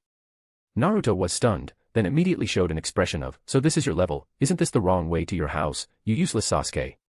Don't you even recognize the road?" Sasuke looked at Naruto helplessly, but still grabbed him. "Don't talk, come with me. I'll take you somewhere." After a while, Sasuke brought Naruto to the Uchiha nightclub. Sasuke looked at the club's sign, determined. "I secretly arrived at the club earlier, but my Sharingan did not evolve. Research shows that it's because there were no acquaintances present, and my emotions couldn't be stimulated to the highest point of shame. Now that I brought Naruto here, I'm definitely going to evolve the Sharingan." A club? What is this place, Sasuke? Why did you bring me here? Stop talking nonsense, come with me. To action. Chapter 72, The Visit to the Uchiha Club. Sasuke transformed as usual and moved forward. Although Naruto was lacking in other ninja techniques, he was quite skilled in the transformation technique. In the future, he could even develop jutsu, sexy and jutsu, harem. Although the two of them were young, they entered together quite easily. However, the further Naruto went, the more anxious he felt. "Sasuke, what kind of place is this?" Naruto looked around at the sexy and alluring ladies in black stockings, shocked. Despite always saying lines like, "I want to have a harem, I want to learn from Natsuo," Naruto was actually still innocent. This place. Sasuke pondered for a moment. To put it in Natsuo's words, it's a place that is incompatible with gambling and drugs. Naruto. Naruto didn't understand and wanted to ask further. "Don't waste time, Naruto." Sasuke grabbed Naruto's hand and said, "Follow me." He didn't have the heart to explain in detail, as Sasuke was also inexperienced. Sasuke held onto Naruto and headed straight for the lobby manager. Although he was shy, Sasuke had some experience. Naruto, on the other hand, was being pulled along by Sasuke. Along the way, he saw the teasing gazes of the ladies around him and heard the soundproofed rooms in the hotel, which had excellent sound insulation but couldn't block the hearing of a ninja. His face suddenly turned red. Could this be a nightclub? Naruto didn't say these words out loud, but as a ninja, he actually understood it. He was already sure that Sasuke had brought him to that kind of place. And he became even more embarrassed. "Sasuke, why did you bring me to a place like this?" Naruto panicked and whispered to Sasuke in a deliberately low voice, "Let's just leave. This place isn't suitable for the two of us." Sasuke, however, glanced disdainfully at Naruto and said, "In school, you were always talking about wanting to have a harem, wanting to slay 100 people. Now you're scared. Coward. I can't believe you were still shouting about wanting to be Hokage. Isn't it just like shouting about having a harem, just empty words?" Using Naruto's life goal of becoming Hokage as a provocation. Naruto immediately became indignant and said, "How can I be a coward? I am the future 5th Hokage. How could I be a coward? It's just a nightclub, right? Sasuke, no matter how big of a game you play today, I, Naruto, will accompany you." But even though he said that his words were full of momentum. However, Naruto still looked around nervously. Sasuke saw it but didn't say much. Because he was also quite nervous. But his pretending to be calm saved him at this moment. Even though he was not much calmer than Naruto in his heart, he still approached the manager and called for escorts in a seasoned manner. Sasuke doesn't have much interest in women. Although he doesn't love the flat-chested Sakura, he can eventually accept her. He ignores the sexy Ino. He ignores the innocent Hinata. He ignores the exciting Karen. But as a person full of utilitarianism, Sasuke understands which type of person can stimulate him the most. So, he left all the big-breasted and big-bottomed ones. And then he called them all to his side. Come on, start serving me. Sasuke took a deep breath, resembling a martyr about to sacrifice himself. Yes, young master. The escorts bowed slightly and walked up with radiant smiles. Beside them, Naruto was momentarily stunned. He originally thought that Sasuke would share something with him, and he was still conflicted about whether he should accept it or reject it to show his stance before accepting it. But now reality told him. You're thinking too much. Wait, Sasuke. Naruto couldn't help but say, you're paying for all of them. Yeah. Sasuke took a deep breath, trying to calm his inner shame. Honestly, doing something indecent in front of classmates was indeed quite exciting. It's just a pity that the person is Naruto. If it were a girl like Sakura who admired him. Sasuke pondered for a moment, then shook his head. Forget it. Although he was indeed willing to pay any price for the advancement of the Sharingan, he didn't want to make himself infamous. Although Naruto was mischievous, he was still very tight-lipped about such matters and wouldn't make a big fuss about it. No, don't you understand what I mean? Naruto said, I mean, can you handle so many people? I have no choice. I have to persevere no matter how hard or tired it is. Well, actually, I can help you. Okay, you can watch over me. Naruto hesitated, wanting to speak but also wanting to stop himself from speaking. In the end, unable to hold back, he directly said, Sasuke, what I mean is. You called me over just to watch you enjoy it. What else? At the very least, maybe, you shouldn't have invited me along. Naruto pondered for a while before finally uttering these words. Sasuke, upon hearing this, raised his head and glanced at Naruto expressionlessly, saying, if you want to play, you have to pay for it yourself. It's a joke. He was here specifically to experience shame. After all, the first time he came he managed to awaken the Sharingan. He didn't really form a group with his classmates to find girlfriends. Naruto. Paying money. Well, spending money can indeed provide the same services as Sasuke. Girls are not a problem either. Besides, there are other people. Just talking about the girls that Sasuke rejected earlier, there are many who fit Naruto's preferences. But the problem is that Naruto doesn't have money. Actually, Naruto has quite a bit of money. Although the third Hokage used various means to make many people in Konoha resent Naruto, in order to facilitate his own warmth towards Naruto, establish a stable relationship, and hold on to the Jinchuriki. But when it comes to money, he is also generous towards Naruto. At the very least, he doesn't have to worry about food and drink. Even if Naruto has the personality of a child who always likes to buy this and that, he can still ensure that there is milk and other food in the refrigerator. Konoha wouldn't be short of a little child's money. But the nightclub is a place that sells gold, and the Uchiha Club is specifically aimed at the high-end crowd. How could Naruto, a mere student, afford it? It's only Sasuke. Although he gave up the position of Uchiha clan leader to Natsuo and left most of the Uchiha's inheritance to Natsuo as well. But Natsuo also gave him a lot of pocket money. His pocket money is even higher than a Jonin's income. Sasuke has enough money to buy enough services and maximize the enhancement of his eyes. For revenge, I can spare no expense. A hint of madness flashed in Sasuke's eyes as he suppressed the embarrassment in his heart, his muscles completely tense. Naruto, beside him, also had a hint of madness in his eyes. However, his thoughts were different from Sasuke's. He was contemplating a question. May I ask, is throwing a classmate out of a third-floor window considered illegal behavior? Chapter 73, Kurama Yakumo. Sasuke naturally won't resort to real action.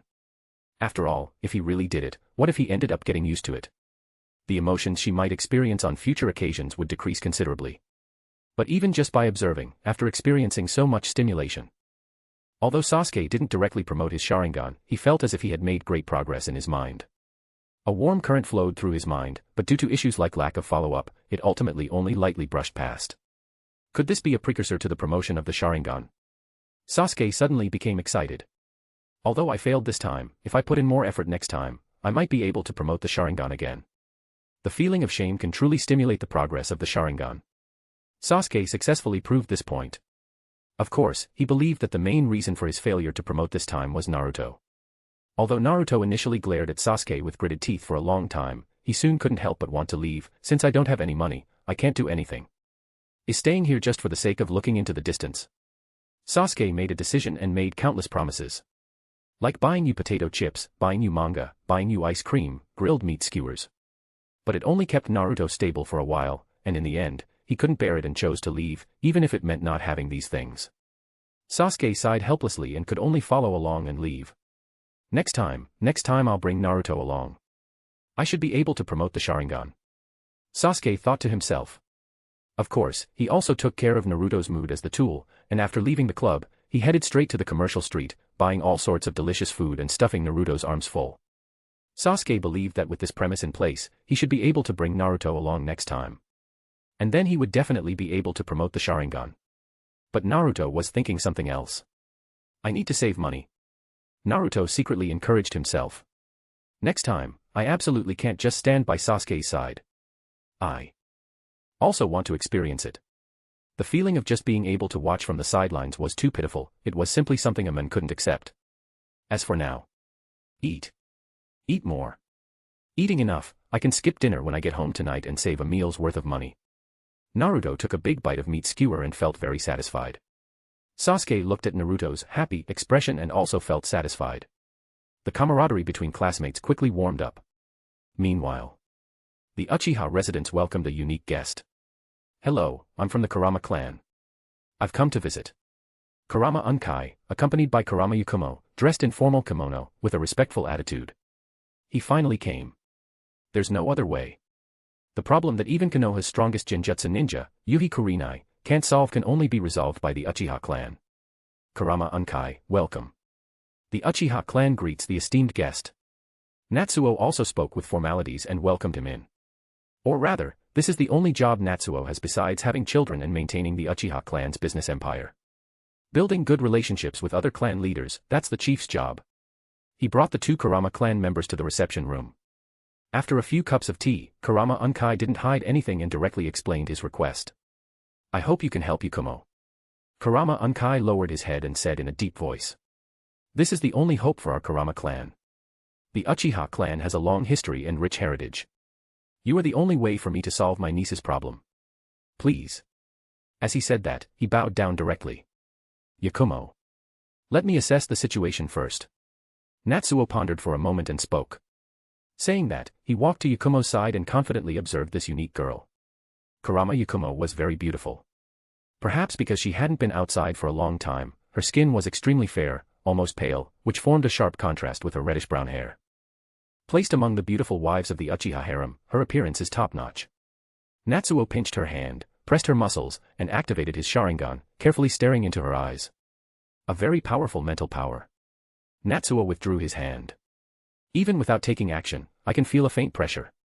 This child should have the highest talent among your Kurama clan. Yes, that's true. Kurama Unkai sighed bitterly. But it's precisely because it's too high that her body can't bear it. Yakumo's situation is simple, her body is oppressed by an excessively powerful mental power. The Kurama clan's training method is related to illusion techniques. The more they train their mental power, the stronger it becomes, but it also oppresses the body, making it weaker. The gap between the two sides becomes larger and larger. Of course, the Kurama clan has also considered methods to first train the body. However, under the influence of the overpowering mental power that has already oppressed the body, it is difficult for the body to even practice. It has become a deadlock. However, Yakumo carries the expectations of the clan. She desires to become stronger and always wants to train. In the end, it triggered that disaster. Kurama Unkai fell silent for a moment, and finally revealed the incident of Yakumo's subconscious killing her parents. Yakumo scoffed at this, clearly thinking that the third Hokage wanted to kill me, not like what you said. Her expression was visible to everyone, but no one paid attention to it.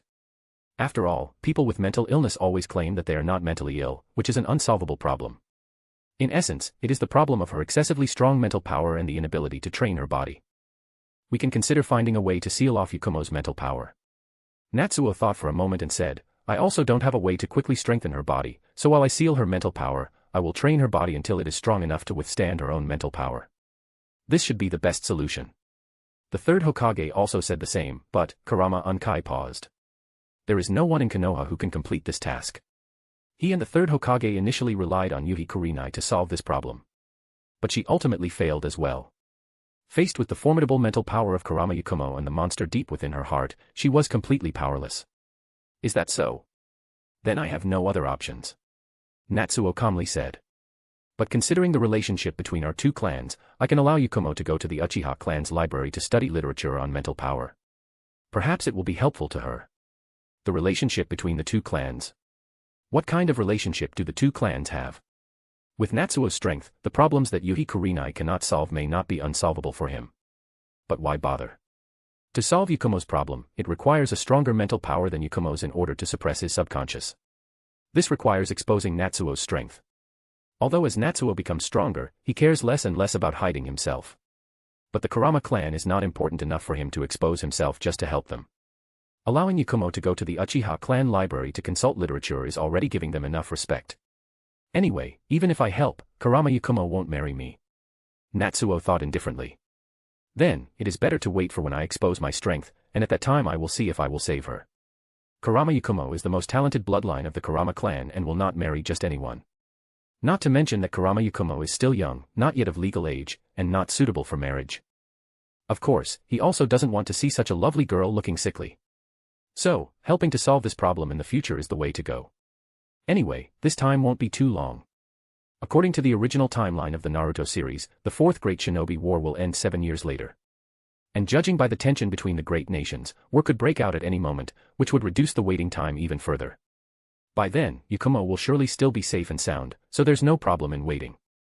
Thinking of this, Natsuo calmly picked up a cup of tea and took a sip. The conversation is almost over, it's time to serve tea and send off the guests. However, what he didn't expect was.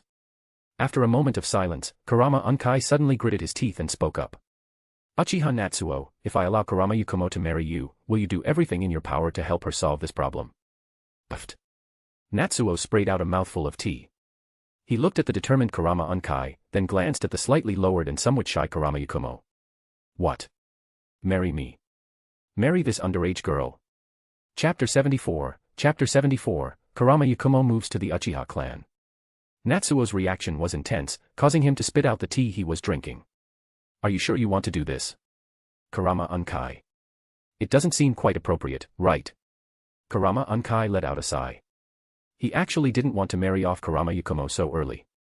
After all, she was the only bloodline successor of the Kurama clan, the only one with an awakened Kekkei Genkai, and a peerless genius whose body was collapsing due to her overwhelming talent. But not doing this was even worse. Because she was already at a loss. The excessively powerful mental power made Kurama Yakumo's body weaker and would continue to deteriorate over time. If there was still a glimmer of hope now, the longer they waited, the smaller that hope would become. And the power of the Kurama clan in Konoha was becoming increasingly weak. Originally, the Kurama clan had contributed several jonin and chunin to Konoha, but as time went on, the Kurama clan gradually declined, and now they didn't even have a single jonin. Apart from the prestigious reputation inherited from their ancestors, they were just a small and unremarkable ninja clan. Of course, similar to the Uchiha clan who experienced annihilation, the Kurama clan, which had no internal conflicts, still had a solid foundation and never lacked money. Just like the Uchiha clan, which has been oppressed by others after its decline, the Kurama clan has also been subjected to various forms of bullying. Their weakened strength has made it impossible for them to preserve the wealth accumulated by their ancestors. Now, Kurama Yakumo is the only hope of the Kurama clan. Her existence is more important to the clan than the clan leader, Kurama Unkai. The Kurama clan needs a strong individual who can handle the situation, and Yakumo is currently the only clan member who has the potential to support the Kurama clan. Kurama Unkai sighed deeply. To the best of my knowledge, there is no one better than the Uchiha clan at dealing with mental power. Clan leader Natsuo, you are Yakumo's only hope, and the Kurama clan's only hope.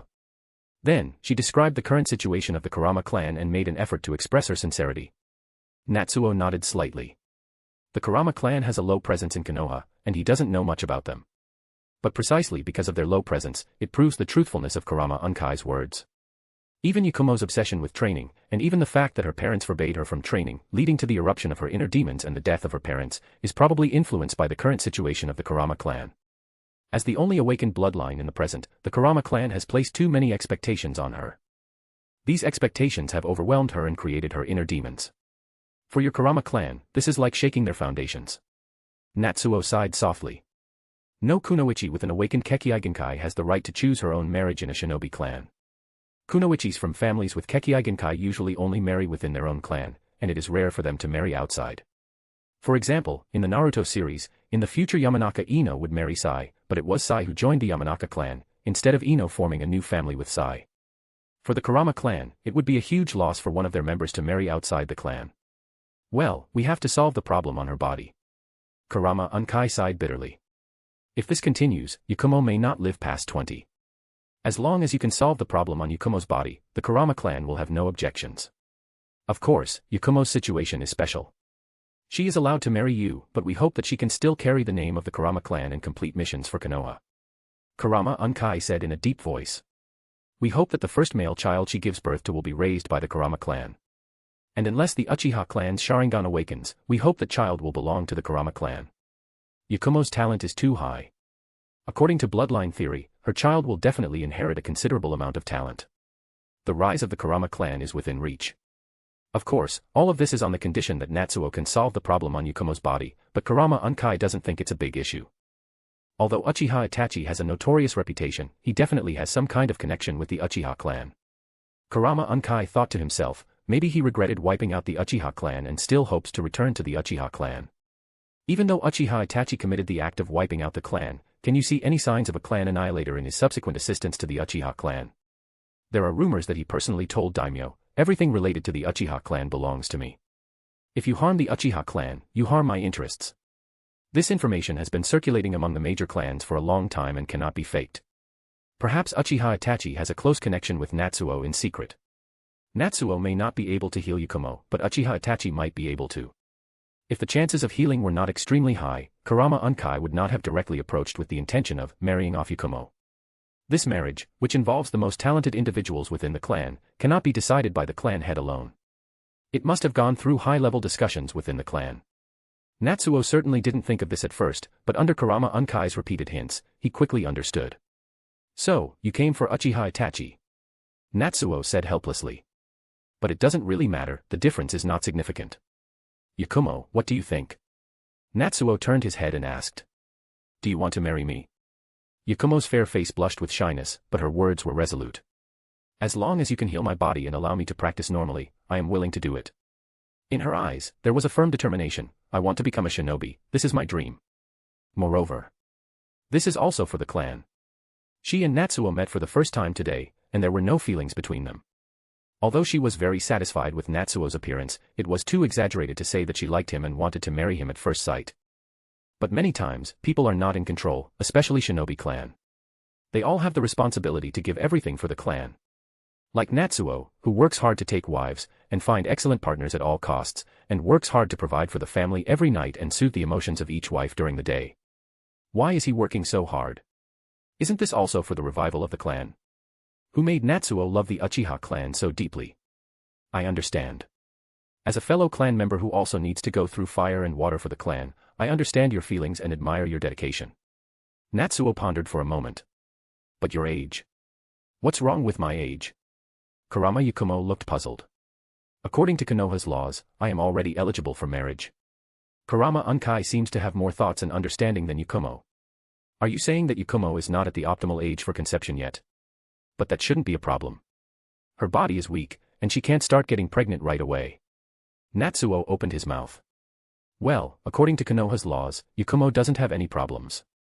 After all, Konoha's laws have always encouraged girls to have children early, which seems to be a custom passed down from the Sengoku period, considering that the average lifespan during the Sengoku period was only 30 years. If you don't have children early, you won't see them grow up. Although I don't feel comfortable in my heart. After all, Yakumo is fair and beautiful. Let's consider that I am raising another future wife along with Karen. The key is that the Kurama clan is comparable to the Uchiha clan in the field of genjutsu, and Yakumo possesses the strongest mental power of the Kurama clan, to the extent that even Yuhi Kurinai, who already has Jonin-level strength, cannot solve it. Considering Yakumo's young age, her mental power has not yet reached its peak. In comparison, if it were the Uchiha clan, this is equivalent to being born with the formidable talent of the Mangekyo Sharingan. If her body can withstand it, this girl could at least become Kage level. Since that's the case, then wait for my news. I'll think of a way to see if I can solve Yakumo's problem. Natsuo pretended to ponder for a moment and spoke. Previously Natsuo said that he couldn't solve Yakumo's problem, but the moment they said she could marry you, then you can solve it. Natsuo didn't want to embarrass Kurama Unkai too much. Just pretend to prepare for a few days, just to give a hint.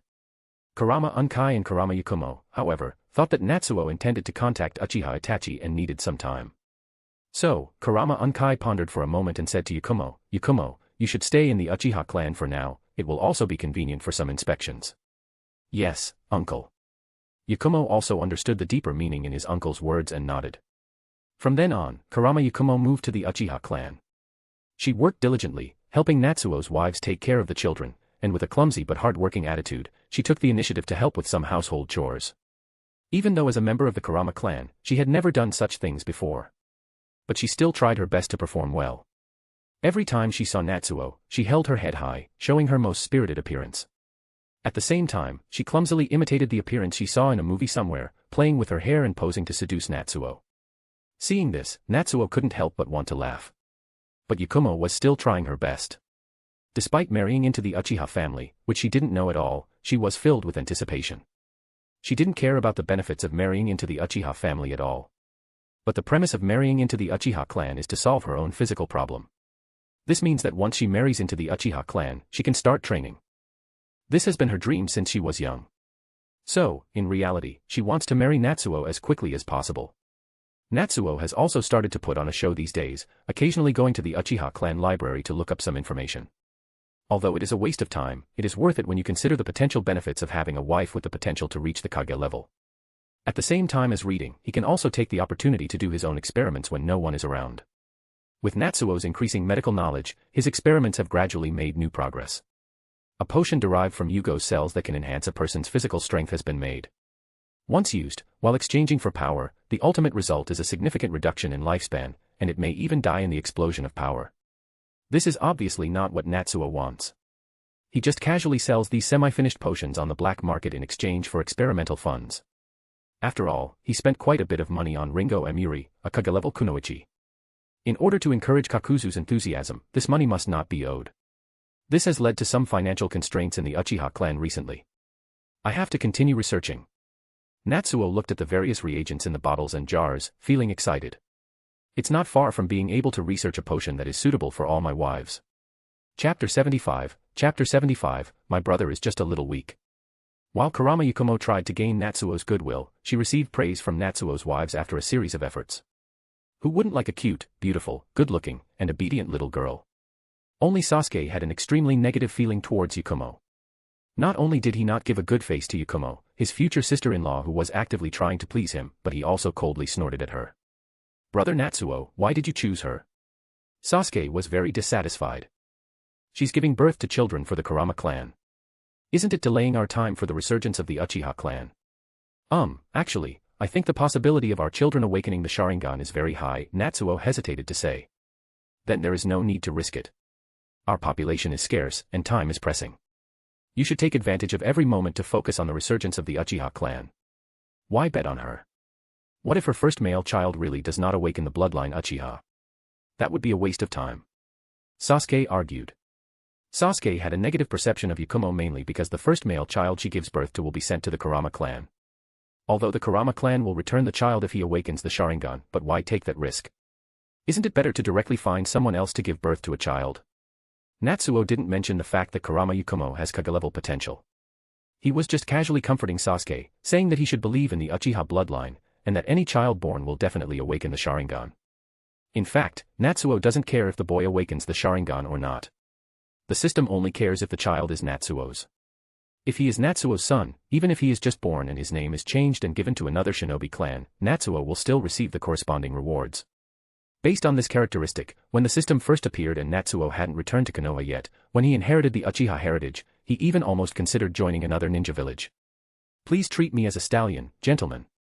I will definitely strive to procreate for the land of lightning, land of earth, land of wind, and rebuild the Uchiha bloodline, completely integrating the Uchiha into your ninja village." After all, if he joined another ninja village, they would definitely want to absorb the Uchiha bloodline and provide Natsuo with many women. It would also be safe and there would be no need to worry about political struggles affecting Natsuo. But later on, he realized that being a stallion might not necessarily be so happy. After all, he didn't know if the women arranged by other ninja villages would be shy, cute, and well-endowed women, or if they would be rough and tall women with a waist circumference of 7 feet. In the end, Natsuo decided to take the risk and return to Konoha to inherit the Uchiha heritage. Sasuke snorted lightly, still somewhat dissatisfied. But he at least knew that Kurama Yakumo, although possibly wasting Natsuo's energy, is still a member of the Kurama clan and a guest of the Uchiha.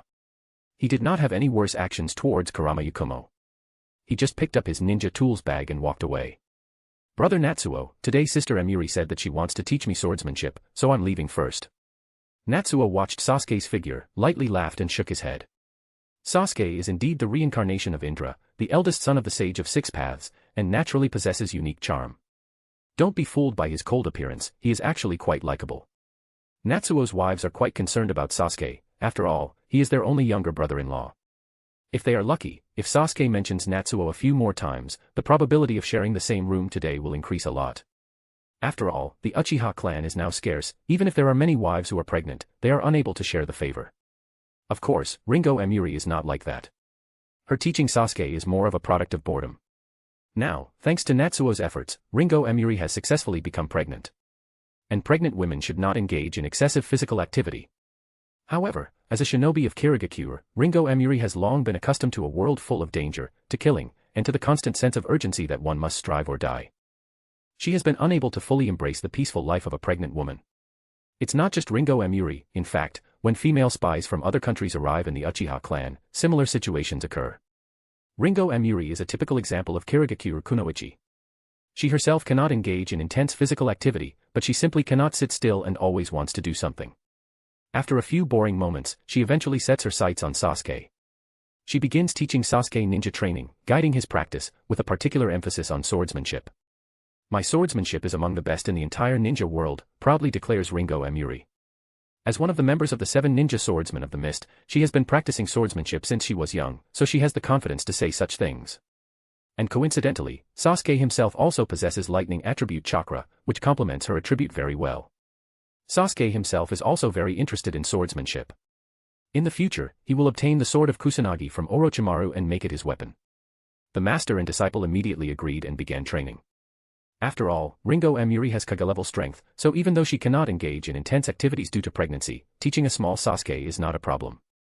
It can even be said that her teaching is more effective than Natsuo's teaching. After all, Natsuo would not casually display his strong power. But Ringo Emiri doesn't care about these things. However, after experiencing Ringo Emiri's teaching a few times, Sasuke became puzzled. Her background seems to be that of a commoner, but the strength she is displaying now, not to mention a commoner kunoichi, even a kunoichi from a large shinobi clan wouldn't have it, right? Ringo Emiri's background is still arranged by Natsuo.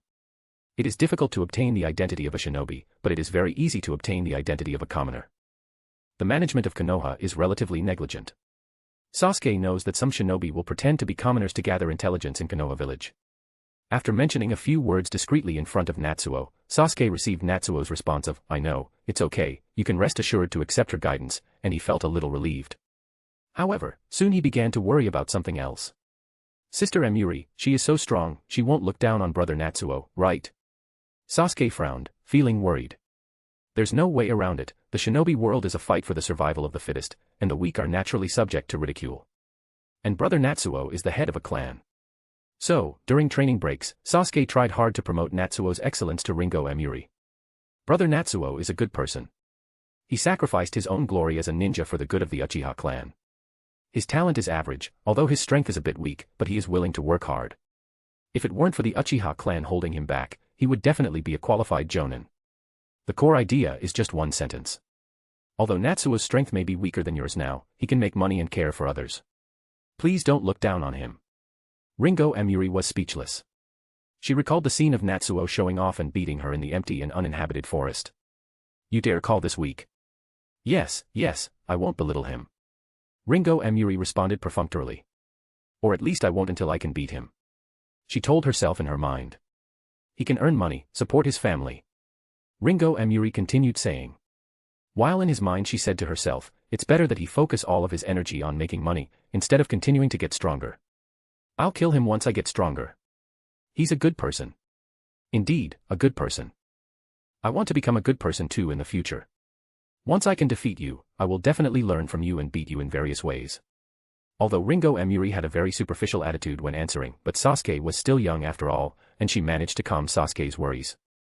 Sasuke even felt that he had made a contribution and decided to talk to his sister-in-law more during this time, praising Natsuo. Ringo Emuri. Training ended. Watching Sasuke's departing figure, Ringo Emuri couldn't help but shake her head. This guy Natsuo, really? After all, the struggles in Kirigakure were bloodier, and she could understand the reason why Natsuo hid his true strength. But can't your younger brother stop talking to me about these things every day? Every time he mentions it, I remember the miserable state of being beaten by you back then. Ringo Emuri was full of hate. Just you wait, Natsuo. Once I surpass your strength, you'll see how I'll beat you. A few days later. Natsuo hadn't started dealing with the problem of Yakumo yet. But a group of guests took the initiative to enter the gate of the Uchiha clan while it was late at night.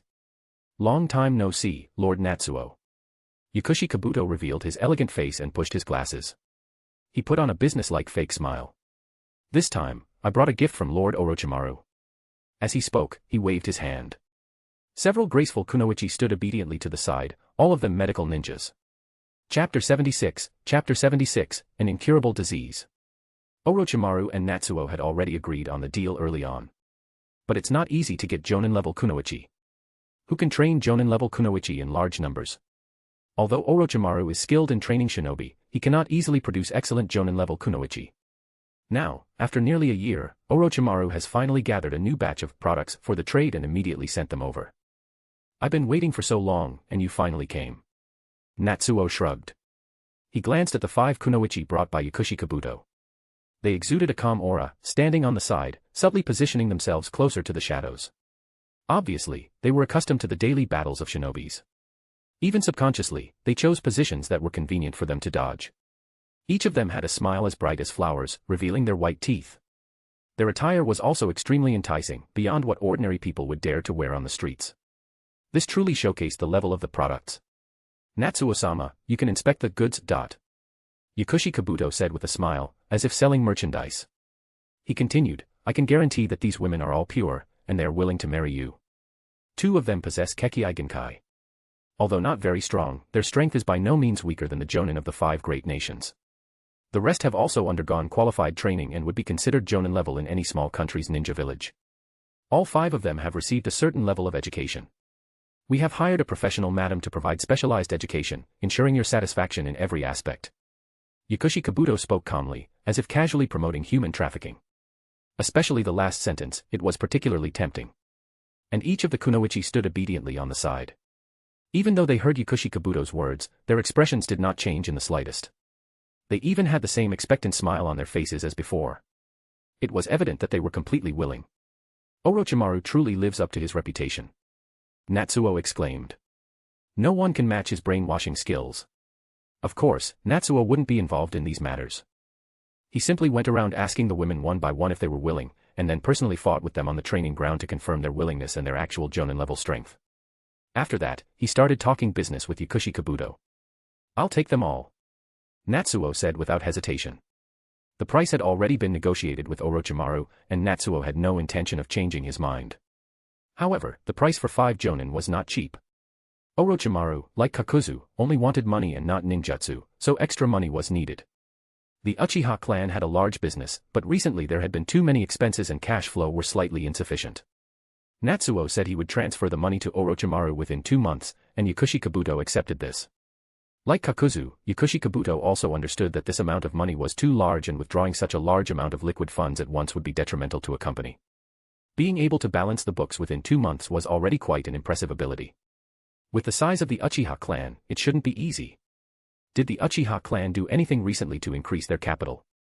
Yakushi Kabuto wondered in his heart, thinking of the news from the land of snow, but he didn't pay much attention to it. Both sides did not intend to only have a one-time transaction. As Kaga-level powerhouses, this small amount of money would not make them break their promises. Natsuo actually understood that Orochimaru wouldn't joke around with him in the transaction. The previous inspection was just a routine matter to prevent future troubles. So, the communication between the two parties went smoothly. After chatting for a while, Natsuo learned about the second task Orochimaru sent him here for, apart from the trade with Natsuo. So, you're here in Konoha as Orochimaru's spy? Natsuo rubbed his chin. That's a bit of a pity. Yakushi Kabuto was taken aback. Pity? Why would you say that, sir? Someone as talented as you, being a spy is a waste. You should help with research. Natsuo shook his head. Yakushi Kabuto was one of the leaders of the Fourth Great Shinobi War in the Naruto series. Although most of the techniques he possessed were from Orochimaru, he had indeed single-handedly compensated for the weakness of the White Zetsu army's high-level combat power. Apart from Sage Mode, which felt a bit like gambling with his life, many of his other methods were mastered using the techniques he learned from Orochimaru. You flatter me, sir. Yakushi Kabuto pushed his glasses. He was undercover in Konoha not just to be a spy and gather intelligence, but also to prepare for an attack on Konoha. Of course, he didn't think Natsuo knew about this. He thought Natsuo was just speaking casually, so he smiled and said, Orochimaru has many capable assistants, many of whom are much stronger than me. No, I think everyone is on par with you. Natsuo shook his head. By the way, you're going to become a Konoha shinobi and infiltrate the village, right? Yes, there's nothing to hide about that. If I were to give you a mission through Konoha, would you accept it? A mission? Yakushi Kabuto was taken aback. What would you want me to do? Research. Natsuo said seriously. I need a method to make ordinary kunoichi stronger. This method must be safe and capable of enhancing the kunoichi potential, as well as strengthening the potential of their children. I think you can help me. Well. Yakushi Kabuto was speechless for a moment. To conduct research specifically for the purpose of having children. Truly worthy of the legendary Uchiha stallion, this is something he would actually do. However, Yakushi Kabuto understood that Natsuo was not joking. Just by looking at his dealings with Orochimaru, he knew that the targets were young, beautiful kunoichi who could become pregnant. If he really wanted to enhance the strength of the shinobi clan, shouldn't he seek ninjutsu or stronger shinobis who dare to fight? I haven't tried this kind of research before, but I can try. Of course, you will provide adequate compensation, right? I'm a genin in Konoha, you won't pay me just with D-rank mission rewards, right? Yakushi Kabuto pushed his glasses up. Orochimaru's research focuses mainly on Sage Mode, Kekkei Genkai, and powerful secret techniques that can be used even in Kaga-level battles. It is completely different from Natsuo's goal of universality, harmlessness, and enhancing the potential of children. Yakushi Kabuto couldn't guarantee anything, but he was willing to give it a try. As for the last remark, it was just a joke. How could the wealthy Uchiha clan be short of money? Natsuo laughed heartily. Although the Uchiha clan's finances were a bit tight, they still had enough to pay Yakushi Kabuto's fee. Of course, this entrusted money will naturally go directly to Yakushi Kabuto. As for Konoha, they will only give a D-rank mission that appears to be clearing weeds from the Uchiha residence, making it convenient for Yakushi Kabuto to accumulate missions like a genin. Yakushi Kabuto smiled faintly. Although he didn't care much about money, it was more valuable to spend his time and energy on high-paying Uchiha missions than to waste it on ordinary genin tasks like cleaning up garbage. But speaking of which, Natsuo suddenly thought of something. Maybe there are some other things I'd like to ask you for help with. Yakushi Kabuto was taken aback. After a while, Yakushi Kabuto looked at the freshly printed test report, his brow furrowed. Natsuo-sama, you truly are something. He sighed bitterly. You've given me a difficult problem right from the start. I'm sorry, but I can't solve the problem with this young lady. Perhaps you can try asking the legendary medical ninja, Lady Tsunade, to take a look at her terminal illness. He looked helplessly at Ringo Amuri in front of him, then glanced strangely at Natsuo. But Natsuo-sama, how did you discover this? If it wasn't for your constant requests for me to carefully examine her with medical ninjutsu, I wouldn't have been able to detect this lesion in such a mild condition. It's nothing, just a slight feeling. Natsuo calmly said, but he turned his head and glanced at Ringo. Ringo Amuri's face remained calm, but her hands clenched tightly, clearly indicating that her inner state was not as calm as it appeared. I actually have a terminal illness. She never would have imagined that she, with Kaga-level strength, would suddenly develop such an illness. When Natsuo forcefully brought her in for an examination this time, she was not very willing. How could there be a problem with my healthy body? But as she watched Yakushi Kabuto manipulate various testing instruments and looked at the results, she clearly had a bright future ahead of her. As long as she stayed with Natsuo for a few more years, she could bring back the lightning blades and use her formidable Kaga-level strength to suppress any opposition, even to the extent of changing the leadership of the village. But now, why is it like this? Chapter 77, Uzumaki Yoko gave birth. Ringo Amuri is known as the lightning release genius shinobi. After the death of the first Mizukage, Kiba, one of the mystical swords of the seven swordsmen of the mist, has been passed down from generation to generation among the members of the group. And now the ninja blades were obtained by Ringo Amuri. In the Naruto series, Kiba reached its ultimate potential in the hands of Ringo Amuri, but unfortunately, she passed away at a young age due to a serious illness. This is the information that Natsuo remembers clearly. However, he secretly investigated, but unfortunately, he didn't find anything. Now that Yakushi Kabuto has appeared, he will naturally catch him to investigate. Unfortunately, it seems that even Yakushi Kabuto cannot solve this problem. Do you really have no means at all? Natsuo asked. If I use conservative treatment, with my abilities, I should be able to extend her life by 5 years. Yakushi Kabuto estimated and said, but if we want to cure her, perhaps only that legendary medical shinobi can solve it. He is powerless. Tsunade, huh? It's still difficult to track her whereabouts. Natsuo sighed softly. Don't be fooled by Jiraiya catching Tsunade every time. But in reality, Tsunade has been running around to escape her creditors. In the face of the strength of a Kage-level powerhouse, do you think you can track her? Don't even think about it. It's okay, don't worry. Natsuo smiled, touched Ringo Emuri's head, and said, I'll release a few missions, and we should be able to find her soon. With Tsunade's abilities, there shouldn't be a problem. Ringo Emuri reluctantly dodged Natsuo's hand. Being a fierce and cute girl who is only 1.4 meters tall, what she hates most is others touching her head. But she has also heard of Tsunade and couldn't help but say, a few missions to find Tsunade. Natsuo, are you dreaming? How can it be so easy to find a Kage-level expert?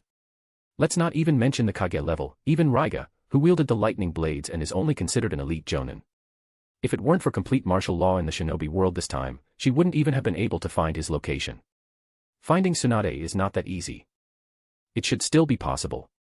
Natsuo pondered for a moment and said, although Tsunade is evading her creditors, she won't intentionally hide her whereabouts, and her characteristics when gambling are very obvious. The reward for 4 S-rank missions should be enough to find her. Yakushi Kabuto. 4 S-rank mission. This is usually a high-level mission that involves confidential matters related to the entire country. The job may involve participating in wars based on the invitation of other countries, assassinating important figures, transporting confidential documents, and so on.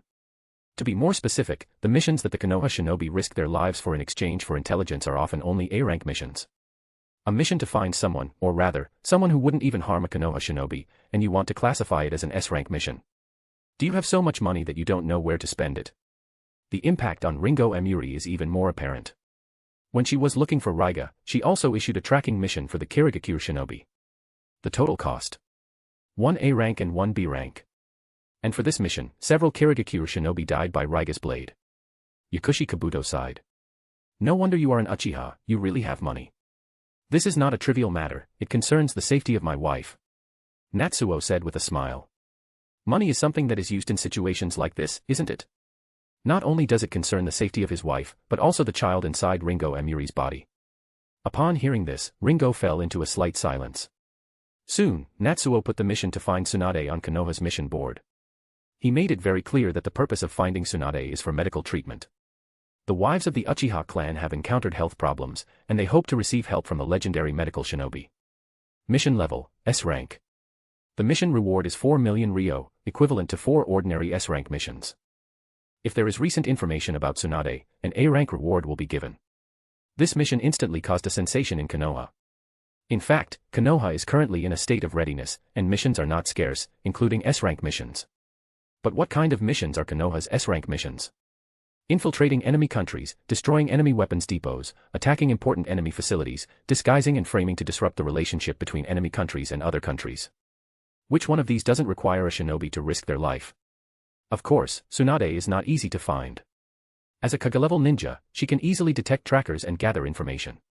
But she is also a kunoichi from Konoha. At worst, they will be discovered by Tsunade and beaten up. Could it be that Tsunade would kill someone over such a small matter? In an instant, almost all the ninjas were envious, and even some ninjas who were on missions couldn't help but search for Tsunade in their vicinity. For a while, every Konoha shinobi had their eyes wide open, carefully searching for someone who resembled Tsunade. Meanwhile, Natsuo entrusted Yakushi Kabuto to maintain Ringo Emuri's physical condition, and together they entered the research room, preparing to develop more practical potions. Yakushi Kabuto looked at the latest equipment with a hint of surprise in his eyes. These instruments, are they from the batch that Root lost? Not many people can make use of these things, and Yakushi Kabuto paid special attention to the manufacturers, but they haven't fully delivered yet.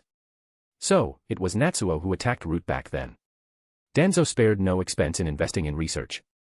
Although the results are not as good as Orochimaru, the equipment is not inferior in the slightest. With the support of Konoha's funds, some of Danzo's equipment is even more advanced than Orochimaru's. Looking at these new guys, Yakushi Kabuto couldn't help but feel a little itchy. Then let's take a look at Natsuo's research results. So, you used Yugo's cells for this? Yakushi Kabuto was taken aback. But this product you've made is very similar to what Orochimaru made a long time ago. It was abandoned because the side effects were too severe. This path you're taking won't work. Orochimaru has already verified that the use of natural energy requires a large amount of chakra. The average person's body cannot produce so much chakra, and it can only shorten their lifespan. Hearing this, Natsuo silently took out a cell from a culture dish.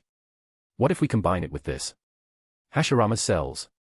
Yakushi Kabuto was shocked, but quickly realized. Indeed, if there are Hashirama cells that can supply a large amount of chakra, maybe it can succeed. If the dosage of both is minimized, although the amplification effect will be very limited, an ordinary kunoichi should be able to withstand it. Yakushi Kabuto muttered calculations in his mouth, his eyes shining. His hands unconsciously started to move. Although Orochimaru also has these materials, even if they are in Orochimaru's possession, they are precious experimental materials with limited production. How could Yakushi Kabuto be allowed to play with them casually?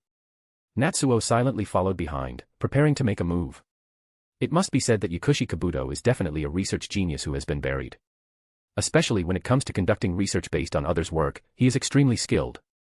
He quickly combined Orochimaru's experimental records, figured out Natsuo's experimental methods, and then made improvements based on both. Not long after, he miraculously developed a unique potion.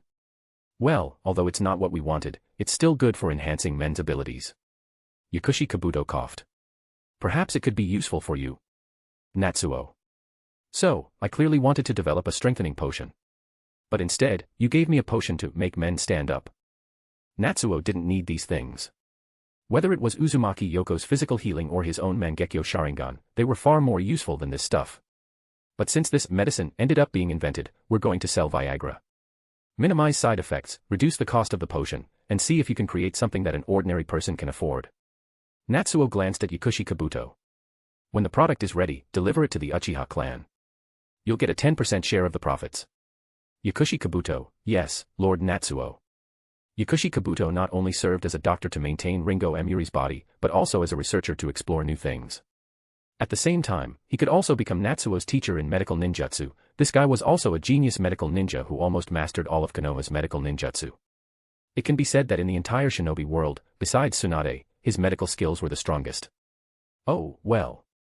He was still young, and his skills had not yet reached their peak, so it might not be so absolute. But in a few years, it could be said with certainty. While Natsuo accompanied Yakushi Kabuto in research and development, he also continued the revival of the Uchiha clan. With the unlimited funding for experiments, he actually had a decent level of research.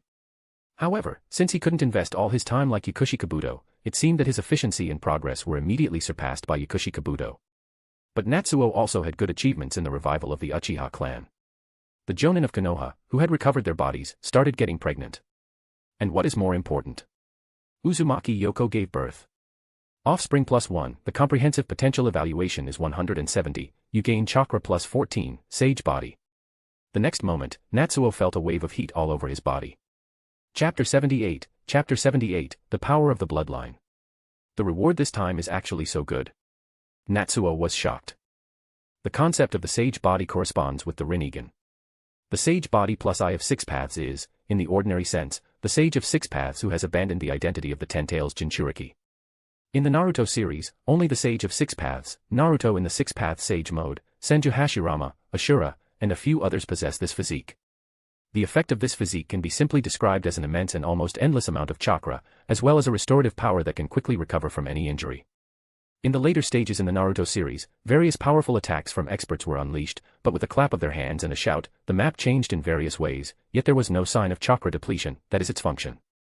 As for the restorative power, the reason Six Paths Madara wasn't kicked to death by Emperor Guy was because the sage body was in operation. Of course, at that time, Six Paths Madara had almost become a high-level expert on the level of the Sage of Six Paths, and his recovery was not solely dependent on the sage body. He may have used some other means. But the essence remains the same. After the system prompt, Natsuo almost instantly felt a warm current surging throughout his body. It was as if every cell was emitting a joyful cheer and beginning to grow vigorously and powerfully. If observed using chakra observation methods like the mind's eye of the Kagura, one would discover that Natsuo's chakra had undergone tremendous changes, almost instantly increasing tenfold and continuously growing stronger. It burst forth like a fireball, forming a sea of fire. However, it should be known that he originally possessed a large amount of chakra. This amount was not less than the amount of chakra that the Uzumaki clan possesses. Just a Uzumaki Yoko, and yet she can provide such a strong reward. Natsuo exclaimed in shock. As for this person, Uzumaki Yoko, she is definitely not weak, but she is also not particularly strong. Her emphasis is more on physical healing, and in terms of combat power, she is only at the level of a mere chunin. Considering her abilities in healing, she can only be regarded as an elite jonin-level medical kunoichi. At most, she can be considered a very durable medical kunoichi, surpassing the limits of an elite jonin, capable of treating a large number of patients. But if we consider that Uzumaki Yoko is not a grandmaster in medical ninjutsu, she can only heal physical injuries and can only prolong life in cases of poison or mental damage. She may not even be worthy of the level of an elite jonin. However, a child born to such a person can actually provide such a huge reward. No, it may not be so. Natsuo quickly calmed down. Although a child's potential is related to the mother's strength, it is not equivalent. The power of bloodline may have a greater impact on a child's potential than strength. Uzumaki Yoko herself may not be a powerful kunoichi, but her Uzumaki lineage brings tremendous potential to the child. In fact, thinking about it, it is clear that Natsuo represents the Uchiha clan, while the Uzumaki clan is distantly related to the Senju clan, each possessing the two major elements of the sage's body and the sage's eyes. Combining both sides, wouldn't it be equivalent to a complete sage of six paths bloodline? Unfortunately, the Uzumaki clan has been wiped out. Natsuo looks regretful. Not counting the two members of the Uzumaki clan who are already with Natsuo, there are only two more members of the Uzumaki clan left, Naruto and Nagato, and they are both men. If the Uzumaki clan still existed, and Uzushiobakure still existed, Natsuo might have considered going to Uzushiobakure to forcibly take women. Now, the only remaining Uzumaki females are Yoko and Karen. And Karen's potential is even stronger than Uzumaki Yoko's. I wonder what her future will be like. Thinking this, Natsuo couldn't help but gently touch Karen's head. Natsuo-sama. Karen raised her head in confusion. It's nothing, you must grow up quickly. Natsuo said with a smile. Yes. Karen nodded happily. When I grow up, I'll marry Natsuo-sama, okay. Natsuo smiled and said, is that so? That would be wonderful. Karen, in the future, you must have many children like your mother. Of course. Karen raised her head proudly. I will definitely have more children than my mother and they will be even more powerful. Natsuo smiled and remained silent. Natsuo believes in science and the power of genetics. So, Karen, you will definitely surpass your mother. You can do it. After Uzumaki Yoko gave birth, several kunoichi in Natsuo's household also gave birth to children. However, this generation did not have particularly exciting rewards. It is worth mentioning that Kazahana Koyuki also gave birth to a child. As an ordinary person, his son is not much different from the children of ordinary chunin-level kunoichi. Perhaps it's because she also has some ninja talent. Natsuo thought to himself. After all, Kazahana Koyuki's uncle is the strongest ninja of the Land of Snow. Thinking this way, she should have inherited some talent to some extent. This damn world that judges bloodlines. Natsuo shook his head. But there's nothing he can do, this is the reality of the shinobi world. When one's bloodline possesses power, the fight where the so-called savior who prevents the world crisis will end up becoming a Akatsuki clan family fight. However, the situation with Uzumaki Yoko did give him a wake-up call. Some ninjas with specific bloodlines may have a greater significance to him. But it's just a wake-up call. Kekkei Genkai are already very rare. Among the wives of Natsuo, there are no more than 10 kunoichi with Kekkei Genkai. And among them, there are the two that Orochimaru sent this time, and Uzumaki Yoko herself. Among these few people, except for Uzumaki Yoko, none of them have a powerful bloodline. Not only among Natsuo's wives, but also when carefully considering the various bloodlines in the shinobi world, if we don't count those who didn't appear in the Naruto series, it seems. Is there only one Tsunade worth waiting for? So Natsuo doesn't bother with such matters. Compared to the wives with insignificant Kekkei Genkai, the significance of Kazahana Koyuki having a child may be greater. It represents a deeper integration between the Uchiha clan and the Land of Snow. His birth directly stabilized the political situation in the Land of Snow and made it easier for Natsuo to intervene in the Land of Snow. Some investments can also be increased. Some factories under Natsuo's name can also consider expansion. It has been almost a year since Natsuo took over the Land of Snow, and except for the environmental transformation machine in the Land of Snow that is not yet completed, other projects have been gradually yielding results. Under the efforts of Tono Katasuke, Uchiha Electronics has achieved full development. Nowadays, Uchiha Electronics has become synonymous with high-end products, and profits have become increasingly substantial and considerable. A few more days passed. News about Tsunade has not been obtained. Even if all the Konoha shinobi were mobilized, it would not be easy to find the whereabouts of a Kaga-level expert. On the other hand, Natsuo is preparing to solve the problem of Kurama Yakumo. Yakumo, are you sure you are ready? Natsuo looked at the fair face in front of him and confirmed once again. Once you take this step, it won't be so easy to turn back. Natsuo never forces Kunoichi if he can help it, but if you accept Natsuo's reward and don't obediently follow orders, it won't allow him to leave freely. In fact, during this time, there have been cases of Kunoichi running away from the Uchiha clan. After all, once they accept a mission to have a child, the Uchiha clan immediately pays half of the reward to reassure them. There was once a female Jonin spy who, perhaps realizing that Konoha was starting to investigate her, decided to make a final profit before running away. Then, taking advantage of Natsuo's absence at the time and Kakuzu's focus on protecting the Uchiha, he paid more attention to the Uchiha children and the pregnant wives. Other matters were not within his scope of duty. She actually managed to escape. As a result, Natsuo issued a high-level S-rank mission to capture her and put up a huge bounty on the black market. At that time, Kakuzu was still at the Uchiha's house, and without hesitation, he immediately began a long-distance pursuit, eventually returning with her and several Iwagakure shinobi. Yes, this person was a spy for Iwagakure. Then Natsuo took on 10 more S-rank missions, with the objective of destroying Iwagakure's strongholds and causing massive casualties among the Iwagakure shinobi. Since then, no one has dared to accept payment from the Uchiha clan and then run away.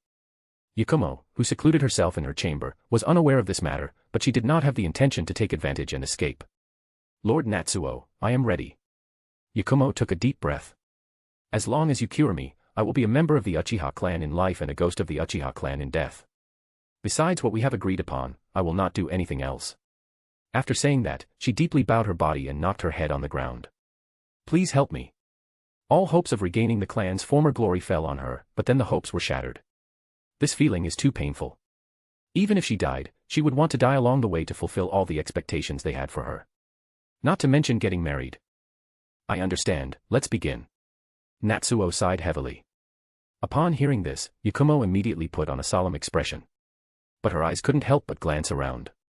She also learned about the existence of Uchiha Itachi from her uncle, Kurama Unkai, and placed her hopes on Uchiha Itachi.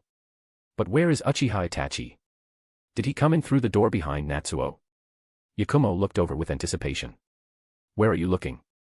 Natsuo sighed softly. Look at me. Huh. Yakumo turned her head in surprise. The next second, the pattern of the Mangekyo Sharingan appeared in Natsuo's pupils. At the same time, a powerful eye power burst out. Chapter 79, Kurama Yakumo's shock. That was a cold, surging and overwhelming power in his eyes. His gaze seemed to want to drag the entire room into the abyss. Even though it was still summer outside, Yakumo felt as if she had fallen into an icy cave, experiencing bone-chilling cold.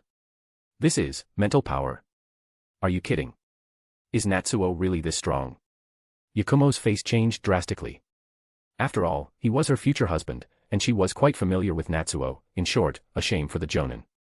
Even Yakumo felt that once her body recovered and she practiced the clan's secret techniques a bit more, she would probably be able to easily defeat Natsuo. Although the male-dominated ideology of the shinobi world and the belief in strength had slightly influenced Yakumo, making her feel that marrying Natsuo was a downgrade, she had no intention of breaking the agreement. If Uchiha Natsuo wasn't strong enough to support the Uchiha clan, then she would do it herself. She could support both the Kurama and the Uchiha clans. With this somewhat youthful ambition, Yakumo did not reveal her thoughts. But she had already prepared herself mentally, and even in her spare time, she had joked about what to do if her husband didn't listen, just give him a beating. However, now. What the hell is this level of mental power? Yakumo's own spiritual power was already close to that of a Kaga-level expert specializing in mental abilities, otherwise she wouldn't have been able to render Yuhi Kurenai helpless. But now she felt like a small boat, struggling to survive in a tsunami. Is this person weak? Are you kidding me? Yakumo's face turned pale. Natsuo, however, continued to gaze at her indifferently, his incredibly powerful eyes pressing down like a mountain. Suddenly, perhaps due to the overwhelming power of his eyes, it triggered Yakumo's instinctive counterattack. A monster appeared. It was an ugly black monster, dressed similarly to Yakumo, but its appearance resembled a demon from hell. 2 fangs protruded. 2 horns grew horizontally, adding up to a cross shape with its head. This is... Yakumo's pupils contracted. How could there be such a monster inside my body? No. Wait a minute. I think I've seen him before. Yakumo's gaze became vacant as she remembered when she had seen this monster. It was when her parents died. To be precise, this monster killed my parents. He's here. Natsuo said calmly. It seems like you've remembered. Yes, it was you who killed your parents. Kurama Unkai was right. You had forgotten this fact and pushed the blame onto the third Hokage. It's called Ito, and it is a part of you, like your inner demon. Yakumo opened her mouth in shock. So, I killed my parents. Ito roared angrily, its sharp fangs and ferocious appearance causing Yakumo's heart to tremble. However, Natsuo remained calm. Well, then I'll figure it out now. As he spoke, he slowly reached out his hand. An overwhelming power emanated from his eyes, as if a violent hurricane was blowing towards them. Ito let out an angry roar, but the earth-shattering howl carried a hint of desolation. The entire monster was forced to retreat step by step under the pressure of Natsuo's eyes, as if it couldn't bear the immense weight. This monster is no match for him. Yakumo widened her eyes, and she could even sense the deepest fear emanating from the monster. Even as she watched the monster named Ito retreat and let out a desolate roar, a complex feeling emerged in Yakumo's heart. She wants Ito to be stronger. Ito represents herself, the embodiment of her talent, her inner demon. If Ito is easily crushed by Natsuo, doesn't that mean she herself is also easily crushed by Natsuo? How is this possible? My talent should be the strongest, right? The entire Kurama clan, no. No one in Konoha can surpass me in mental power. Not only can I support the Kurama clan, but I can also support the Uchiha clan. The reason I can't become a Kunoichi is because my talent is too strong, so strong that my body can't handle it. Someone like me shouldn't be easily crushed like this. Even though he knows it shouldn't be like this, it's safer for Natsuo to crush Ito. But Yakumo inexplicably had this thought. Ito is the embodiment of her inner demon, and when Yakumo subconsciously wants to strengthen it, it actually becomes stronger to some extent. The roar becomes louder, and the limbs become more powerful. And then Natsuo clenched his hand. Crack! As if an immense pressure came from all around, Ito let out a howl and was forcibly crushed into pieces. It was forcibly blasted apart. Natsuo blinked lightly, and the Mangekyo Sharingan disappeared without a trace. The powerful mental pressure emanating from his eyes also dissipated in an instant. The sunlight outside shone in, as if this room had just welcomed the morning sun, dispelling the coldness within. All right, for a short period of time, you don't need to worry about the pressure of mental power oppressing your body. Natsuo revealed his signature warm smile. Normally, mental power needs to be sealed, but in Natsuo's case, he directly shattered it. Before the mental power reassembled, there was no need to worry about the pressure on the body. These mental powers dissipated within Yakumo's body, equivalent to nourishing his cells with mental energy for a long time.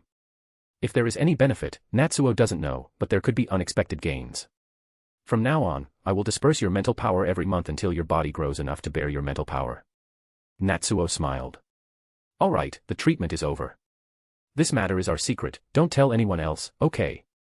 The treatment is done, but having a child is still not possible. Yakumo still needs to take care of his body. A weak body is prone to difficult childbirth.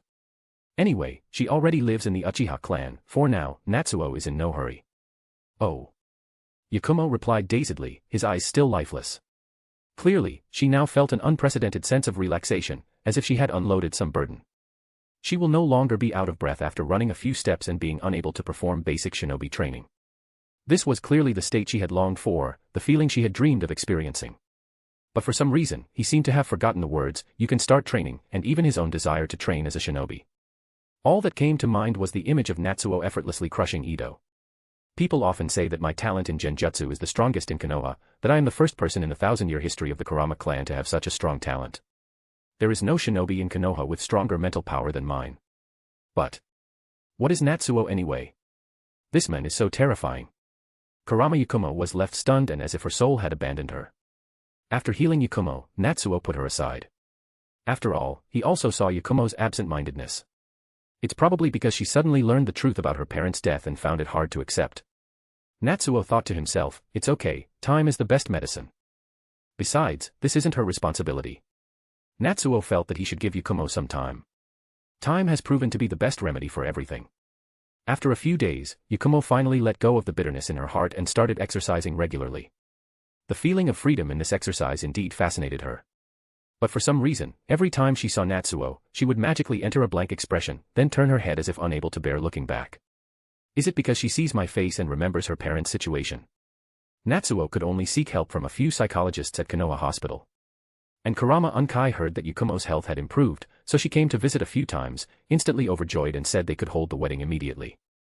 Natsuo did not refuse, but considering Yukumo's body was not fully recovered and still weak, he did not let her share his bed temporarily except on the day of the wedding. After all, it would not be good news if she got pregnant. It might even lead to 2 deaths. Of course, Natsuo could choose safe periods or take preventive measures. But Natsuo was very busy, with numerous wives waiting for his favor, many of whom had not gotten pregnant. How could he do something that would delay the resurgence of the Uchiha clan? Of course, Yukumo's weak body was also a factor. Maybe the last factor is even more important. 2 months later. Some wives have finally recovered their health and become pregnant again. There is also a group of wives who have given birth to their children, including Yukino, Yuzuki Yugao, and several female jonin. Therefore, the rewards this time are also very good, with several children showing great potential. However, unfortunately, Yuzuki Yugao is no longer the most talented among Natsuo's wives. Therefore, although the potential of these children is good, they did not bring much surprise to Natsuo. I don't lack quantity now, so I should set my sights higher. Natsuo thought to himself.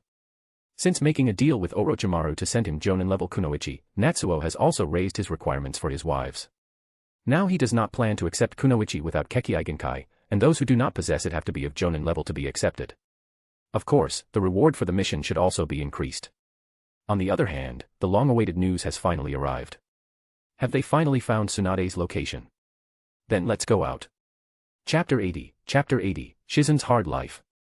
In reality, the mission given by Natsuo was to take Tsunade to the Uchiha clan residence to treat Ringo Emuri. Although Tsunade's location was a bit difficult to find, she was eventually discovered by the Konoha shinobi. In order to complete this mission, they tried various methods to persuade Tsunade to return to the village. And then, they were beaten so brutally that not even their own mothers could recognize them.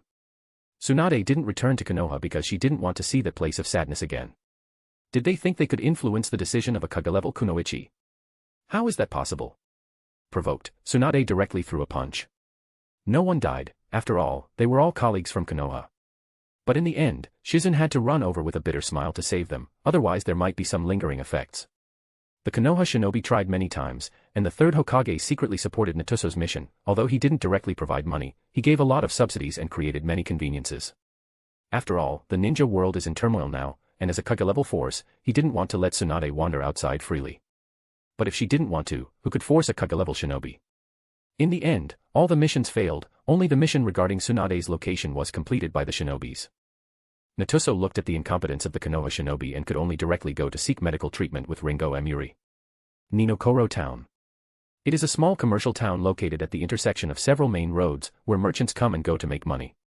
Such a commercial town naturally has places for merchants and their entourages to spend money. A casino. So, the rumors were true after all. The legendary Sannin is actually here in this place. Ringo Emuri's expression was strange. Is she really the Kunoichi from the legends? The fame of the Sannin is even more formidable than that of the 7 ninja swordsmen of the mist that she aspired to become. That's right, the strongest medical nin in the shinobi world is right here. Natsuo narrowed his eyes, feeling the chakra inside the casino. Let's go in. Saying that, the two of them walked into the casino. Perhaps because the legendary sucker is here, the casino is crowded with people, but almost everyone is gathered around one place, holding up chips and cash, shouting continuously, their eyes bloodshot. And at the center of the gamblers, there is a very beautiful woman. She has light yellow twin tails, hanging down behind her, faintly outlining her exquisite figure. Her skin is flawless and white. Her delicate face is now filled with excitement. And the most attractive thing is her slender figure with a curvy build, above average height and noticeably large breasts. Even Natsuo, a man who has seen a lot, couldn't help but take another look, mainly because he is too big. Surprisingly big. Belonging to the level where you can't see your own feet when you lower your head. As a Kage-level powerhouse, Ringo Emuri noticed Natsuo's gaze the first time. Then she couldn't help but lower her head and take a glance at herself. How should I put it? Lowering her head, she can see everything without any obstruction in her line of sight. What are you looking at? Ringo Emuri couldn't help but grit her teeth, one hand pinching Natsuo's waist. Although she didn't fall in love with Natsuo, she is still a woman after all. And she is his wife, carrying his child. Why are you staring at her all the time? Of course, just for a glimpse Ringo Emuri wouldn't get jealous. But why are you only staring at other people's big things? What's the point of being big? It's not more satisfying to be like me. On the other hand, being small can reduce obstacles, increase speed, and decrease the enemy's attack range, among other benefits. Clearly, being small is the most appropriate appearance for a shinobi. A truly strong kunoichi should be like me. That cow's fame must be exaggerated, she's definitely not a master, those two things are really affecting the battle. Cough, cough. Natsuo coughed. There's no way, big things always attract more attention from others. The two of them walked forward, although it was crowded here, with the strength of the two Kaga-level individuals, they easily walked to the front. Tsunade looked at Natsuo and Ringo Emiri, as a Kaga-level expert, she noticed something. But she didn't care.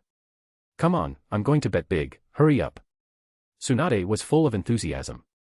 If it weren't for the bitter expression on Shizen's face next to her, people who didn't know would probably think she was the big winner.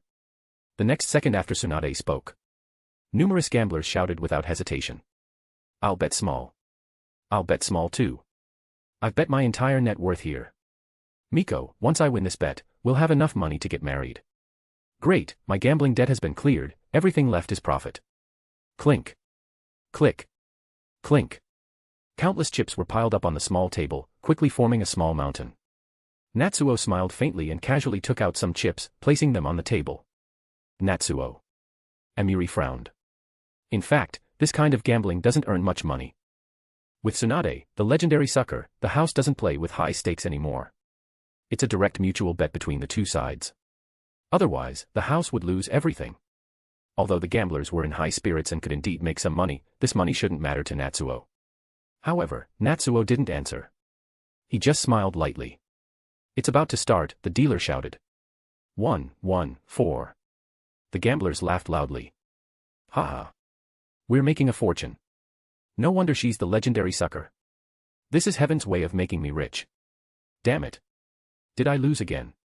Tsunade gritted her teeth, then regained her spirit.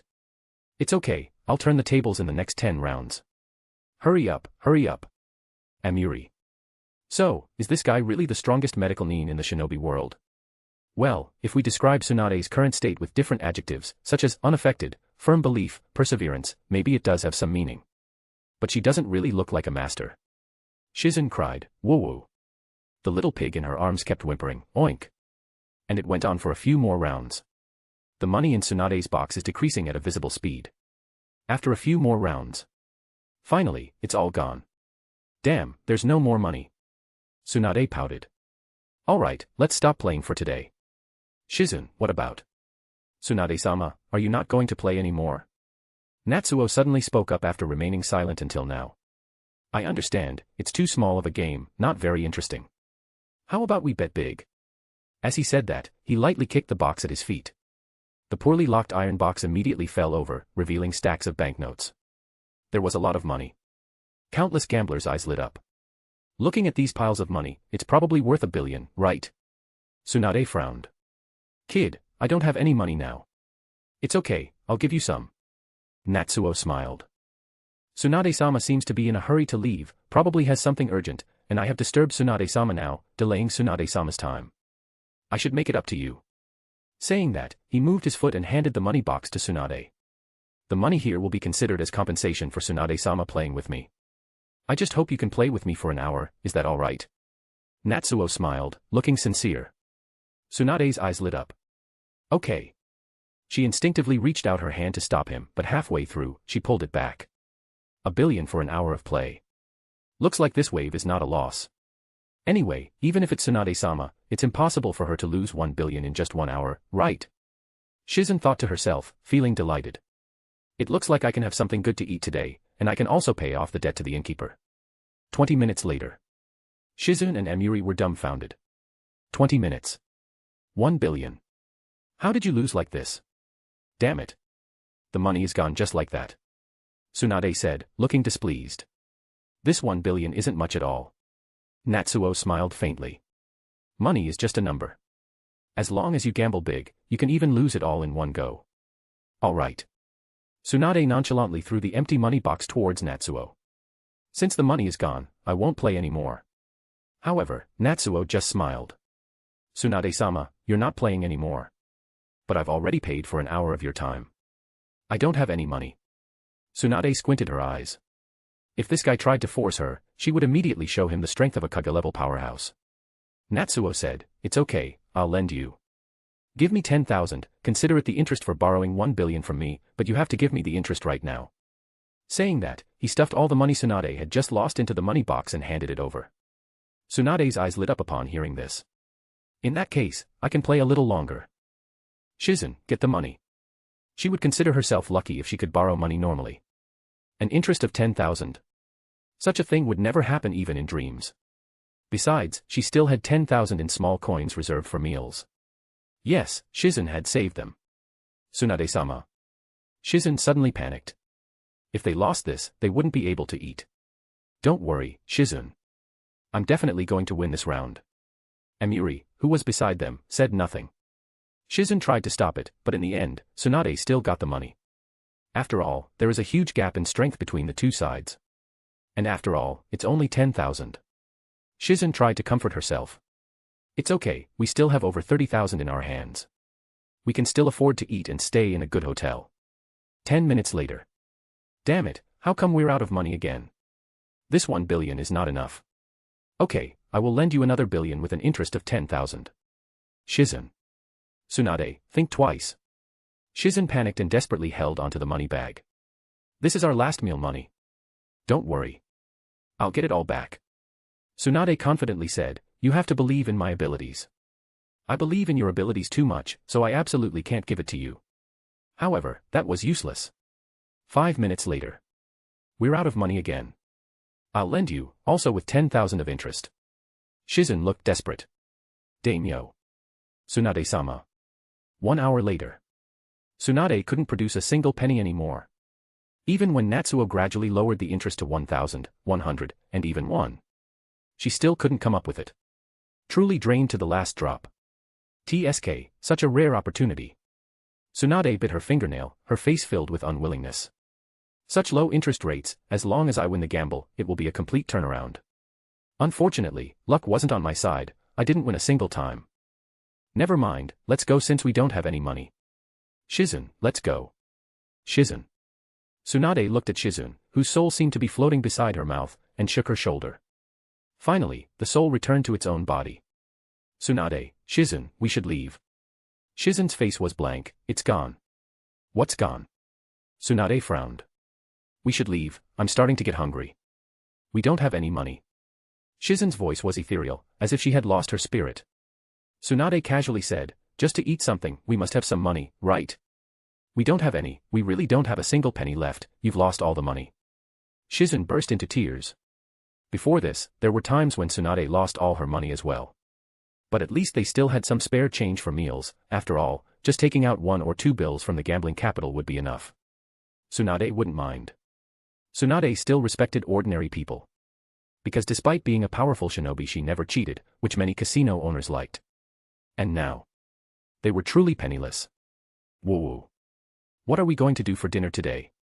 Both of us and Tonton will go hungry, and also the innkeeper, I promised to pay the owed room fee today. And the restaurant where we had credit yesterday, and the one the day before.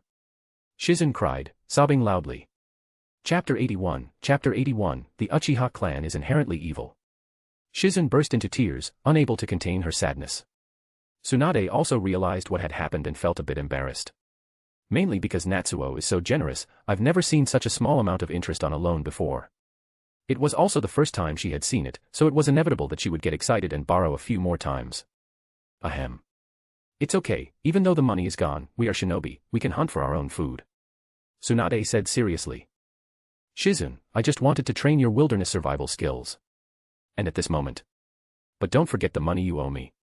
Natsuo walked over slowly. A total of 6 billion, thank you. Although Hayato only brought 1 billion. But he forcibly lent Tsunade 6 billion. That's the benefit of gambling with Tsunade.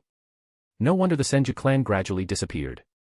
With a clan leader like her, there wouldn't be enough family assets for her to spend. Don't worry, I will pay it back.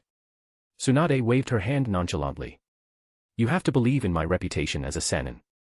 Well, she will definitely pay it back. Tsunade is not the kind of person who bullies ordinary people with her strength. But when will she pay it back? In the next life.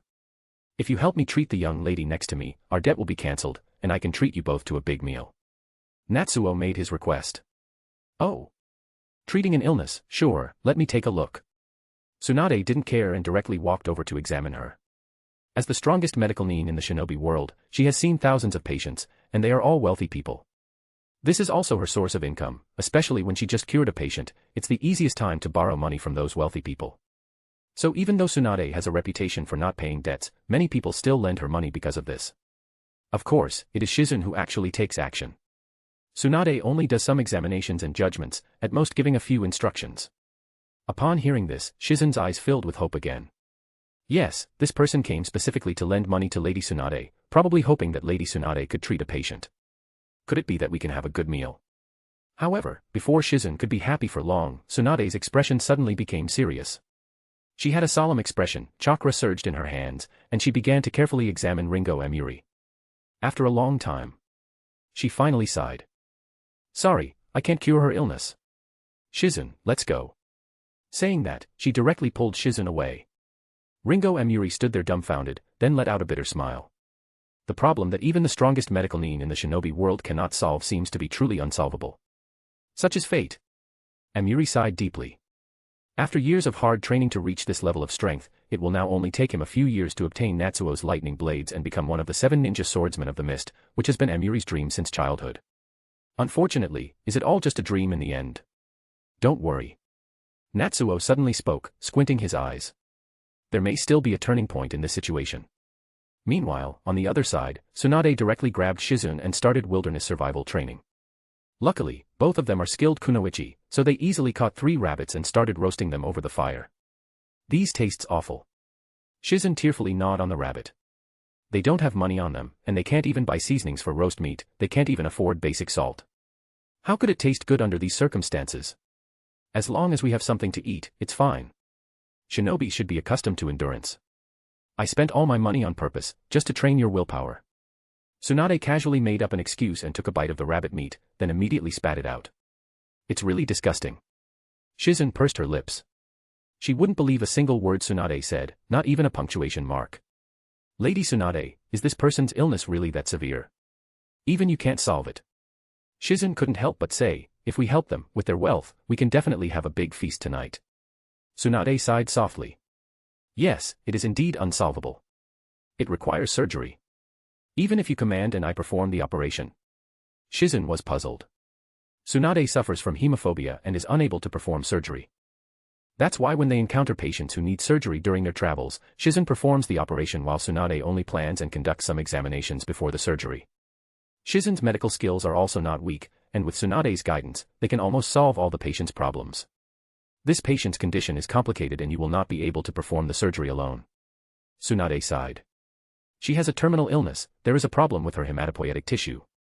It needs to be cleared at the cellular level, removing all the diseased cells. You can't do this delicate work at all, no one in the entire shinobi world can do it to this extent, unless I do it myself. However, the problem is that Tsunade cannot perform the surgery. Upon hearing this, Shizun fell silent. Tsunade made this decision based on all these factors. And at this moment. What? It's clearly treatable, isn't it? A voice with a hint of impatience sounded.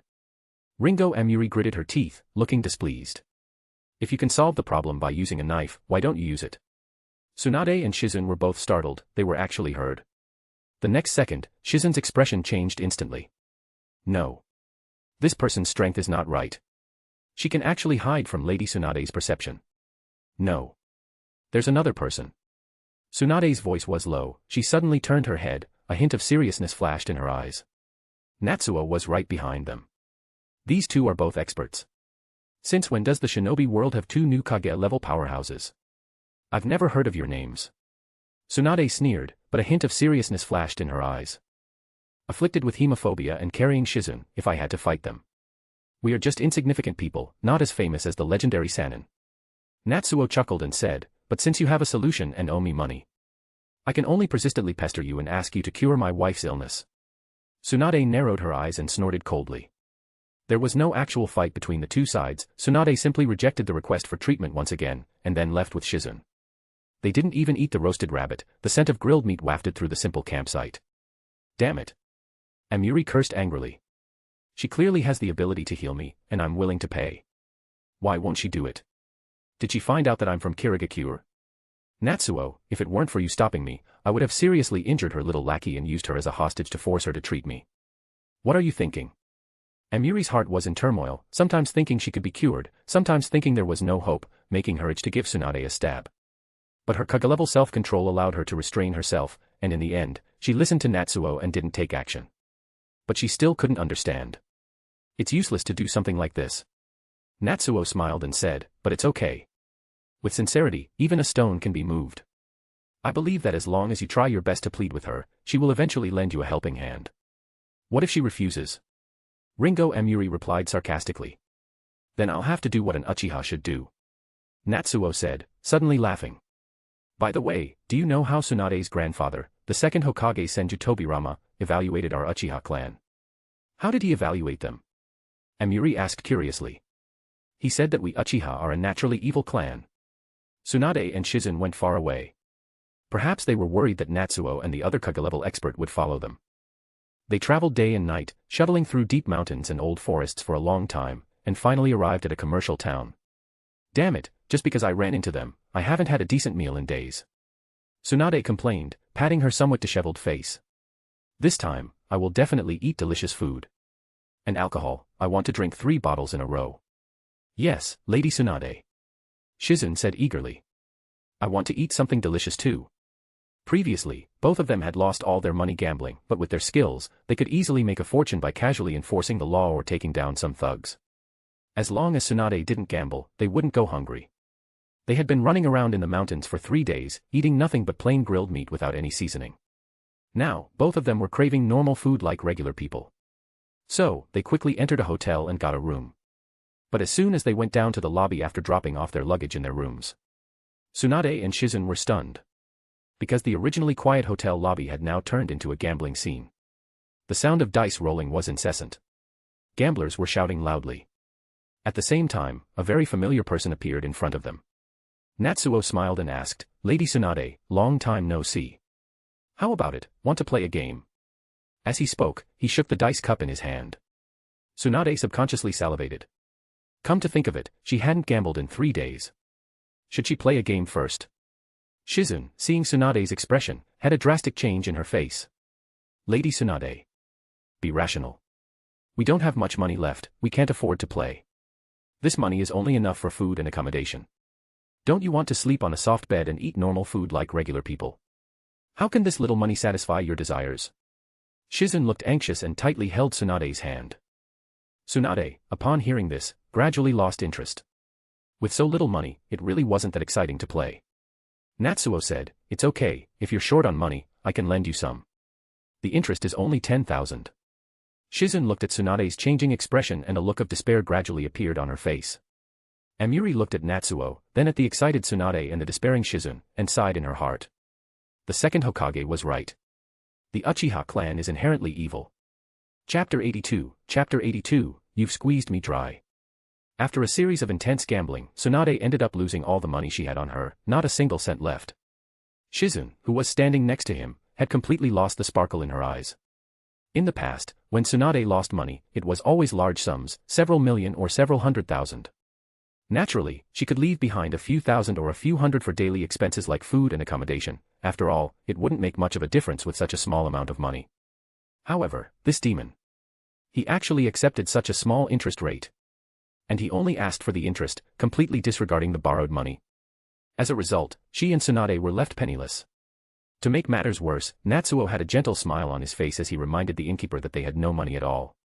After confirming this, the innkeeper directly kicked Tsunade and Shizun out. No money. How can they stay in a hotel without money? Shizun and Tsunade couldn't even argue back. Although either of them could easily knock out 10 innkeepers with a single punch, wouldn't it be easier to cheat at the game instead of resorting to violence? They would even pretend to be weak and helpless when dealing with thugs, attracting them like a trap set for fish, and then apprehending them. They would rather be chased by debt collectors all over the shinobi world than rely on their strength to deceive others. This was their principle. How about it, both of you, are you willing to help cure my wife? Natsuo smiled and said, not only will all debts be forgiven, but you will also have a complimentary luxury meal and luxury suite. We're not going to cure anything. Tsunade gritted her teeth and left with Shizun. Having no money and being chased by 2 Kaga-level individuals, it's better to stay away from the town just in case. Natsuo didn't chase after them, he just smiled and watched them leave. Then he began to disperse the gamblers in the inn, all of whom were attracted by his words. Tonight's expenses will be paid by young Master Natsuo. Of course, it didn't matter if there weren't enough people, he could also act with his clones. The main thing was to create an atmosphere that would make Tsunade itch. With sincerity, you can achieve anything. Come on, Amuri, let's follow them. Amuri. You really are a demon. Tsunade rushed all the way and wandered through the mountains for a long time. Finally, they entered a small town. Just like before. As soon as they entered the inn, Natsuo appeared with a smile on his face. Tsunade, would you like to place a bet? As he spoke, he even showed a pair of dice. Tsunade silently swallowed her saliva. You can't do it, Lady Tsunade. If I don't eat some normal food soon, I'll die. Shizen's tears started flowing. But how could they have accumulated so much debt if she could persuade Tsunade to stop? So as soon as they entered the town, they smelled the aroma of various delicious foods in the town. Then they had to enter the deep mountains and old forests again. Lady Tsunade, you must resist. Shizen said with a bitter expression. I haven't had a bite of rice for several days. Don't worry. Shizen, I've learned my lesson this time. Tsunade patted her chest and said, let's go eat first. We can go to the inn later. She couldn't resist gambling, but as long as they could eat their fill first, half of their current predicament would be solved. Then they could buy some clothes, go to the inn, and take a bath. When they came out, even if they really encountered Natsuo inviting her, she wouldn't be afraid anymore. The two soon arrived at the snack street. Although they were just cheap snacks, for the two who hadn't had a proper meal for several days, they were like exquisite delicacies, attracting them. Tsunade swallowed her saliva, took big steps, and was about to buy some food. But in the next second, Natsuo pushed a small cart and walked over. He greeted happily, hey, we meet again. How about playing a game? As he spoke, he unfolded the small cart, which turned into a classic gambling roulette. Tsunade. Shizen. People usually have mobile food stalls, why did you turn it into a mobile casino? It really attracted Tsunade. Lady Tsunade. Shizen once again let out a desperate voice. The next period of time was a repetition of this history. Almost every time Tsunade and the others just got some money, Natsuo would appear in front of them the next second. Tsunade, want to play a game? And obviously, if Tsunade had the willpower to resist gambling, they wouldn't have to live like this. The result is. Shizen cried even louder. After so many days, their clothes were torn and couldn't be changed, there was no hot water for bathing, and they couldn't eat normal food. Now she looked at the passers-by holding snacks, her eyes were red. If it weren't for her moral bottom line, she would want to snatch the food. This life was really unbearable. But Tsunade couldn't do anything either. Two Kaga-level individuals were following them, and it was difficult to shake them off. She herself was fine, she might have a chance if she tried a few times. But Shizen didn't have the ability to shake off Natsuo and Amuri. As a result, her own itinerary was almost completely controlled by the other party, and every time it aroused her gambling desire. After several consecutive times. When Natsuo appeared in front of Tsunade for the nth time, he still had that faint smile. Hey, Tsunade, long time no see, want to play? But Tsunade had reached her limit. That's enough. Tsunade shouted angrily. I told you, I do have the ability to save her, but I can't save her. I am no longer suitable to be a medical nin. Don't waste any more time on me. It's useless. She angrily revealed her situation. In the end, she still refused to admit the fact that she, as a medical nin, was afraid of blood. Clearly, if she just spoke up, the problem could be solved. But she subconsciously hid herself, as if she were still a highly skilled medical nin. And now, she couldn't keep it a secret anymore. Upon hearing this, Amuri was indeed shocked. Hemophobia. You, a prestigious medical nin, actually have hemophobia. Doctors fainting at the sight of blood. This was simply a huge joke. Now do you understand? Tsunade endured the humiliation, gritting her teeth. It's not that I don't want to save you, it's that I can't save you. Enough. I've finished telling you everything, stop following me. With that, she turned and walked away. Amuri stood there, powerless and hopeless. However, Natsuo followed Tsunade's footsteps and grabbed her wrist. Tsunade, stop. What else do you want? Tsunade angrily exclaimed. Let go of me. With that, she forcefully broke free from Natsuo's grip. Being forced to admit her own weaknesses infuriated her. But after struggling a few times, she couldn't break free. Calm down a bit. Natsuo smiled and said, some things do have solutions. I think we can discuss it. I don't care what you think, I care about what I think. Tsunade sneered. I don't need any solutions. If you don't let go, don't blame me for being impolite to you. She had also considered treating her hemophobia. As a medical nin, she was also a grandmaster in mental therapy. She had tried so many methods on herself, but none of them worked. As the strongest medical nin, she couldn't do it herself, and she needed Natsuo to discuss it. Let me go. Tsunade angrily demanded. Are you so difficult to communicate with because of menopause? Natsuo sighed helplessly. If you continue like this, don't blame me for being impolite. Fine. I want to see how you can be impolite to me. Tsunade became even angrier. She was already on the verge of exploding, like a balloon that would burst with a touch. All right, you forced me to do this. Natsuo sighed helplessly, and the next sentence made Tsunade widen her eyes. While Natsuo was struggling with Tsunade, he shouted loudly. Wife, please spare me. You want it 8 times a day, 8 times. I haven't had a day off since you started menstruating. How else do you want me to work hard? You've already drained me dry. The next second, everyone passing by turned to look. Regardless of gender, their eyes were filled with shock. Women looked at Natsuo, gazing at his handsome face and his strength that had been tested 8 times, feeling a pang in their hearts. Men looked at Tsunade as if they had encountered a formidable beast, their eyes filled with awe, their legs tightening. Too brutal. Just how strong is this woman's desire? She's like a flood and a fierce beast. Tsunade. She widened her eyes filled with disbelief. As a Kage level, he immediately felt the gaze of the people around him and heard the whispers saying, this woman is so terrifying.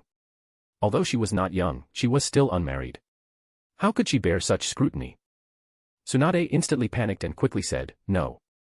I didn't demand so much. No. That's not right. We have no relationship.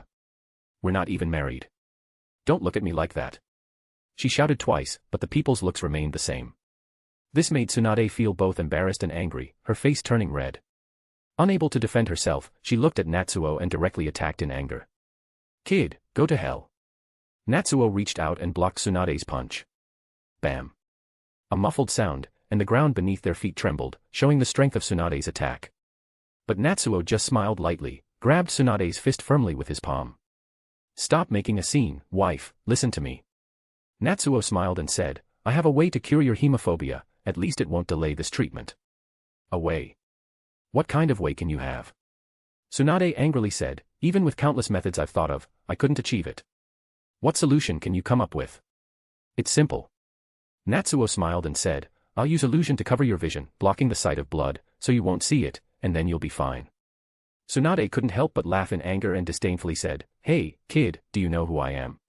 You want to hypnotize me? Do you think you're Uchiha Madara with the Mangekyo? The next second.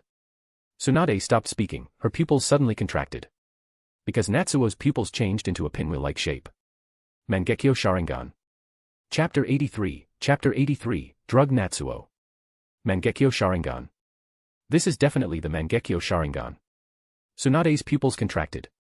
It's not just a matter of the symbol in the eyes, but also the incredibly cold power of the pupils. Although Tsunade had only seen Uchiha Madara's eyes in her childhood, she could still be 100% certain. This is definitely the Mangekyo Sharingan. Who are you? Tsunade immediately became alert, took 3 steps back, and stared at Natsuo with a serious expression. The Uchiha clan should have been wiped out. Who are you? Well, you can call me Uchiha Natsuo. Natsuo said with a smile. Natsuo. Isn't that the name of the current Uchiha clan head? Are you kidding me? Tsunade snorted angrily. Since when can someone who is dedicated to having children be the possessor of the Mangekyo Sharingan? She remembered meeting Jiraiya last year, and he specifically mentioned the news from Konoha, including the existence of Natsuo. Of course, when Jiraiya talked to Tsunade about Natsuo, it was mainly to imply, look, even the Uchiha, who are equal to your Senju clan, have started a harem for the revival of their clan. Haven't you thought about considering your clan? Tsunade took it as a mockery and gave Jiraiya a hard punch. But she remembered Natsuo's name. Humph. Indulging in lust, the reputation of the Uchiha clan has been ruined by him. Tsunade commented. Now you're telling me that Natsuo has awakened the Mangekyo Sharingan. Is that possible? Natsuo looked helpless. He rarely reveals his true identity. This is his special treatment for her. But he also understood Tsunade's feelings. After all, a person's energy is limited. The continuous emergence of newborn Uchiha babies fully demonstrates where Natsuo's main focus lies. Who can believe they have Kage-level strength? Well, the name is not important. What is your relationship with the Uchiha who attacked the fourth Hokage back then?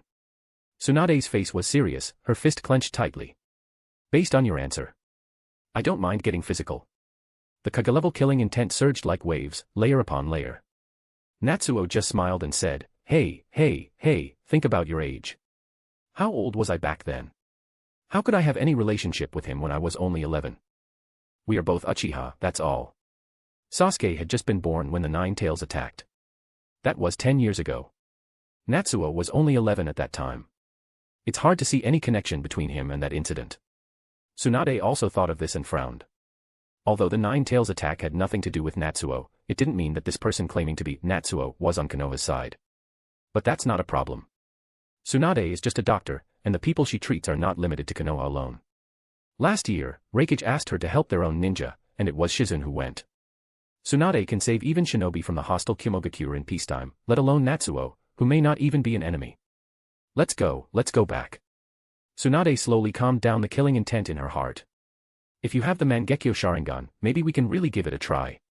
In order to perform the surgery, Natsuo directly booked the most high-end hotel in the commercial district and brought out all the prepared surgical facilities and various medicines that might be needed.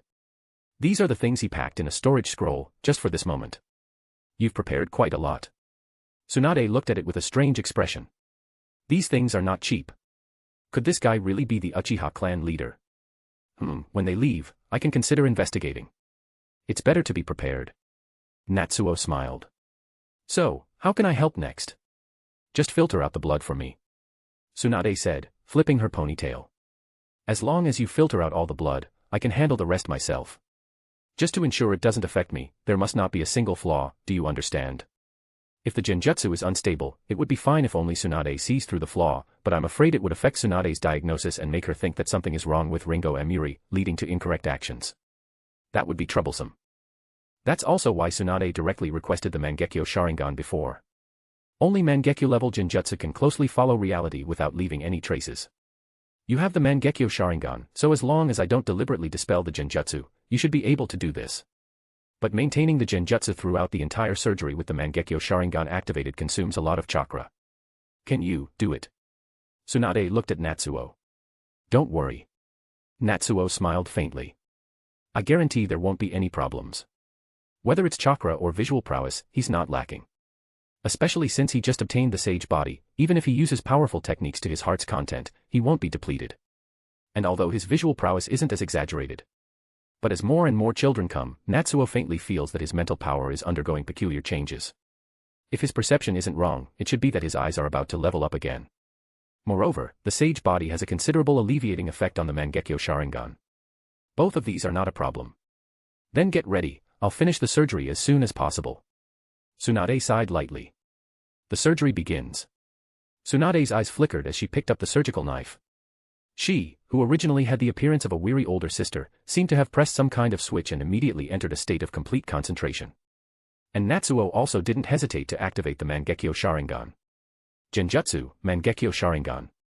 Tsunade frowned, feeling the intrusion of the genjutsu. However, she still proceeded with a steady hand, lightly cutting into Emiri's body that was still under the effects of anesthesia. Blood gushed out. Tsunade frowned. You changed the blood to green. Yeah, I added a green filter. Natsuo smiled. Tsunade asked. Why green? Green blood doesn't look good at all, it's like cutting worms, it feels strange. Natsuo replied. So, it doesn't look bloody and violent, right? During intense battles, many games change the color of blood to green. This is based on research from his previous life. Tsunade said, honestly, this genjutsu is not easy to control. During surgery, no one knows when the blood will flow, and Natsuo must replace the color of the blood in that instant, without affecting anything else besides the blood color. And completely deceive Tsunade, a Kaga-level powerhouse. It wouldn't be possible without the Mangekyo Sharingan. On the other hand, Tsunade became more and more relaxed as she operated, as if she had regained the feeling of being the main surgeon in the past. As she continued, she even gave Shizune an impromptu surgical teaching session. This made Shizune tearful with excitement. Who would have thought that Tsunade, who was afraid of blood, would have performed the surgery herself? That's really hard to imagine. And now, thanks to Natsuo, she can finally receive guidance from Tsunade like a normal student again. If she didn't know how hard Natsuo was supporting the genjutsu, she would have wanted to extend this time a little longer. An hour passed. All right, Shizune, close up. Tsunade breathed a sigh of relief. After not performing surgery for many years, the feeling of excitement came instantly when she started today. That kind of pleasure of holding a scalpel and performing an operation, I had not experienced in many years. Yes, Lady Tsunade. Shizune happily agreed. All right, you can release the genjutsu now. Tsunade said as she threw away the surgical knife and looked at Natsuo. It's okay, I can hold on a little longer. Natsuo smiled and said, you should change your clothes first. This surgical gown is already stained with blood. Tsunade paused and couldn't help but glance at Natsuo. Originally, she wanted to minimize Natsuo's use of the Sharingan. After all, once the surgery was done, she herself could bear it and tremble quietly outside. But this boy. He's actually quite meticulous. She didn't say much, just tore off the surgical gown and took off her gloves. She carefully checked her body for any blood stains and then strode out of the operating room. Natsuo smiled slightly and released the genjutsu. Suddenly, a feeling of exhaustion surged over him. The time was still too long. I actually feel a bit tired. As if staying up late watching dramas and playing games, his eyes were sore, and his body was tired. Natsuo obediently closed his eyes and rested. The surgery was very successful. Almost as soon as the effects of the medicine wore off, Ringo Emuri woke up. Chakra greatly enhances the human body, and Emuri's strength should not be underestimated. Natsuo saw Emuri wake up, chatted with her for a while, and then left, wanting her to rest well. Shizune obediently tidied up the things on the side. In a normal surgery, the doctor needs to see the patient successfully wake up from anesthesia, regain normal perception, and confirm that there are no problems before leaving. This kind of rough and tiring work is obviously not Tsunade's responsibility. And now that Emuri is awake, she also needs to put away the various medicines and equipment that were prepared just in case. So many things. Ringo Emuri looked at Shizune ordering and asked with some curiosity. Do you always carry these medications with you? Of course. Shizune said without hesitation. Lady Tsunade is a medical nin, so naturally she has to carry these things with her, just in case. Very professional. Emuri praised. Cough, cough, actually not all of them are used for medical purposes. Shizune's face turned slightly red as she pointed to a reagent. For example, this one was personally prepared by Lady Tsunade to teach those troublemakers a lesson. Teach them a lesson. Yes, some troublemakers are particularly infuriating, so we tie them up and make them drink this. What does it do? Emuri became interested, wondering if it was some kind of interrogation drug. Shizune, it's a drug that makes men uncontrollably excited. Ringo. Well, from a certain perspective, the punishment effect of this is more obvious. Clearly, this aphrodisiac is specifically used to teach a lesson to those disrespectful troublemakers who are driven by their lust for Shizune and Lady Tsunade. As the world's top medical nin, she can guarantee that the drug is outstanding. Colorless, tasteless, fast-acting, long-lasting, with a strong effect and no side effects. If it weren't for the complex preparation process and difficulty in mass production, it could be sold. Speaking of which, where is Tsunade? Emuri leaned back on the bed and asked. She's outside. Shizune smiled and said, Lady Tsunade is a heavy drinker. She insisted on dragging Natsuo to drink, but Natsuo kept refusing because he thought you were still unconscious. They're probably drinking now, right? In reality, if it weren't for accompanying the patient, she would also be enjoying food and drinks. And as a patient's family member, Natsuo naturally had to take care of the doctor. Emuri expressed understanding. After a while, as the anesthesia gradually wore off, Emuri even faintly heard the voices of Tsunade and Natsuo outside the room. Tsunade, ha. It's definitely twice as enjoyable after hard work. Natsuo, if it tastes good, drink more and have some meat. You've worked hard, Lady Tsunade. Tsunade, no problem, it's a small issue. But aren't you tired? Maintaining the Mangekyo Sharingan's genjutsu is not easy. Natsuo, I'm fine, I've recovered a bit. Emuri listened to the voices of the two people and bit her lips lightly. She didn't know that using the Mangekyo Sharingan for a long time carried the risk of blindness. But she knew that a genjutsu that could deceive a Kaga level, even if this Kaga level wasn't fully focused on breaking it, would definitely not be so easy. Considering the duration of the genjutsu, even with Natsuo's exaggerated chakra, he should be tired. Even though she was just their captive, they had only agreed that she would have his children in exchange for the lightning blades. It was just a normal transaction. But how much effort did he put in to cure her? This guy. Emuri couldn't help but feel a hint of sweetness in her heart. And at this moment, a voice came from outside the door. Tsunade, hey, that little girl seems pretty strong. How did you seduce her? Natsuo, oh, it's nothing. Just spank her a few times. Spank her. Yeah, this little girl is too disobedient. Every time she doesn't listen, I spank her. If she still doesn't listen, I spank her again. Slowly, she becomes obedient. I remember the first time I met her, I spanked her 7 or 8 times in one day. Amiri. She suddenly became expressionless. What's wrong with you? Shizen looked over. It's nothing.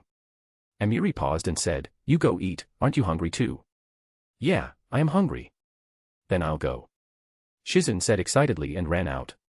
She had been living a wild life with Tsunade for several days. If it weren't for the patient in front of her, she would have wanted to go eat and drink to her heart's content. Now that Amiri's body was fine, she could naturally go and enjoy delicious food.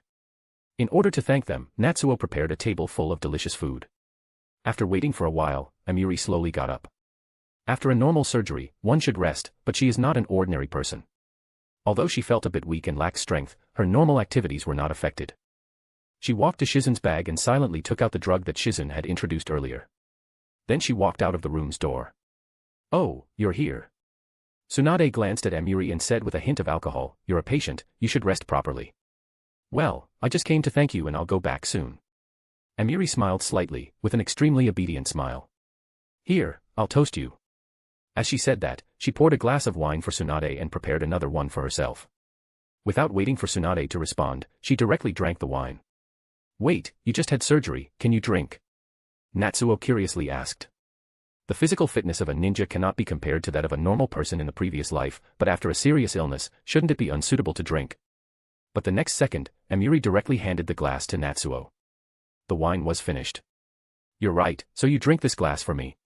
After Amiri finished speaking, she lightly hummed and wiped her lips. Natsuo. He didn't object to this. But is Amiri such a person who understands this kind of atmosphere? Isn't this kind of ambience usually played by Anko, Kurenai, and Yukino? But he didn't see the satisfaction in Amiri's eyes. You spanked me until I was obedient, didn't you? Okay, I'll see who you can spank now. Chapter 84, Niji's Proposal. Natsuo, there are no wives of yours nearby, and my body is not in good condition to serve you. I wonder who you will fight this time. Amiri hummed to herself, full of satisfaction. Dare to mention that you spanked me until I became obedient to outsiders. If it weren't for just having had surgery and lacking strength in her body, she would have personally beaten her husband. But now. It's time to teach you a lesson. Of course, this lesson is not significant. This place is also a commercial street, and there is a club nearby where you can pay to enter. There are plenty of young ladies inside. Natsuo can definitely go in and have some fun. Anyway, Lady Amiri is open-minded, so she won't be angry. As for the photos she secretly took and sent to Natsuo's other wives, let them see how their own husband does not contribute to the support of the family, but spends money having fun. Let's see how you get squeezed. Amiri's eyes were filled with excitement. After exchanging a few words with Tsunade and the others, she returned to her room. Then she quietly slipped out of the room. Although her body was not right, with her Kaga-level strength, it was easier for her to move than if she had been an ordinary person. Leaving aside everything else, taking a few photos was still possible. Natsuo, however, was completely unaware of this. Tsunade's medicine was indeed very potent. It may be an exaggeration to say it was colorless and tasteless, but the taste was not strong. Although he did feel a slight change in taste, he didn't pay much attention to it. And his body was strong enough to withstand the immediate effects of the drug that could ignite an ordinary person, but for now, he didn't feel anything special. At most, Tsunade, with her imposing bosom, was just a little tempting to Natsuo in secret. But this is normal. After all, who wouldn't react like this when seeing something so big?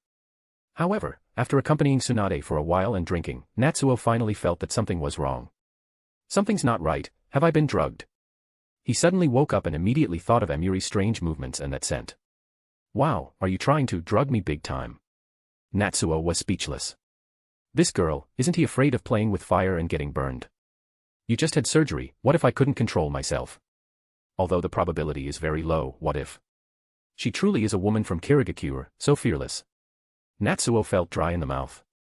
The drug Tsunade prepared was very powerful. Coupled with the fact that he himself had also drunk a bit and was a bit dazed, it triggered a chain reaction. He wanted to ask Tsunade or Shizen for an antidote. Shizen had already passed out, her alcohol tolerance was very poor. Although Tsunade's alcohol tolerance was good, she had started drinking the earliest and drank the most. At this point, she was about to collapse. I can't just sit here, I have to do something. Natsuo tried to get up, just as Emiri had expected. He plans to go to the nearby club to investigate and release the drug's effects. However, just as he was getting up, a hand suddenly pulled Natsuo over. "Why are you running? Let's continue drinking." Tsunade shouted loudly, pressing Natsuo in front of her. A huge figure swayed in front of Natsuo's nose. The smell of alcohol mixed with body fragrance invaded his nose, making him feel dizzy.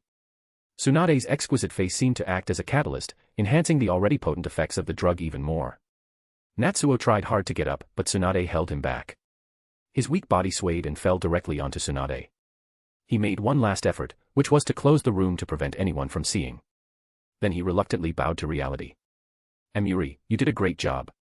Meanwhile, Emiri, who was waiting near the club to take photos of Natsuo, suddenly sneezed. "Why hasn't he come yet? Could it be that I gave him fake medicine?" The next day. Boom. "Bastard. Stop right there." Tsunade was filled with anger, her delicate face was turning red, and her fists were clenched tightly. The entire hotel was turned into ruins by her. "This really isn't my fault. I tried my best to avoid this outcome." Natsuo sighed helplessly, running and speaking at the same time. "Stop talking. Just die." But Tsunade didn't listen to his explanation at all. A raging fire burned in her chest, filling her with anger. Her heavy breathing made her breasts rise and fall like angry waves. Helpless, Natsuo grabbed Emiri and desperately tried to escape. By now, the effects of alcohol and drugs had worn off, and if they were to really fight, Natsuo would defeat Tsunade. Emiri, being held by Natsuo, could only chuckle. "You dare to laugh?" Natsuo was so angry. "If it weren't for you, would I have to run away like this?" This was the first time since Natsuo's debut that he had run away. "Is it all my fault?" Emiri sneered. "I thought you would go to the nearby club. Who would have thought that you already had some thoughts about Tsunade, and my presence just gave you an excuse?" She had waited in the nearby club for a long time, only to discover when she returned to the hotel that the two had already started a battle. "What excuse?" "I did want to go, but she caught me," Natsuo said helplessly. Emiri, so you're not denying that you have feelings for Tsunade?" Natsuo. He was actually speechless. After all, who wouldn't like someone with a big presence? "I see, you thought that because you were injured, I wouldn't do anything to you, so you started acting mischievous, right?" Natsuo's face turned cold. "Believe it or not, once you're healed, I'll teach you how to behave 8 times a day." Emiri, I don't believe you. "I'm still pregnant." Natsuo. Okay, I won't lay a hand on a pregnant woman. This time, I guess I'm just unlucky, right?" Meanwhile, Tsunade continued to chase him with an enraged expression. "Bastard. Stop right there. You have the guts to bully me, but not the guts to stand still. Don't run." This time, it really was an accident. Although Natsuo paid a high price to have a child and bought people from Orochimaru, he bullied Ringo Emiri. But he still has a bottom line. He would never lay a hand on a woman who resists being with him. It was really the first time he laid a hand on a girl who really didn't want to be with him. It was purely an accident. In the end, Natsuo could only take Ringo Emiri back home. Fortunately, Emiri is also a Kaga-level expert. Otherwise, after the surgery, there might have been some problems with such a long journey. You can only say that this woman has a lot of courage, daring to do anything, not afraid of death. But if you have such courage, why can't you accept it when I try something a little different? Natsuo then began diligently collecting his portraits, hoping that Tsunade wouldn't see them and would come straight to Konoha to capture him and teach him a lesson. That would be a big problem. Luckily, Natsuo is not like Uchiha Itachi, who is wanted and posted everywhere. With Tsunade and her disciples' way of doing things, if they can't find me for a while, they should give up, right? Perhaps they don't even believe that the Uchiha clan leader, known as the Shame of the Jonin, Natsuo, has awakened the Mangekyo Sharingan. After all, there is a big difference between clan leader Natsuo and Natsuo with the Mangekyo Sharingan in terms of perception. Natsuo returned home and began again with the arduous task of reviving the Uchiha clan. In order to force Tsunade to yield, he spent nearly half a month's time for Ringo Emiri. Even though Natsuo made multiple trips back to Konoha during this half-month, striving to revive the Uchiha clan, it still couldn't compare to the effect of constant effort. Life had to go on, so Natsuo could only make up for lost time after returning. Time slowly passed. 2 months later. Yuhi Kurenai had become more and more accustomed to Natsuo's presence in her life. There were even rumors circulating in the village, but she seemed to have ignored those words. After all, the power of habit is significant. When surrounded by Natsuo's wives, she naturally wouldn't care so much. By the way, the potential of the child Yuhi Kurenai gave birth to this time is quite good. Although it can't compare to Uzumaki Yoko's firstborn, it still belongs to the top tier of talent. And now, the first child Natsuo had with Yukino has already reached the age of 3. Various medicines and secret techniques of the Uchiha clan were used to strengthen it. Although it is difficult to see any talent, with the resources of the Uchiha clan, reaching the strength of a Chunin is a sure thing. Getting to have the strength of a special Jonin would not be impossible either. I remember his potential seems to be only 32. If someone with a potential of 32 can become a special Jonin, then what level of ninja can those children with potentials of over 100, or even close to 200, become? Kage level. Super Kage level. I don't think so. Natsuo didn't have much to say either. After all, the growth of a ninja's strength is greatly influenced by the resources invested in him. Take the Uchiha clan as an example. Even Natsuo, who was an orphan at the time, enjoyed various medicinal baths from a young age. Someone from a large shinobi clan would have a medical ninja perform massages and stimulate their chakra pathway system to ensure that the next day's training volume can be maintained while subtly improving physical endurance. Now that the resources of the Uchiha clan are concentrated in Natsuo, of course all his children will enjoy the treatment of an heir to a great shinobi clan. Not only will their potential be fully realized, but they may even gain stronger abilities than their potential suggests. Assessing your own children's future in this way is not entirely accurate. In addition, there are factors such as the personal preferences of the children themselves and the influence of their mothers. However, it can be imagined that as these geniuses with potential over 100 grow up, the Uchiha clan's influence in Konoha will become even stronger. It is even possible that with Natsuo's growing strength, and the strength of his own children, the shinobi world will become the domain of the Uchiha clan. On the other hand, it would be better to see how to increase the strength and potential of my children for when the Akatsuki clan arrives in the shinobi world in the future, otherwise there might be some accident if they are too weak. A few days later, an unexpected visitor arrived. Natsuo, he insisted on coming. It seems like he has something to discuss with you. Sasuke shrugged and stepped aside. Behind him, a young man wearing a kimono and a bandage wrapped around his forehead bowed with a serious expression. Natsuo-sama, it's been a long time. Niji indeed, it has been a long time. Natsuo sighed softly. The person who arrived is, naturally, Niji of the Hyuga clan, the most talented individual of the Hyuga clan.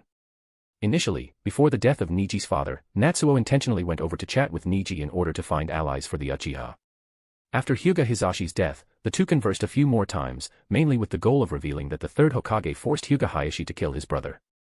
This would facilitate the future alliance between the Hyuga and the Uchiha against the third Hokage. Unfortunately, the Uchiha clan was in a sorry state and Natsuo's several plans all failed. When Natsuo gave up on the Uchiha clan and decided to fake his death, he naturally wouldn't bother talking nonsense with Niji anymore. Later, when Natsuo took over the Uchiha clan and began his mad quest to have children, he naturally would have no words for Niji, who was still a child. However, it seems that Niji has always remembered Natsuo's words and took care of Sasuke when they were in ninja school. Niji, why did you come looking for me? Natsuo asked. Niji remained silent for a moment, then took a deep breath. He slowly untied the bandage on his forehead, revealing the green mark of the curse mark, caged bird. I came this time, hoping that Lord Natsuo can remove my curse mark. Huh. Natsuo was taken aback, then immediately shook his head and chuckled. Don't be ridiculous, Niji. I don't have that kind of ability. Besides, you're from the branch house, it's better not to keep mentioning such things. Alright, Niji, I'll pretend I didn't hear what happened today. You can go back. Niji's expression remained calm, as if he hadn't heard Natsuo's words, and he calmly said, if you're willing to help me remove the caged bird and help me gain power, I'm willing to offer the female members of the Hyuga clan to you. I remember you seemed to be searching for Kunoichi with Kekkei Genkai, right? Upon hearing this, Natsuo raised an eyebrow, as if he was seeing Niji for the first time. Chapter 85, Obito's Conspiracy. Natsuo squinted his eyes and quietly watched Niji, a 12-year-old boy who was about to graduate. His expression was calm, and his movements as he lowered his head were very smooth. His gaze was indifferent, as if he himself hadn't just said those words. He seemed incredibly relaxed. From what I can see, you seem to enjoy having children with different kunoichi. However, among your current wives, there don't seem to be any real experts, right? Niji calmly said. Even if there are, I don't think there are many. In the Konoha shinobi clan, there are only a few kunoichi with Kekkei Genkai. The Senju clan has declined, and only 2 Uchiha clan members remain. Only the kunoichi of the Hyuga clan are worthy of the word excellent. However, as far as I know, Lord Hayashi has prevented the Hyuga women from marrying you. A person like him would not allow the bloodline to flow outside of the clan. But I can. He remained calm and his voice showed no fluctuations, as if they were discussing something as common as what to eat tomorrow. I don't mind the bloodline of the Hyuga clan flowing outside, nor do I consider the Hyuga clan to be the most noble. As long as you help me, I will give you generous rewards. Natsuo narrowed his eyes. What Niji said was true. In fact, when Natsuo first offered a large sum of money to have a child, there was a Hyuga Kunoichi who was tempted. After all, even the long-standing Hyuga clan had poor members. But before she could take action, Hayashi forced her to retreat. At that time, there was a big uproar, and it made Hyuga Hayashi, who had intended to mock the Uchiha clan, lose face. This indirectly reduced the mocking voices of the major ninja clans and ultimately did not cause a huge public scandal. This made the Uchiha clan's plan to offer a large sum of money for a child much easier. But little did they know, Natsuo didn't care about any mocking or public opinion. The bloodline of the Hyuga clan originated from Akatsuki Himura, the younger brother of the Sage of Six Paths, and inherited the purest blood of the Akatsuki clan. In terms of bloodline power alone, it is definitely not inferior to the Uzumaki and Senju clans. Natsuo had considered marrying a woman from the Hyuga clan, but no matter how he promised benefits in private, he was decisively rejected by Hayashi. We Hyuga are not like ordinary ninja clans. If the family's ninja cannot make a living, they can only sell their dignity. Hayashi said bluntly. That was fine. If there were really Hyuga women willing to marry, Natsuo didn't mind revealing his strength and giving Hayashi a real lesson. But he couldn't ignore the fact that Hayashi was the head of the Hyuga clan and held the lives of all the Hyuga clan members in his hands. After he spoke, naturally no woman would dare to act rashly. Natsuo couldn't be bothered to stand up for those women who hadn't decided to marry him yet, so in the end, he chose to let go temporarily. And now, Niji came to him. Your growth has been significant. Natsuo sighed lightly. You once advised me that when looking at people and things, we must see through appearances and look at the essence, and that the essence of any struggle is interests. Hyuga Niji said calmly. The third Hokage abandoned the Hyuga clan for the sake of interests. The elders of the Hyuga clan forced Hayashi to abandon my father, Hyuga Hisashi, for the sake of their interests. And now I want to move you, to win your help, and it also requires interests to pave the way. Isn't this what you taught me back then? Then Niji began to explain the situation very seriously. He explained in detail the strength of the Hyuga clan, which had become so great that it began to get out of the third Hokage's control. This resulted in the Hyuga clan being forced to give up one of its members, damaging its reputation and diminishing internal unity, from which the third Hokage would benefit. He also explained the relationship between Hyuga Hayashi and Hyuga Hisashi. After Hisashi's death, the family members could obtain benefits from Hayashi, who had lost his right-hand man. He didn't actually say much. The above matters were just a general overview. But there was no doubt that Niji was a genius. He personally discovered the situation of Hayashi being suppressed by the elders of the family after Hisashi's death and found that this uncle was not as cold and strict as he had imagined. He also discovered the arrogance of the Hyuga clan in the past, the decline of the Hyuga clan after Hisashi was handed over, and the increasingly intense internal struggles between the main and branch houses. Interests are the essence of everything. This caused a huge change in Hyuga Niji's heart, no longer becoming the genius who resented the heavens and blamed others as in the Naruto series. Instead, he became a real adult. After all, it is not fate that dictates people's lives. Everything is driven by self-interest. So, you plan to exchange my help for benefits. Natsuo smiled and said, Are you so sure that I can solve your problem? I'm not sure. Niji calmly said. But I feel that the chances of success are high. He didn't believe that Natsuo, who could see the cruel nature of fighting in the shinobi world at the beginning, would become someone who only knows how to have children. Intimidation from Uchiha Itachi. Protection from Konoha. The kindness of the third Hokage. Ha, ha. Would someone like Natsuo put his life at stake in such unreliable places? He must have his own reliance. And the only person Niji can rely on is Natsuo, who may support him. His voice was very soft. I'm about to graduate, and I don't want my family to control my destiny after graduation. I need your help to unlock the caged bird, guide me, improve my strength, and let me take control of the Hyuga clan. Niji calmly said. When the time comes, I will unlock the caged bird of the other branch houses.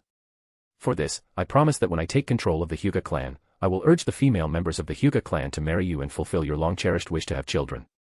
Natsuo hadn't spoken yet. It was Sasuke next to him who was shocked. He couldn't help but say, So you betrayed your own clan for your own benefit. I thought you were a good person, but I never expected.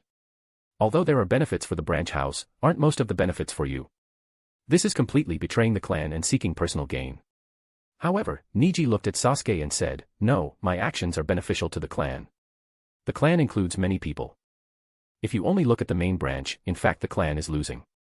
The Hyuga clan has indeed suffered losses. Not only is there a high possibility of internal strife, but also many excellent kunoichi will marry into your Uchiha clan.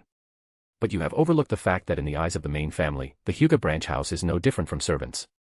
If it's just sacrificing a few women to make the branch house live like real people, I believe any person in charge of the branch house would make the same decision. In terms of the number of beneficiaries, we are gaining. Sasuke was speechless upon hearing this. He is not Naruto who knows nothing about the situation of the Hyuga clan.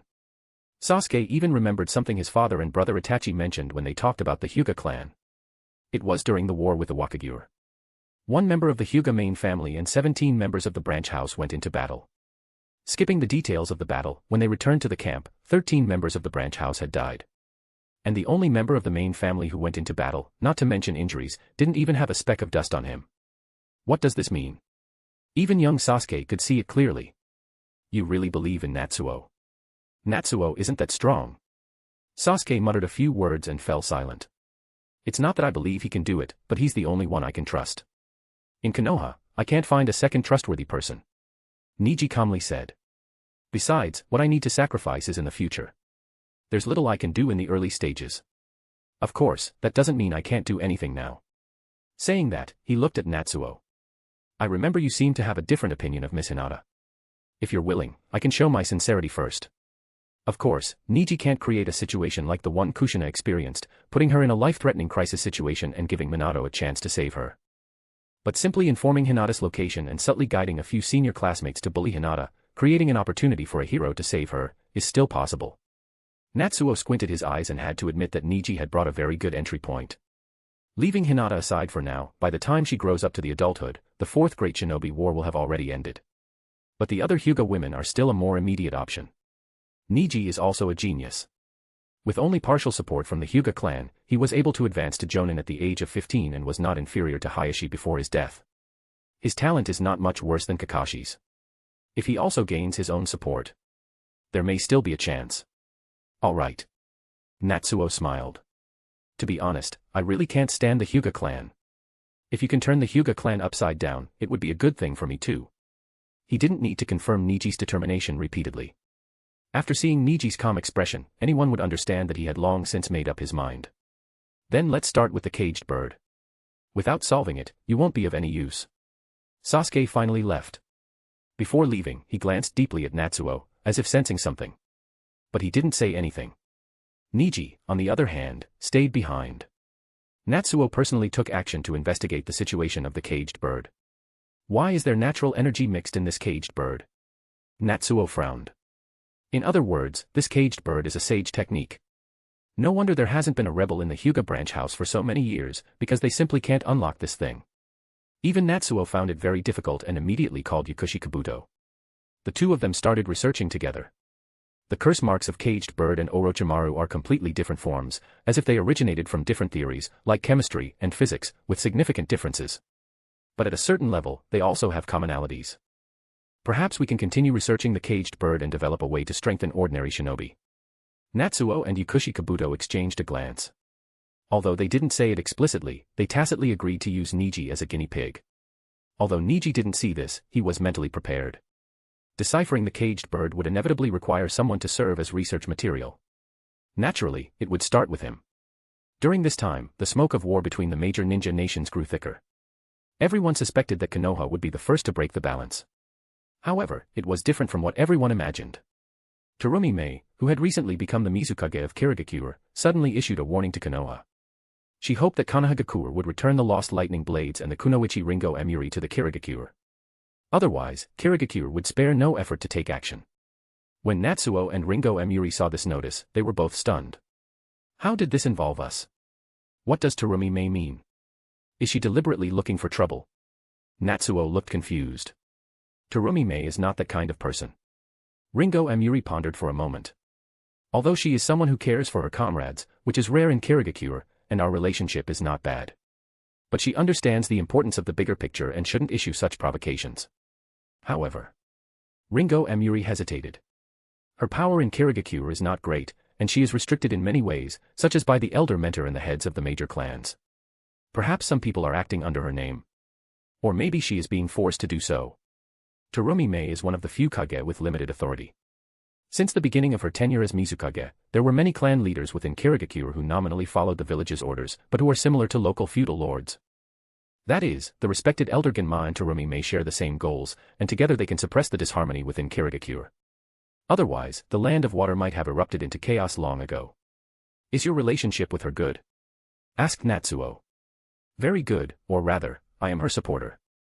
Amiri said frankly.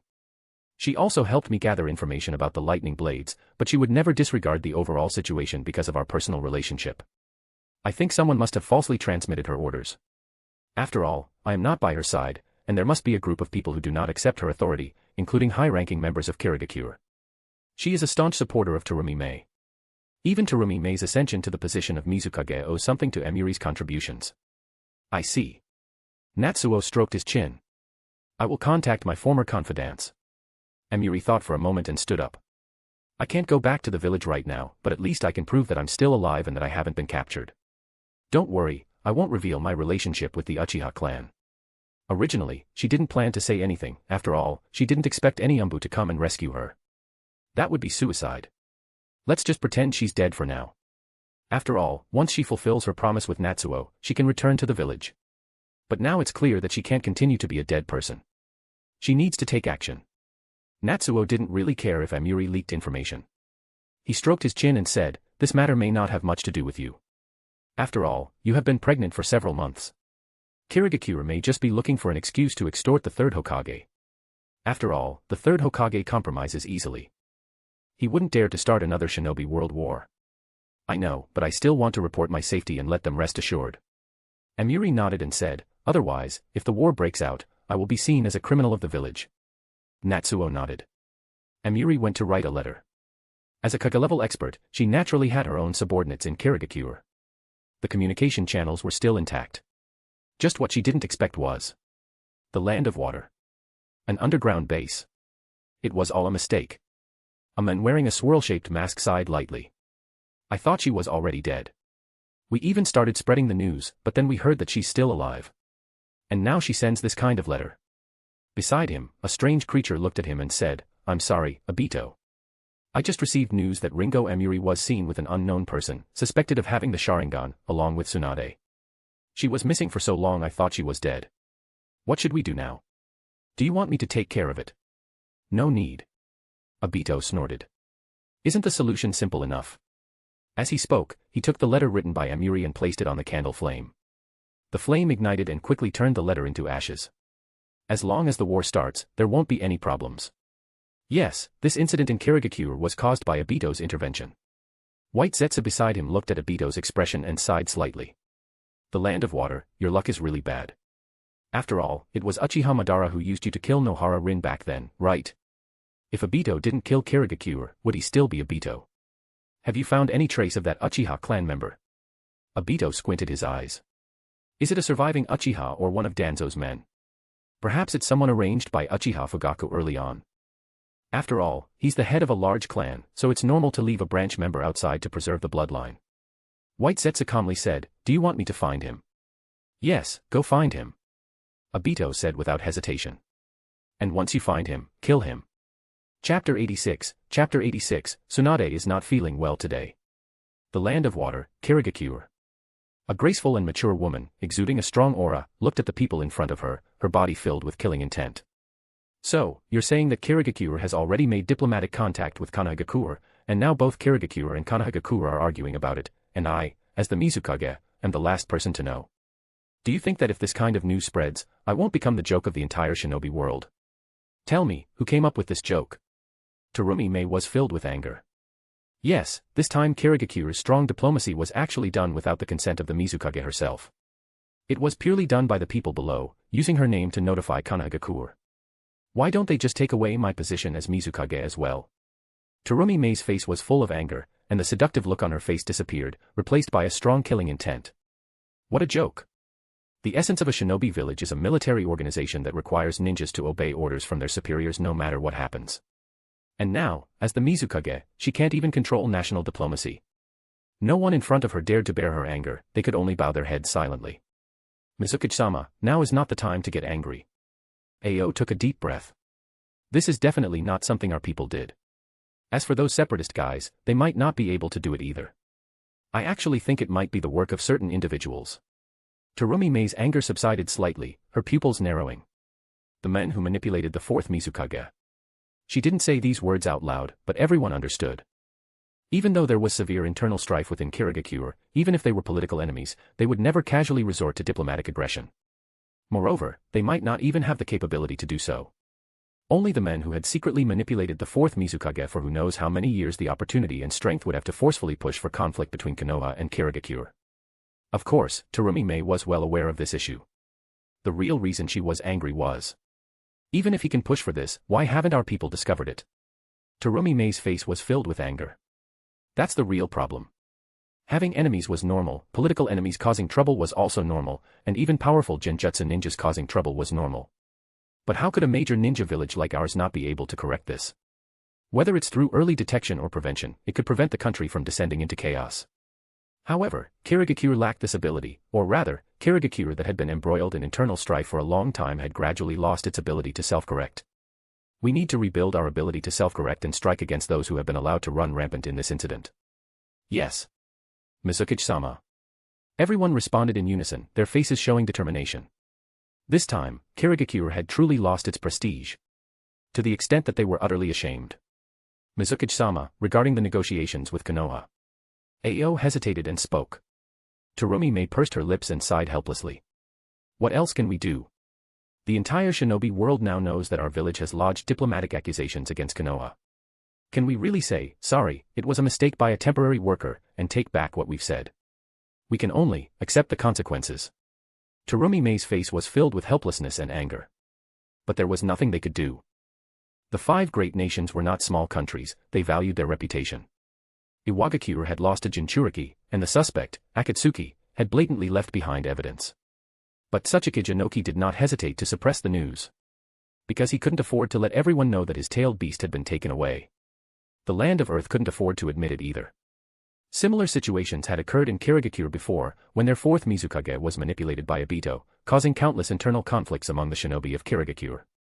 But even now, with Terumi Mei in power, they had not publicly admitted that their Mizukage had been controlled. She couldn't afford to admit it either. Similarly, in this incident, she could only grit her teeth and swallow the bitter fruit. Not only that, but we also need to make a show of force. Terumi Mei sighed bitterly. After all, Ringo Amuri really disappeared in Konoha. We must seek justice for the shinobi of our village. She looked at the window of the Mizukage's office, the evening sun shining on her face, filled with a deep sense of powerlessness. Otherwise, how can we unite the shinobi within the village? How can we maintain the prestige of Kirigakure? Terumi Mei didn't want to fight either, but she had to take a stance. She even personally sent Ao to lead a team to Konoha, despite many seeing him as a mockery to Konoha due to his Byakugan. But who could know that the reason he chose Ao was actually because he was worried that others would make mistakes, such as falling under that mysterious person's genjutsu. Of course, the third Hokage didn't know, but he knew that Konoha was in a state of decline. Jiraiya was gone, Tsunade, although her location had been discovered, her hemophobia had not improved, and Kakashi had been in a state of decline for too long, lacking the strength to support the situation. The entire village's Kage-level combat power was only him and Danzo. But every time there was a great shinobi war, all four major nations would join forces to attack Konoha. How could they continue to fight like this? But just like Terumi Mei couldn't show weakness due to her stance, the third Hokage, as the leader of the strongest village in the shinobi world, had no room for retreat in normal times. But at this point in time, when a major war could break out at any moment in the shinobi world, he couldn't expose any weakness to the outside world. Otherwise, the surrounding wolves would discover Konoha's weakness and pounce on it, tearing at Konoha's flesh. So, he changed his usual weakness, spoke with strong words, had a direct attitude, and his voice was resolute, winning the support of many Konoha shinobi. But in practice, he forcefully suppressed Hyuga Hayashi's demand for Kirigakure's Byakugan. It is said that Hyuga Hayashi was so angry that when he returned to the clan compound, he scolded the third Hokage all night. Of course, Terumi Mei was also similar. Kirigakure, which had just emerged from internal turmoil, needed recovery, not another war. Before sending Ao on a mission, she even reminded him that at a critical moment, he might need to sacrifice himself for the village. In other words, she had already prepared herself mentally to give the Byakugan to Konoha. It could be forcefully demanded by Konoha, or it could be secretly taken by a Konoha shinobi. But they must exercise restraint. As a result, the third Hokage and Tsunade were both afraid of the consequences, but the negotiators on both sides were becoming more and more aggressive. Today, you threaten war, and tomorrow, I say I won't hesitate to pay any price. Unfortunately, after all the threats from both sides, the declaration of war remained only on their lips. Even Emuri, who knew the internal situation of Kirigakure, thought that Tsunade probably wanted to take advantage of the current situation in the shinobi world and blackmail the third Hokage. After all, her letters had been returned to the village. If she really wanted to find her, she would have contacted her a long time ago. Natsuo of course didn't care about all this and continued with the task of reviving the Uchiha clan. Several wives were pregnant, and several wives gave birth. Another piece of good news was that Tono Katasuke had developed a wireless paging system based on the principles of radio already discovered, combined with Land of Snow technology. Actually, it's not difficult. In the Naruto series, when Naruto had just graduated, he used a radio while catching cats with Sakura, Sasuke, and Kakashi. Now, Tono Katasuke has just deepened it a bit. There are many technologies that are slowly developing in the shinobi world, but these technologies are not prominent. Many shinobi seem to ignore them as if they couldn't see them. But does Natsuo still not know the benefits of communication devices, even though others don't know?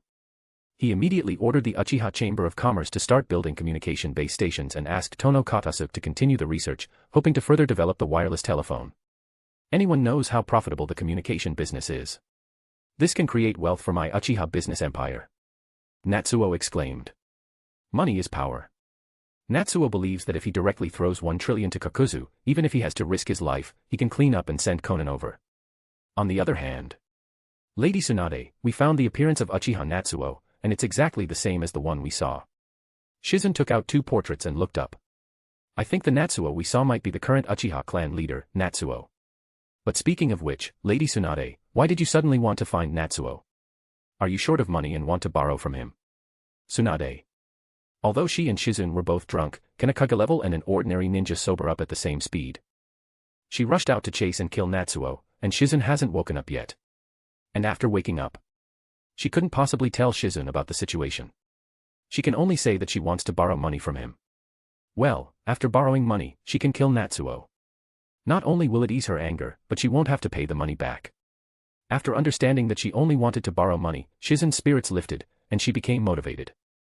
That's right, we saved his wife's life, he should lend us more. Then, Tsunade-sama, should we return to Konoha? No, it's probably not Natsuo we ran into. Tsunade hesitated for a moment and said, you also know how promiscuous Uchiha Natsuo's life is. He has so many children, how can he be so strong? He probably just borrowed Natsuo's appearance from Konoha village.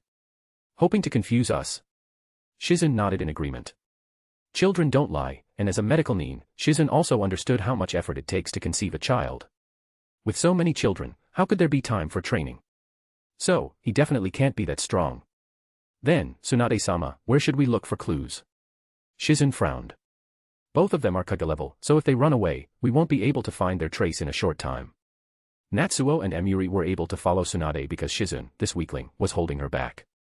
But it would be difficult for Tsunade to chase after Natsuo. Jiraiya chased Orochimaru for many years and never caught up, let alone Natsuo. Then let's start with the woman. Tsunade thought for a moment and said, that woman should be Ringo Emuri, the Kunoichi who disappeared in Konoha village some time ago and caused the conflict with Kirigakure. Thinking like this, they might be Kirigakure shinobi. The idea is reasonable and well-founded. Shizen nodded in agreement. Then, Tsunade-sama, should we go to Kirigakure? Yes. Tsunade nodded firmly, her eyes filled with anger. She, Tsunade, has never suffered such a loss in her life. Kid, I'll make you know the consequences of offending me. Tsunade clenched her teeth and made a grinding sound, as if she wanted to bite something. And at this moment, suddenly, Tsunade inexplicably felt a bit nauseous and vomited a few times. Tsunade-sama, are you okay? Have you gotten sick? It's nothing, it's probably just a problem with what I ate recently. Come on, let's go to Kirigakure. Yes, Tsunade-sama. Chapter 87, Yukino's Intervention. In the home of Natsuo, there are a few special individuals. For example, Anko, Kurenai, and also Kurama Yakumo. Kurenai is very simple. She doesn't actually desire much from Natsuo, but there is a terrifying thing called habit becoming second nature. She got used to being pregnant with Natsuo, got used to Natsuo's company, got used to Natsuo occasionally getting physical, and then slowly got used to being pregnant for the second time. Although Kurenai has already gotten used to the life of being Natsuo's wife, at least in name, She has no relationship with the Uchiha clan. Because there is no relationship between the two sides, Kurenai can firmly declare, I am an independent and self-reliant woman of the new era. Anko, on the other hand, is very direct. She came to the Uchiha clan in order to trade resources and become stronger. So, except for the first pregnancy, she concentrated all her time on training. There are Orochimaru's forbidden technique, Uchiha's fire release, the genjutsu that Natsuo casually taught her, and the taijutsu she learned from one of Natsuo's wives. The most frequent visitors to the Uchiha clan's training camp are her and Sasuke. However, although she doesn't want to waste time on having children in order to become stronger, it doesn't mean she doesn't think about other things, such as enjoy the flavor. Of course, he took preventative measures each time. Anko won't let herself get pregnant until she reaches her goal. This greatly annoys Sasuke. However, Yukino is very generous. She even bought some contraceptives for Anko recently. But today, Anko suddenly had a bewildered expression on her face when she discovered that she was pregnant. How is this possible? Anko stomped her feet in anger. I took all the necessary precautions. I shouldn't have gotten pregnant. Kurenai was also very curious upon hearing this. The two best friends had been investigating for a long time in their ninja way, but still hadn't found any clues. They were both bewildered and finally, one day, when Kurenai saw the mischievous smile on Yukino's face, she suddenly had a burst of inspiration. Then she went to look for the contraceptives that Yukino had given to Anko. After investigating, she discovered that each contraceptive was fake. Anko said, I considered you my sister, and yet you betrayed me like this. Fortunately, when Natsuo found out, he promised to make it up to Anko, such as extending her training time and offering a generous reward, so that Anko could hire others to confront Orochimaru together. After all, Anko would have a better chance of winning if she didn't have to face him alone. This calmed Anko's anger a little. After all, now that she was pregnant, what else could Anko do? She could only reduce her training frequency and enter the stage of nurturing the fetus. It's all because of your gluttony. Kurenai snorted. You know that Natsuo is busy with the revival of the Uchiha clan every day, yet you keep occupying him. It's normal for Yukino to take some action. Natsuo spends his nights with other women because of the resurgence of the Uchiha clan. But with you, it's just a waste of ammunition. Anko pouted. She had no choice. After all, when you want something, you just want it. Apart from Anko and Kurenai, there was another woman in Natsuo's family who had a special situation, and that is Kurama Yukumo. On their wedding night, even though Natsuo held back in every way. But even so, it almost made Yukumo stay in bed for 3 days and 3 nights. The evaluation of her body by Kurenai was correct. Her body really isn't fit to be a kunoichi. But now that she has become the embodiment of Ito, who was defeated by Natsuo's mental power, she can train. As soon as she could, she immediately devoted most of her time to training. If it weren't for his weak body, the Uchiha clan's training camp would probably not only have Anko and Sasuke, but also Yukumo. Just as her body was recovering, she immediately threw herself into the next training. Repeatedly pushing herself, she suffered quite a few injuries and returned with her injured body, ultimately having Natsuo personally treat her. Even Natsuo couldn't help but say, Yukumo, aren't you afraid of encountering problems? What happens if you are permanently injured, or an unexpected situation occurs? Death is not a disease, it cannot be cured. Just because you can train now doesn't mean you have to do it all the time. You don't have to worry, I'm here to revive the Uchiha clan and the Kurama clan. I won't die. Natsuo was helpless about this. Yukumo had been in a state where she couldn't train for a long time, so now that she could train her body, it naturally led to some excessive behavior. In the end, he had to hire a medical nin from Konoha Hospital to accompany Yukumo at all times, just in case. By the way, when Natsuo dispersed Yukumo's mental power, causing her mental power to merge with her whole body, it seemed to have brought her some benefits. Although her body had not been trained for a long time and was still weak, she had a sensitive reaction as if she had been training for a long time. It felt as if all the cells in her body had become sharp and sensitive. This sensitivity allowed her to train more deeply and activate all the cells in her body, resulting in surprisingly good training results. With his training attitude and the unique effect of this mental power, he would soon be able to bring his physical condition to an optimal state. Natsuo was very hopeful about this. In the Uchiha clan's laboratory, Natsuo slowly withdrew his hand from Niji's forehead. The purple-blue seal on it remained unchanged. Is it still not working? Yakushi Kabuto rubbed his chin. I originally thought that with your chakra control ability, following our train of thought, we should be able to forcibly break it. It's still not working. Natsuo shook his head. The way natural energy operates is different from what you and I are familiar with. Even I can't forcibly break the caged bird's curse seal. It seems we really need to master the caged bird's secret technique itself. Breaking the curse seal is like solving a puzzle. It requires organizing the chaotic lines one by one, selecting the most suitable angle, and ensuring that the lines are not harmed in order to solve it smoothly. Natsuo has strong chakra control ability, not only due to his own accumulation, but also because of the various knowledge bestowed upon him by the system when he was rewarded with ninjutsu. Although it is not direct, it indirectly enhances his control ability. Without any chakra control, ninjutsu cannot be activated. But even with that, Natsuo couldn't solve the caged bird. He tried it once and almost triggered a curse seal rampage, nearly destroying Niji's head. Is it still not working? Niji frowned and slowly stood up.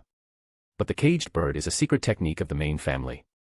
Not to mention the technique itself, even the slightest rumor is prohibited from spreading by the main family. How about you, Lord Natsuo, try to forcibly break the curse seal? Natsuo shook his head. There is a high probability that it will blow up your brain. But there is still a small chance to break it, right? Niji said. We can take a gamble. However, Natsuo shook his head. Niji is a qualified genius who is worthy of working with him. Without Niji, there are not many members of the Hyuga clan that he finds pleasing.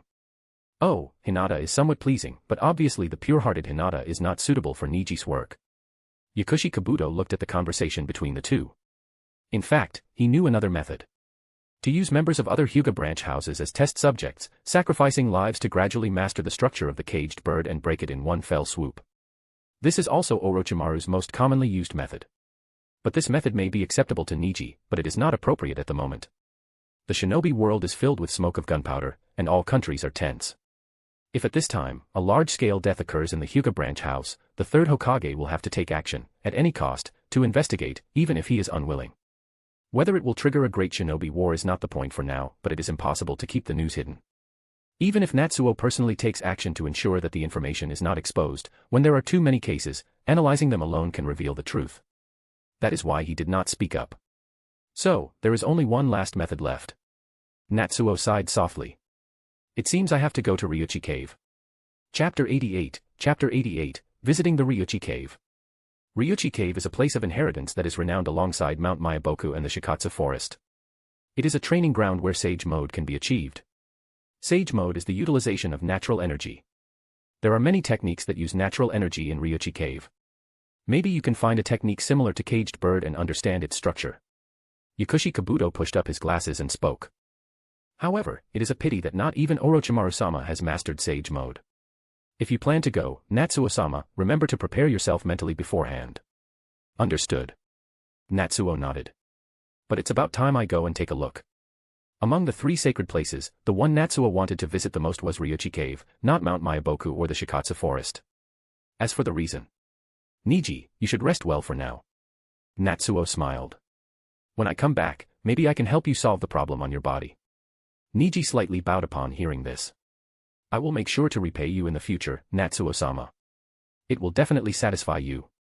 However, a hint of doubt appeared in his pure white pupils. Is it worth risking going to Ryuchi Cave for oneself? Is Natsuo really such a friendly person?